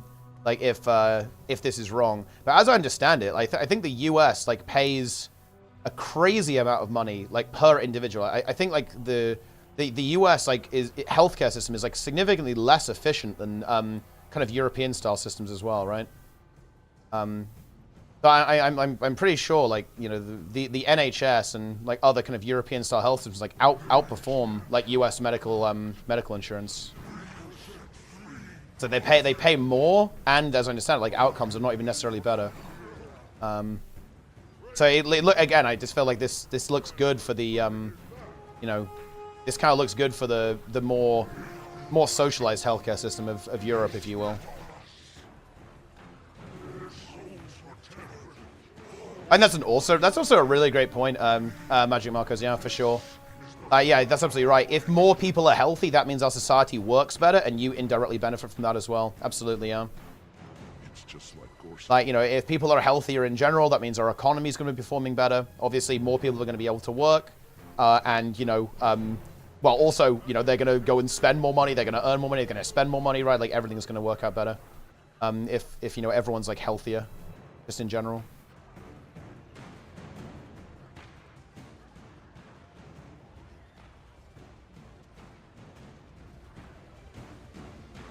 Logan and Enel Kill, yes, we have. He's I mean, look, who knows what they're getting up to in there.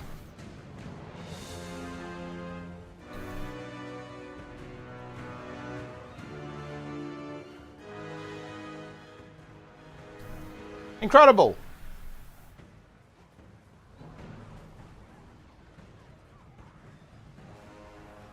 Also, let's say that's true. You will not be infected. Dude, I feel like... oh, dude, are we... oh, no. Oh, no, guys, it's looking good. Go, go, go, go, go, go, go. Come on, go, go. No. Okay, we got it, we got it. Oh, boy. That was actually a little bit spicy, huh? Goodness me. Gorswell was nearly getting us. Lex Talion the Merciless.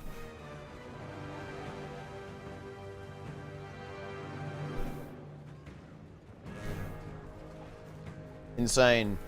This is like oh wait, are we doing like we need more people thing? And look, and if we want more people, what we need to do is make sure people have more money, basically. So they, as it turns out, if people don't have, having kids is really fucking expensive. So if people don't have money, they ain't getting busy. Yeah.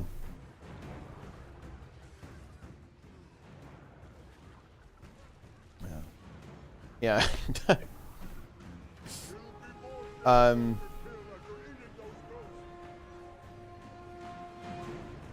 Big CC. Paying for an abortion is cheaper than paying for an unwanted child in the system. Oh yeah, I mean, well, intuitively I would imagine that's like absolutely the case. You know, for sure. I'd be very surprised if it was the contrary. I can't imagine. I can't imagine that being more expensive, yeah. Yeah.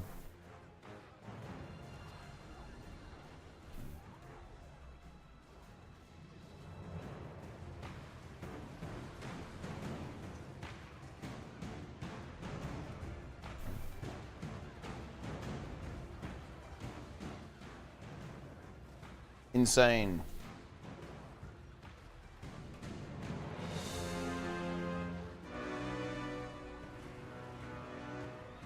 Getting elite specs next update? I mean, we'll find out in July when they announce this stuff.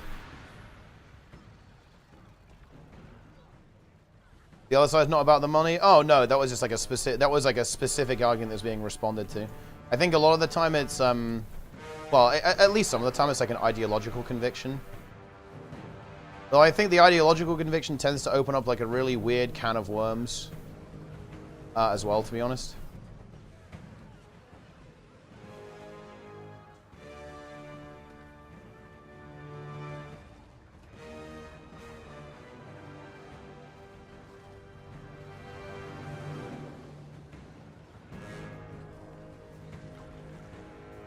Can't have bought 600 for free. And look, I think that's actually ultimately the disagreement we have. Like, yeah, no, I mean, I think, you know, look, you know, if people need medical attention, they need medical attention. It really is that simple, guys.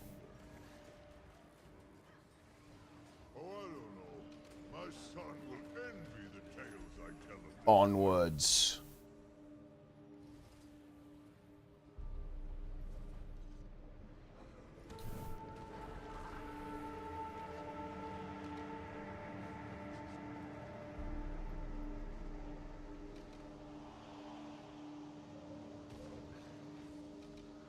And the future feels uncertain. For sure, yeah. I think that's actually a really good point. I think people are very anxious about the future, and you know, they basically don't want to like inflict that upon you know, a new being, as it were. That's definitely a good analysis as well. There's definitely a lot of anxiety for sure.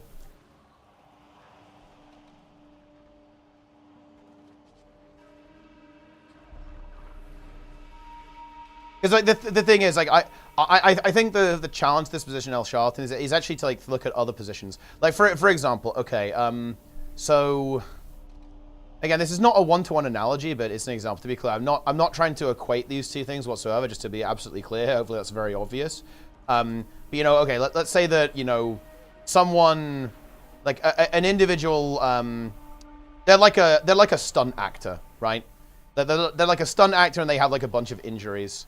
Do we just say, well, after your 6th broken leg, You're on your own, mate? Like, you're paying for that one? Ah, no, I don't think so, to be honest. I think that even if you go, well, you know, listen, stop breaking your fucking leg. Stop it. Okay, cease. Come on, take care of yourself a bit better, or like whatever.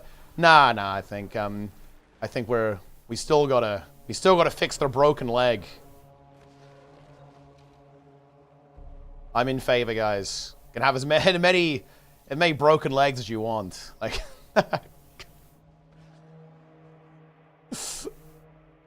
the Tren, he's actually an expert. He's about to drop the nuke. I'm ready.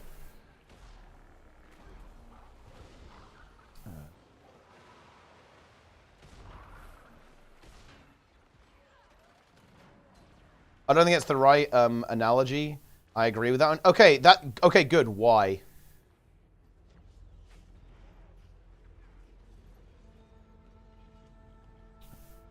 Like why would you draw the line where you would draw the line?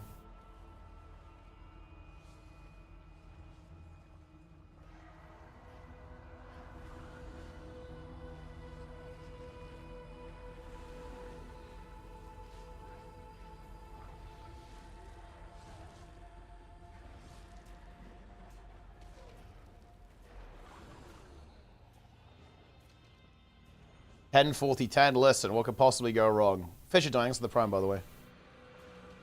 Yeah, phase 2 is coming.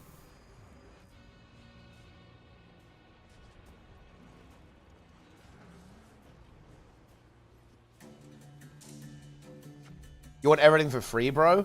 Dude, I feel like the base response to that, Darren, is actually fuck yes. Yes. Yes, I do. Because, I mean, yeah, like, we should take care of each other, right? Obviously. And that's kind of my big part of my position, is that, yeah, we should obviously look after each other. Like, even when people make, if people do things that are, potentially risky or they make mistakes, whatever, yeah, we should still take care of people.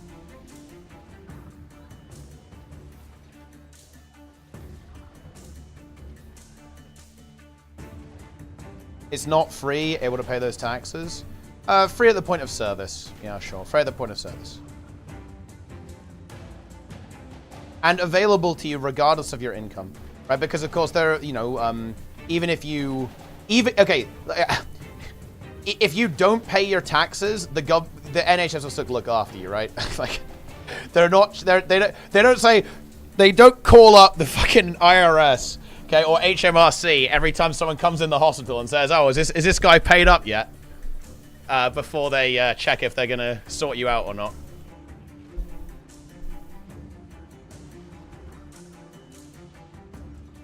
Yeah, little bro, pay up if they want to fix you. Avoidable and for sure hard to replicate. Yeah, but there's a lot of things that are avoidable, right? There's a lot of things that are avoidable. And we still do this anyway. Like, okay, so let me actually try and kind of steel man here a little bit. I think you're saying because it's an elective procedure that is like technically not medically necessary, and I don't even necessarily entirely agree with that, because there's like, do you absolutely need to have your broken leg fixed? I mean, it would probably get better on its own depending on the severity anyway, right? Like, just because you'll live, right? If you don't have a procedure doesn't mean that it's necessarily like, well, you're taking the piss at this point. I think that's really how we really evaluate things. Let's kind of step into that world for a moment. Like, again, I think like we end up running into situations here where like any kind of behavior that can potentially be dangerous or kind of induce some kind of harm would also be penalized under this system, no? So I think the analogy kind of does hold if we kind of go into that world.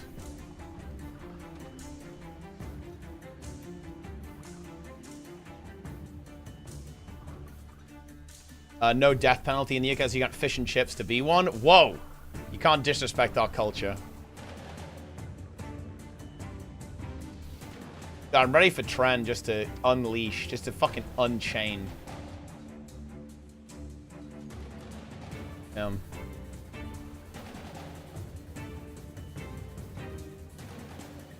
Lost of benefit for it is like 42 million a year. I mean, yeah, that's obviously something that should definitely be looked at.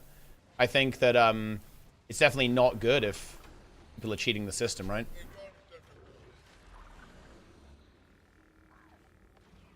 Happy Men's Health Awareness Month. You know, I'm okay. This is actually you know what? Maybe we should talk about this. Maybe we should talk about it more. The thing is, Marlo24. Okay. What you're gonna note? What's gonna be really, really important to note here is that yeah, men's mental health is obviously like a pretty important issue, right? And it is one that is being raised awareness of, right? And you're basically saying, oh well, why don't you care about this? But here's the thing, like people here do care about this, absolutely, yeah. I speak about mental health on my stream sometimes, and you know, there are absolutely people who are campaigning for these things, right? Like you know, in kind of like in kind of left spaces. And the thing is, I think it's really important to actually deconstruct what you're kind of trying to communicate here. Like, what you're trying to communicate is that, oh, well, nobody cares about this issue, do they? Because it's men. And there's some validity to that. Yeah, I think that this is an issue that is underrepresented and probably not talked about as much. But nobody here would disagree with that, right? And the reason I'm bringing this up is because within the context of you expressing that idea, you're kind of implying that, oh, well, you're not talking about this, so aren't you kind of a hypocrite? No, of course not. That's not how this works. Like, everyone here will be on board with this and like discussing this idea more and like actually implementing policy and social changes to like improve the outcomes in men's mental health, right? So yeah, right? That's the that's the position there.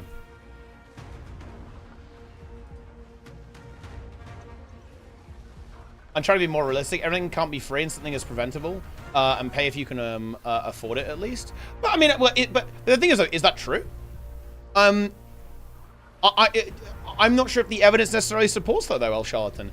Like, the UK is kind of ticking along, and obviously a lot of Europe has like a more socialized style of healthcare, and it seems that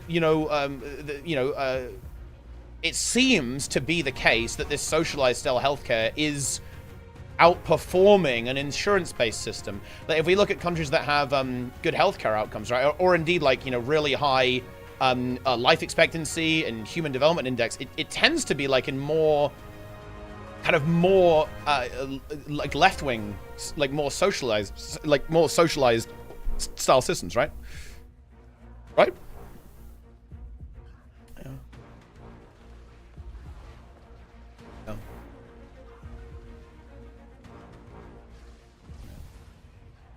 Incredible. Is those who like to try and dismiss it because they see some sort of malicious reason to bring that up. But it's actually worth noting there's a reason for that. I actually do have a lot of sympathy for that. I think it does really suck. It can be very difficult to start conversations about certain topics, but why? The reason is because the well has been unbelievably poisoned. A lot of, and actually the comment from Marlo24 is actually a really good example of this. Basically, Marlo24 brought up men's mental health awareness in order to essentially discredit Pride Month. Right, and to essentially delegitimize this operation, right? And the reason why people get very, very antsy about some of these topics and when people bring these up is because why are you bringing this up, right?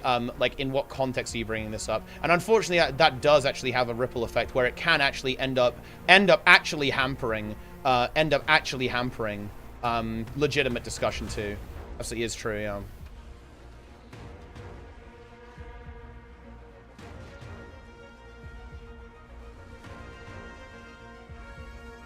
In November. Oh yeah, there's like the Movember thing. I think this, yeah.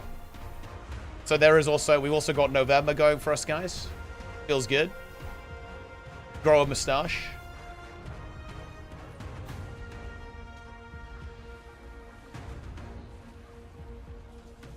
Incredible.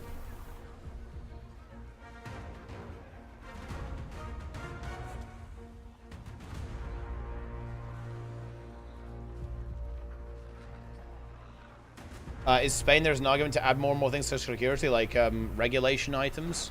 I don't know exactly what that refers to, but I mean, I know we'd have to examine it.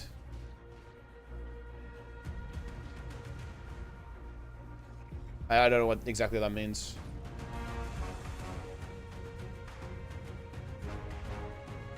I actually really like this song. I'm pretty sure this is new. Take that vent shot down. Oh, the fucking ooze has gone in. Dude, do you know what's interesting? We kind of ruined... Okay, look, I'm not saying that this meta is perfect or anything, but you know what's actually interesting here, guys? We made it worse because we had an organized group and we try-harded it. Can you see how much more interesting this is when you actually have to deal with the ooze mechanic and you have to come and kill this thing? On our first try, we actually did this so efficiently and handled the oozes so well. I don't think this happened even once. And this is actually like an entirely other little mini-boss champion in here that's basically doing Dessa mechanics. We actually, in some way, ruined this fight because we were a little too organized. Which is, I think, an interesting point. That's actually an interesting point to think about. No? Yeah, exactly. It's concern trolling, Guru, right? I think that's the term for it, right? It's concern trolling. Yeah, absolutely. And as a result of that, the discussion on some of these issues is like the well is extremely poisoned.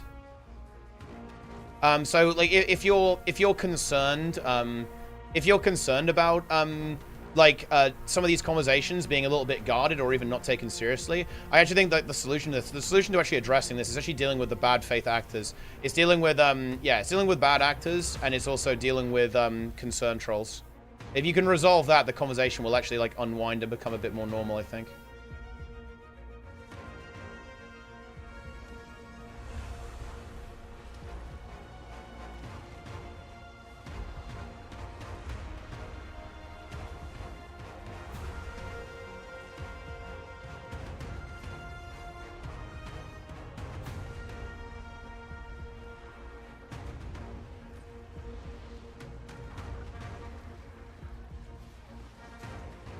Yeah.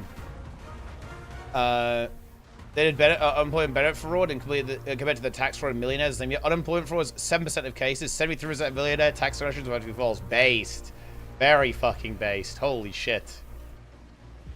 Gold spirits. Yeah, I think this is kind of like the energy within them, right? Like they have their armor, and this is what the Titans actually are. It's kind of like yellowy gold substance. It's a good though one. Yo, hey, Laughter, thanks for the prime. I appreciate that. I disagree that men's mental health is being poorly recognized as the symptom of the patriarchy. That's a bland subversive statement with little record of broader societal issues, many in healthcare too. I think if you don't want to use that word, I think it's absolutely fine. But you can. I would definitely say that one of the reasons why men struggle with mental health is because of social pressure applied to them, because of essentially expectations applied to the man gender role. You can use whatever term you like. I definitely agree that like some of these terms can be pretty charged and can. I think, you know, some people don't like use those. Sometimes that's fine. No, you don't have to if you don't want to. I think, you know, we can agree on the actual problem though, right?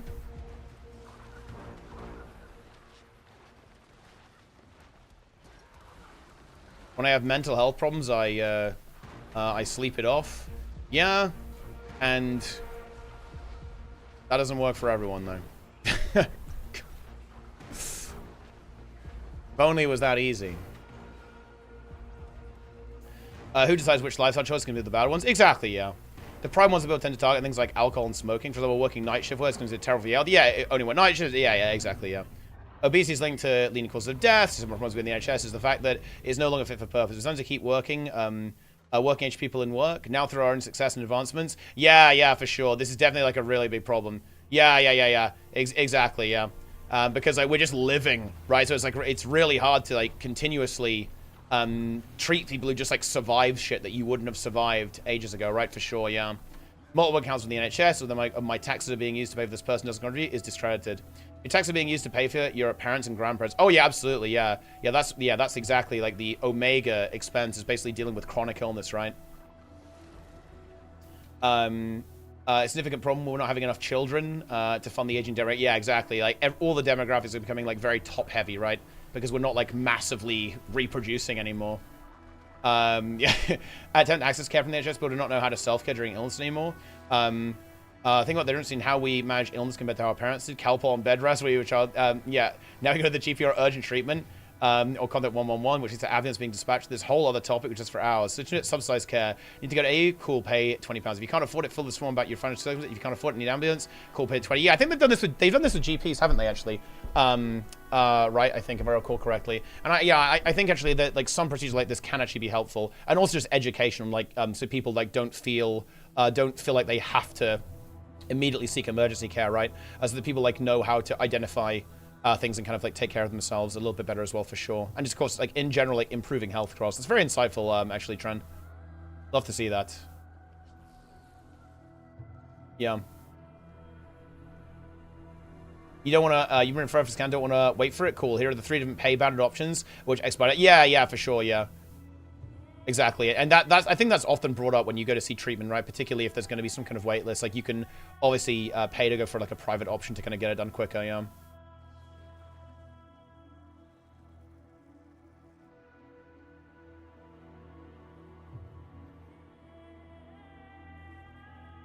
He cooked. He did cook, man. He fucking posted an essay. He cooked hard.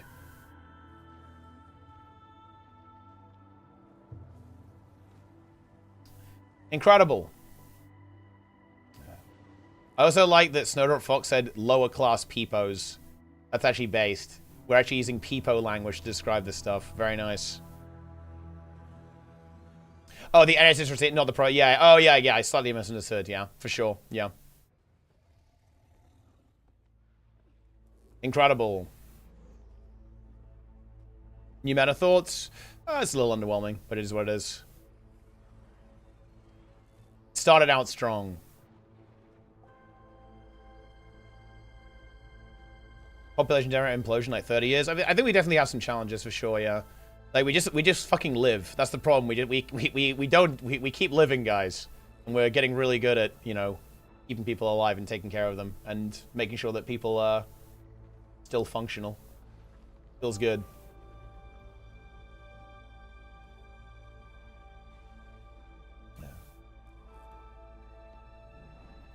My report to the Countess will be similarly optimistic. She was worried, to say the least. Epic. My point is they're trying to add wait, what are we talking about here? More and more stuff to healthcare, and the current health systems are very slow. If you have cancer, you get an appointment 3 minutes later. Yeah, I agree, and I think that some of the solutions that Trent just talked about are also really good here. But yeah, this is tough. This is fucking tough, man. This is like really, really difficult. I agree.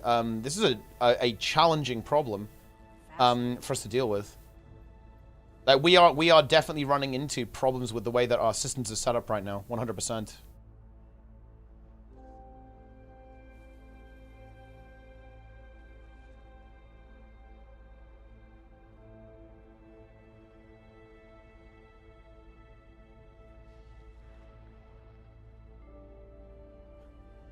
Insane.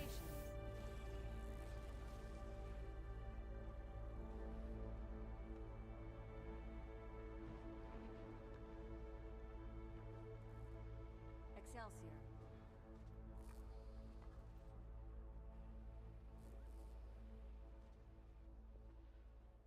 Omega.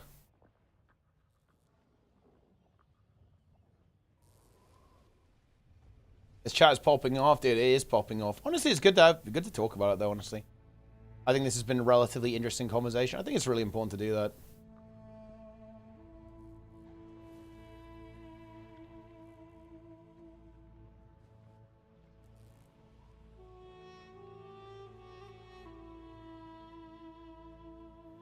Yes.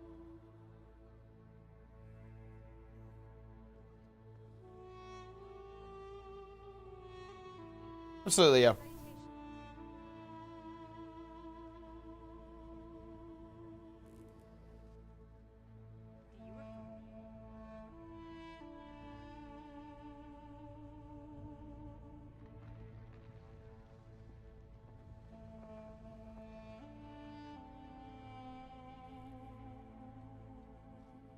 They're already managing incorrectly essentials. Why would I want to add more stuff? Well, you can want more than one thing at the same time, right? Like we can advocate for like improvements to how we run the system, but also expansion to the system itself simultaneously, right?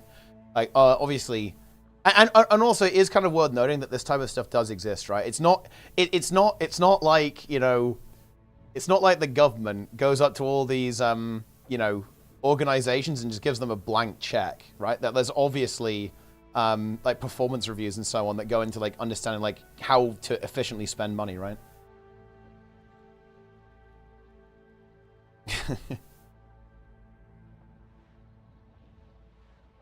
Build more hospitals and grab more doctor solution. That's not easy to implement. I mean, I completely agree. It's not fucking easy, yeah.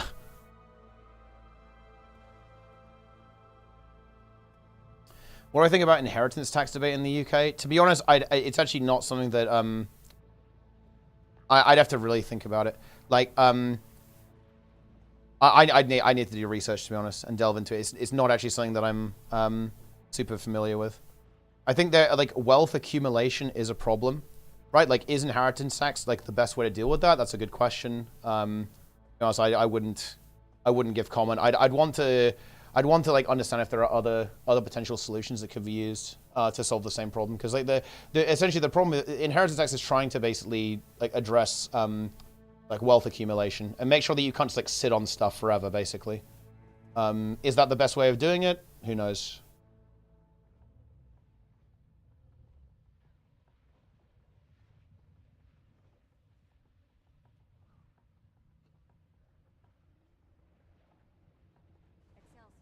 And it got worse over time? Yeah, exactly. I think that's why it's really important to discuss this stuff.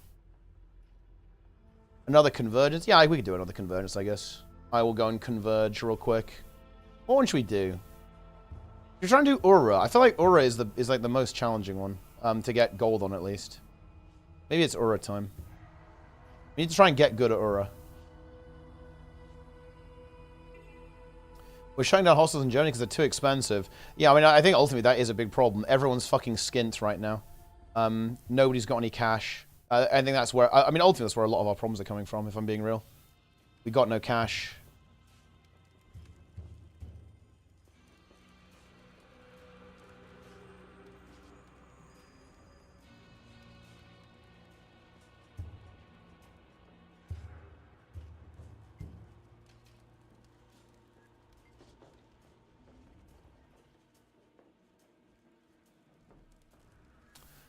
All right, here we go. Facilitating their unnecessary paperwork. Government is efficient.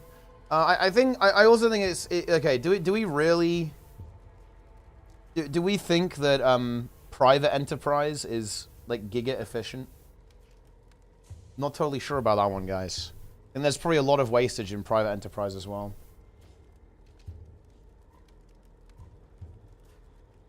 But yeah, I'm obviously I'm definitely in favor of this sort of thing. Efficiency is good. Big fan.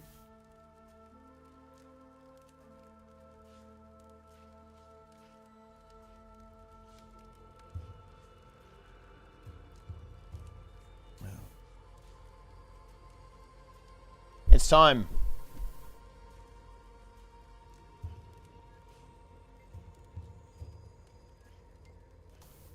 I'm converging. I don't have a rift motivation. It's game over. Bye.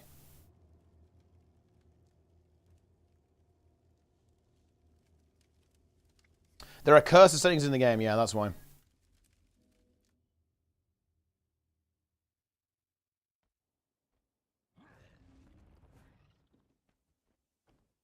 It's time.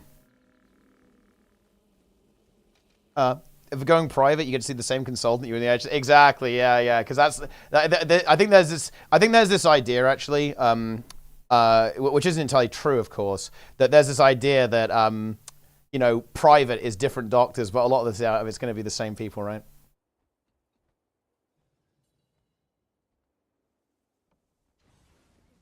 Yes. Oh wait, the motivation is to open the Convergence CM. Like you can't go into a convergence without it. Yup.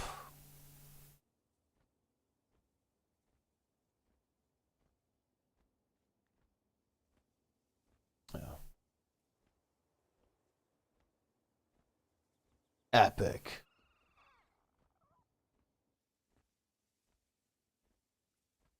Without it, Jerry transfers $10 million to his grandson, Bobby's bank account, while he's still alive. Bobby has to pay tax on it, but if Jerry transfers the money after he died, there'll be no tax on the same money. Yeah, exactly. Like there's definitely, I mean, there's probably like some really like big legal complexities on like, okay, well, how do you actually handle that, right? Like, do we think?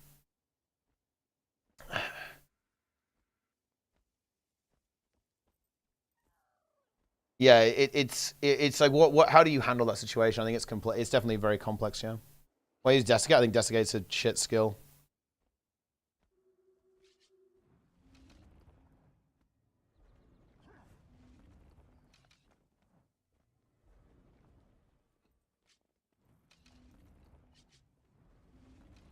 Incredible. Private or always different doctors? I mean, not sure about that one. I'm pretty sure there are a lot of doctors in the UK who do like private and NHS work too.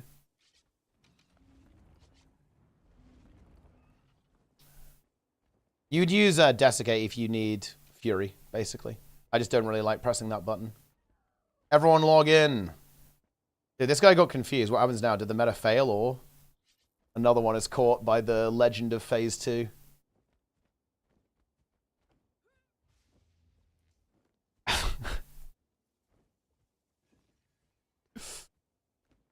Everyone log in.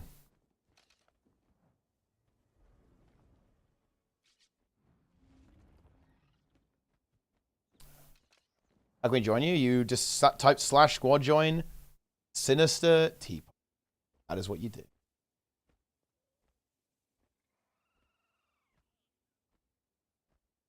Did the meta fail? Despair.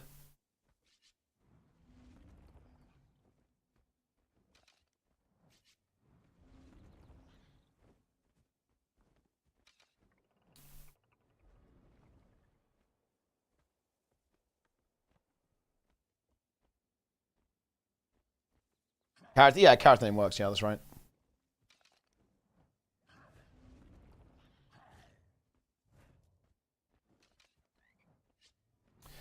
The doctor who did my drive medical is one of my colleagues in my local aid department. Boom. There you go. See, look, this is why we've got the gamers, guys. We have Tren, actual life-saving enjoyer, life-saving fan. Very epic.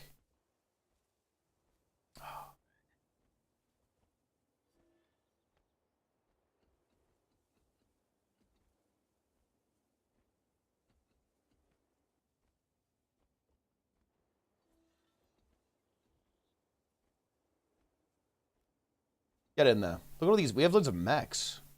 The mech infestation. And that actually kind of bodes pretty well if we do Aura. It's not looking good, guys. Because you need power DPS. 18 Theater of Pain, Arcane Mage, 3.3 million, 9% log. Balance 3.2 million, 34%, and you 4.2 million, 95% log. They're carrying those fucking noobs. Holy shit. Yeah.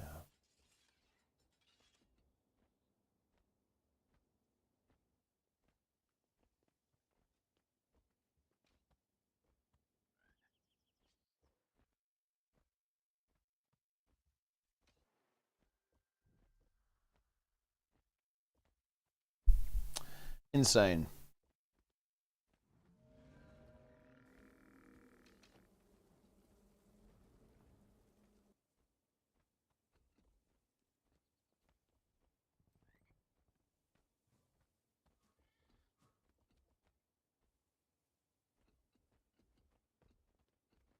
Lead by example and have all your work done in public sector. I will private and let God decide. This is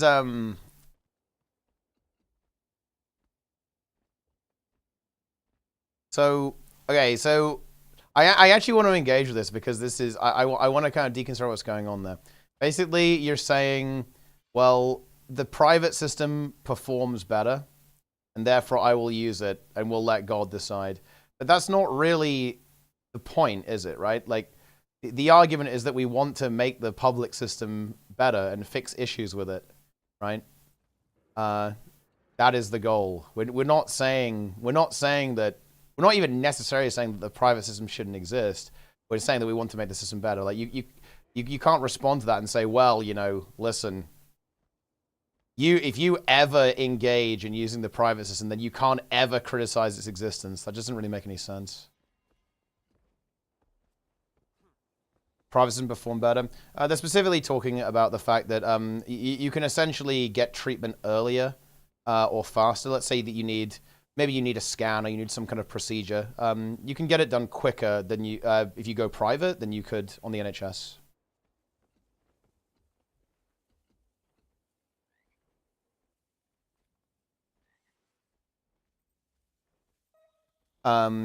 Invest more in their facilities and equipment. Yeah, but okay. Can I join the squad?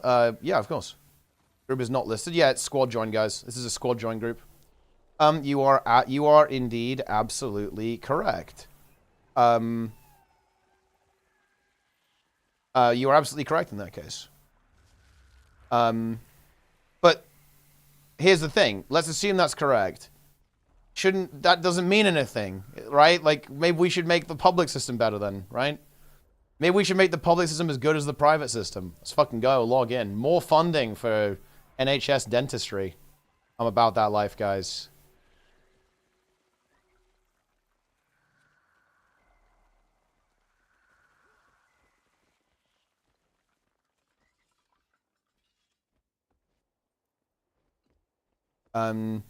You got the best doctor in the UK, which was private.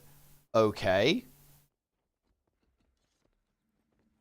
Then maybe we should make it so that people who aren't Boris Johnson can also get access to, like, top quality medical care. Which, by the way, guys, I'm a big fan of the NHS. I think the NHS is fantastic. Like, I've had a couple of experiences with the NHS. They're fucking based. Okay. Yeah. They took care of my mum when she was in hospital. She broke her wrist. They did a very good job there. It was epic. So yeah, I mean, like, I think we should make it as good as possible. We are not ready, guys. We do not want to start.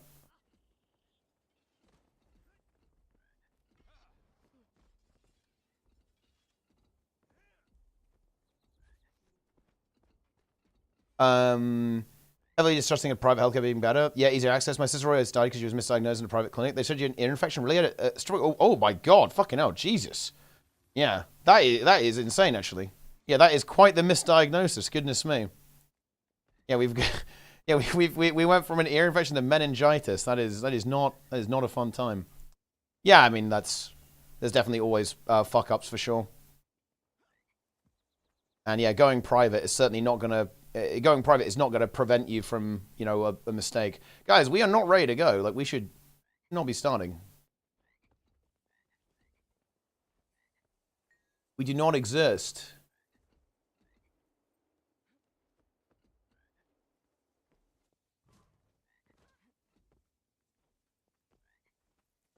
This will be interesting, actually. See if we can get gold here.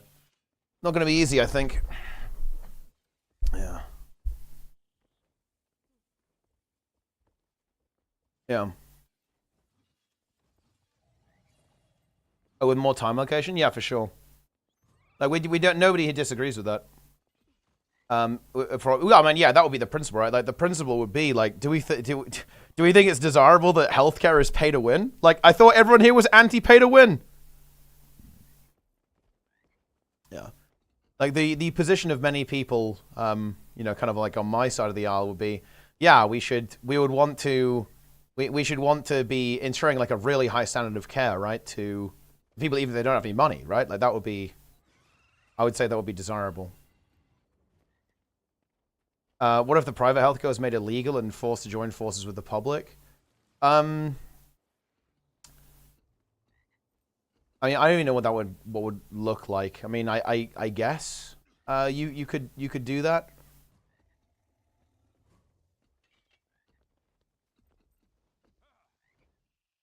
Desirable but not realistic. We can't foot the bill for everyone else in the economy. Yeah, it'll be a long-term goal, obviously. Yeah, I agree. Like, you know, like right now, is that realistic? No. Like, obviously, like a lot of healthcare systems are definitely like struggling right now, like with just like the sheer amount of people who like need care, obviously.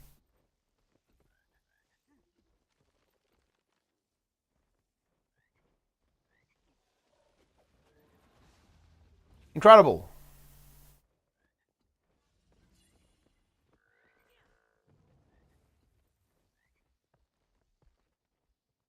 Yeah, look, it's getting real. Discount codes, purchasing expansions. I'm afraid no discounts, but I do have a referral link, so you can use that.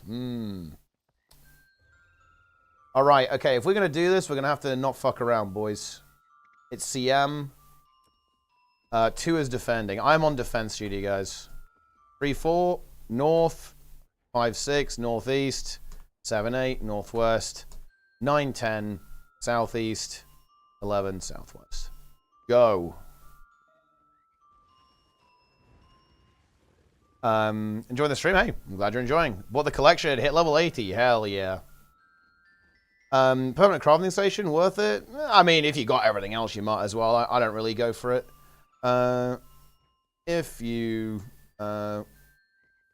I don't think it's mega useful, but yeah, might as well if you got the easy. EXPAC announced today? No. Next month.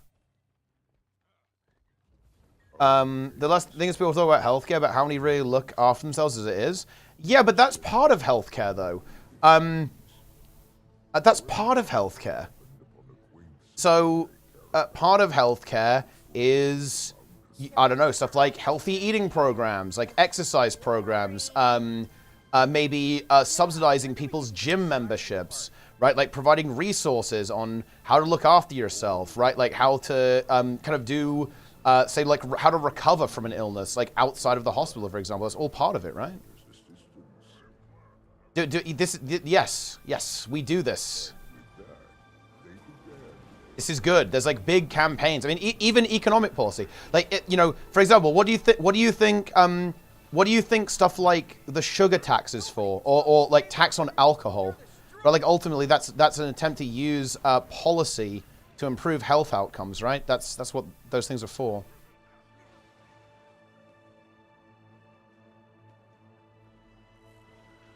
Incredible.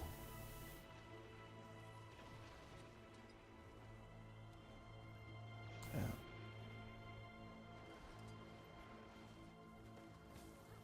Those monsters sure are annoying. They should learn when to quit.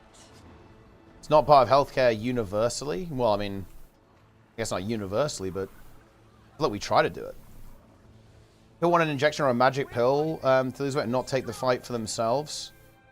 I mean, I think this is honestly like a really interesting question, right? Like, and that to me is like a really, really deep question to actually kind of wrestle with. But like, do we actually?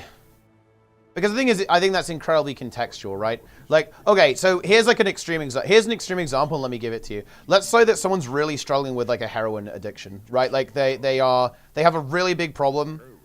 They've been addicted to heroin for multiple years, and let's say you've got a pill, and it will make them not addicted anymore. It will like you know, it will correct, you know, interface with their brain in such a way that they will no longer essentially have the symptoms of this addiction and this compulsion to engage in this behavior. Would you say to that person, well, listen, you're going to need to pull yourself up by your bootstraps and just kind of muscle on through it, right? So it's like, okay, I know what you're saying. I actually think there's a lot of value in discipline and, you know, taking care of yourself, right, and having a routine and learning and, you know, not just, you know, not always taking the easy way. I know what you're saying. I think there's some value there, right? But we've got to be serious here. Like, if we can help people through medical means, it's probably a good thing, right?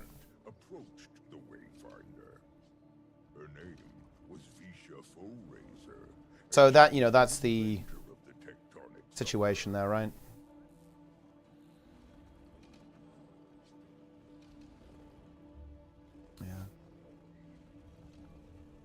Epic. Stop dawdling and make yourself useful. I don't think that's such entirely bad faith, by the way, Garishima, actually. I think that that just... I think that points to like a... It's kind of like a malicious communication tactic that's often used to kind of like scare people a little bit about policy. It's the whole like, oh, you know, if you vote these people in, you're going to get socialism. And it's funny, right? Because the people who end up getting a little bit worried about this are often the people who, quite ironically, would actually massively benefit from socialism, right? Like, it's the whole like temporarily embarrassed millionaire thing, right? Like, I know why you're saying it's bad faith, but it's actually like worth kind of engaging with this, right? Because it's actually a big problem with like how, you know, it's like a really big problem with how people interpret information, right? And that's why it needs to be like really clearly communicated, like who would actually be affected by tax policy that will be used to fund this stuff, right? Yeah, exactly. Yeah, I think that with some pretty like malicious communication tactics, people can be convinced to vote against their own interests. 100%, yeah. Can't have affordable healthcare. 40% of the population here is already high risk. I mean, yeah. I mean, well, okay. It's not even about yeah, but okay. I mean, we obviously agree with you here. That's a problem. But like, how are we going to address this? We should address this by obviously helping people to be healthier, right? Helping people like, you know, make healthier food choices. Making sure that there are great places to exercise for people. Making sure that people feel comfortable to exercise, right? That you know there are resources available. All that kind of stuff, right? That would be the way we would go about doing this.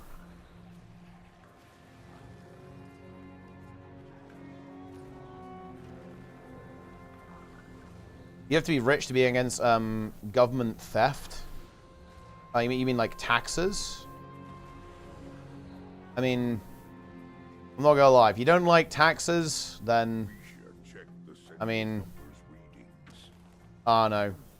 Run for office and convince people of policy to lower them. Boom. There you go.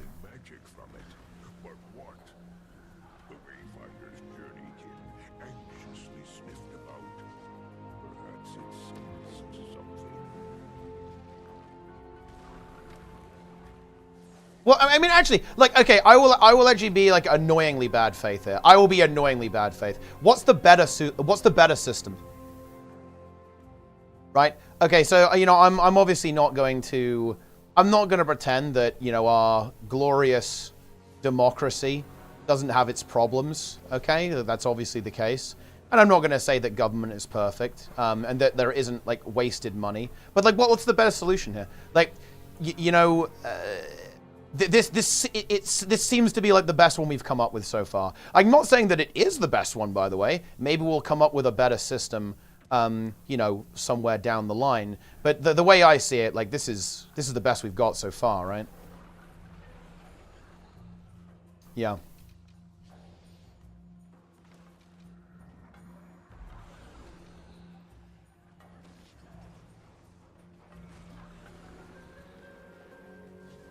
Incredible.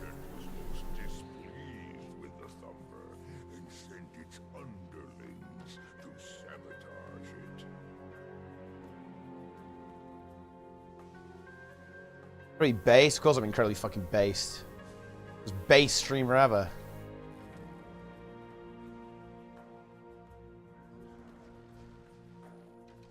Don't mind Scales, Kitty. He's trolling.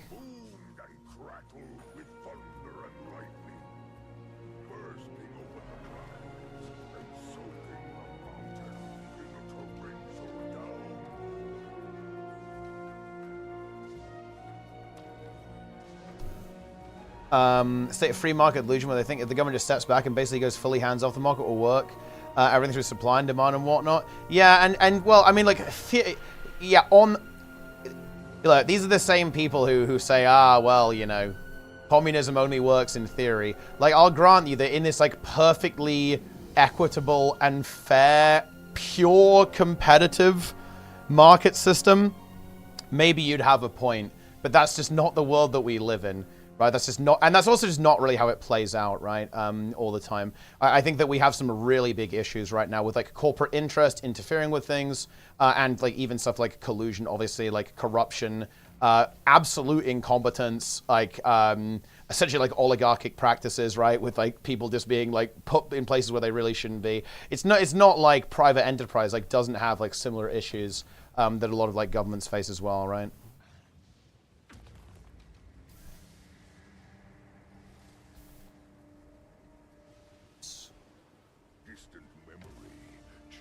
Food will naturally become cheaper.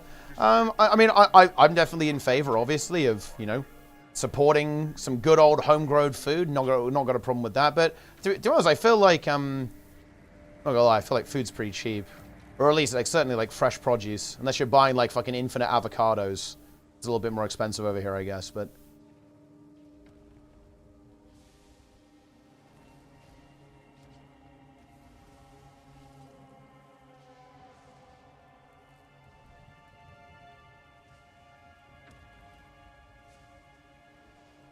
incredible. Yeah. Avocados aren't even expensive anymore. I haven't bought avocados for a long time. I wouldn't know.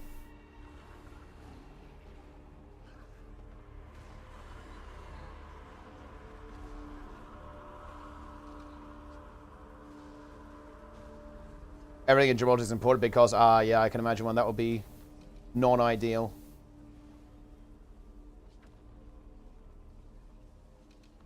In America, it's cheaper to eat processed foods. Oh, okay, yeah, so that it could be situationally different then.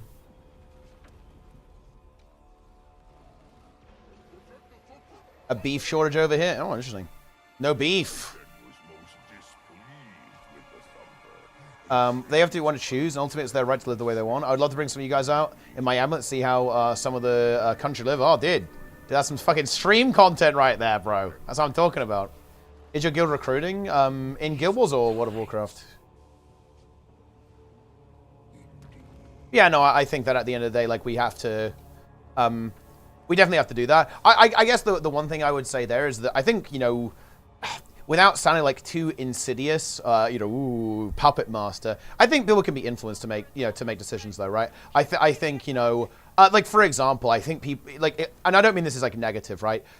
It can be in a positive way. For example, people can be inspired, right? You know, they can be inspired by amazing athletes to want to get out there, right? Or, you know, see a fitness influencer on YouTube who's like in incredibly good shape, right? And, oh, like, man, I want to get in the gym now as well. So I think there are ways to essentially, like, you know, influence behavior in a non-malicious way, in positive ways, right?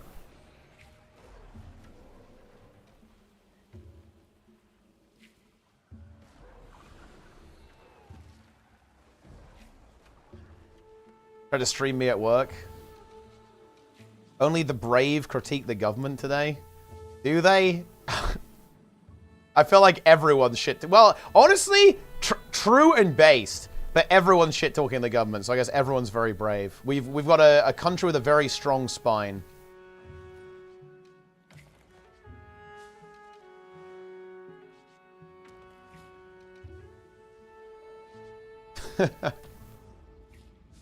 Yeah.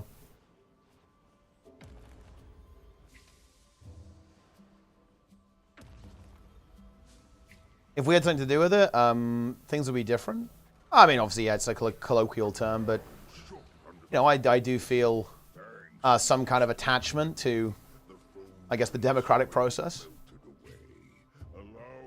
Tax processed foods and subsidize whole foods. Yeah, I think that would be a policy decision that I think would, you know, could certainly potentially have positive outcomes.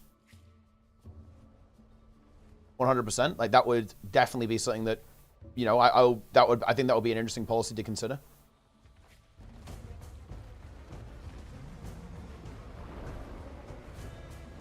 Let's go. Everyone CC.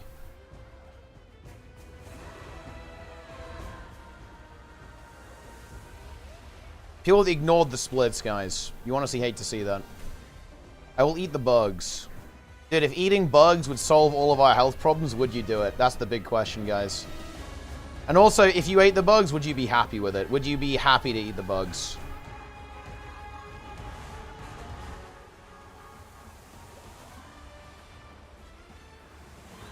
The GF is because you turn off the PC? Oh, well, there you go then.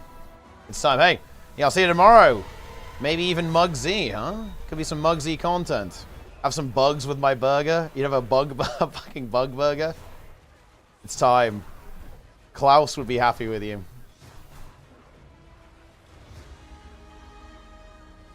If I knew what you said, it's over. Yeah, I'm bubbled.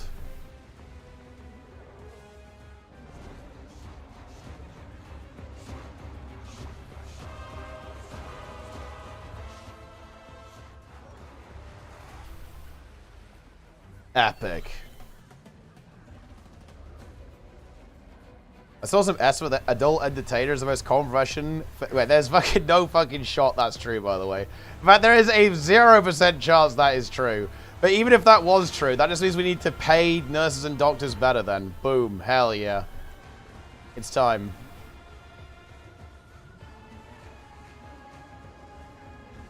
Yeah.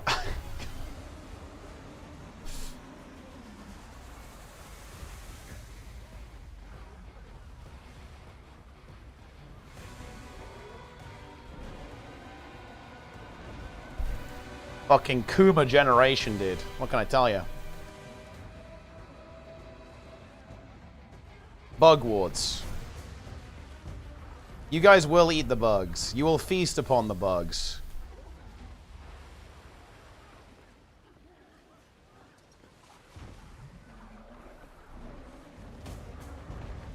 Dude, the boss is just like smushing everyone, man. You guys see that?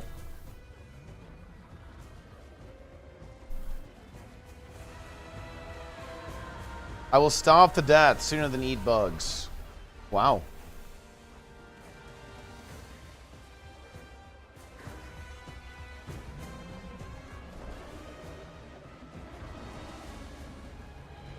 Boom. Aura defeated. That's this way. Yeah. Like, if that is a stat, it's like a weird stat that is maybe not as meaningful as people think. We still debating? Oh, yes. It continues. Had some pretty interesting conversations.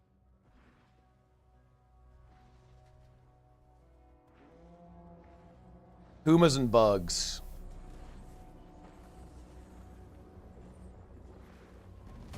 Has devastated a race? Ah, very nice.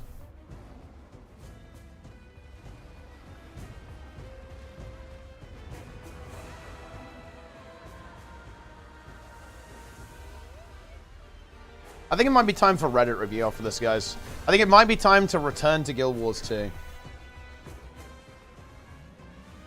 We stuck it to the finish? Oh, wow. That's big. Wait, was it like a team thing? Or did you take him out? Did you get it done? Secure the victory?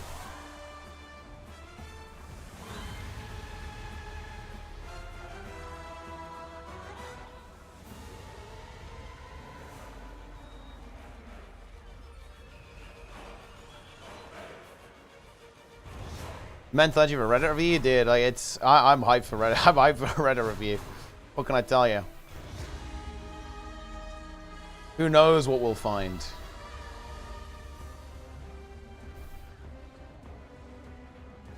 I wonder if this is doable. We have basically...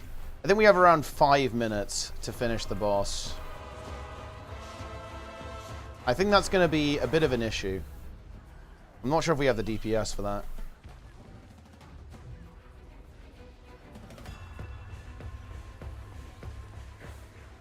The CC bar is relentless. Look at that shit. It's already back.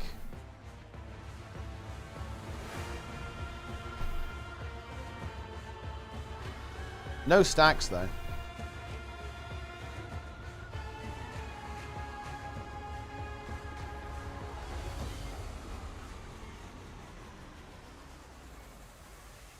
Incredible.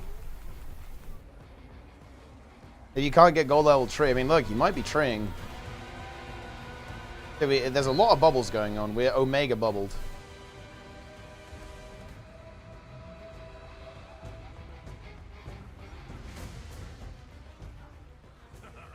You're kidding, right? Boom.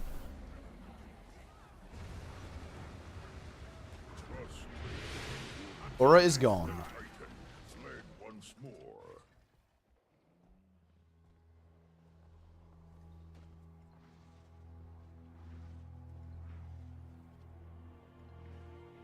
The roots are deep, the bark is strong, indeed.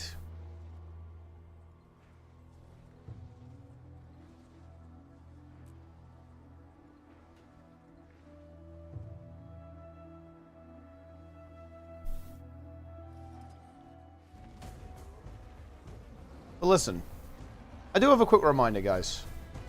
Please vote. I would normally say or don't. It's entirely up to you, but seriously, guys. Fucking vote. Please engage in democracy.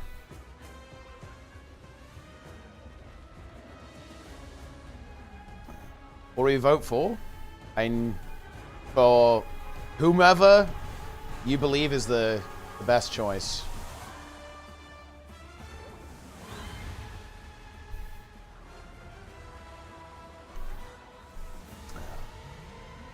During the meta epic, I'm excited. I mean, you know, it's I mean, like, it is what it is. Like, it's maybe not the best meta ever.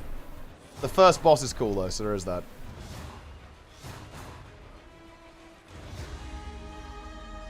I love democracy. I mean, who doesn't? We all love it here. Where are the Reapers? Yeah, well, we have Vindicator, actually. Vindicator is a blaster.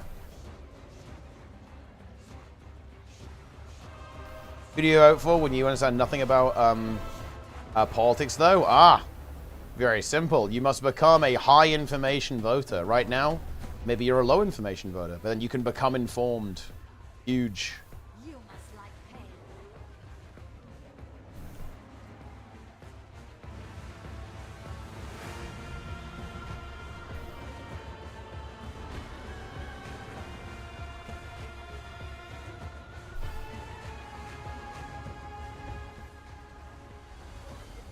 BPO is here. Why is he not 12 DPS?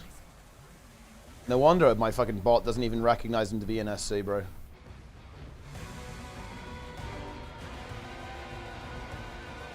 Oh, he's playing Heal Catalyst. Never mind. Fair enough.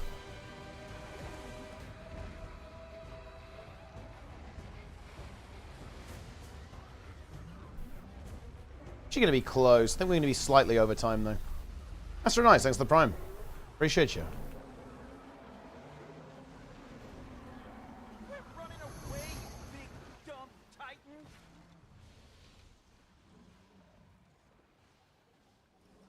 Onwards.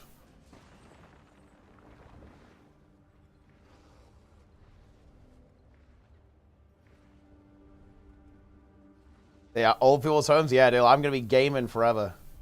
Oh, new build. I wonder what they did. Dude, surely. Guys, did they do it? Did they add phase 2? Is this it? Phase 2?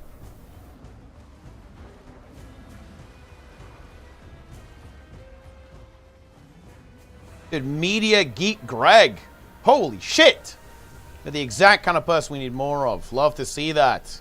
Highly engaged. Paying attention. Very good. I'm liking the name. Phase 2's here.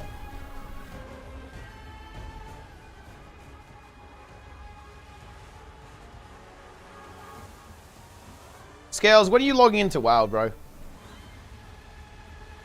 Also, daily reminder, guys, that Scales claimed he duped millions of gold, and he didn't do it. That's all I'm going to say. He claimed he duped millions of gold without being banned, and he did not do it.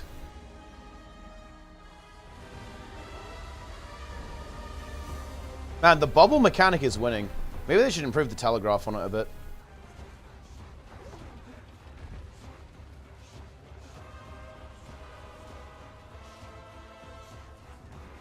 I guess it is pretty small. Although you just have to realize that it's like, you know, animation oriented, right? It's like based on where the boss is.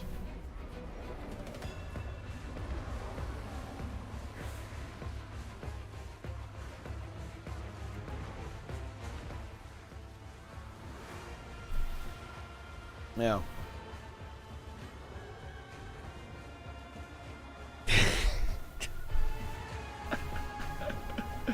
Scales.avi. But here's the thing, guys. Have we thought about this? What if Scales only made it look like he faked it? What if he made it look like he faked it, and actually he did do it, but now he threw us off the scent? Dude, yeah. That is actually mind-blowing, dude. Okay. And you know what, dude? Cassiano fucked me over. Because now when I try and do a tournament, one, it's not inflated by him inflating prices, and I don't have the same amount of gold. This is unbelievable, bro. Like, daily... Okay, guys, let me actually be clear on this. Daily reminder that probably over 50% of my tournament rewards historically were duped. They were literal dupe items from Cassiano.dll. Always remember that, guys. The Motor 3 prize pool was fucking duped. Yeah. Or Motor 1 prize pool, rather, was all dupe gold. The Wayfinder sure is strong. Yeah. And oh, here's like another really fun fact. Do you guys know how much a Chak was? How expensive Chak was, guys? Chak. Oh no, not Chak, sorry. Like Chak was 20k gold. Kan-Ur was 80k gold because of Cassiano buying all of them. Seriously, guys. Cassiano inflated the price of Kan-Ur infusions to 80k gold. Yeah.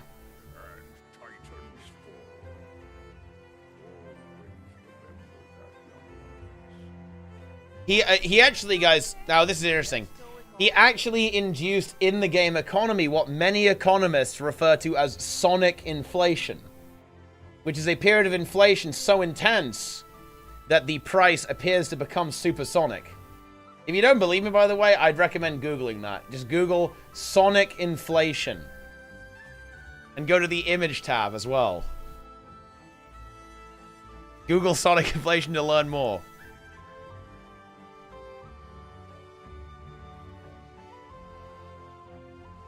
Dude, Green Death is already doing this. Okay? He already does this stuff.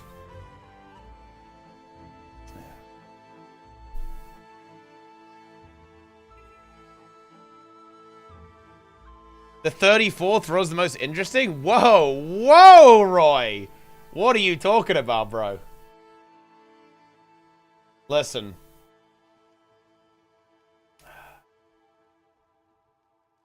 The only Sonic that Roy is interested in is this.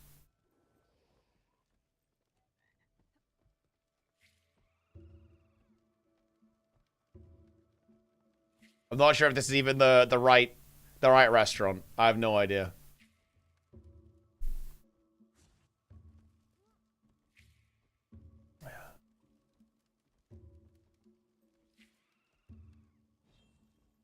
There you go.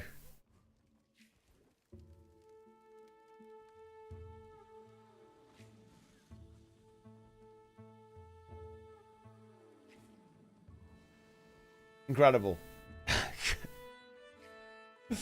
Wait, I'm going on the subreddit, guys. I want Reddit review.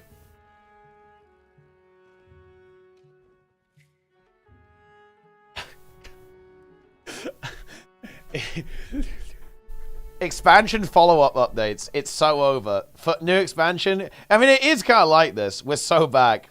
For expansion's following updates, it's so over. New expansion first act, we're so back. I mean, yeah, it kind of is like that. Oh, man. If this is how expansions are going to be, then ArenaNet should change their storytelling approach. Why have the setups for the last two expansions been so asset intensive? Multiple alternate realms, all these new factions and characters, entirely new only spaces. Sure, that's cutting into the budget where they'd like. It's been over 10 years since HO2. We don't know what's going on with the Nightmare Court since Fowland died, let alone the Pale Tree. The Pale has been nebulously struggling to find its purpose for a while. There's still ongoing tension between Char and humans and separatists. Form of the expansion will be perfectly expand what we already have rather than add more. I think that's actually a really good piece of constructive feedback. To be honest, I actually think that is a really good point. I imagine the problem with that is that they obviously do still want to make new maps, right? That's like a really big part of the model. And I guess they're saying that they could make better use of asset reuse here, but you still have to make new stuff. But I think that's an interesting critique from the story perspective, right? Like, expand on what we already have. I guess the problem is that they kind of want this stuff to be a bit more standalone and stand on its own 2 feet, which kind of necessitates, in a way, that it is to a certain extent separated off a little bit and kind of taking you to some new places and introducing new characters as well. They don't just necessarily want to deal with what's already there, you know?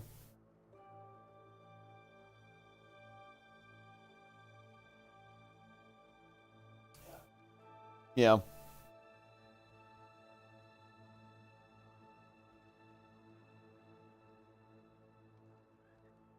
That's kind of an interesting one.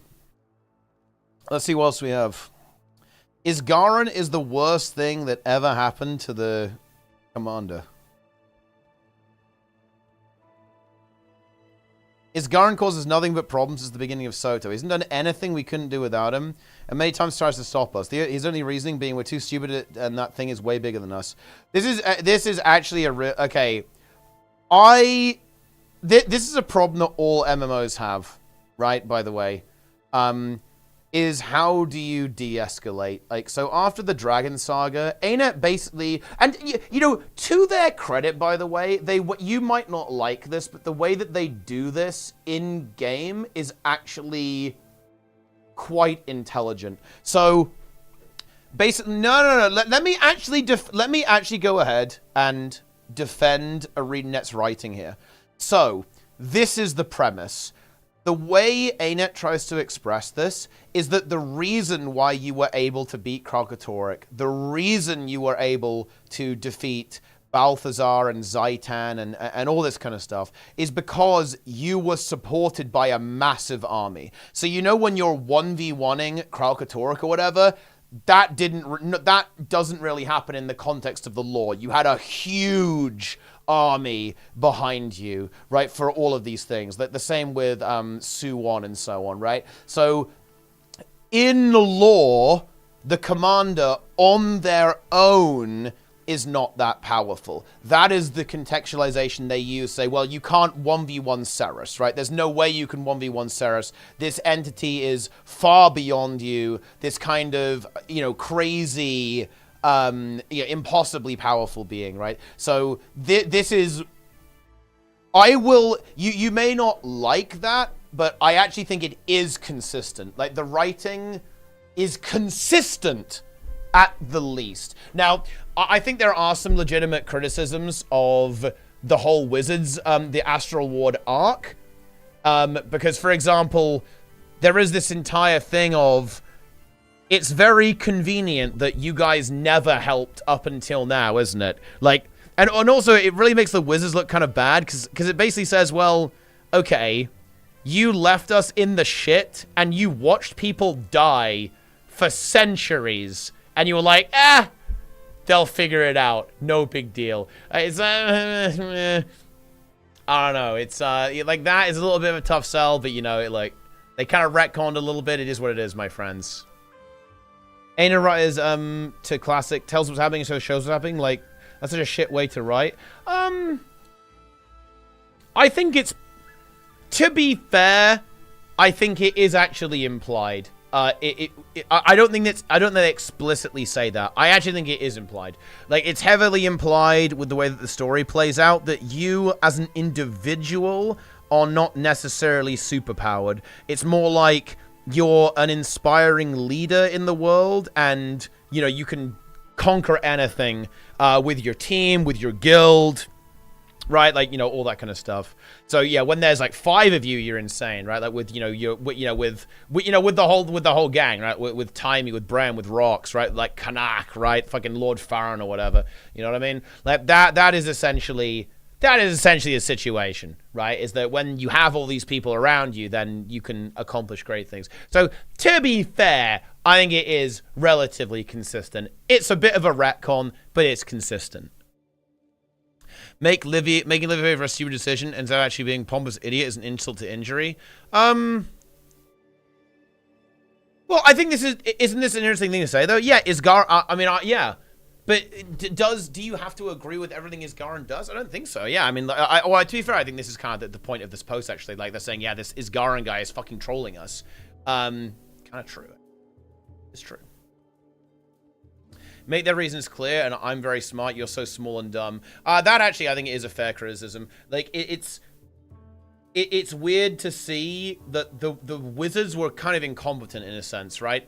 Guys, I'm surprised nobody's talking about this more, actually, in terms of the lore, but all of Janthir Wilds was Mabon's fault. Right? Just think about that. All of Janthir Wilds, the Titans, think how many people died because of the Titans, right? And all of the corruption they spread and all of the crazy shit that went down here. And, you know, Decima and Ura and Greer. That was all because Mabon fucked up, pretty much. And just decided to say, you know what? I'm just going to leave this gate here. I'm going to leave this Titan. I'm going to leave this Titan chilling out. It is what it is, bro. Like, it is entirely his fault. Wasn't the lack of intervention justified the barrier being tied to the Elder Dragons, therefore not being the ward's interests to defeat them? Yeah, but I mean, like, I'm not sure they even entirely approve of doing it that way anyway. In fact, I think, funnily enough, actually, this is even, like, criticized on a meta level in the game, right? Like, you know, Joko says, like, what the hell are you idiots doing? Right? Like, what the fuck were you guys thinking? Like, destroying these, like, primal forces. Like, are we saying that the wizards couldn't have in some way helped here? We know that Timey could. Timey put Primordus back to sleep, right? So it's not like it's impossible. Surely the Astral Ward would have some kind of solution for dealing with this problem. It's not like it's not a problem. It obviously is. Like, I mean, look, think about Zaitan, guys. Like, Zaitan would have been responsible for, like, you know, depending on the population of how many people are alive in Tyria, like, Zaitan would be responsible for, like, hundreds of thousands of deaths minimum. Like, the same with characters like Mordramoth, for example, right? As well in, like, Heart of Thorns. It was, like, an incredibly bloody battle, right? With, like, you know, all these vines popping up everywhere, you know? So, like, yeah, you know, you're not wrong. But, like, are we saying that they would have no other solution to, like, preventing this, like, crazy amount of bloodshed?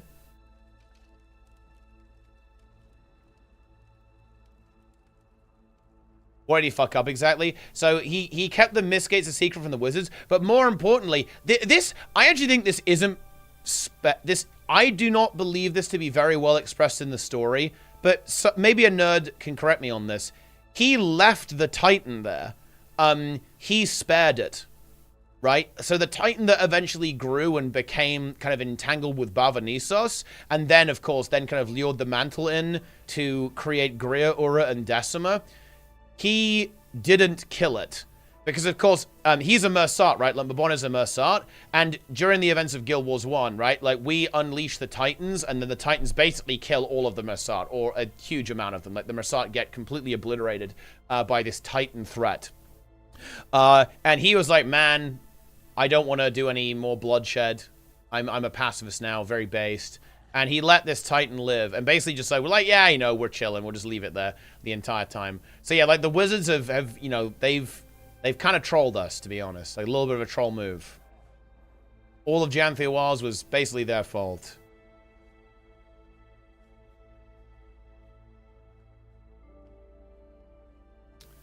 Yeah. Incredible. Reddit review. Bro. What is this?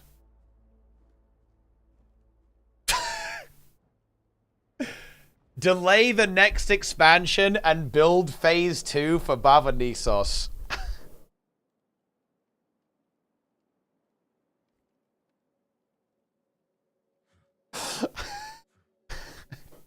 It's spreading, guys. It is spreading. Phase 2.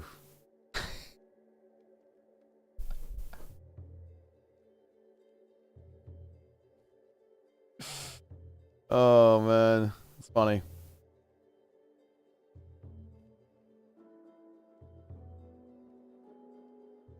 Darren's. Oh, yeah, this is a good clip. I believe Darren's was actually playing... I believe he was playing Guardian, and he did 4K DPS. He was completely caught in 4K, in more ways than one. He did it out of spite? Well, no, I was joking when I said passes. I think he was like, you know, I want to give you the chance that I was given, right? I will not kill you. Are you having fun in Guild Wars 2 again? Look, I'm having fun streaming Guild Wars 2. I'll put it like that.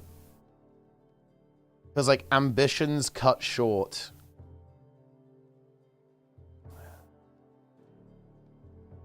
Hmm.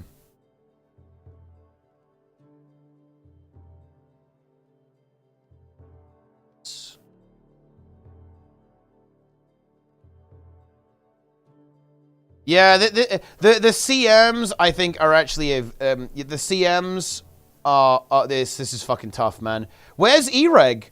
Why is Ereg not on Greer, bro? Aura Geysers, yeah, where are the ads? Right?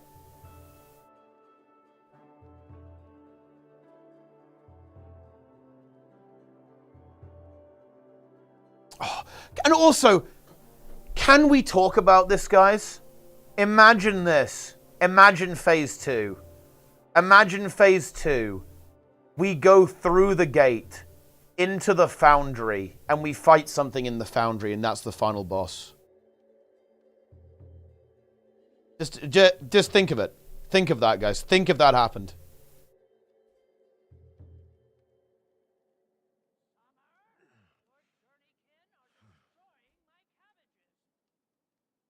That would be incredible.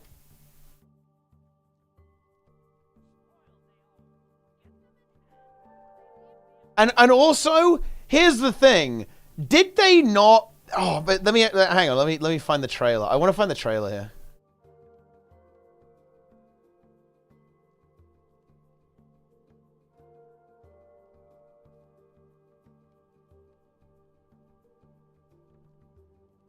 Yeah, they almost bait you a little bit with this transition, don't they? There's like a slight bait.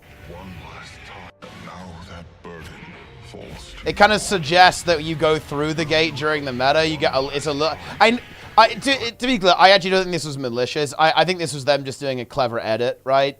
And them wanting to do like a cool little edit. But yeah, they almost like bait you in thinking that you're going through, right?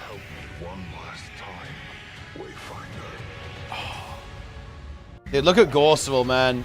Will you help me one last time, Wayfinder?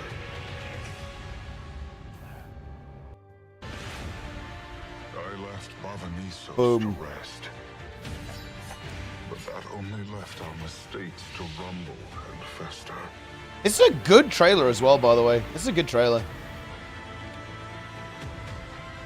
I chose not to avenge my people. Dude, do you know what? I will always pay attention to the trailers now. We should have known because you can see where Gorseville is, right? We should have realized that this was it. Not to avenge my people, endangering and burdening yours.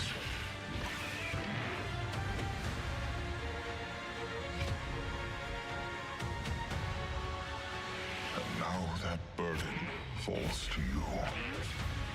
Will you help me one last time, Wayfinder? Said the trailer, I think that's unfair. I think they wanted to do a cool edit. They got really good feedback on this. They did a bunch of trailers that used some pretty cool transition techniques on some of the videos. So they just wanted to do that, right? So that's what it is.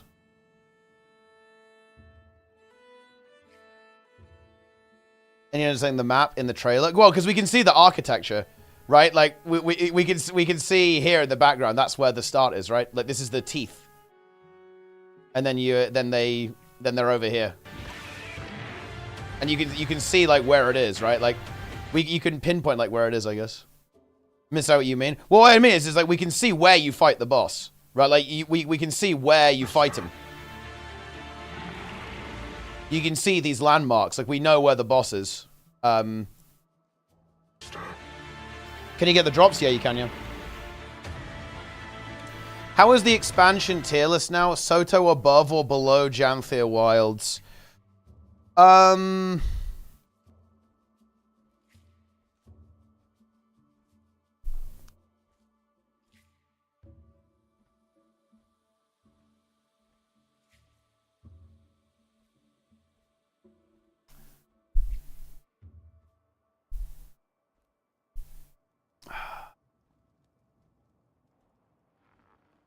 Let me actually think about this. Like, where would we do this? Okay, so let's do the tier list, guys. In my opinion, HOT obviously S tier. I'd say Guild Wars regular A tier, just to kind of get the basics out of the way. I'd say Path of Fire B tier, EOD A tier, same as Core. Soto.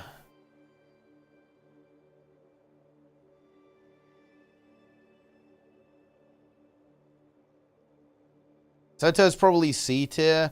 Now, the big question is, does Janthir Wilds get into B tier? Or is it also C tier, unfortunately?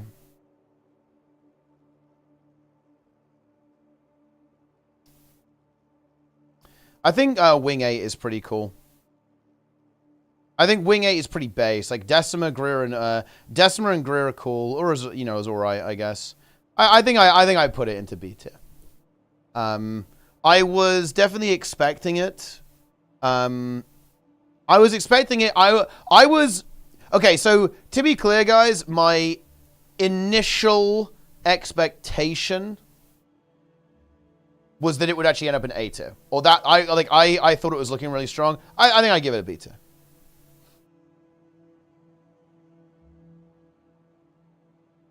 I give it B tier. I agreed, Nike, yeah. Agreed. Yeah. Janthir Wilds had Titan meta, which was pretty cool. Lowland Shore was excellent. I think the story was fine. I really like Greer. I like the Titans. I think they're cool in the story. Spears were good. Relics were good. They've done good balance patches as well in Janthir Wilds, I think. I actually really like the collections as well. I really enjoyed the collections. So that felt really good. All of the cool little RP you could do on Janthir Wilds. I guess some of that exists in Soto, but I feel like not quite as much. So I would probably put Janthir Wilds gets a B tier overall in terms of Guild Wars 2 expansions. I feel a little bit bad about putting Soto in C tier. I think it's actually overhated. I think Soto is overhated, man. Yeah, like this Path of Fire overrated. And Soto is underrated. I actually feel bad putting it in C. It feels a little bit wrong. I don't think it's as bad as like people would interpret a C tier as. Did you like the Soto launch arc? I actually did, yeah. But I mean, I think I'm not referring to this as launch. We're just doing like pure expansion. We're doing like expansion tier list, right? Like expansion as a whole. I'm including everything. I'm including everything in this. Not just the launch. So I'm including follow-up patches.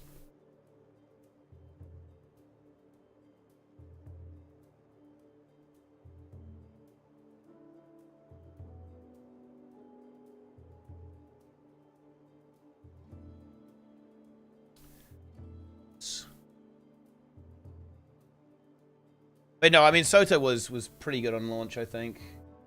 Or at least the story was, yeah. Oh, man.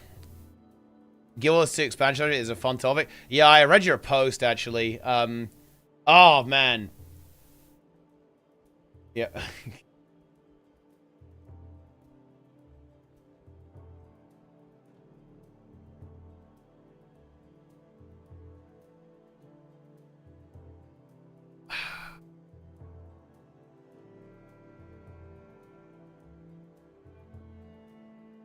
Played the game without weapon unlock, and Wizard's Vault.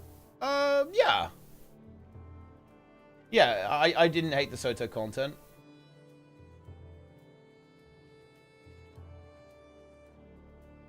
One moment, guys.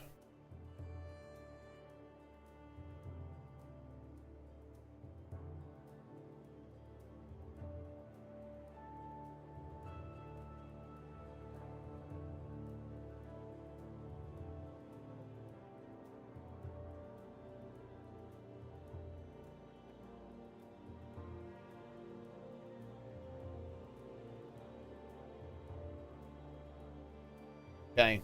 It's funny, actually. I think you had an interaction with this. User, Nike, but good news.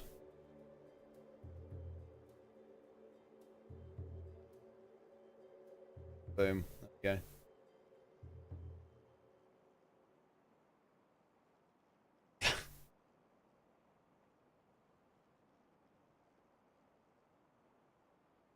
If you're asking why, like, I was sent this message from this user.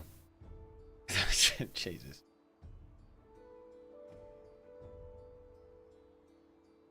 Yeah.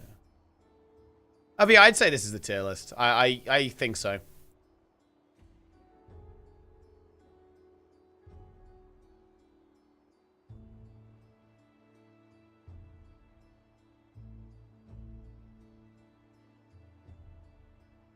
I don't think our POF could be below EOD. It's because the open world was quite weak in Path of Fire, in my opinion.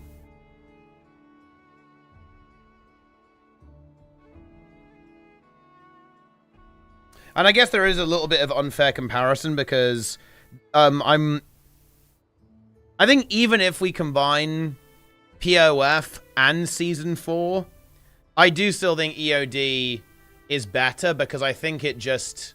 The quality of the open world was really good, in my opinion. I also thought the story was funny in EOD, which I personally liked. Not everyone did, but I liked it. And it had strikes and strike CMs, which I would say were definitely, you know, kind of... They were on the level, even superior to the raids that came out with Path of Fire. So, yeah. I'd say EOD was fucking pretty based. Its story, I bet it. Oh yeah, for sure. Yeah, I'm a gameplay nerd here, so obviously I am leaning a bit into the gameplay. But yeah, it's funny when I replayed the story on the Zero Day Hero account. The story in HOT is actually quite bad, isn't it? Which is yep, that's something. But yeah, this is kind of like my holistic view of the game, I guess. In my opinion, okay, let me actually just talk through. Let me talk through why I think it is this way. In my opinion, all 3 game modes, absolute fire in HOT. PvE, popping. World versus world, popping. PvP, popping as well. Just boom, boom, boom. All 3 game modes.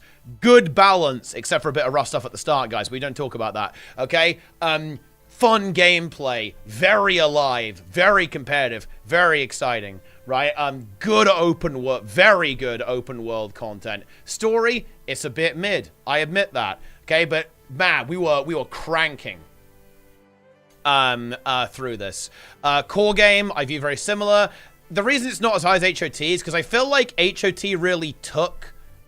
To me, HOT took everything that's great about the core game and just cranked it, you know, and just fucking cranked it up to 11, you know?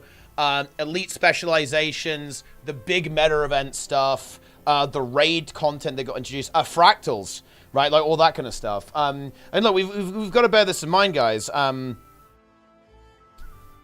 If we actually look at this stuff, you want to talk about, guys, what happened in the HOT era? Boom, Chaos Fractal. Boom, Nightmare Fractal. Boom, Shattered Observatory CM. That dropped in HOT, guys. Spirit Veil. Salvation Pass. Stronghold of the Faithful. Bastion of the Penitent. 3 fractals. Chaos Nightmare. I mean, my god, cinema. Fucking cinema, dude. Holy shit. Oh my god. Oh my god. Season 3? Yeah, but we're doing expansions as a whole, right?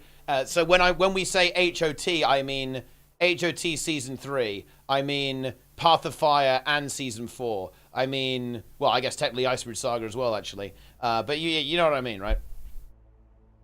Exactly, it was gw2 2.0, exactly right. And that's why it was so good. It just took everything that amazing about the game and just juiced it even harder. Again, bumps in the road, but I mean, that is how it goes. That's not entirely unsurprising. Yeah. I lost the tier list. So that's why HOT is there. The HD Masters were kind of lame. Oh, for sure, yeah. And that's definitely, I would say, like a really big strength of Path of Fire is that the mounts are really good and really cool. I think in particular the Roller Beetle and the Griffin like really shine. And there was like actually there was honestly a huge amount of magic for Path of Fire. Like for example, finding the Griffin and like discovering that for the first time is actually so insane. Really, really cool part of the game for sure. Good raids too, just sounding like a metas. Exactly, yeah. That's why ultimately it does lose. Like, Path of Fire for me loses a lot of points because I think PvP and World versus World really suffered a lot. And that's a big downside for me. So balance design was not good. Elite specs. I think the Path of Fire elite specs were quite toxic, particularly in PvP and World versus World. Less so in PvE a little bit, but that's where, you know, power kind of like really started to crank up there and get a little bit crazy. But yeah, that's like a big reason for that. I think the raids in Path of Fire were obviously good. They absolutely were. And the fractals too. I don't hate the fractals. You had Twilight Oasis and Sunquar Peak, of course, being released. And Deepstone as well, right? Must be Deepstone. I actually do quite like Deepstone. Deepstone, in my opinion, is actually a little bit underappreciated. I actually think it's rather good. Yeah, you can see here. Twilight Oasis, Deepstone Fractal, and yeah, sorry. I mean, Sunrise Reef, I mean, it's alright. It's not my favorite, but it's not the worst, is it? Let's be honest. And yeah, oh yeah, Strike did. Secret Lair of the Snowbird, let's go. Log in. Yeah. And they say in Cantha, then jump to Soto. I mean, I think I'm actually a little bit outside the norm here. I really liked the theme of Soto, and actually, you can see if you want to hear me talk. If you want to hear me talk in depth about my position on Secrets of the Obscure, I've actually got like a full video essay on it. Actually, I really liked the theme of Soto a lot. I think it was extremely strong. I love the demons, the Cryptis theme. I think they look insane. I think Patha looks really cool. Ceros looks really cool. Eparch, model-wise, looks pretty cool, right? Especially in his Scorpion form, right? It's just that, you know, that obviously was a bit underdeveloped, right? I like the aesthetic a lot. I like the Astral Ward aesthetic a lot. I love their weird, like, tall buildings with corridors that go nowhere. This weird, clean, the corruption aesthetic really kind of reminded me of Dead Space, actually, which is a game that I also really like. With, you know, the creeping corruption crawling over stuff. I think the Cryptis are cool. They're a cool idea.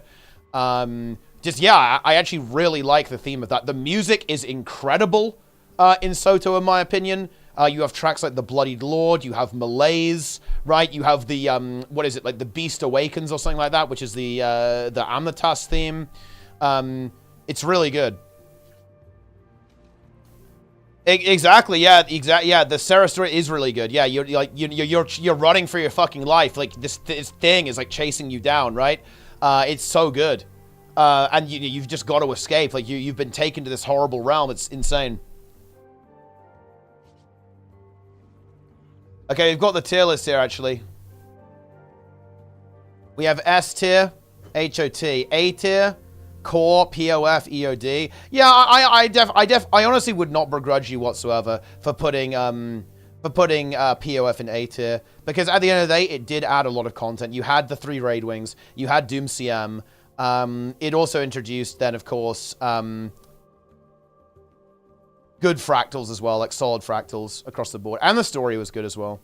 The story is good. Living World Season 4 was, like, really good narratively. But I really feel like the open world lets it down, to be honest. I really do. The problem with me with Path of Fire is that I think the open world content was very weak. Both in... gameplay-wise, that is. Both in the initial expansion drop and also in the follow-up in Season 4. Like, it's actually really funny. It's actually really, really funny because, in my mind...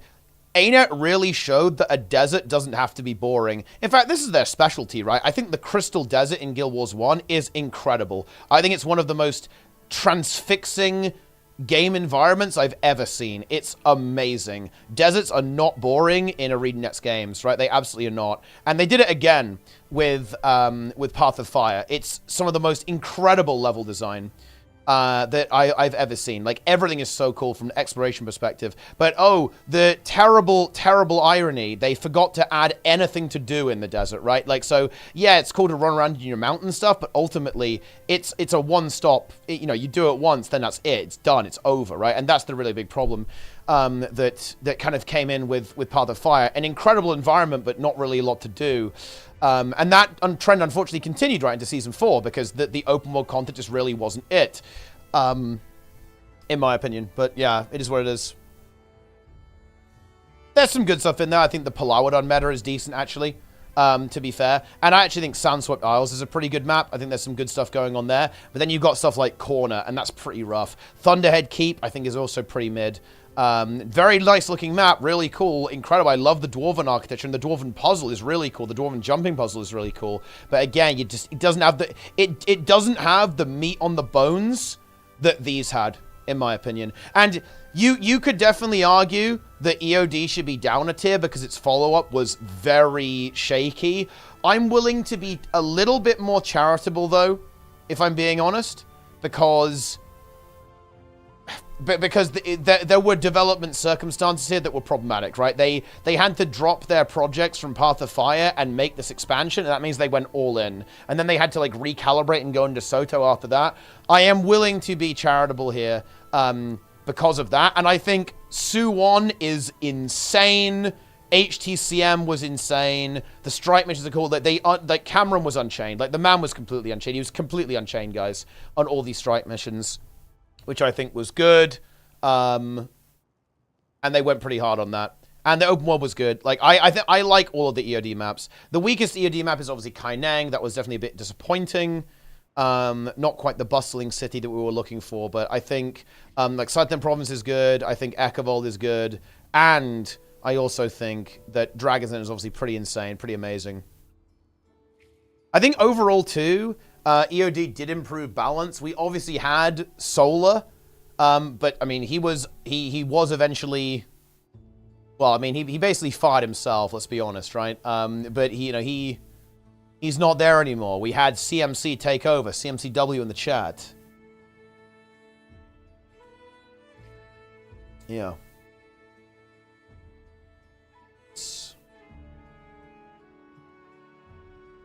Just a weapon mastery alone? I think spears were good, to be fair. Like, CMC and Trig, they cooked on the spears. And to be fair, there's more, obviously not just them, there's more of the devs, but, you know, like that. Wait, I like that you added Hope is Lost tier. So this is like pure fucking despair. Soto Fallout. Wait, you're saying Soto is, even the launch of Soto and the updates, like Ceres, is like, Hope is Lost? Yeah. Is disliking Webmaster a hot take? I don't think so, no. I don't think so. Yeah, so I completely agree, Dan. I think Soto is overhated. It's why I'm actually not very happy with actually having it at the bottom. I think it's very overhated.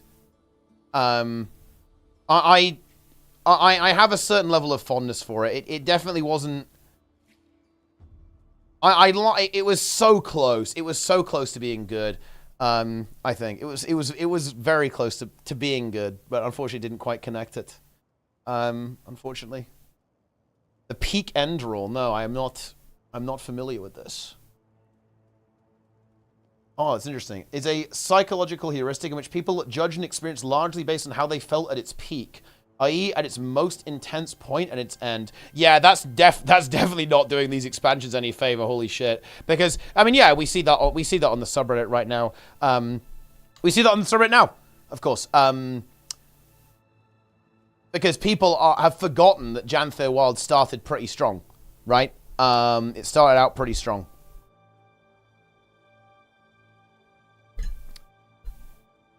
And unfortunately, it has slightly fumbled. Did not quite stick the landing.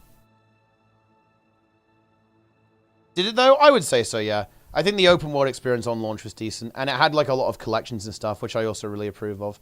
I think the story was fine. Maybe a little bit yappy, but it is what it is. It's bears, right? They're chilling, they're hibernating or some shit. And Soto also did start... Soto did actually come out swinging. I think the metas were underwhelming, especially Skywatch Archipelago. Actually, definitely Amnatas as well. But it came out swinging in terms of the narrative, I think, the story, and the visual design. And yeah, again, when it comes to like Path of Fire, the reason I have it here is because I think the combat was a bit compromised, and PvP in World of Sword got abandoned. That's like I cannot put it in A tier because this POF, in my opinion, was the expansion where there was this big line in the sand that like World versus World and PvP are just good luck, have fun, guys, right? And that to me was I can't put it higher than B tier because of that. Like, yes, mounts are awesome. Yes, the roller beetle is really cool. Yes, the story was good and well written and interesting and exciting, right? And cinematic and really hype, right? And yes, Wing 5 and Wing 6 and Wing 7 were also really good content. And yes, we had some good fractals. But I mean, the thing is, I'm gonna be real, guys. If we're talking about a tier list of Guild Wars 2 expansions, I really want to say, guys, being B tier ain't bad. Because in my opinion, HOT is probably... Look, I might even go this far. I would say that HOT might be like the best MMO expansion I've ever played. Because if I rate my current enjoyment of World of Warcraft at like a 9 out of 10, which I would probably say I'm really enjoying World of Warcraft right now. HOT might actually just be a straight 10 out of 10. It may actually just be 10 out of 10.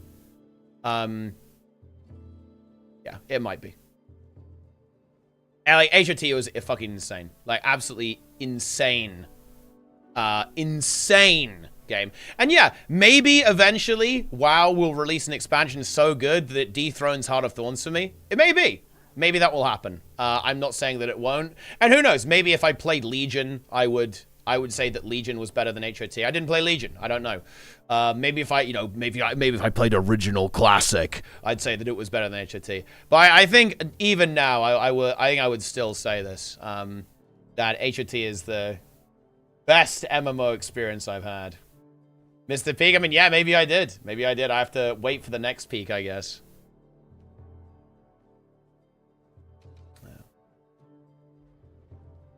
Did not know whether sort of rounded 1 PP. Hell yeah. Regret that now? Oh, okay, well, don't worry. It's still there.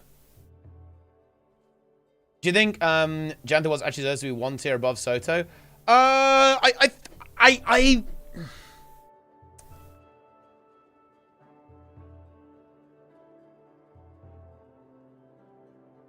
Wing 8 is cool. Wing 8 is cool. Lowland Shore is cool.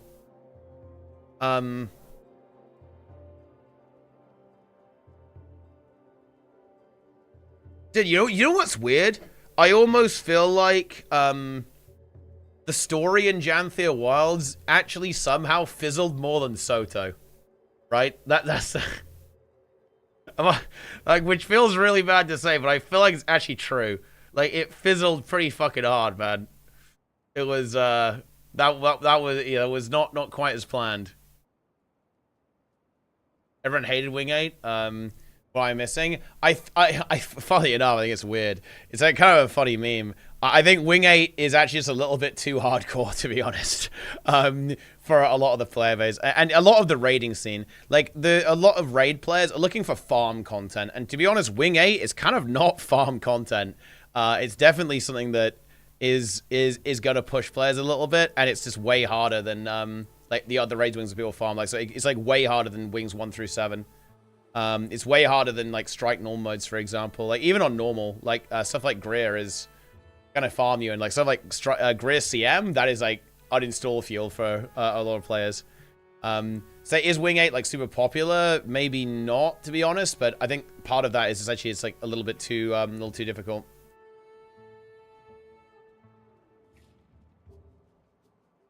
The stacking sigil, I mean, yeah, that's not great. That's not great, to be honest, and I'm not a big fan of Ura. Like, I think Greer and Decima are really cool, actually, but I don't particularly like Ura's design overall. I don't think it's a particularly fun fight, but I do think like Decima and Greer are good. In particular, Greer I think is really good. And yeah, stacking sigil stuff is unfortunate. Like that's the kind of thing that would be good if it was hot fixed, or at least like fixed now. Because that is not fun. I do not blame people for not wanting to engage in that. Yeah.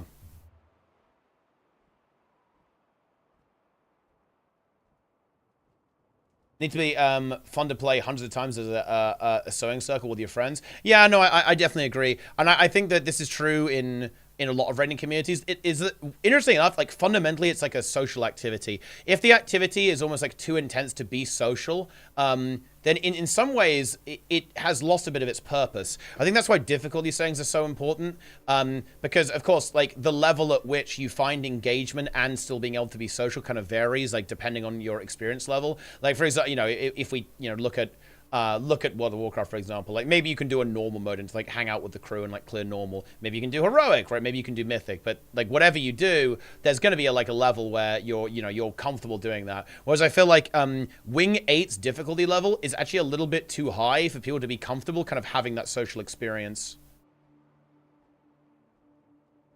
Yeah. Yeah, exactly. Yeah, it's like it's a case of getting it. It's the Goldilocks zone, right? It has to be like just challenging enough for people that they feel like they're doing something and they're still engaged. But and like the brain chemicals are spinning around or whatever. But also not too much that it kind of makes it a little bit too intense. And I think Wing 8 is actually leaning a little bit on the too intense side. So I think that's why that's why Wing 8 maybe didn't quite connect.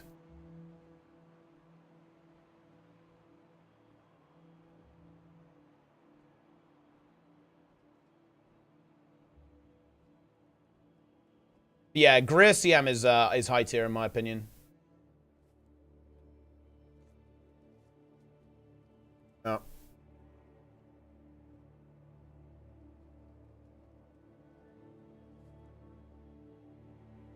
Yeah, some people don't like Greer.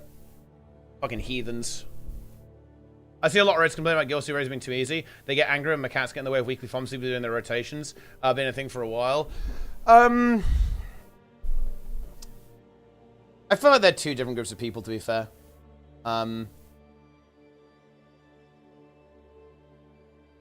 think sweats think the game is too easy. But I don't think the majority of the raid... I think the majority of the raid community in Guild Wars 2 is basically... You know what? Dude, seriously. I am not joking here. And people who play Classic will know what I'm talking about.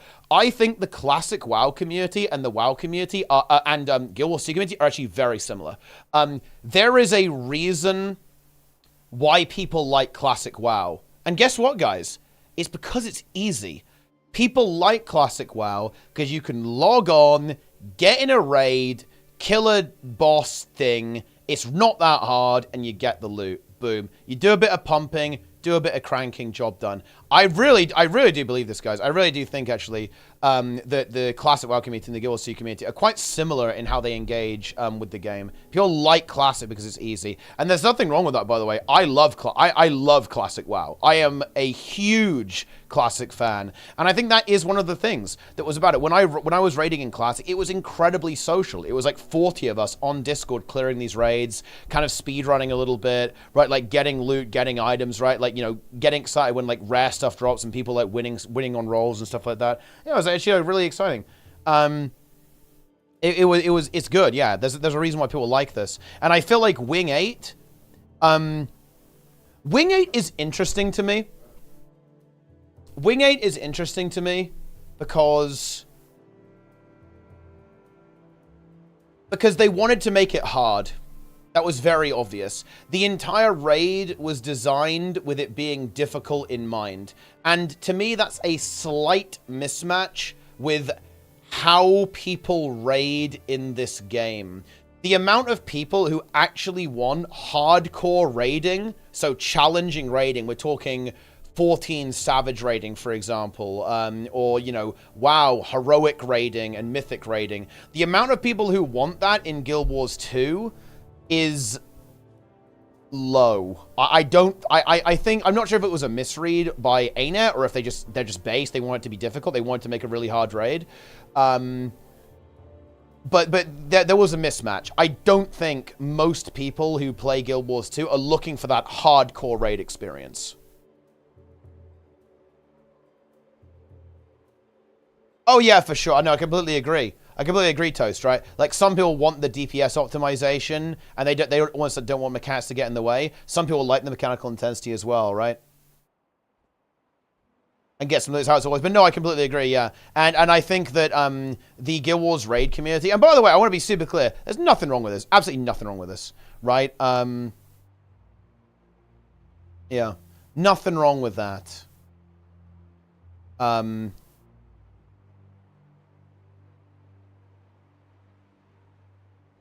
yeah. They made normal mode, the new CM. I do think the normal modes are a bit overtuned, yeah. If you look at efficiency, a relatively high percentage of players who finished the Janthe World's core story also cleared Wing 8 at GG. Oh, I'm glad to hear that, at least. So at least maybe it turned out well, but I don't think people are like farming it. But I guess it's more of like a reward issue then maybe. Give them good strats and average comp and see how it goes. I think the main reason people struggle with Wing 8 is the strats more than anything else. Yeah, for sure. Like, because there isn't much of like a information transparency thing in Guild Wars 2. Like, when you go into a raid, like you know, if you go into the raid, like you might be on your own a little bit, and that will like spook people a bit.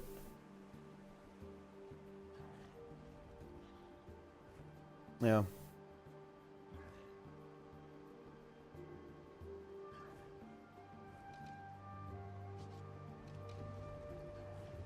Harvest Temple, Harvest Temple and Sarah sells the Emma done a lot of good for the community, despite 90% of players never intended to touch it. Yeah, no, I agree. Aspirational content is good, but I think it's also important to have norm modes for that, right? Like if they dropped Harvest Temple CM without Harvest Temple regular, I feel that would feel a little bit weird. Same with like Saras. Like, if there was no Saras normal mode, then that would be a little bit cooked.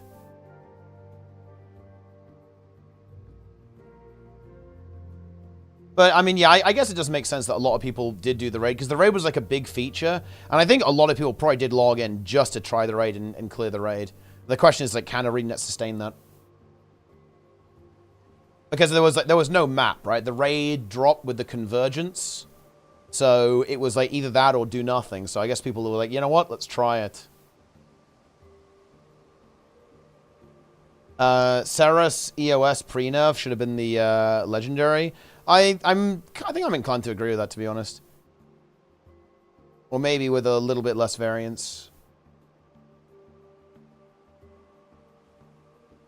Reynolds was a myth you heard about. Yeah, for sure, yeah. But I think that kind of leads into another really interesting conversation well, and I imagine that's why Blizzard decided to go in a different direction, is that, well, you can't be making all of this high-effort content if nobody's playing it. Yeah, and, like, in vanilla WoW, nobody was raiding. Like, not really. Like, not many people were raiding. It just wasn't really a thing. And then they started to make it, like, more accessible over time, so that they could keep making that type of content. And, of course, the trouble is, right, is that the longer someone played the game, the more likely they are to be an endgame player. Like, in vanilla WoW, nobody was an endgame player, right? Nobody was an endgame player. Everyone was a leveling player, right? But, of course, as the game is out for longer and longer, people play more and more, everyone ends up in, like, the endgame bucket, so you have to do something for that. Too hard? Yeah, it was too hard. People had shit PCs. That didn't help as well. 40 people was too many. And also, people didn't really play MMOs for endgame nearly as much. I feel like there's a lot more focus on the RPG element, the leveling aspect. Because I feel like in vanilla WoW, I imagine a very high amount of people didn't get to level 60. For most people who played vanilla, the game was quests and dungeons. Like, raiding was not a thing that you did. But yeah, it's not about the difficulty. Vanilla WoW raids were not easy. Were not difficult. They're very easy. Like, Molten Core is incredibly easy. It's just that, you know, you have to have a PC that can run the game, and 39 people, and a max level character, and some level of pre-raid burst, maybe consumables too.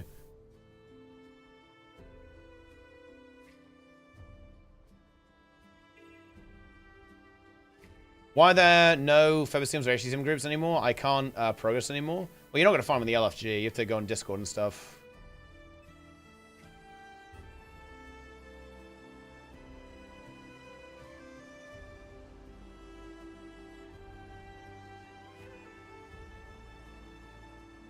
I don't think MMOs were near the size back then, right? I mean, I think you know, WoW was obviously getting pretty big. But yeah, exactly, yeah.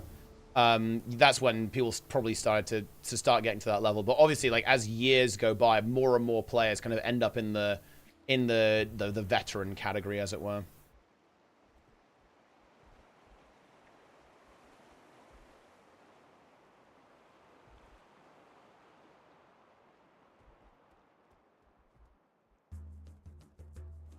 State of Gilson in a video? Yeah, probably. I think I probably should. I think it's tough. And I have my own kind of take on the situation, I guess, but a really big part of it for me is the Guild Wars 3 situation.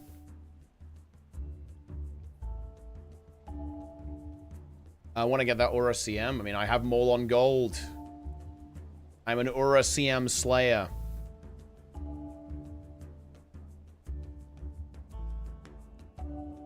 Was that vanilla WoW raid difficulty? Yeah, I think, I mean, honestly, it turned out pretty well, though. I feel like that team was able to handle it. But yeah, like, obviously, like, the knowledge grind is huge. Like, because here's the thing, right? Like, of course, those raids were basically designed with like, the first years of Guild Wars 2's knowledge in mind, right? So, when you're doing progression, you have the progression element, but you also have you need to actually learn how the game works at the same time, right? Playing Guild Wars 2 tried to play Raid. I want to try it, but it seems hard to find a group. In Discord, it seems that Beyond Tales are not available. Using the group finder, usually get kicked out because I don't. Honestly, I think if you make your own group, people will join it. I actually promise you. And just be honest and communicate. Say like, hey guys, you know, new player looking to raid, want to get some experience, and just say what boss you want to do, and just like boom, get it. And I honestly, I guarantee you, people will join, and you'll be able to have an experience that way. Is a good approach. But yeah, you know, that, and then hopefully there'll be people online. Of course, there are certain times that might be problematic based on scheduling, but one tip you could try is go to the other server. Like, for example, maybe if your times don't work out very well for EU people, you could try NA. Maybe there's some schedules that align better on the NA server, and of course, vice versa. You know, if you have you're only available at like a late night or like during the day, you can try the other server.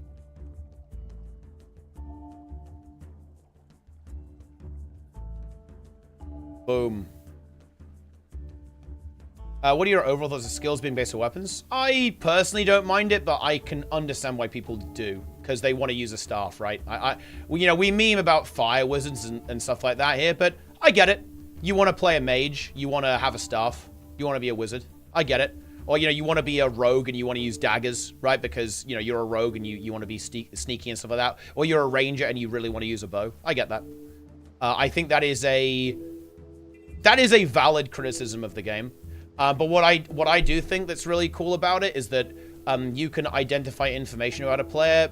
Funny enough, I actually do think that it's a PvP system. I think one of the reasons why weapons are this way is because of PvP. It's so that you can get information about a player by looking at their character, basically. So if I'm in PvP and I see a ranger, I can identify what type of character they're playing by looking at their actual character itself, rather than having to inspect them or go through some kind of UI element. I believe that's a really big part of it. Is why they designed it that way, because they wanted to create this kind of they wanted to do this kind of PvP fighting game MMO, right? Is what they wanted to do.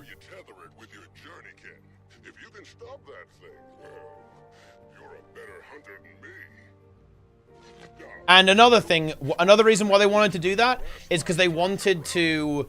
Another thing they wanted to do in the design was combat button bloat.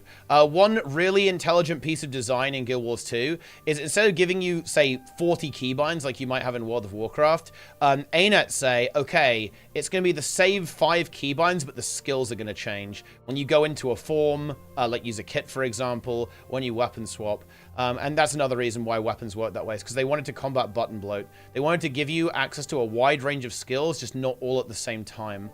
And those are like the two main reasons why they did that. Overall, I actually really like the system. I think it is well designed overall. It obviously has its downsides, but I think the design's good. Now your wells also produce alacrity. Yes, boons. I mean, perma boons, not the way. New fractal. I mean, it's okay. It's basically like, imagine if volcanic was icy. That's pretty much what it is.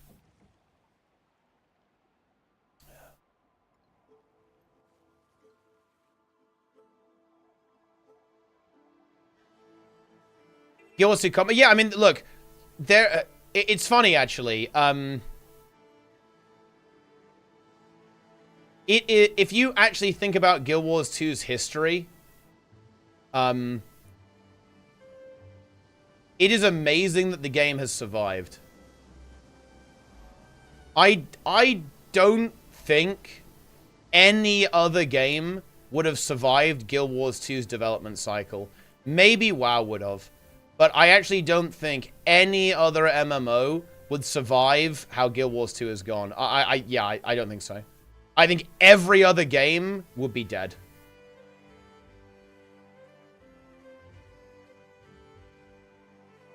And the reason it survived is because the game is so good on a core bedrock level. And that means that even though its development has been rocky, to put it mildly, it still has its charm because it's so baseline good. It's like very baseline good. And that carries it pretty damn hard. Well, isn't it for infinite scaling? I think they kind of... I think they expected it getting to fractal level 100 to be more of a progression curve, basically. And also, so here's a fun thing for you, Toes. I mean, I bet Blizzard do this as well. ANNOUCE have a tendency to add a system and then never, like, iterate on it. So what they'll do is they'll add something new, and then if there's a problem, instead of fixing it, they'll just make an entirely new system. And they just won't touch it again. Like fractals in this game have not been changed on a systemic level for, I mean, basically ever. Like they've messed around with some stuff like affixes, basically, but they haven't really changed the system very much. Although I guess you could say the same thing about Mythic Plus, to be fair, actually.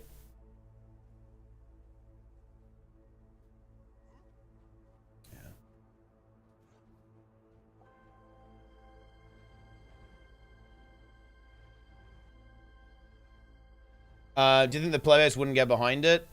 I think the idea of PvE with a fail state would be a tough sell. People do not like failure in this game.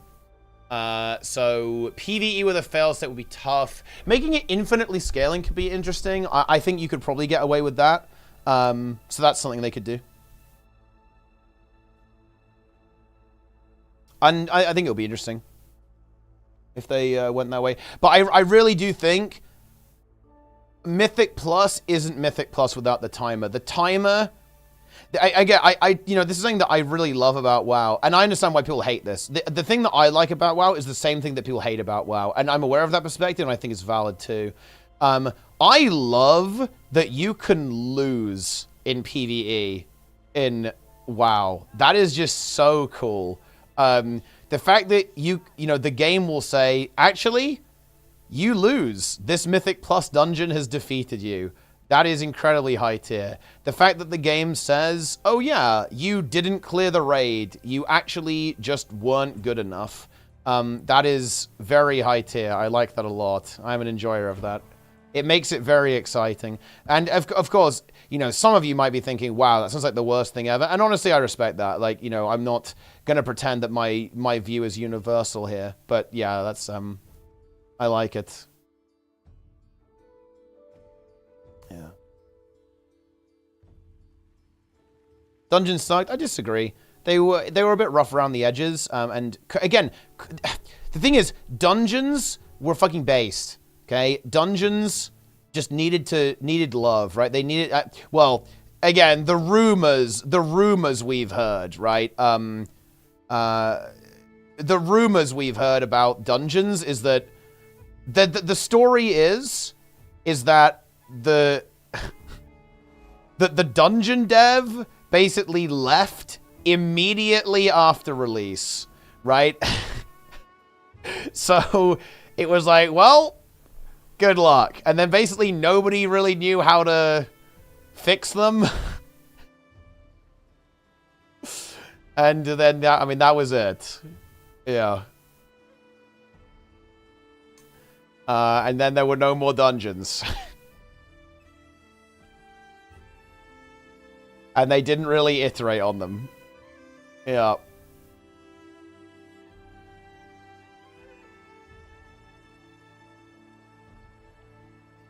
Timers into a new mode that's harder, kind of like HTCM. Why rewards are awful for most to go, so for a small community. Wait, oh, you mean like on HTCM? And I think they should just like buff the rewards for this stuff. Like HTCM is actually very farmable, to be honest, but like there's no desire for people to do that because it's like it's not gonna be like sick gold per hour, right?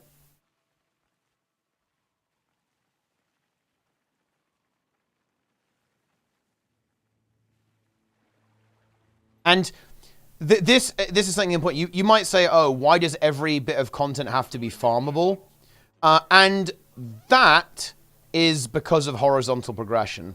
Because of the way Guild Wars 2 handles rewards, all content has to be farmable in this game. If you want people to play stuff in this game, has to be farmable. Because the progression in this game is gold farming. In the same way that World of Warcraft is a number go up simulator, Guild Wars 2 is a gold number go up simulator. That is the way that people play this game. And if you have a piece of content that doesn't fit into that, people ain't playing it.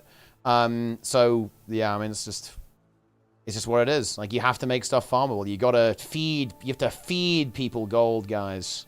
You have to feed them. It's got to be done.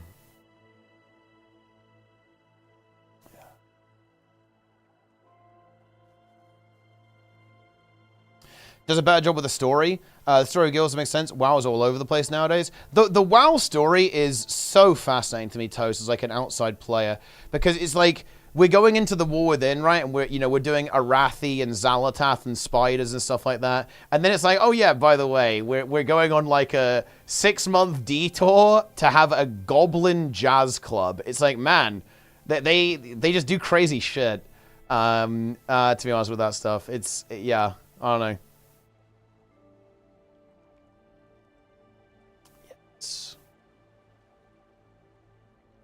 They did, yeah. And, you know, I definitely felt this in Dragonflight as well when I was playing through the story. I will say this. I felt like the BFA story felt really... The BFA story felt pretty cohesive, actually. I guess you could say Mechagon was a bit random, but the stuff with Ajara was, like, very, I think, tied in to the narrative. And I actually think at least the Alliance story was really solid in BFA leveling. I think it was excellent, actually. So, yeah. They ran out of original Warcraft 3 source material. And they really messed up with Arthas, right? I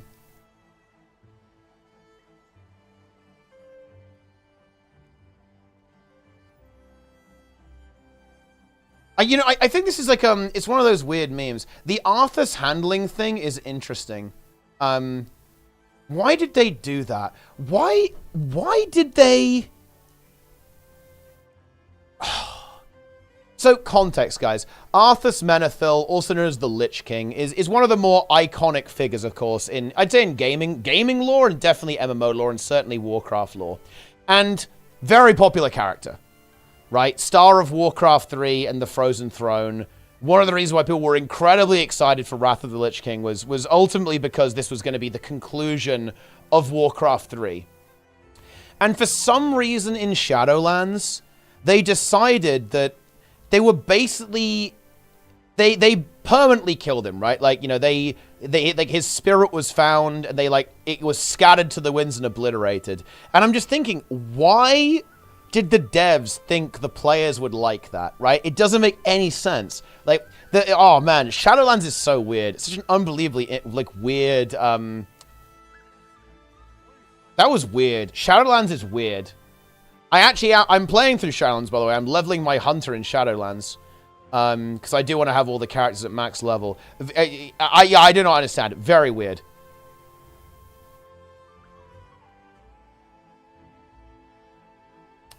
But, you know, I agree. I think, in general, the Guild Wars 2 world building and narrative tends to be strong. We're having trouble with climaxes right now and having, like, a big crescendo in the story. That's where we're struggling a little bit in Guild Wars 2. But, yeah, in general, like, it usually starts out pretty strong at the very least and has, like, some solid world building and character stuff, for sure.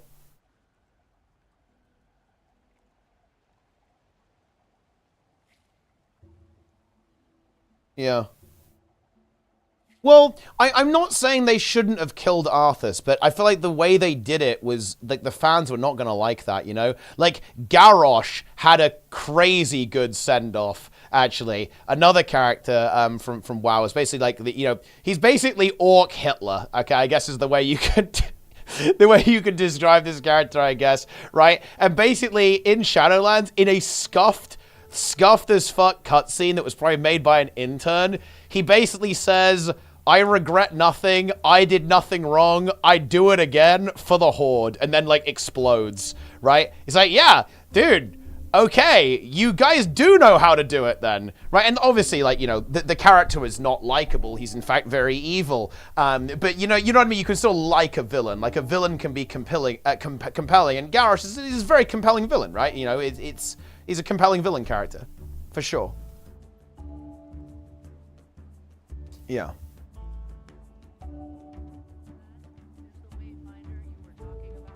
The Shadowlands first ones. Wait, I mean, is that... Yeah, this is actually one of the parts of the WoW lore that I find to be a little bit strange. Because... I mean, I guess it makes sense, right? You have, like, these titans that made everyone. And you know what's a real shame about this? Man, that area, what is it called? Zereth Mortis, whatever? Holy shit. It looks insane. In fact, all of Shadowlands does. Like, Shadowlands is so unbelievably visually impressive.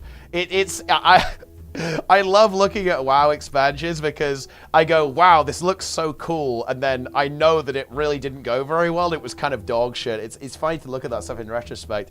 But man, like, Sepulchre of the first ones, what an unbelievably cool looking raid. It is so epic. And that entire zone is incredible. Like, Ardenweald is incredible as well. It's like, holy shit. What is going on here, man? Like, Bastion looks incredible too.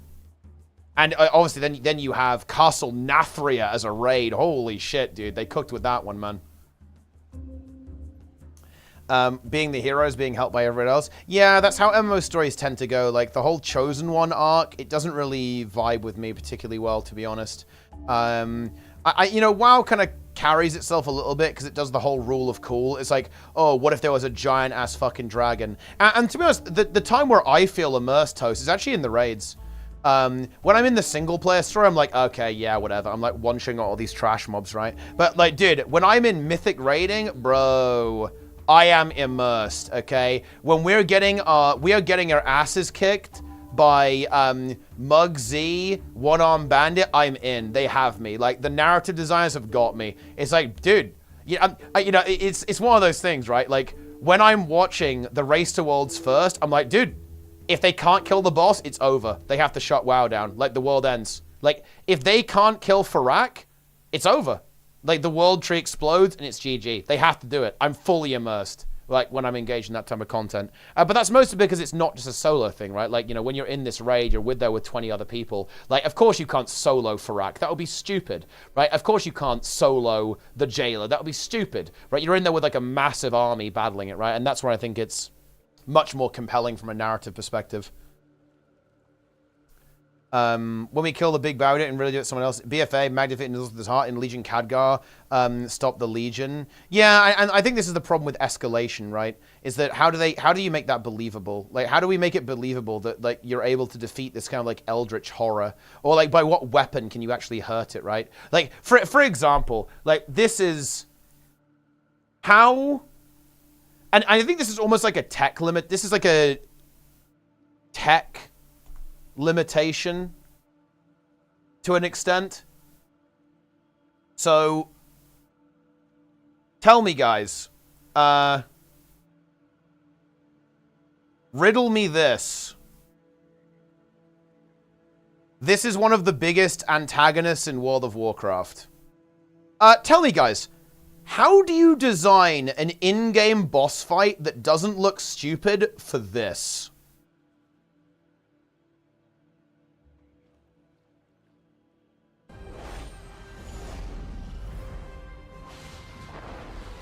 Brother, your crusade is over.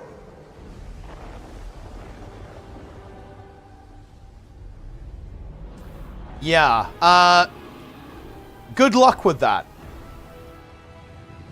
So how are we designing an in-game boss fight for this, guys? How is the player character supposed to fight this guy? He's huge! Like, what?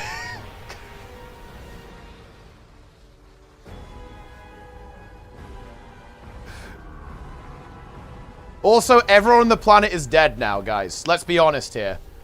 Look, I'm not a physicist, but I'm pretty sure this is... It's not looking good, right? If this actually happened, right? Like...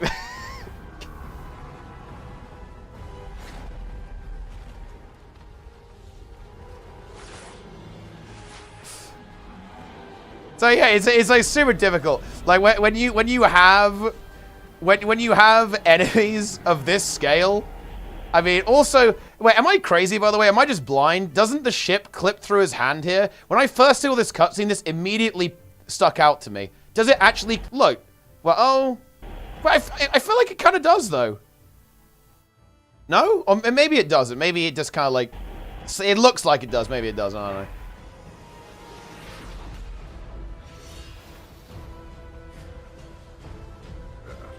And then Ill is like, ah, yes, I will... have you in prison forever. Boom. Yeah, exactly. It's the Elder Dragon problem. Like, Guild Wars 2 had difficulties as well. Like, how do you like, how do you make something compelling when the threat is this big and you have to keep escalating it? Like, if you wanna hear about some really cool WoW storytelling, it's absolutely the Jaina story in BFA. Wow, really cool, actually, extremely well written. And in Guild Wars 2, I think it is the smaller stories that are the most compelling, right? The smaller collections, like, you know, stuff like creating Vision or Aurora, or, you know, honestly, the events, like the meta events and the hearts. Like, the story is more compelling when you're not fighting some kind of crazy world-ending threat, in my opinion. Especially when the game kind of presents it like you're soloing it as well, you know? My scars, of course, bro. Yeah, that shit is fucking sick, right? Like, I know that the Legion story was very well liked, right? I think people really enjoyed the Legion storyline. And then, you know, that on top of artifact weapons, dude, I bet the nerds were fucking drenched in their own coom, right? Like, the game lets you have the Ashbringer, you can wield Doomhammer, you can have Scuffed Frostmourne. Holy shit, bro. Like, I imagine they were completely spent, okay, by the time they got to, like, their second character. And it's the Burning Legion, and it's Illidan, right? Oh my god. Yeah.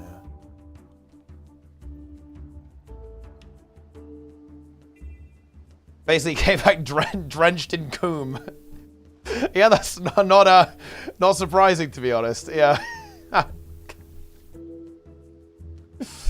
Oh man, that's funny.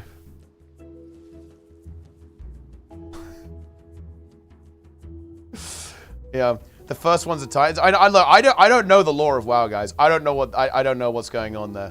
Like, as I understand it, like basically all the people in charge of the underworld of like the afterlife were like constructs or some shit. I don't fucking know, including the jailer, right? He's like a little robot or something. I don't know. Yeah. Azeroth basically a Titan egg, not that fragile. Well, I guess that's good news for us. In vanilla, Wrath, lore-wise and story-wise, when we killed Cthulhu, it wasn't a Band of Adventures that did it for gold, not even known. I mean, yes and no. I think the problem is, is that in games, and I don't think this is a WoW problem. This is I think an RPG problem. I wouldn't even say MMORPG. This is an RPG problem, right?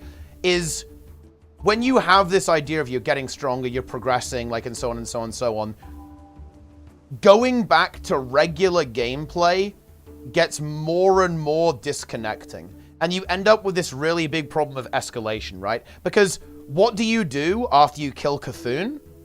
An NPC says, get me 20 bear asses, please.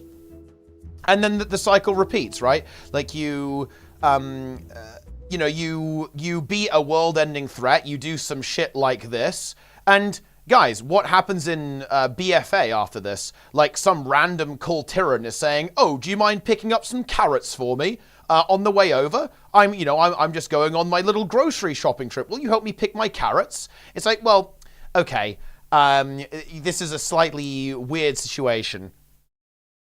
Yeah, I thought, yeah, exactly. You find, yeah, this expansion you fought Mega God, but next expansion, guys, you're fighting Omega God. And when you have this kind of long-running RPG experience, it gets really difficult to keep it grounded. Really difficult. I don't blame the writers of any game, Guild Wars 2 or WoW or 14, for dealing with this. It's so difficult to somehow kind of maintain the suspension of disbelief in this situation.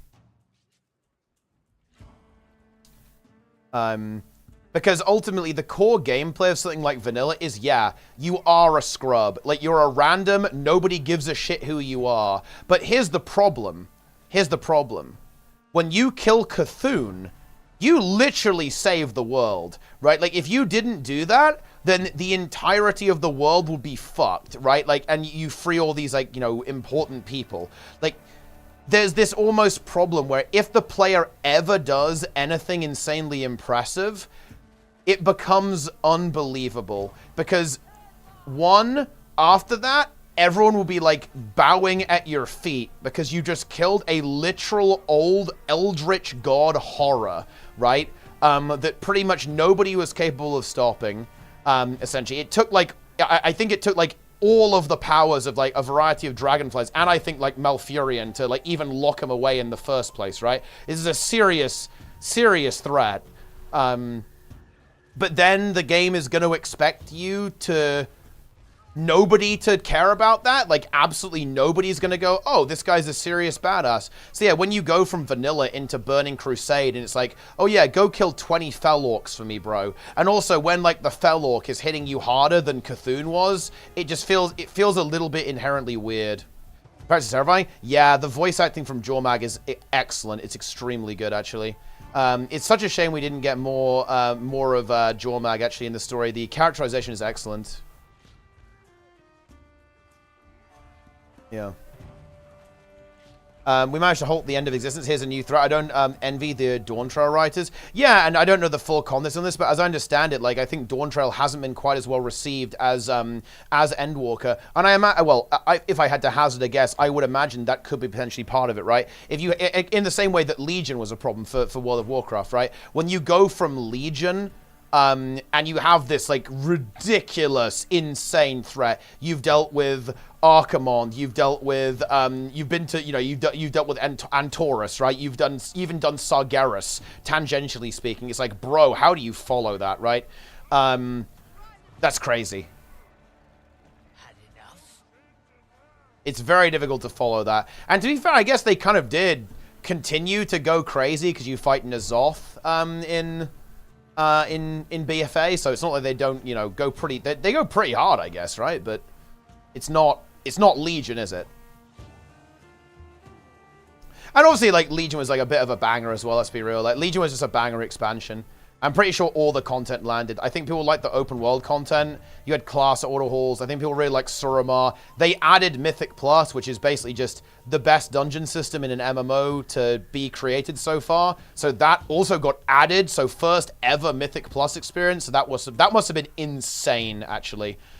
Playing Legion for the first time when they added Mythic Plus. The raids, as I understand it, were also pretty damn solid. Like Nighthold, I think, was pretty damn popular. So it, you know, it was just good, right? It was just good. Yeah, Mage Tower as well. So it had this kind of interesting solo content experience going on there as well. It seems like I mean, yeah, like Legion was just like very clearly like just packed with content, right? And nearly everything is voice acted. Yeah, it's something that they don't go nearly as hard on in WoW, right? There's a lot more text storyline. In Guild Wars 2, they typically focus on like quality. So there's maybe not quite as much, and a lot of the side stories aren't voice acted, but the main stories are all voice acted, including the player character, which is kind of like a mixed thing. I like it, but I don't like it. On the one hand, it feels really weird when you're looking at your WoW character kind of like silently staring on what's going on while the NPCs talk to you. On the other hand, sometimes, you know, you don't really kind of vibe with the personality of the character you're playing in Guild Wars 2, because, of course, you know, you can't dynamically say whatever you want to say, right? So it's got its ups and downs, I think. Emerald Nightmare. Oh, yeah, that was really bad, wasn't it? It just, like, flopped over and died instantly. Yeah. Xavius. You hate to see that, guys. Unlucky.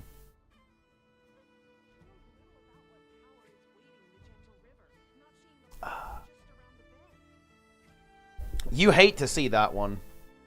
Yeah, yeah, I do think ArenaNet need to try and find some kind of solution to the voice acting thing. The voice acting thing is like really not doing them any favors, unfortunately. Yeah. It's time for slop? Wait, what is slop? Oh, you AI slop? No, I don't think they should use AI, but they should maybe consider alternative or voice actors, at least until the originals are back. Malfurion was giga hard, so Mether went to bed before pulling Xavius because they assumed it wouldn't die, and Exodus killed it in like 20 pulls. That is extremely funny. I wasn't aware of the full context there. I just know that the end boss was like a bit of a fail on that raid.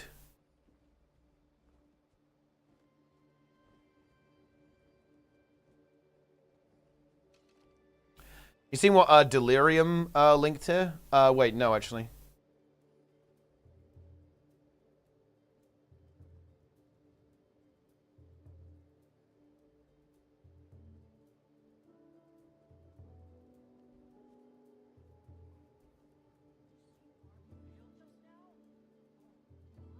Incredible.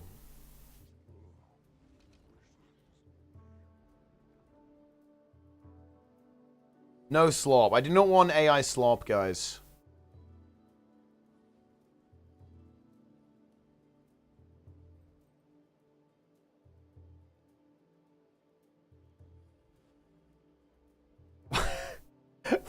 Dude, AI is so freaky, man. We're doomed. We are so unbelievably doomed. I think we're fucked, guys. Here he is, staying hydrated, the man himself. This is, if we, look, wait, can you get me an AI video of phase 2? Maybe we can manifest it by doing that.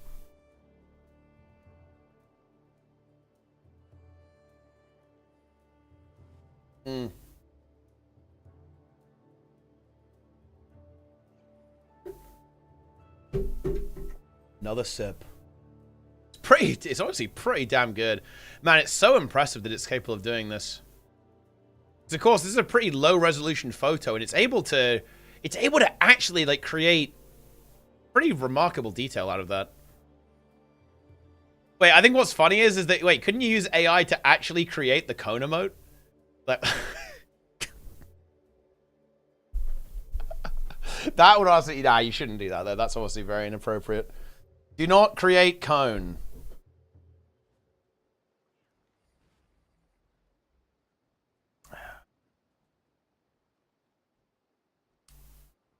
Insane.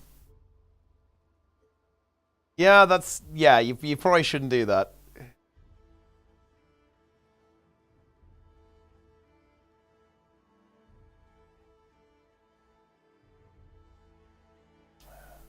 Cone.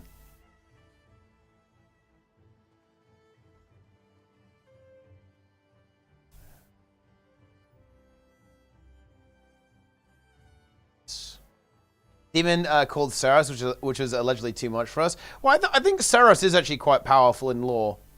Maybe not as powerful as like Elder Dragons and stuff, obviously, but again, you have to. I get the difference is that you have to like 1v1 him basically. Wait, Wooden Potatoes is he's unchained or what? So I can start coning. Yeah, I mean, we might even try Muggsy tomorrow, depending on how much damage we have. We might get a little bit of practice on it tomorrow. But we are going to be killing Muggsy. Muggsy is dying next reset, and then well, hopefully 8 out of 8 is happening next reset. We'll be sending out the preparation, kind of like formalizing everything. We might do a bit of reprog, but that's how it is, right? Yeah, 6 out of 6 into a 4 out of 4 tomorrow, and then boom. Easy game, easy life. But yeah, Muggsy and Gallywix are dying next reset. Yeah, I'm just going to get... aside my... Yeah, but I think as I'm just going to get the Paladin ready. I'm going to have my Paladin like 680 for Muggsy. So basically, once I'm done with drops, I'm just going to go... We're probably... Oh, I should announce this early, actually, because obviously it's on the weekend. We're almost certainly raiding Sunday next reset because Ace is not available on the Thursday. But I will post about that.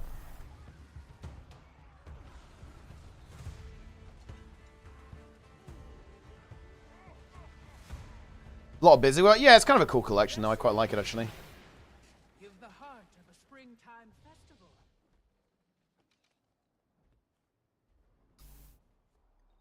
Incredible. But yeah, that is the plan. That is the plan.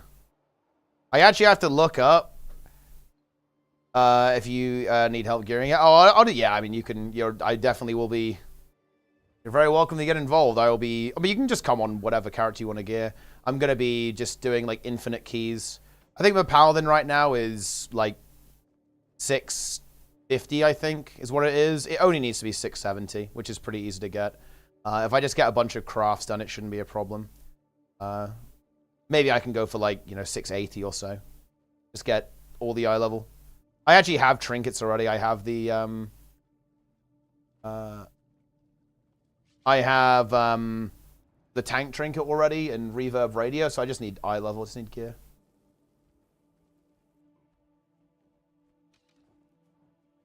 Keys randomly at 10 a.m. without saying anything. Listen, that's actually something that I will be actively improving. Like, what we need, like, and honestly, I hope maybe streaming will help with this. Actually, maybe we can get more people streaming. We need to be. The guild needs to become very social. That is my personal opinion. We must form strong social bonds with the raiders. I don't want to play... In previous Mythic Plus seasons, I've actually played a lot on a fixed team, as many of you guys are aware. I actually want to stop doing that. I think that was actually probably bad overall. Obviously, I like doing it. I'm not saying that, I do like that type of gameplay, but I think I want to play with a lot of the team. I want to do, like, loads of... Exactly, yeah, that's what I'm talking about. That's what we need, Toast. See, you're a model citizen. I want to do, like, high keys with everyone. Because what? Exactly. See, that's what I'm fucking talking about. We need as much of that as possible. I really want, like, regular heroic runs as well. We need to get people who actually want to show up to heroic. I will try to start organizing. From next week, I have a shit ton of... I have a lot of time. I will try to organize, like, at least one weekly heroic. I wouldn't even mind doing, like, a double heroic back-to-back, because I feel like doing 2 in a row feels pretty good, actually.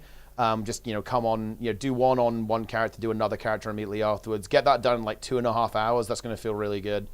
Can even do skip runs. I wouldn't mind full runs, though. Full heroic runs, I feel like, are insane for gearing alts, because you just get so many hero pieces. If you can have, like, 20 people in the instance. Actually feels insanely good. Don't want to join me? Yep, don't worry, I'll fix that. I'm on the case. Well, I have 100. I've been doing loads of convergences. I have 197 champ bags. I'm gonna open them. Dragonflight season 3 B team Mythic Plus is so fucking goofy. Man, I would. The thing is, we need a lot of tanks. I'm actually feeling really good though, because if Streak wants to hang around, he actually plays VDH. That's another potential tank. I don't think Sarah is super into Mythic Plus, but who knows? Maybe we can convert her into the fold. And yeah, obviously I'm going to be tanking. I don't mind playing DPS. Zillion is actually tanking as well right now. I think Toast has been tanking on Bear too. Oh, you tank for push usually? That's actually fucking based, yeah. Like, the more people who can actually play tank, the better, in my opinion. And who actually tank keys within the guild. Account wide on WoW, isn't it? Kind of ask for gearing ults. Oh, wait, Lockout? No, Lockout's character bound. So, theoretically, you can do Heroic and get loot from it as many times as you have characters. Yeah. The Lockout thing is the Mythic Lockout, right? It's a bit wonky, but basically the system is as follows: if you join a Mythic instance that has got a boss killed, that boss is dead for you and anyone else that you join. And if someone's killed different bosses to you, you can't join them. So, for example, let's say that you kill the first boss, right? And then let's say you kill the first 3 bosses, right? And then someone else has only killed the first boss. You would not be able to join them, right? Basically, because you're locked to that instance. It's a bit of a weird system. It's basically to, like, force you to play in a guild, basically, or be, like, very committed to your pug, but, oh, no. That's just the way it is. But, nah, yeah, it was actually a real shame. Like, I think, it was really cool to see the second team play, but to be honest, we should have maybe, helped out a little bit more. To be honest.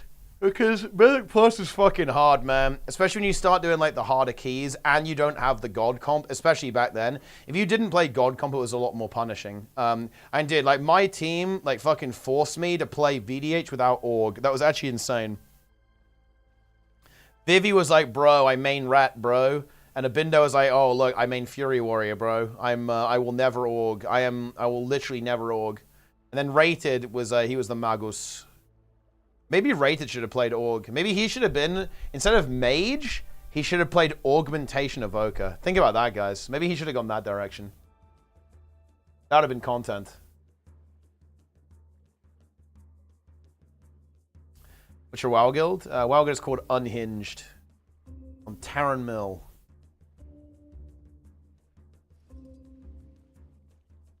Yeah, I'm actually in, I'm in Liquid, guys. Maybe you've heard of me. Liquid Teapot. It's not a bad name, actually.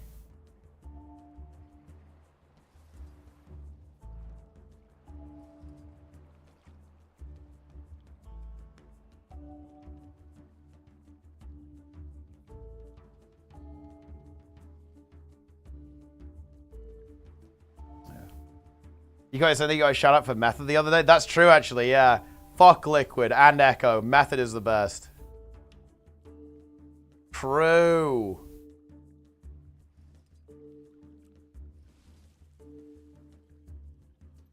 Dude, that was the funniest shit. Like, obviously it's not that funny there, but man, there honestly used to be, I feel like, a fair bit of beef between the teams, particularly like Method and like Method and Limit. There was some beef there. I think it's fixed now, which is honestly nice, but I remember that you would just hear this, like, random BM on, like, the Race World's first streams. I felt usually on Method stream, they would just be, like, they would just be brutal, man. They were, like, brutally flaming Limit at the time. I was like, wow. I guess it is what it is. That's just how it goes, I guess. Little toxicity. Just a bit. Liquid Echo private chess beefing this day? Well, I didn't, but that's actually really funny. That's also extremely good content. They need to have, like, a cook-off.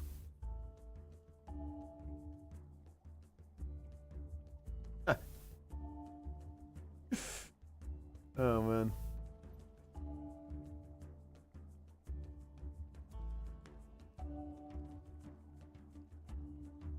Incredible.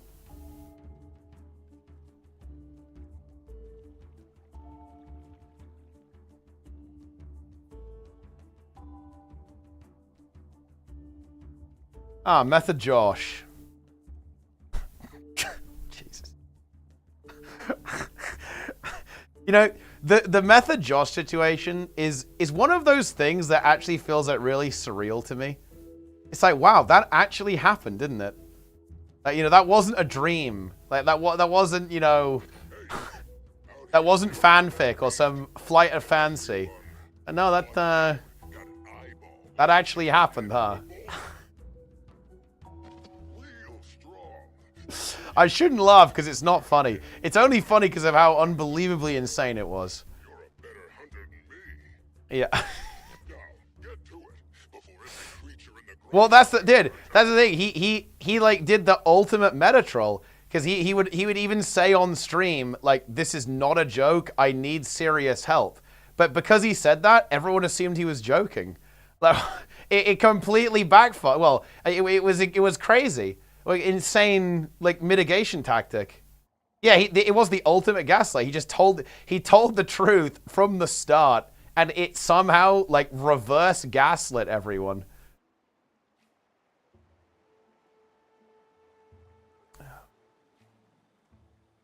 Whereas Nyalotha had now got dropped from Method, so decided to go win the race with Limit instead. That is actually funny. Wait, when did Limit introduce the 21st man? Was that in... When did they start doing that? Because they started doing that. Was that in Nathria? Or was it Nyalotha? Because it was one of them. Yeah, because it was like when they started winning. And then basically everyone started doing that. Halfway through Nyalotha. Yeah, that's pretty big. That was big, yeah. That was a big development, for sure.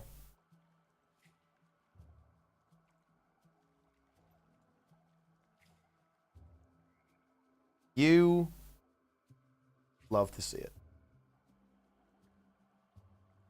Max noticed on some tentacle boss. 21st one was Forbidden Tech. Yeah, you know, it's one of those things that in retrospect feels really obvious, but I think it's a lot less simple than it first appears. You might think, oh, someone making the calls who's not playing, that's big. But of course, the problem with that is that, well, you need to find someone who's capable of doing that.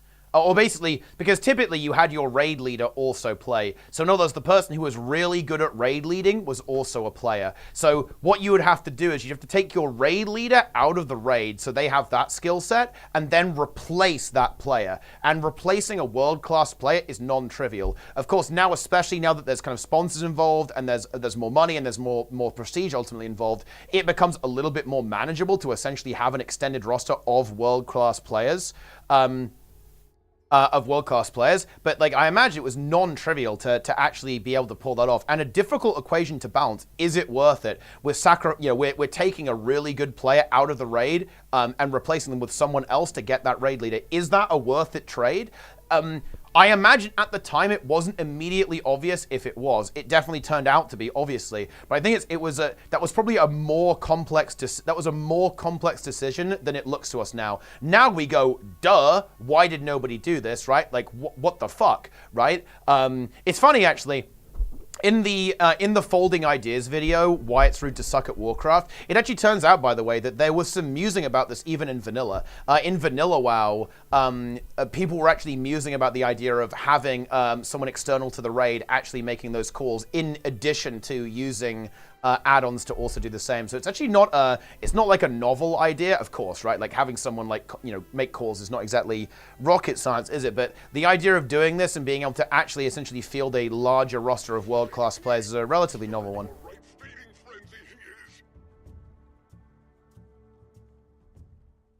Yeah. But of course, that's absolutely the norm now, right? And you have basically dedicated raid leaders. I actually don't know who raid leads for Method. But obviously it's Scripe for Echo. And Max for Liquid. And exactly, yeah, they have to want to do it as well. Because obviously if you're a competitive player, like all these guys are, they want to be in, right? They want to be in the race. They want to be blasting, right? They want to be juicing. And that's, you're going to have to convince them to do that. You have to be like a really big team player, right? So, like Max, obviously a big team player, Scripe a big team player, like willing to basically step out of the race and let someone else play instead of them, right? So you have to be like really dedicated to the cause, right? Really into it. Fleet Commanders in EVE did that. Yeah, I think there's even a special ship for it, right? In EVE. I can't remember what it's called actually, but there's like a special little ship that you can fly around and it's like insanely tanky, but doesn't really have any weapons, right? It can do like a target painter just to like target something so everyone knows what to attack. Rather cool actually. Didn't have an incentive to improve in a sense. Very true too, yeah, because they were basically like dominating the game insanely hard. It wasn't that competitive at all, yeah. And then it really started heating up, obviously, when Liquid came into the mix or Limit came into the mix. And then, of course, I think it turning into an event was also massive because just straight up, it turning into an event, which I believe Method kind of really kicked off in BFA, that means we've got money. That means we've got sponsors. That means we've got these people can now play this game semi or professionally, right? Like semi-professionally or fully professionally. And all of a sudden, holy shit, the skill is going to go up massively. When you have someone whose job it is to play a video game, people are going to get very, very good very, very quickly. I think people don't realize how much of a difference this is. I think this is actually one of the curses of anyone who's competent. Do you guys ever watch... Okay, I'm sure you've kind of almost like felt this to an extent. Have you guys watched Olympic athletes run or cycle or something? If you don't know how fast they're going, it's actually hard to tell, right? Because they're only up against like world-class athletes. It's actually a little bit difficult to kind of have an understanding of just how good at sport Olympians are. And it's the same with video games. Like when you only see Liquid versus Echo, right? When you only see, Mandatory, Perplexed, right? Wunderbar, right? They go up against each other. It's actually very easy to lose sight of just how good these people are at World of Warcraft. And like the difference between someone who's like a really good hobbyist player and a professional player is absolutely massive. And that's like that's what happens when you have people who can play your game professionally. It completely changes the dynamic, and like the nature of how people engage with the game.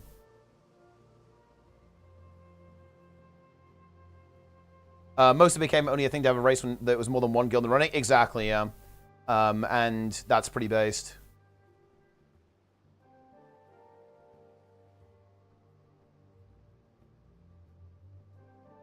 Even really good hobby teams and nothing as professionally? Of course, yeah, because, I mean, if you're... But, I mean, look, it really is simple logistics, right? Like, if you're a professional, instead of, let's say you're a really big league player and you're practicing, let's say, 8 hours a day in your spare time, right? Which would be a lot. Like, if you can play the game professionally, all of a sudden, that number, there's more potential there, right? And, like, you can have a bigger support structure and so on. It's just a game, some people are better at it. Playing really talented people who want in world-class guilds playing the game. Oh, yeah, but... Wait, I don't think we disagree on this. I agree, but someone who has, like, mega talent... But what I'm saying is that let's take that mega talented player who like performs really well. They're a hobbyist, they're doing really well. They're performing extremely well. If you take that same player who isn't playing professionally and you say, "Hey, play this game 12 hours a day. It's now your job to be good at video games." The skill level of that player is going to rocket. It is going to absolutely skyrocket if you put that player in that situation. If they want to, obviously, if they have a desire to do so, right? But I wouldn't say this is about video games. I'd say this is about everything. Like, okay, if someone came to me and said, "Hi, Teapot, it's going to be your job for the next 6 months to work out," bro, that will be insane. Like, think how much more fitness progress I'd be capable of making if it was my job to be fit, if it was my job to lift weights. Yeah, it changes things completely. Like, the addition, the removal of that restriction, like the ability to basically put all of your time into your hobby and not worry about, obviously, like, managing your financial situation, which is obviously pretty important. Yeah, it's a very different experience, I think.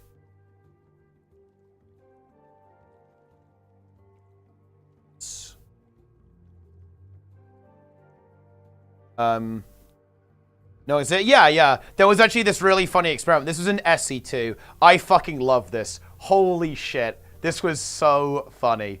So Hardstuck did a really funny prank. Actually, let me see if I can find... Let me find this video. This was so good.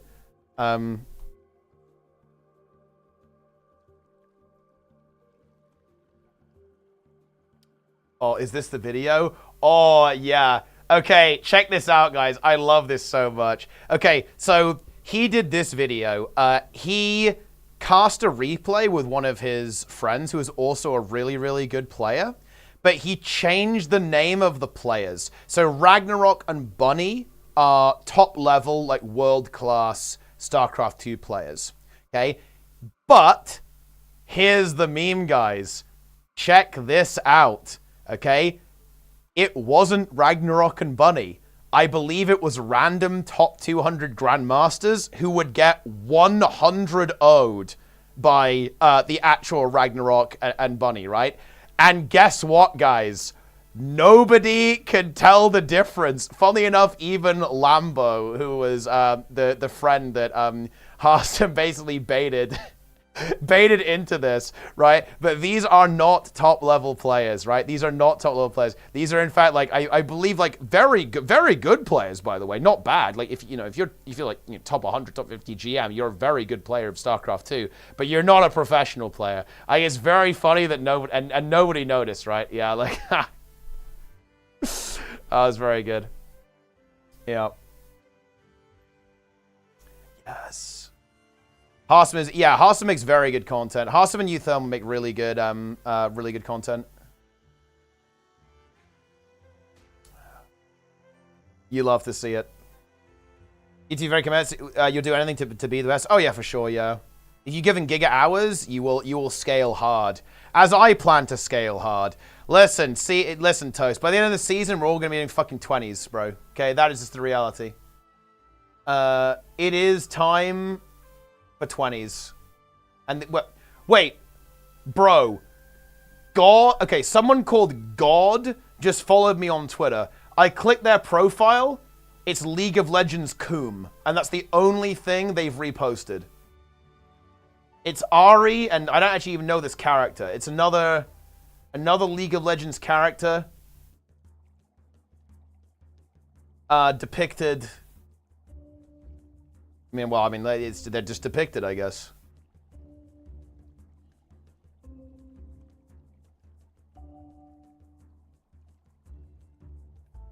Yeah.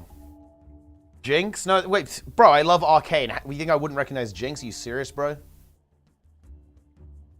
Look, when Jinx is on screen, I bat chest, guys. When I'm watching Arcane, I bat chest immediately.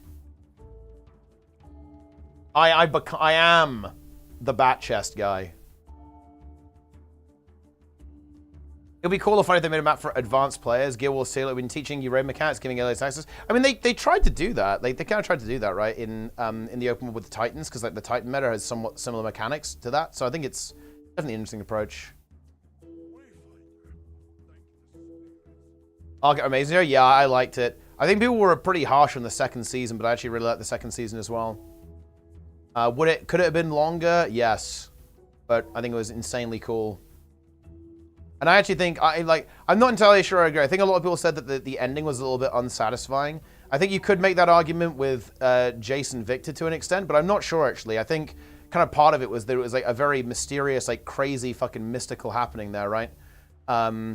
I think the ending was actually pretty damn good. I was pretty satisfied by the ending in Arcane. Was it musical, which made it dog? Oh, that's an interesting perspective. I actually like music in media, to be honest. A company, I think it makes it like very, very impactful.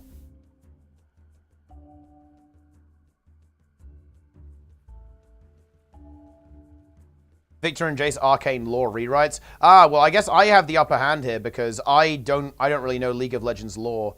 So to me, it was just like, it's just Arcane. Boom, there you go. Custom cursor. It's not custom, it's just a setting in game. It's called Cursor Highlight.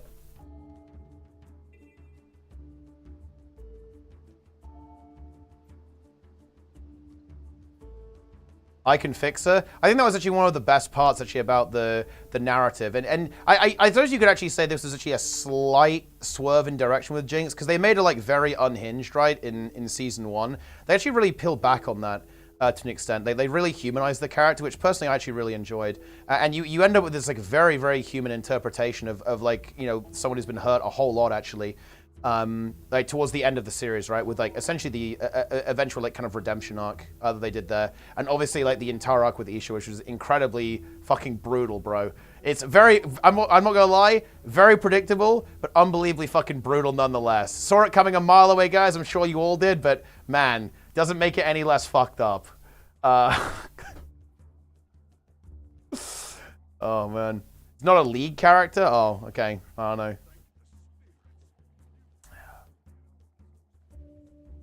What it was really good. I mean, yeah, they're doing something else, aren't they? I think they're doing like a different show after that. Daily Reminder Singed won. Dude, Singed 1,000,000% won. He actually completely dominated. Like, that's also a really cool part of the show, is that he was like in the background the entire time, and he got everything he wanted and got away with 0 consequences. As I understand it, that might end up not really being the case a little bit later down the line in the League of Legends lore, but he just won. He won hard.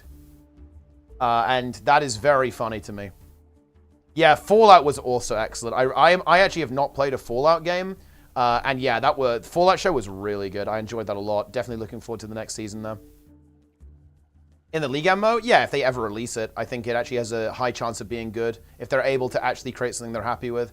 Yeah, I actually viewed it as a really positive sign that they scrapped development. Like the way they talked, the way they talked about the game, I think, was actually really exciting to me. They said, yeah, we actually want to bring something new to the table. Like, we weren't happy with what we have. We really want to make sure that we are basically, I'm paraphrasing obviously, but they were talking about how they wanted to really kind of create something special and new, and that is very interesting to me. They weren't happy with just like churning out some slop that they could sell a couple of copies of, right? They wanted to actually bring something new to the genre, and so they scrapped their progress on it. And they've got the budget for it too. And also within Riot, I mean, honestly, with the size of League of Legends, and of course, like they have a lot. Riot Games has a lot of successful products. I really do feel that Riot has a bit of hunger about them that I find pretty interesting. They really want to be Blizzard. They want to be Blizzard Entertainment, right? I can see it. And, you know, in some ways, they're more successful than Blizzard right now, right? Because League of Legends is huge. Like, Valorant is really big. They have Arcane going on, which is obviously, like, a very successful kind of world-building thing. They have all, like, their weird K-pop stuff that they do that's also, like, transcended into real life as well. It's really rather remarkable, actually. Like, how powerful the branding that, you know, the kind of, like, the brand that Riot has built is very impressive, actually, from, like, a marketing standpoint, right? But yeah, they want to be Blizzard, because Blizzard was the king of the games industry, right? Like, they had the fattest RTS, the biggest MMO, right? Like, they were just like on top of the universe, right? You know, in Blizzard's kind of heyday, as it were. I think that's where Riot wants to go as well, and making an MMO, I think, is kind of like their way into that.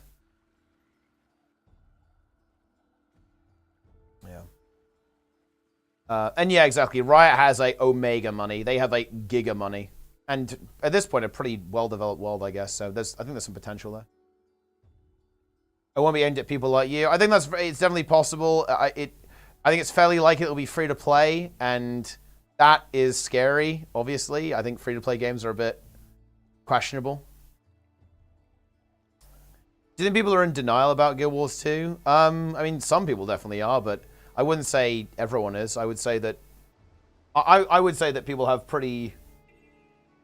I don't think people are being. Look, if you look at the Reddit right now, I don't think people are in denial. Yep.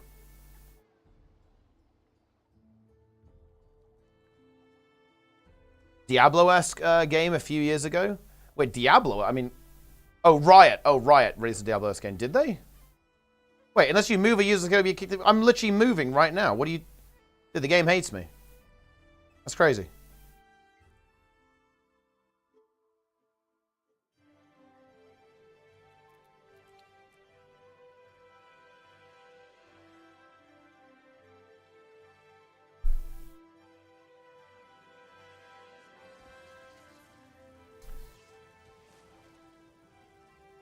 Dude, like, I do really want the, I want the Blizzard redemption arc. I feel like Blizzard is on their redemption arc right now, okay? They made it through the rough times, guys. They made it through, the Bobby Kotick arc. They made it through the breast milk arc. I think we're in business, guys. Blizzard redemption. It's happening.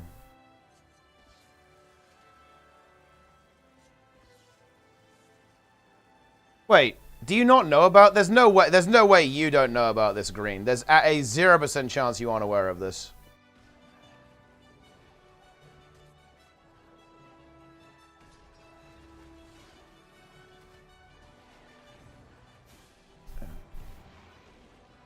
I actually don't know. Okay, so essentially, Blizzard was an absolute pit of obscene degeneracy, as it turns out. One of the things that developers were essentially accused of, or, you know, alleged to have engaged in, was that they would steal breast milk. Which is, I mean, well, you know, I bet you didn't see that one coming. Yeah.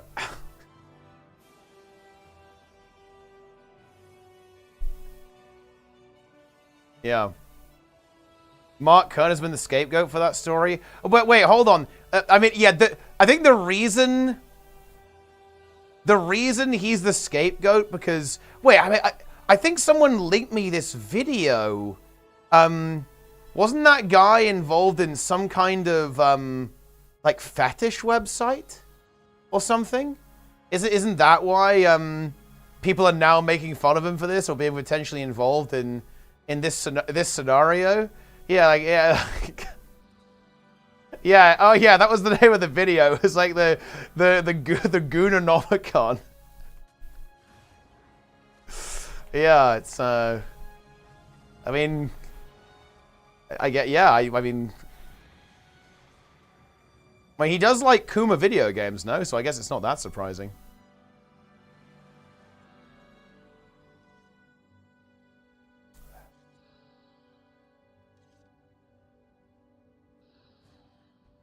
It's really funny. Dude, like, I have to say, I actually, that video, tell me if you guys know what I'm talking about or if I'm crazy.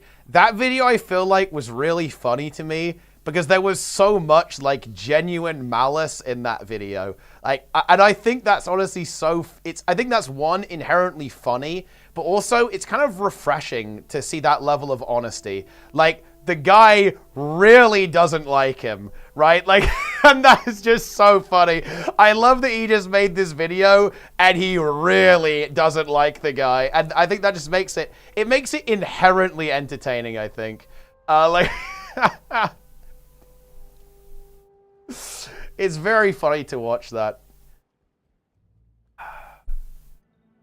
Oh, man.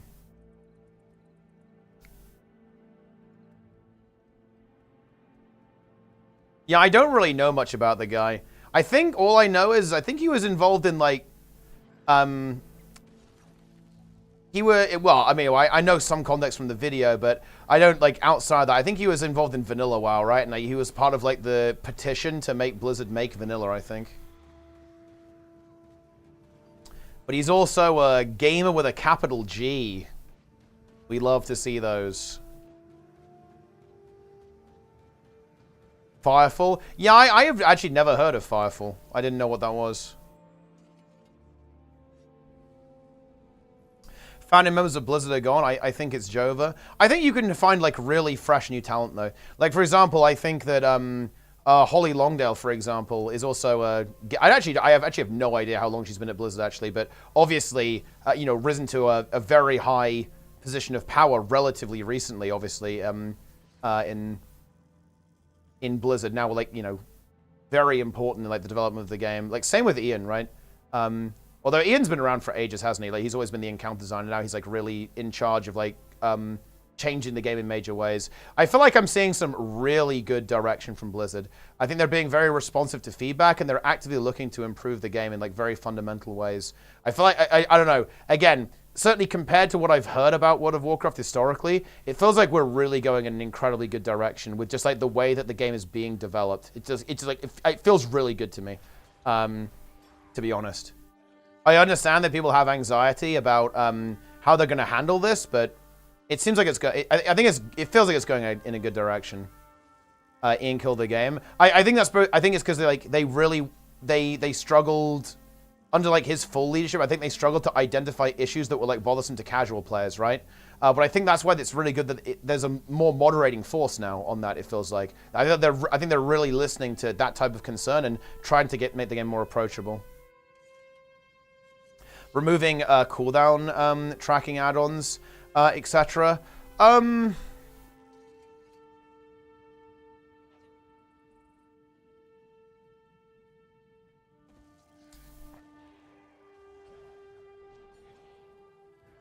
I think I understand their perspective. I understand their perspective, but I think the nuclear option is not necessarily the right solution. So I really want to make a video on this because I think it's like, look, I like to make content when I feel like I can contribute to the conversation in some kind of meaningful way. It's actually one of the reasons why I haven't really done a lot of WoW content. It's that I actually think there's some damn fucking good WoW content creators out there, right? Like, there's some people who kind of do what I do do what I like to do, and they do it really well. So I have to kind of find the niche, find the edge, right? But I think I can actually add to this conversation because I think there's a couple of things that people are missing. Like, I understand Blizzard's perspective on this. That like players feel overwhelmed by this sort of stuff, and it looks very, very scary. But I think the thing that people really don't like is that it's third party, right? The third party thing, I think, is the problem. I think people are okay with stuff like cooldown tracking and like customizing their UI if it's actually inside the game itself. I think stuff like edit mode really helped, for example. I think, yeah, even though it's certainly not perfect, I think the cooldown manager stuff has really helped, and like the massive improvements they made to the UI in Dragonflight in general. I think that stuff really helps. I think as long as they provide good alternatives so that people don't feel pressured to install third-party software, I think they should try that first at least. I definitely don't agree with I really don't agree with going for the nuclear option and like removing all of this stuff, because I think UI customization is really nice.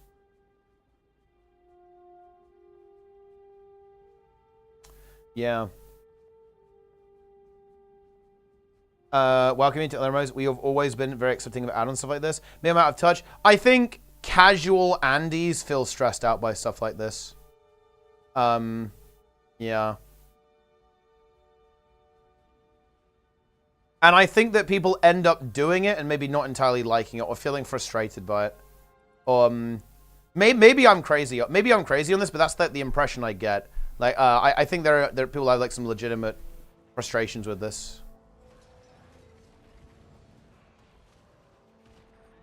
Getting rid of add-ons is insane. Why don't they want to get rid of all of them? I think they just want to kind of like limit what they can do a little bit more.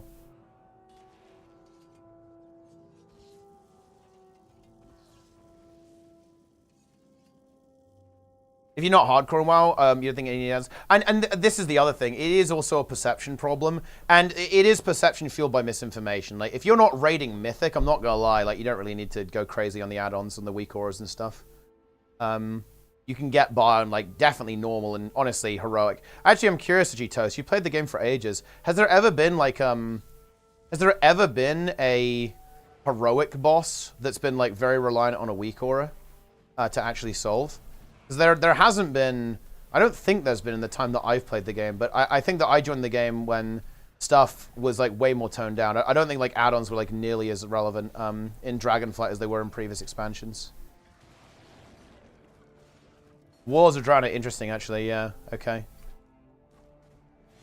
Yeah, I think that's the kind of stuff that they want to make sure really doesn't happen.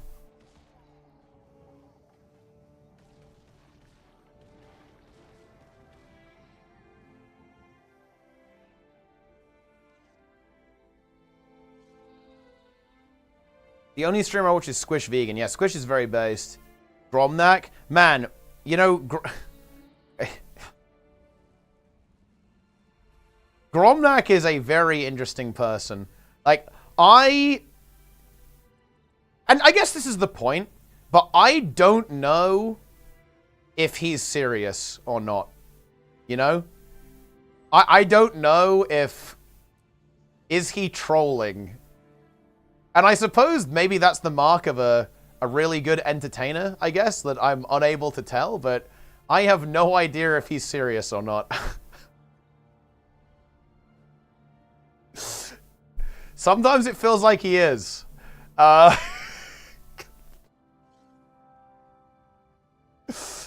It's one of those things that's a little bit weird. WoW Twitter? Dude, someone linked some WoW Twitter. Apparently there's like this like subculture called like WoW Twit or something.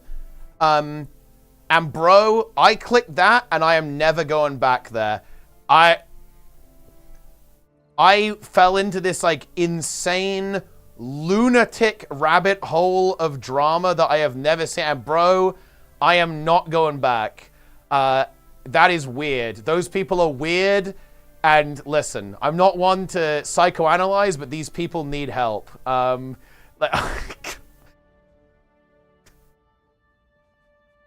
It's not normal over there, guys. It is not safe. Do not go there.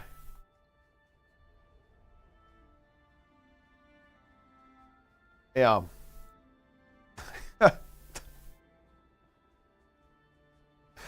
Some weird WoW community, some questionable behavior. Yes, I definitely see that. I definitely see that there's some pretty questionable stuff that's going on there.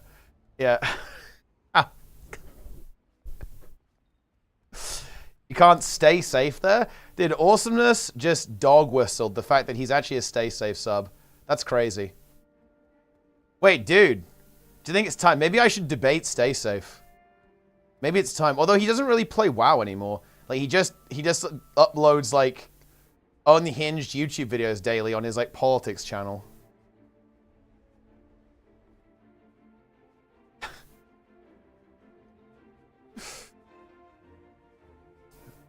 Incredible.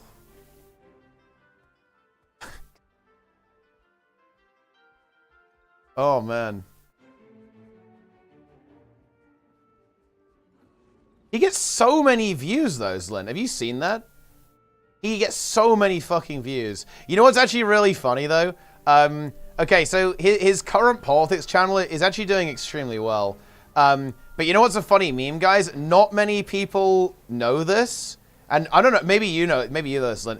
He actually tried a while ago. He actually has another YouTube channel before he... Oh, dude, I'm actually dead to the guards, man.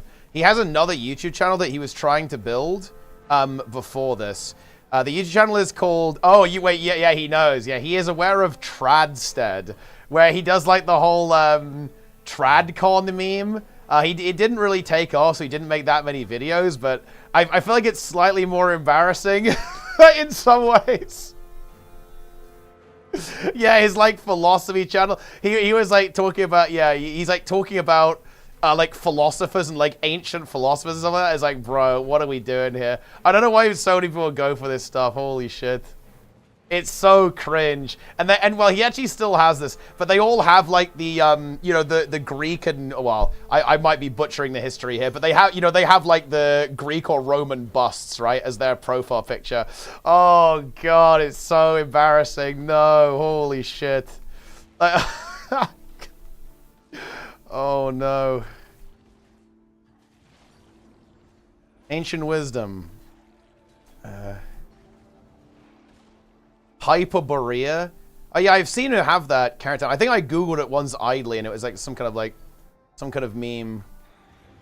A mystical homeland. Wait, oh wait, oh, Jesus. Okay, yeah, that's weird. Yeah. Yeah. Oh dear, dear, damn.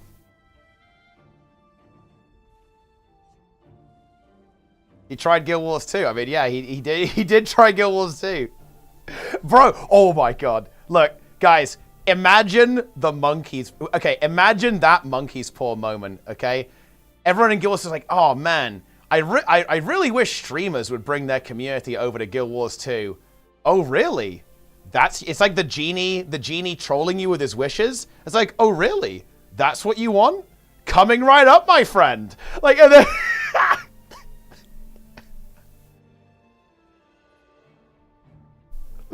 Yeah.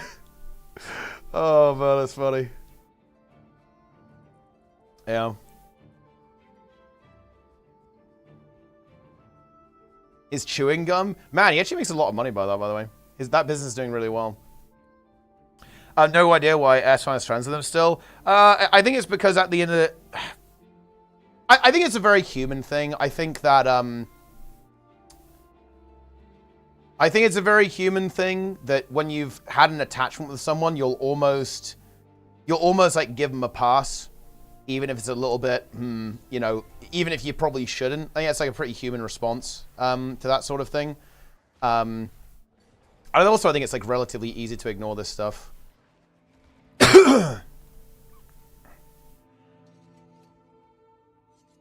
But he said no live WoW 12 hours a day? Dude, he should have fucking stayed in WoW then, Jesus.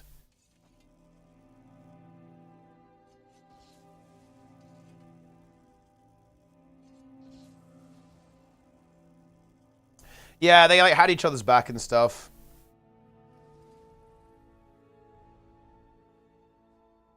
When does he stream? Well, I mean, he probably still streams sometimes, but he just mostly does politics now.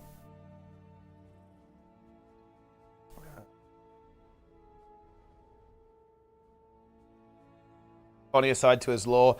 Well, you know, the funny thing is, actually, there's actually a bit more context on, in a way, why people ran a bit of defense for Stay Safe. It's actually because, and this is just one of those really weird situations, guys. One of the reasons why he kind of was able to kind of hide his power level pretty well is because one of the first times he got called out for this, it was by someone called Alex Sensual, who... Let's put it like this. He's not known to be one of the most credible people online. And so the fact that he was doing that discredited essentially some of these allegations, right? So that's actually what there's some additional complexity why he was able to kind of get away with it in a sense, right? Oh yeah, dude. The thing is, I'm a bit of a classic Andy, man. I know some of the lore here, right? Like I've been a classic Orbiter for a long time, so I have some familiarity with some of the actors. But yeah, that's one of the reasons why the water got muddied a little bit, and why people were a little bit hesitant to kind of condemn some of the stuff that was being being alleged, basically, and of course ended turning out to be true. But yeah.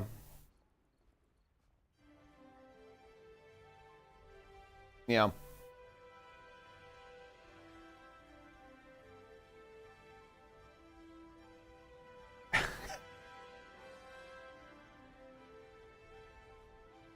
Yeah, look, guys. See, I'm educated. Okay, I'm educated. I know the context. We know the full story.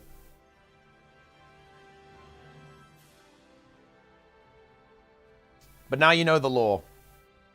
Teapot the Arbiter. I'm the Arbiter and the Orbiter. Even better. Yep. Listen, Toast. I'm here to clean up your fucking game, bro. Okay? You lot are out of control.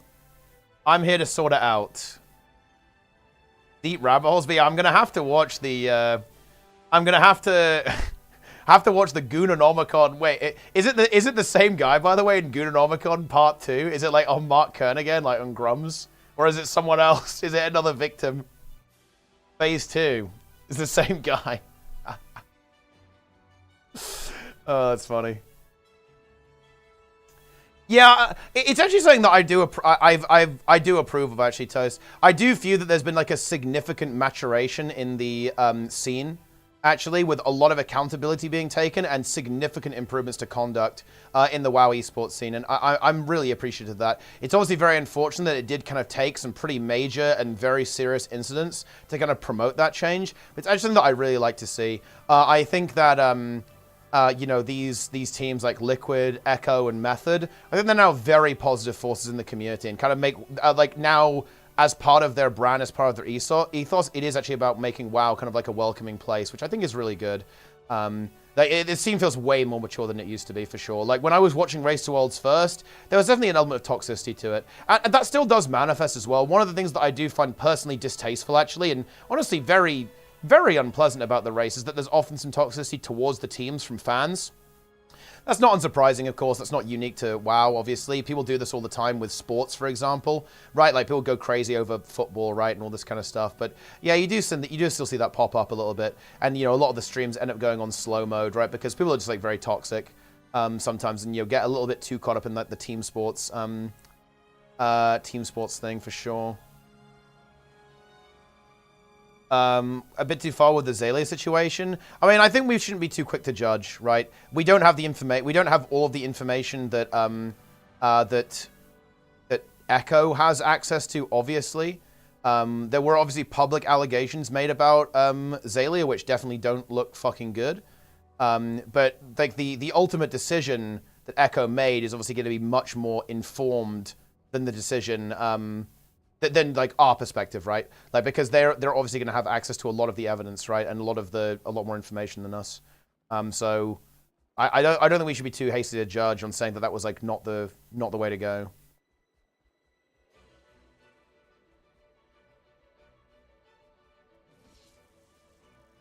Yeah. I can't see Method taking any risks over there's any % chance. Yeah, I mean, I guess you know you could say that as like, why would Method take them on? But again, maybe they don't have access to the information either, and like they're just making it, they're doing it to like in order to compete. I mean, I don't know. This stuff is like really, really complicated. To be honest, I don't feel comfortable like giving my job. I haven't looked into it. I haven't like I've obviously seen the allegations and I've like read through them in a cursory level, and like it's like, bro, like eesh, not good. But obviously, you know, I don't feel confident to actually give like a proper opinion on it because I haven't like properly delved into all of this stuff.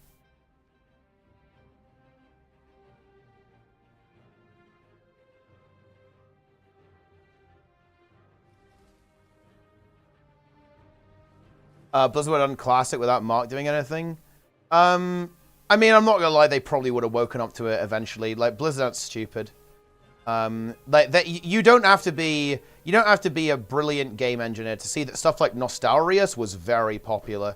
Like all of these, in particular, vanilla WoW private servers were very successful. And bear in mind, there's a lot of friction in picking up a WoW private server. You know, you have to find it, you have to change your WTF file, right, to actually connect to the server, right? There's friction, you know. There's instability in private servers, right? Like, you know, going to a third party is less convenient. And the fact that it was as popular as it was is that, yeah, people absolutely wanted this. Like, people, it was like very, very obvious. Than that, you know. Enjoy.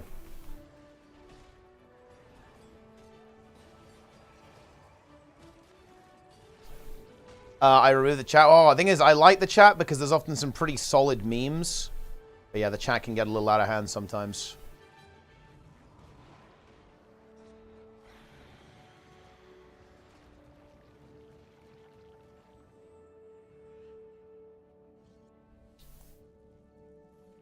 Opinion on Gingy being a more reserved player than Hopeful? Wait, what do you mean, actually?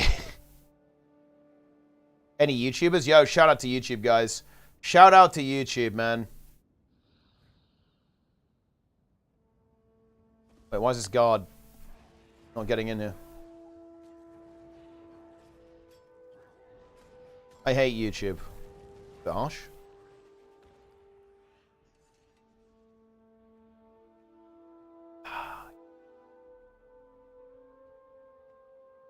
I might do Gorse one more time, guys. I think I'm going to piss off. Dude, this, you know what's weird? This stream felt way easier than yesterday's. We've done 11 hours. I think it felt a bit more chill. I also found that, you know, this is going to sound like a really weird meme, but I actually find that kind of, I was obviously kind of debating people in chat a little bit. I actually find that kind of stuff very energizing. I kind of like doing it, you know, I enjoy it. Oh, yo, it's Avatar. I know this is Avatar, by the way. He's the only guy in the game that looks like this. Here he is. Guffle TV, man. Avatar is here, FBI member, aka Heldazite, aka Master of the Universe. Like, dude, he's playing fucking Condi Soul Beast. That's fucking disgusting, bro. Although it means that Hopeful is gapping Gingy and progging Gingy because he's a more reserved player, not popping core rise and stuff. Oh, that's funny. Can I change server to play with you? My server's always losing. Yeah, you know, you can. What server are we on? We're on Ettin's back. Boom. Oh, we have to go north, don't we? Yes, he's here. Avatar, Guffle TV, Baron of the Arena. When Nightfall, we'll be doing Guild Wars 1. Guys, I'm farming drops all week, right? After I'm done farming drops, we can relax.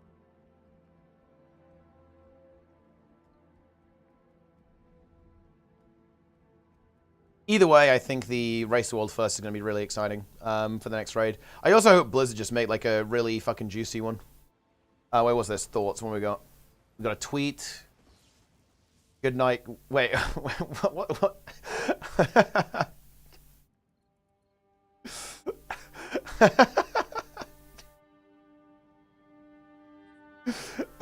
Where did you find this? What?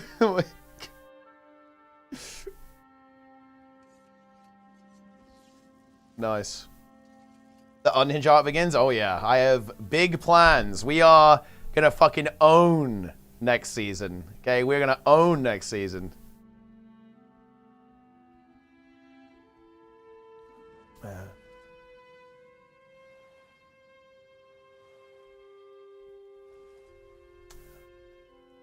Yeah, I should, yeah, I should actually make some commands for the WoW stuff. I actually don't really have Twitch chat commands for, like, the WoW guild and stuff. Maybe there's some secret mythic raiders who want to apply. Get your asses in here, guys. Wait, actually, have there been any applicants? There actually haven't. We actually got a lot of applicants recently. But not for a while.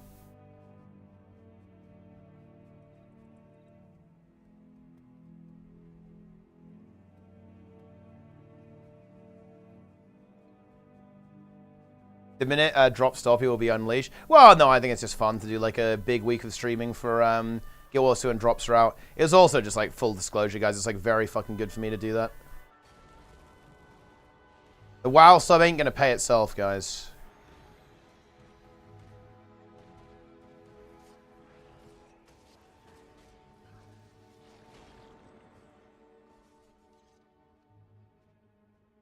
It's even more insane during expansions, to be honest. What classes roles do you play? Retribution Paladin. Listen, I mean, look. You gotta have a ret. You gotta have at least someone who can play ret. We have Syraxa, though, so... no need for an additional ret player. It's gonna be good, though. I'm really excited to be clearing 8 out of 8 every week. I think that's gonna be really good. That's gonna be a really... I think that's gonna feel really good for the guild. I think it's going to hopefully, like, make, you know, good morale, good energy. I want to have this raid on fucking farm, man. Like, we're going to be farming the fuck, right, out of this raid.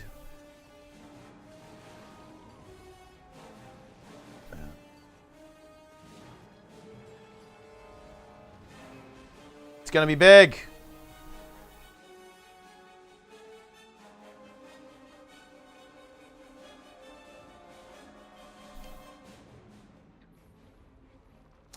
Alright, I might go fight Gorseville, and then go bed. Actually, that's a little bit of a lie. I find it really hard to stream immediately after. Sleep immediately after streaming, actually. Pretty energized from the stream, you know. Gentle was retrospective. Dude, people are asking for it. Maybe I'll cook it up. So yeah, maybe we'll do that. I will do my best to see what we can do. Wait, did Guru do my craft? I'm actually going to log into WoW, guys. I want to see if Guru did my craft. I think someone did my crafts on my Paladin.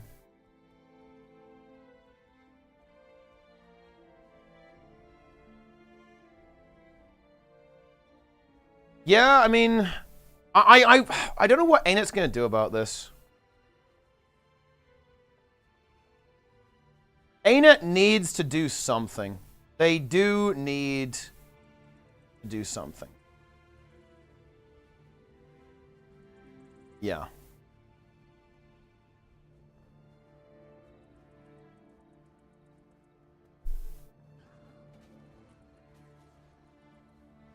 I'm logging to Split Lord.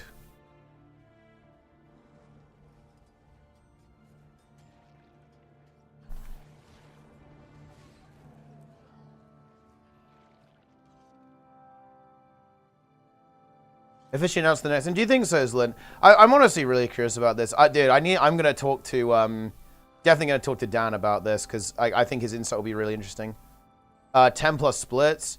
I'm not going to force this. If people say, no, I can't do that, if people aren't comfortable with that, that's absolutely fine. I would like to have 2 alts. I'd like to do 3 splits. Well, I guess 2 splits, right? Like, what, you know, three characters per player. So, that's 3 splits, no? Yeah, that is 3 splits. 3 splits. Only 3 split raids. I think that's reasonable. I think that's not pushing it too much. And I think it will significantly make our time easier with loot and give us like a decent performance edge, especially in terms of like trinkets and like important cantrip items. Oh, dude, look, the UI is actually nearly alive. It's nearly alive, guys.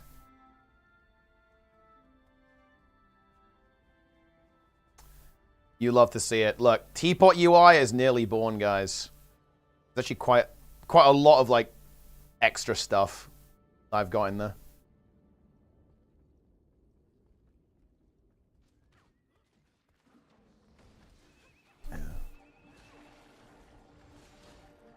I love weak auras. Oh shit.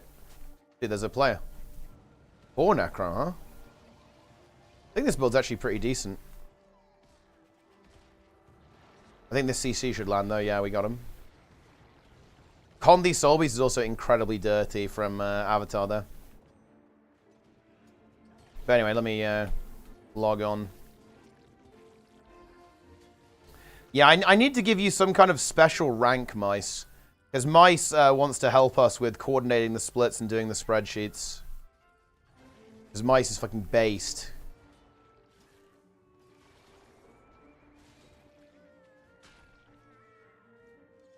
So I need to give you like some kind of we actually have some plans to change the Discord up a little bit and kind of streamline it down a little. So that's the good news. We will do that,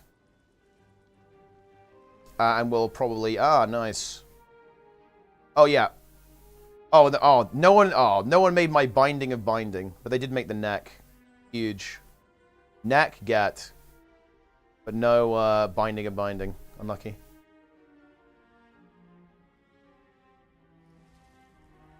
I'm also interested, like, here's the thing as well.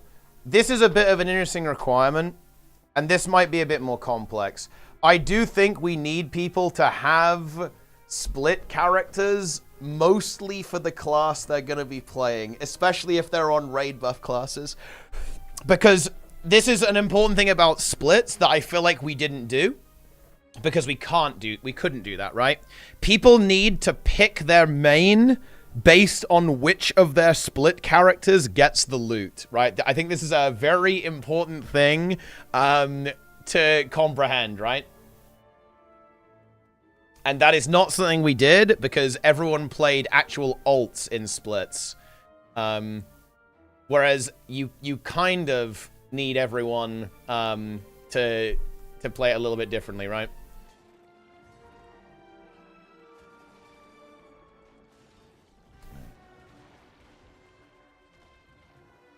Although, wait, that shouldn't be a prop. Wait, surely with the way that we are going to do it, that should never be an issue, though, no? Am I insane? Because it's always going to be, your ult is never going to get any loot, pretty much, right? Because it's always going to go to the mains. Mains from last tier? I think that's definitely true, yeah. We need to fix that, obviously. Needs to be addressed. We just need to make sure everyone's ults are really good. And I will definitely be interested in even looking at the possibility of doing mythic splits. And doing like the first 2 bosses, week 1, on mythic in splits. Just to get more myth gear onto the characters. And just save a bunch of crests, like get a massive head start. We can definitely discuss it with the guild, for sure.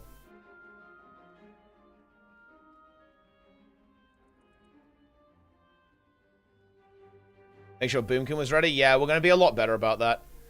We have some big plans. It's really good. I've got Tren and Ace on board now, and I think with that, we should be able to have like a really strong communication leadership team. And I'm planning on being very, very sweaty and like making sure everyone knows exactly what we need to be doing. And being very prepared going into the season, going into every boss. That, my friends, is the plan.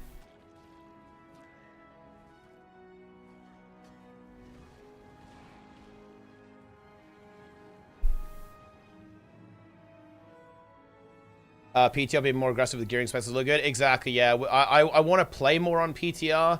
I want to play more keys on PTR so we actually know, you know, how to do the keys.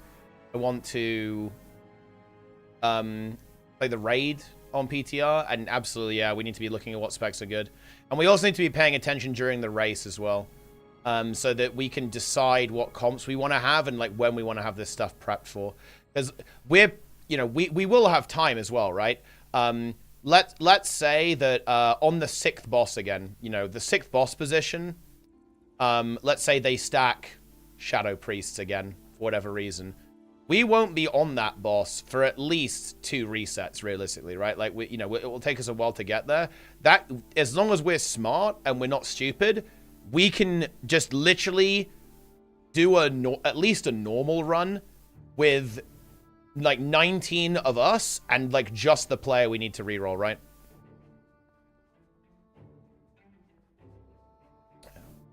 Boy brought into main raid, stop being good early, for sure, yeah. So as long as we're smart about it, we should have the agility to actually deal with this. Because we can just take what we can literally, we can do the echo thing, right? Because this is what all these top guilds do, right? They'll go, oh yeah, this is your Galliwick split, okay? And they do like a Galliwicks for every single fucking character to see if they can get Eye of Kazan, right? They'll do Bandit for like every single character so they can get House of Cards. So yeah, we can just do that, right? We can just take one player through Heroic, right, on their own. They just get every item, basically. And they'll, all of a sudden, like, their ult is, you know, a potential ult that we need for a reroll is, like, ready to go. We just have to be really proactive, and like, we have to be willing to put in the hours, right, and put in the time to do it.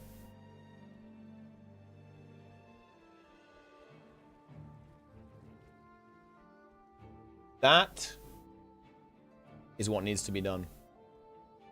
Play during release, fell for the... is that the game overwhelmed to get into? No, I think you're alright. Definitely a lot going on, but you should be good. Oh, we want right full 3 House of Cards. We could potentially do more than 3 runs of boss like that. Yeah, for sure, yeah. And like, that's assuming we have enough characters, obviously. But yeah, we could, like, on really important bosses, we could go big, especially late into the week. I'm toying with the idea. Again, I'm going to broach this to the guild and see if people are okay with this. Personally, I want to do 4 days for the first 3 weeks. That's the goal. Because I want us to be getting those splits in on day 1. Big splits into a little bit of prog at the end of the session. And then boom, 3 massive days. Right, boom, Thursday. Boom, Sunday. Boom, Monday. Slam it. Big progression. Get a herd early in the raid. Get to that point where we're re-clearing. I also want to try and re-clear a little bit more as well. I will definitely be pushing us to re-clear a bit more, because at the end of the day, if we can't re-clear like a boss like Sprocket, we're, you know, that's a problem, right? We need to be able to do that consistently anyway. 7 days? I mean, dude, I would love to do 7 days. Like, but obviously, you know, and people have this thing called a girlfriend. I haven't heard of that. I don't know what that is, but they do have it apparently. Is that, I'm not sure that's like an add-on or a week or something, but apparently it means they can't play as much.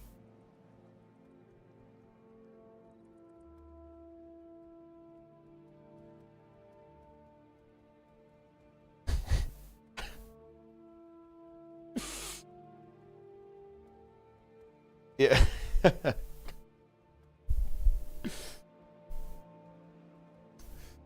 New question, are you in a committed relationship? And then if you answer yes, boom, you're out. It like instant decline and block as well. What days do you raid normally? So our normal raid days are... Actually, wait, hang on. I actually haven't checked the poll for a bit.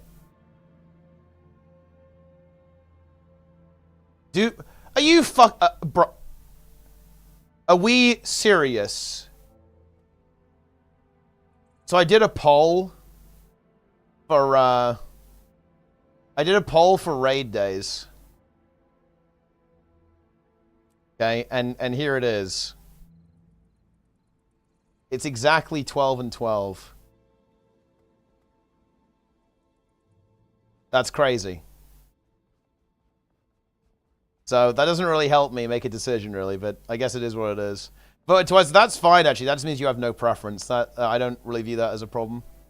It's just incredibly funny that it's exactly that. But yeah, basically, I mean, we might just keep it the same then. We might just keep it the same then. It might be... It will probably just be Sunday, Wednesday, Thursday. Sunday, Wednesday, Thursday. And then Monday as the extra day.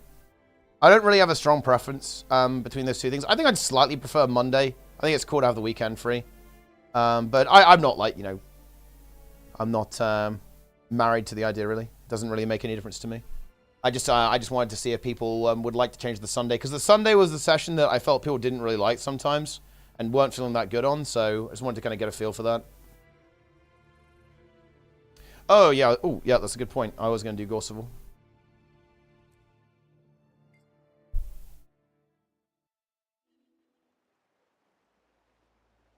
Pro WoW Raider to Fasa. I will be being very tryhard going into the next WoW expansion, or the next season, sorry. I will be maximum effort, basically from mid to end of June through to the next raid. I have a lot of time over the summer. We are going maximum effort. I'll see how good I can get, and see how competitive I can be.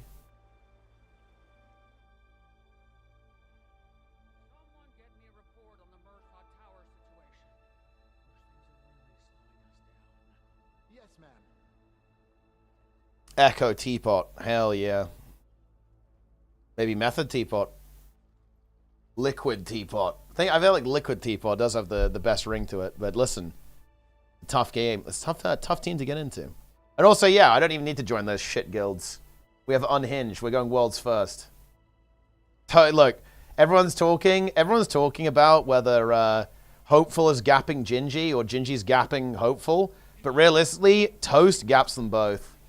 And then what's even crazier, actually, is that Spin gaps Toast. That's where it really gets crazy. It's like multiple levels of gapping. What is, and to look away is a brave choice. Grateful beyond words I am. Had I been alone, I could not have stopped it. But I had to try. Incredible.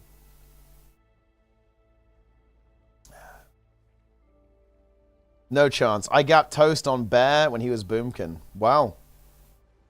I hear Guru was kind of gapping Spin already. Kind of was, actually. Reformed this here. Are people tagging up? Oh, there actually is a tag. I'm too drained to fucking tag, man. He's here. Dude, look, Awesomeness is like me. He's playing the Forbidden One before it's over. Like, he knows that the Forbidden One is essentially... It will soon no longer exist. He's mentally preparing. Oh no, a stinky ANET. What is going on here? Oh, you have a staff skin? Okay, wait, you're ready for the next Forbidden One? The next iteration of the Forbidden One? I mean, maybe.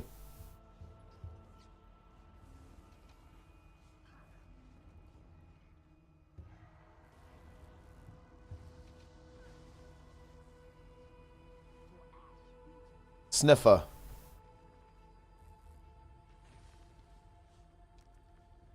Tempest is here. Mr. Chicken, the intelligent one. I also do have plans. I'm not going to do this unless it actually works out. I actually have plans for a 21st man as well for next season. I do have the right man for the job as well. But I will test out first before announcing anything. Wait, what is this? What is this map chat? Wait, Zalatath. Wait, why are they talking about... Wait, why are they talking about Zalatath? What the fuck is this? Like, what? What are we talking about?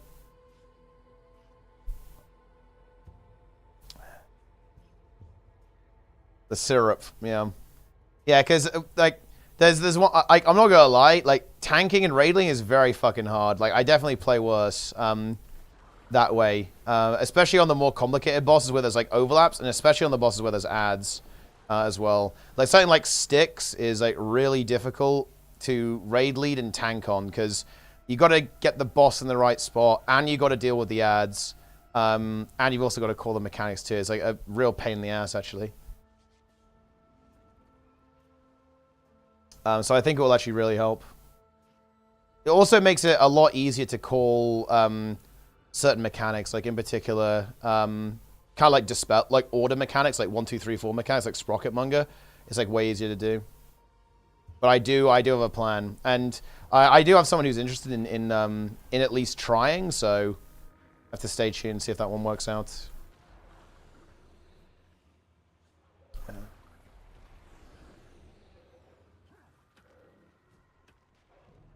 I'm also going to be a lot more prepared.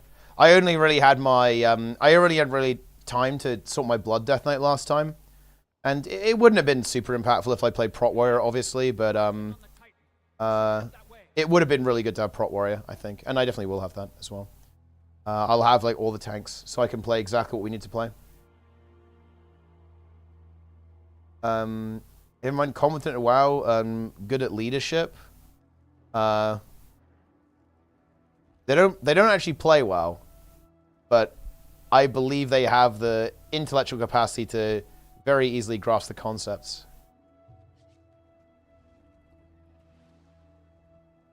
And also they will play WoW. Wait, the Voidland is falling apart and the Titan spawns are still bugged? Wait, Champions are spawning twice as fast now. Holy shit. That's so based. They made Aura LCM even harder. That is incredibly fucking funny to me. Holy shit.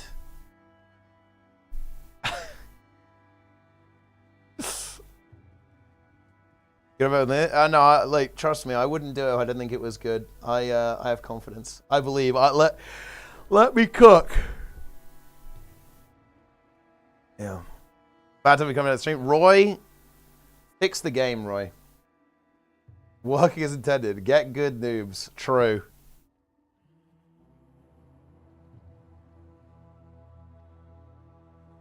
Insane. Whose POV would he watch? Probably a ranged DPS.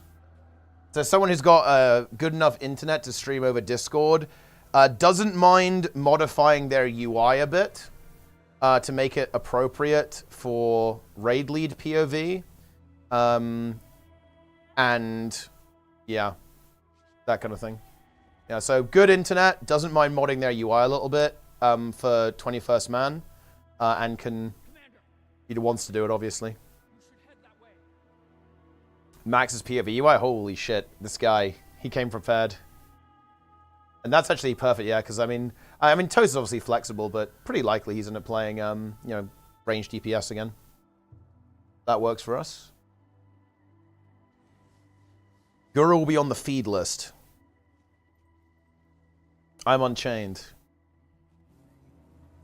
Man, the start of this meta is actually so good. I really like the perspective here as well. There's like kind of giant titan. The shame it's not a little bit animated or isn't like subtly moving. That'll be pretty hype.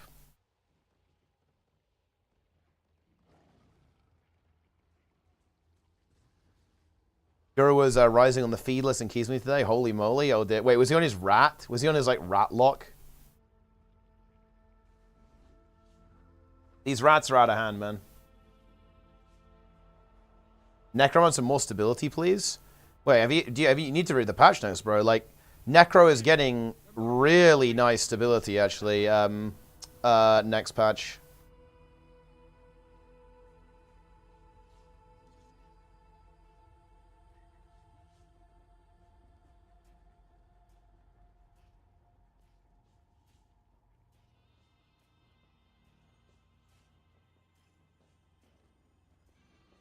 Is there any staff? Yeah, staff with transfusion. So you can give people stability. Pretty good. Cap to 5 people. Only work for you. Yeah, it's 5 people, yeah. It's AoE. Thoughts on AoE cap? The implementation in WoW is rather interesting. I think it makes sense to me. Like, so they have like reduced damage after a certain target. I think it's fine. I think it's an interesting choice to... It's a really interesting choice to hard cap some classes, because that makes them kind of inherently struggle a little bit in Mythic Plus, right? So, you know, something like Windwalker, right, which I believe has kind of like a target cap. That's always going to end up being a little bit rough. But on the other hand, like, the thing is, you know, like, the thing is that those classes still do well. You just have to kind of, like, tailor your comp a bit around them and, like, pull around them as well. If you're playing stuff like Outlaw Rogue, for example, you almost have to play around it. And by the way, guys, you could do this. Like, Squish, do you guys not remember Squish's team? They basically played pretty different routes to most of the other groups. But why? They did that because they were playing an AoE capped comp, right? Like, featuring Rogue and Warrior. And as a result of that, they ended up playing the dungeons relatively differently, and still timing really high keys. I think they ended up doing like didn't they do like 33 Ataldazar or something in Dragonflight, or 30, maybe 32 actually. I'm not sure they did 33, but they did really high keys. But they just ended up playing the dungeon a bit differently. Wait, oh, to Codenut Crossroads? Oh no, isn't that the Centaur one? 2 or 3 stacks. I believe it's 3 stacks. Yeah, it's 3 stacks for 5 seconds. And so here's the thing. It's like very, very high uptime. Yeah, you do need to have a different route based on the comp, yeah, for sure. And everyone like assumes God comp. Yeah, so the situation is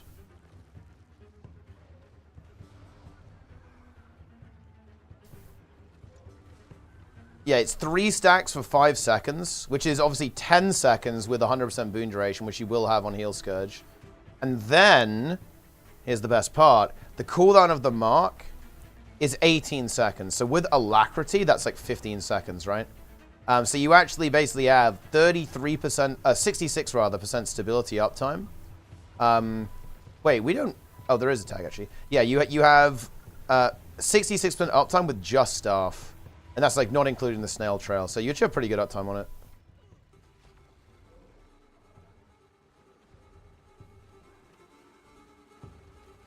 Incredible.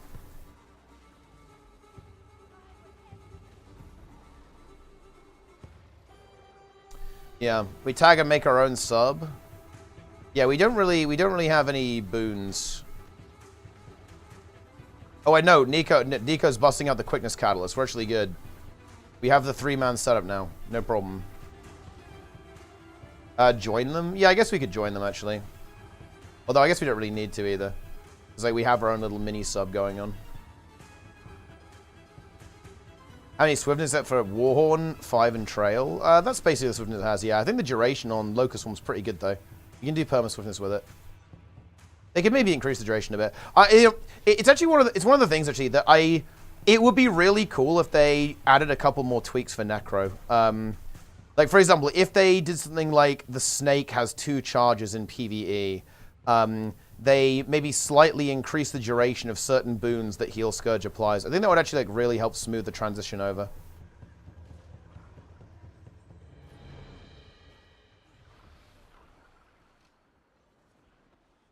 Graveyard? Wait, is there a clip? Bumbling Low Shah. Gooned Too Hard. That is a fucking rip, man. That's also a good name. Staff, Dagger, Torch. Yeah. Well, the thing is, I'm not sure if Torch is that valuable. Because it gives you burst might, but the duration is honestly not great.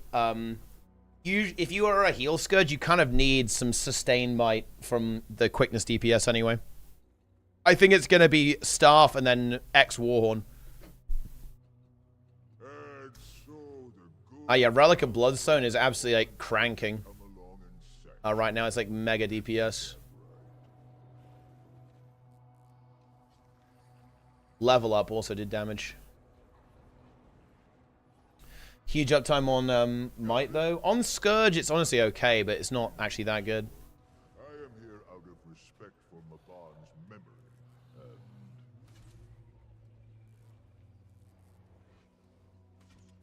Quickness Cutter is more... I mean, yeah, Quickness is pretty good, yeah.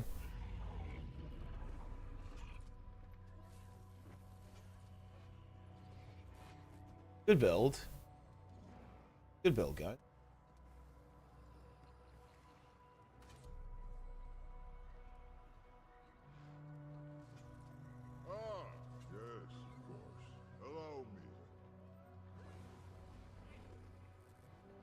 But yeah, well, speaking of that, actually, one of the things that we are doing, and I will start to implement this, actually, before the end of the season, we are pulling at raid start time. Okay?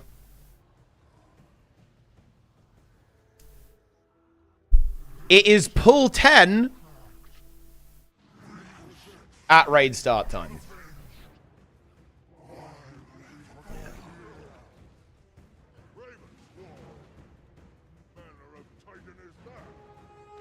That is something that we have it is a concept we've struggled with.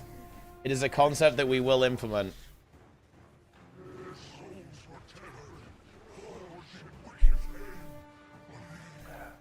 Oh, you guys have no idea. You have no idea what I'm cooking. But you will soon. Struck. Oh, man. Dude, we should make a strike system. Like the boosting Discord. Oh, didn't press a personal. -7 to rolls. Oh, yes. That's what I'm talking about, guys.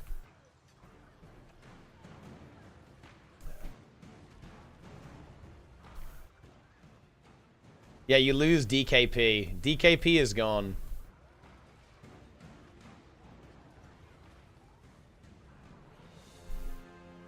I'm lifted. It's over.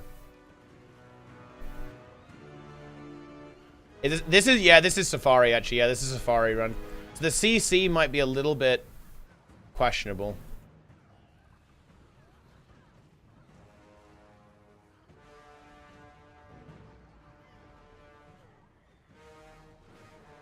The DPS is definitely questionable.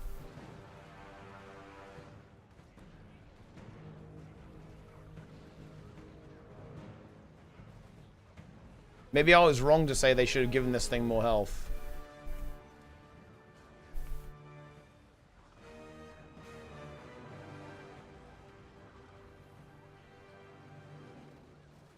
Well, actually, look, joke's on you guys. I'm not handling loot. I'm going to make someone else do it.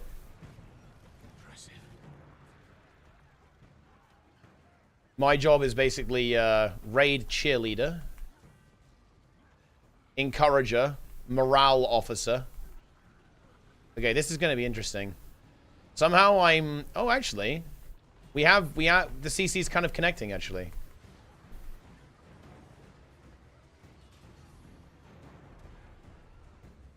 Diaxon is back? Wait, what?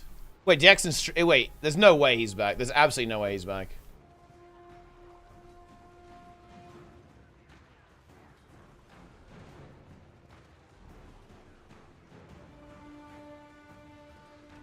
Wait, is he actually back? Is he like streaming on an ult or something? No Axed? Bro, if Diaxon's back, Guild Wars 2 is saved. Just no joke. Like the game is... if Diaxon is back, Guild Wars 2 is back.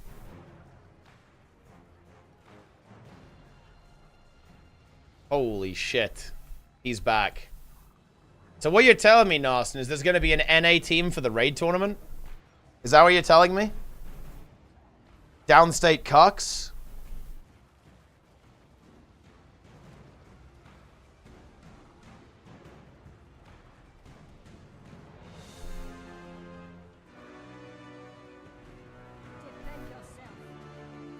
Oh, and I actually do know what you're talking about, by the way, some gay names.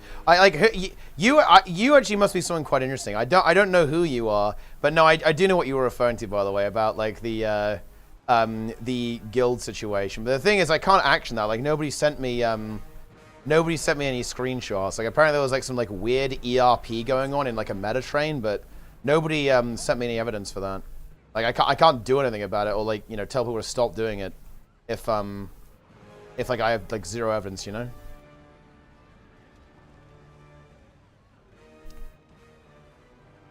Trust me, if you think I don't know something, I definitely do. I see everything.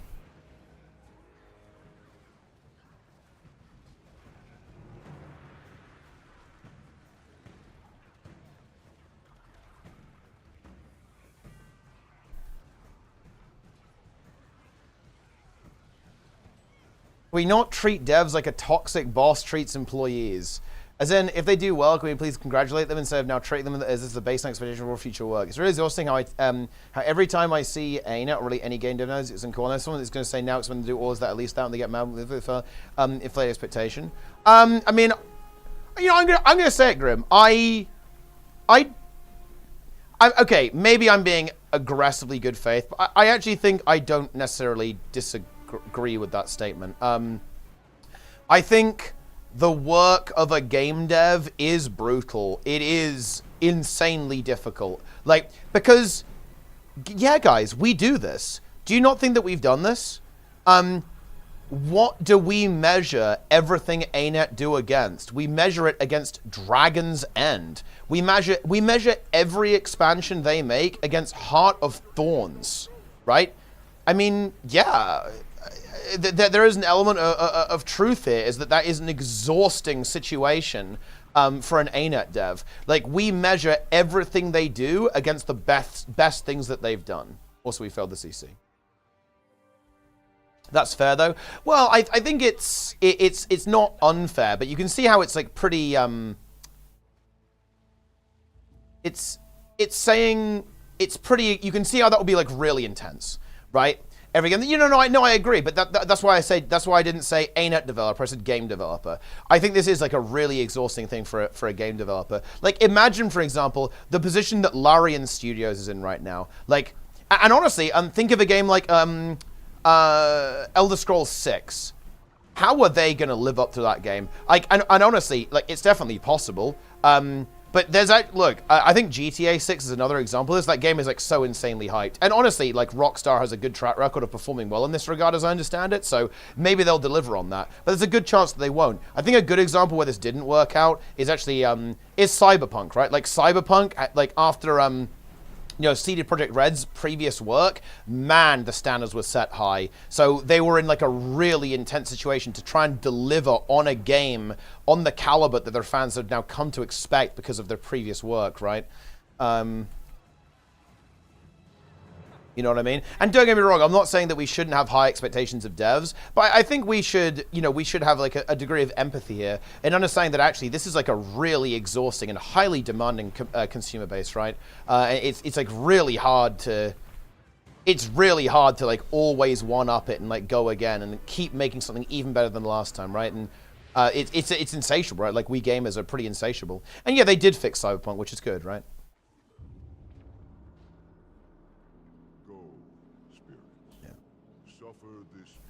Yours compared against, of course, yeah, of course. But the point that I'm not saying that we should just never do this. I'm saying that we should recognize the unfairness, right? Or like recognize like how difficult that is and like how oh, he needs south. I think we can do south then.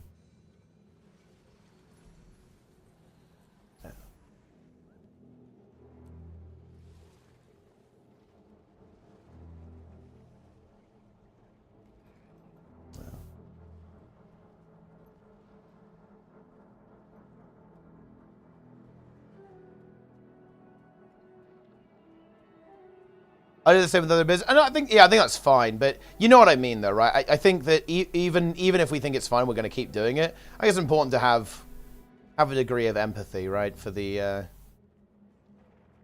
gamers, for the developers.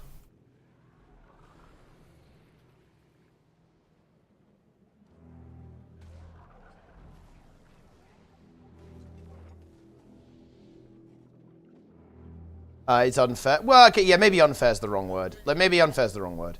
But you know what I mean, though, right? Like, seeing that from a developer perspective, that's probably really challenging, and you know, like very, very intense.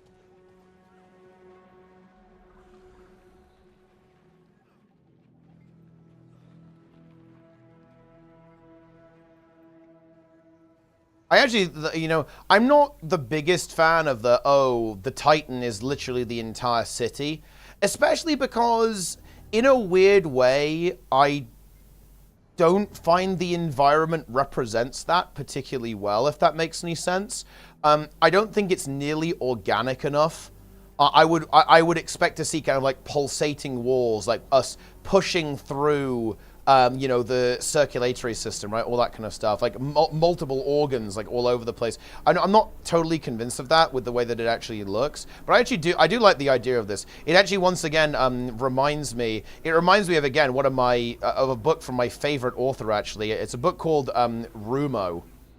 And in this book, look, trust me, it's kind of crazy how this ends up happening, but essentially somebody has been poisoned. They've been poisoned by a bioengineered weapon, and the only way to actually cure it is to basically shrink down into a tiny ship and actually directly confront this virus directly within the circulatory system of the other individual, or death will be certain.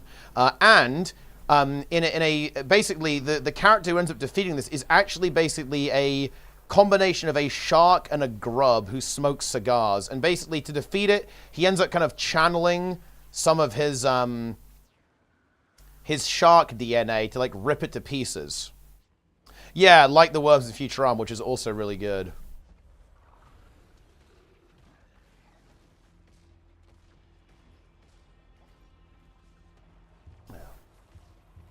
There you go. It's also a very good book.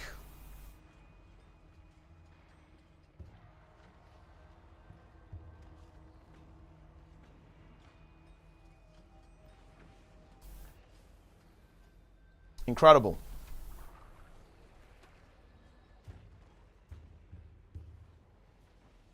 I'm going to see if I can find a picture, because the one thing I love about this book is its illustrations are extremely good.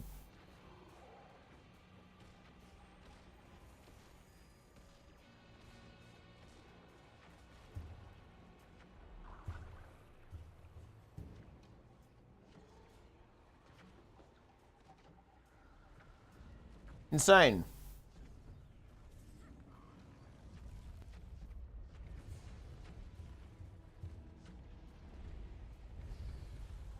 Ooh.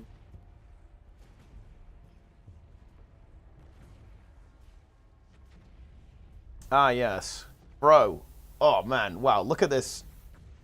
Look at this rather interesting illustration. Hold on. Let me actually... Why is it not loading? Okay, the resolution's a little bit shit, but here it is. Wow, look at this thing. Yeah, and it's called the Subcutaneous Suicide Squad. What the fuck is that, guys? It's nightmare fuel. Look at it, it's horrible.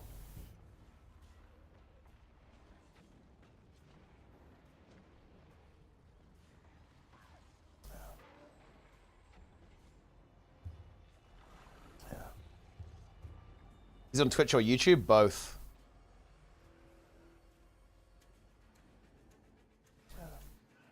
Was run too long, like why it's constantly taking L's, for example. Doesn't go, well, you should just give up on it to not spoil its memory as a developer. A good question.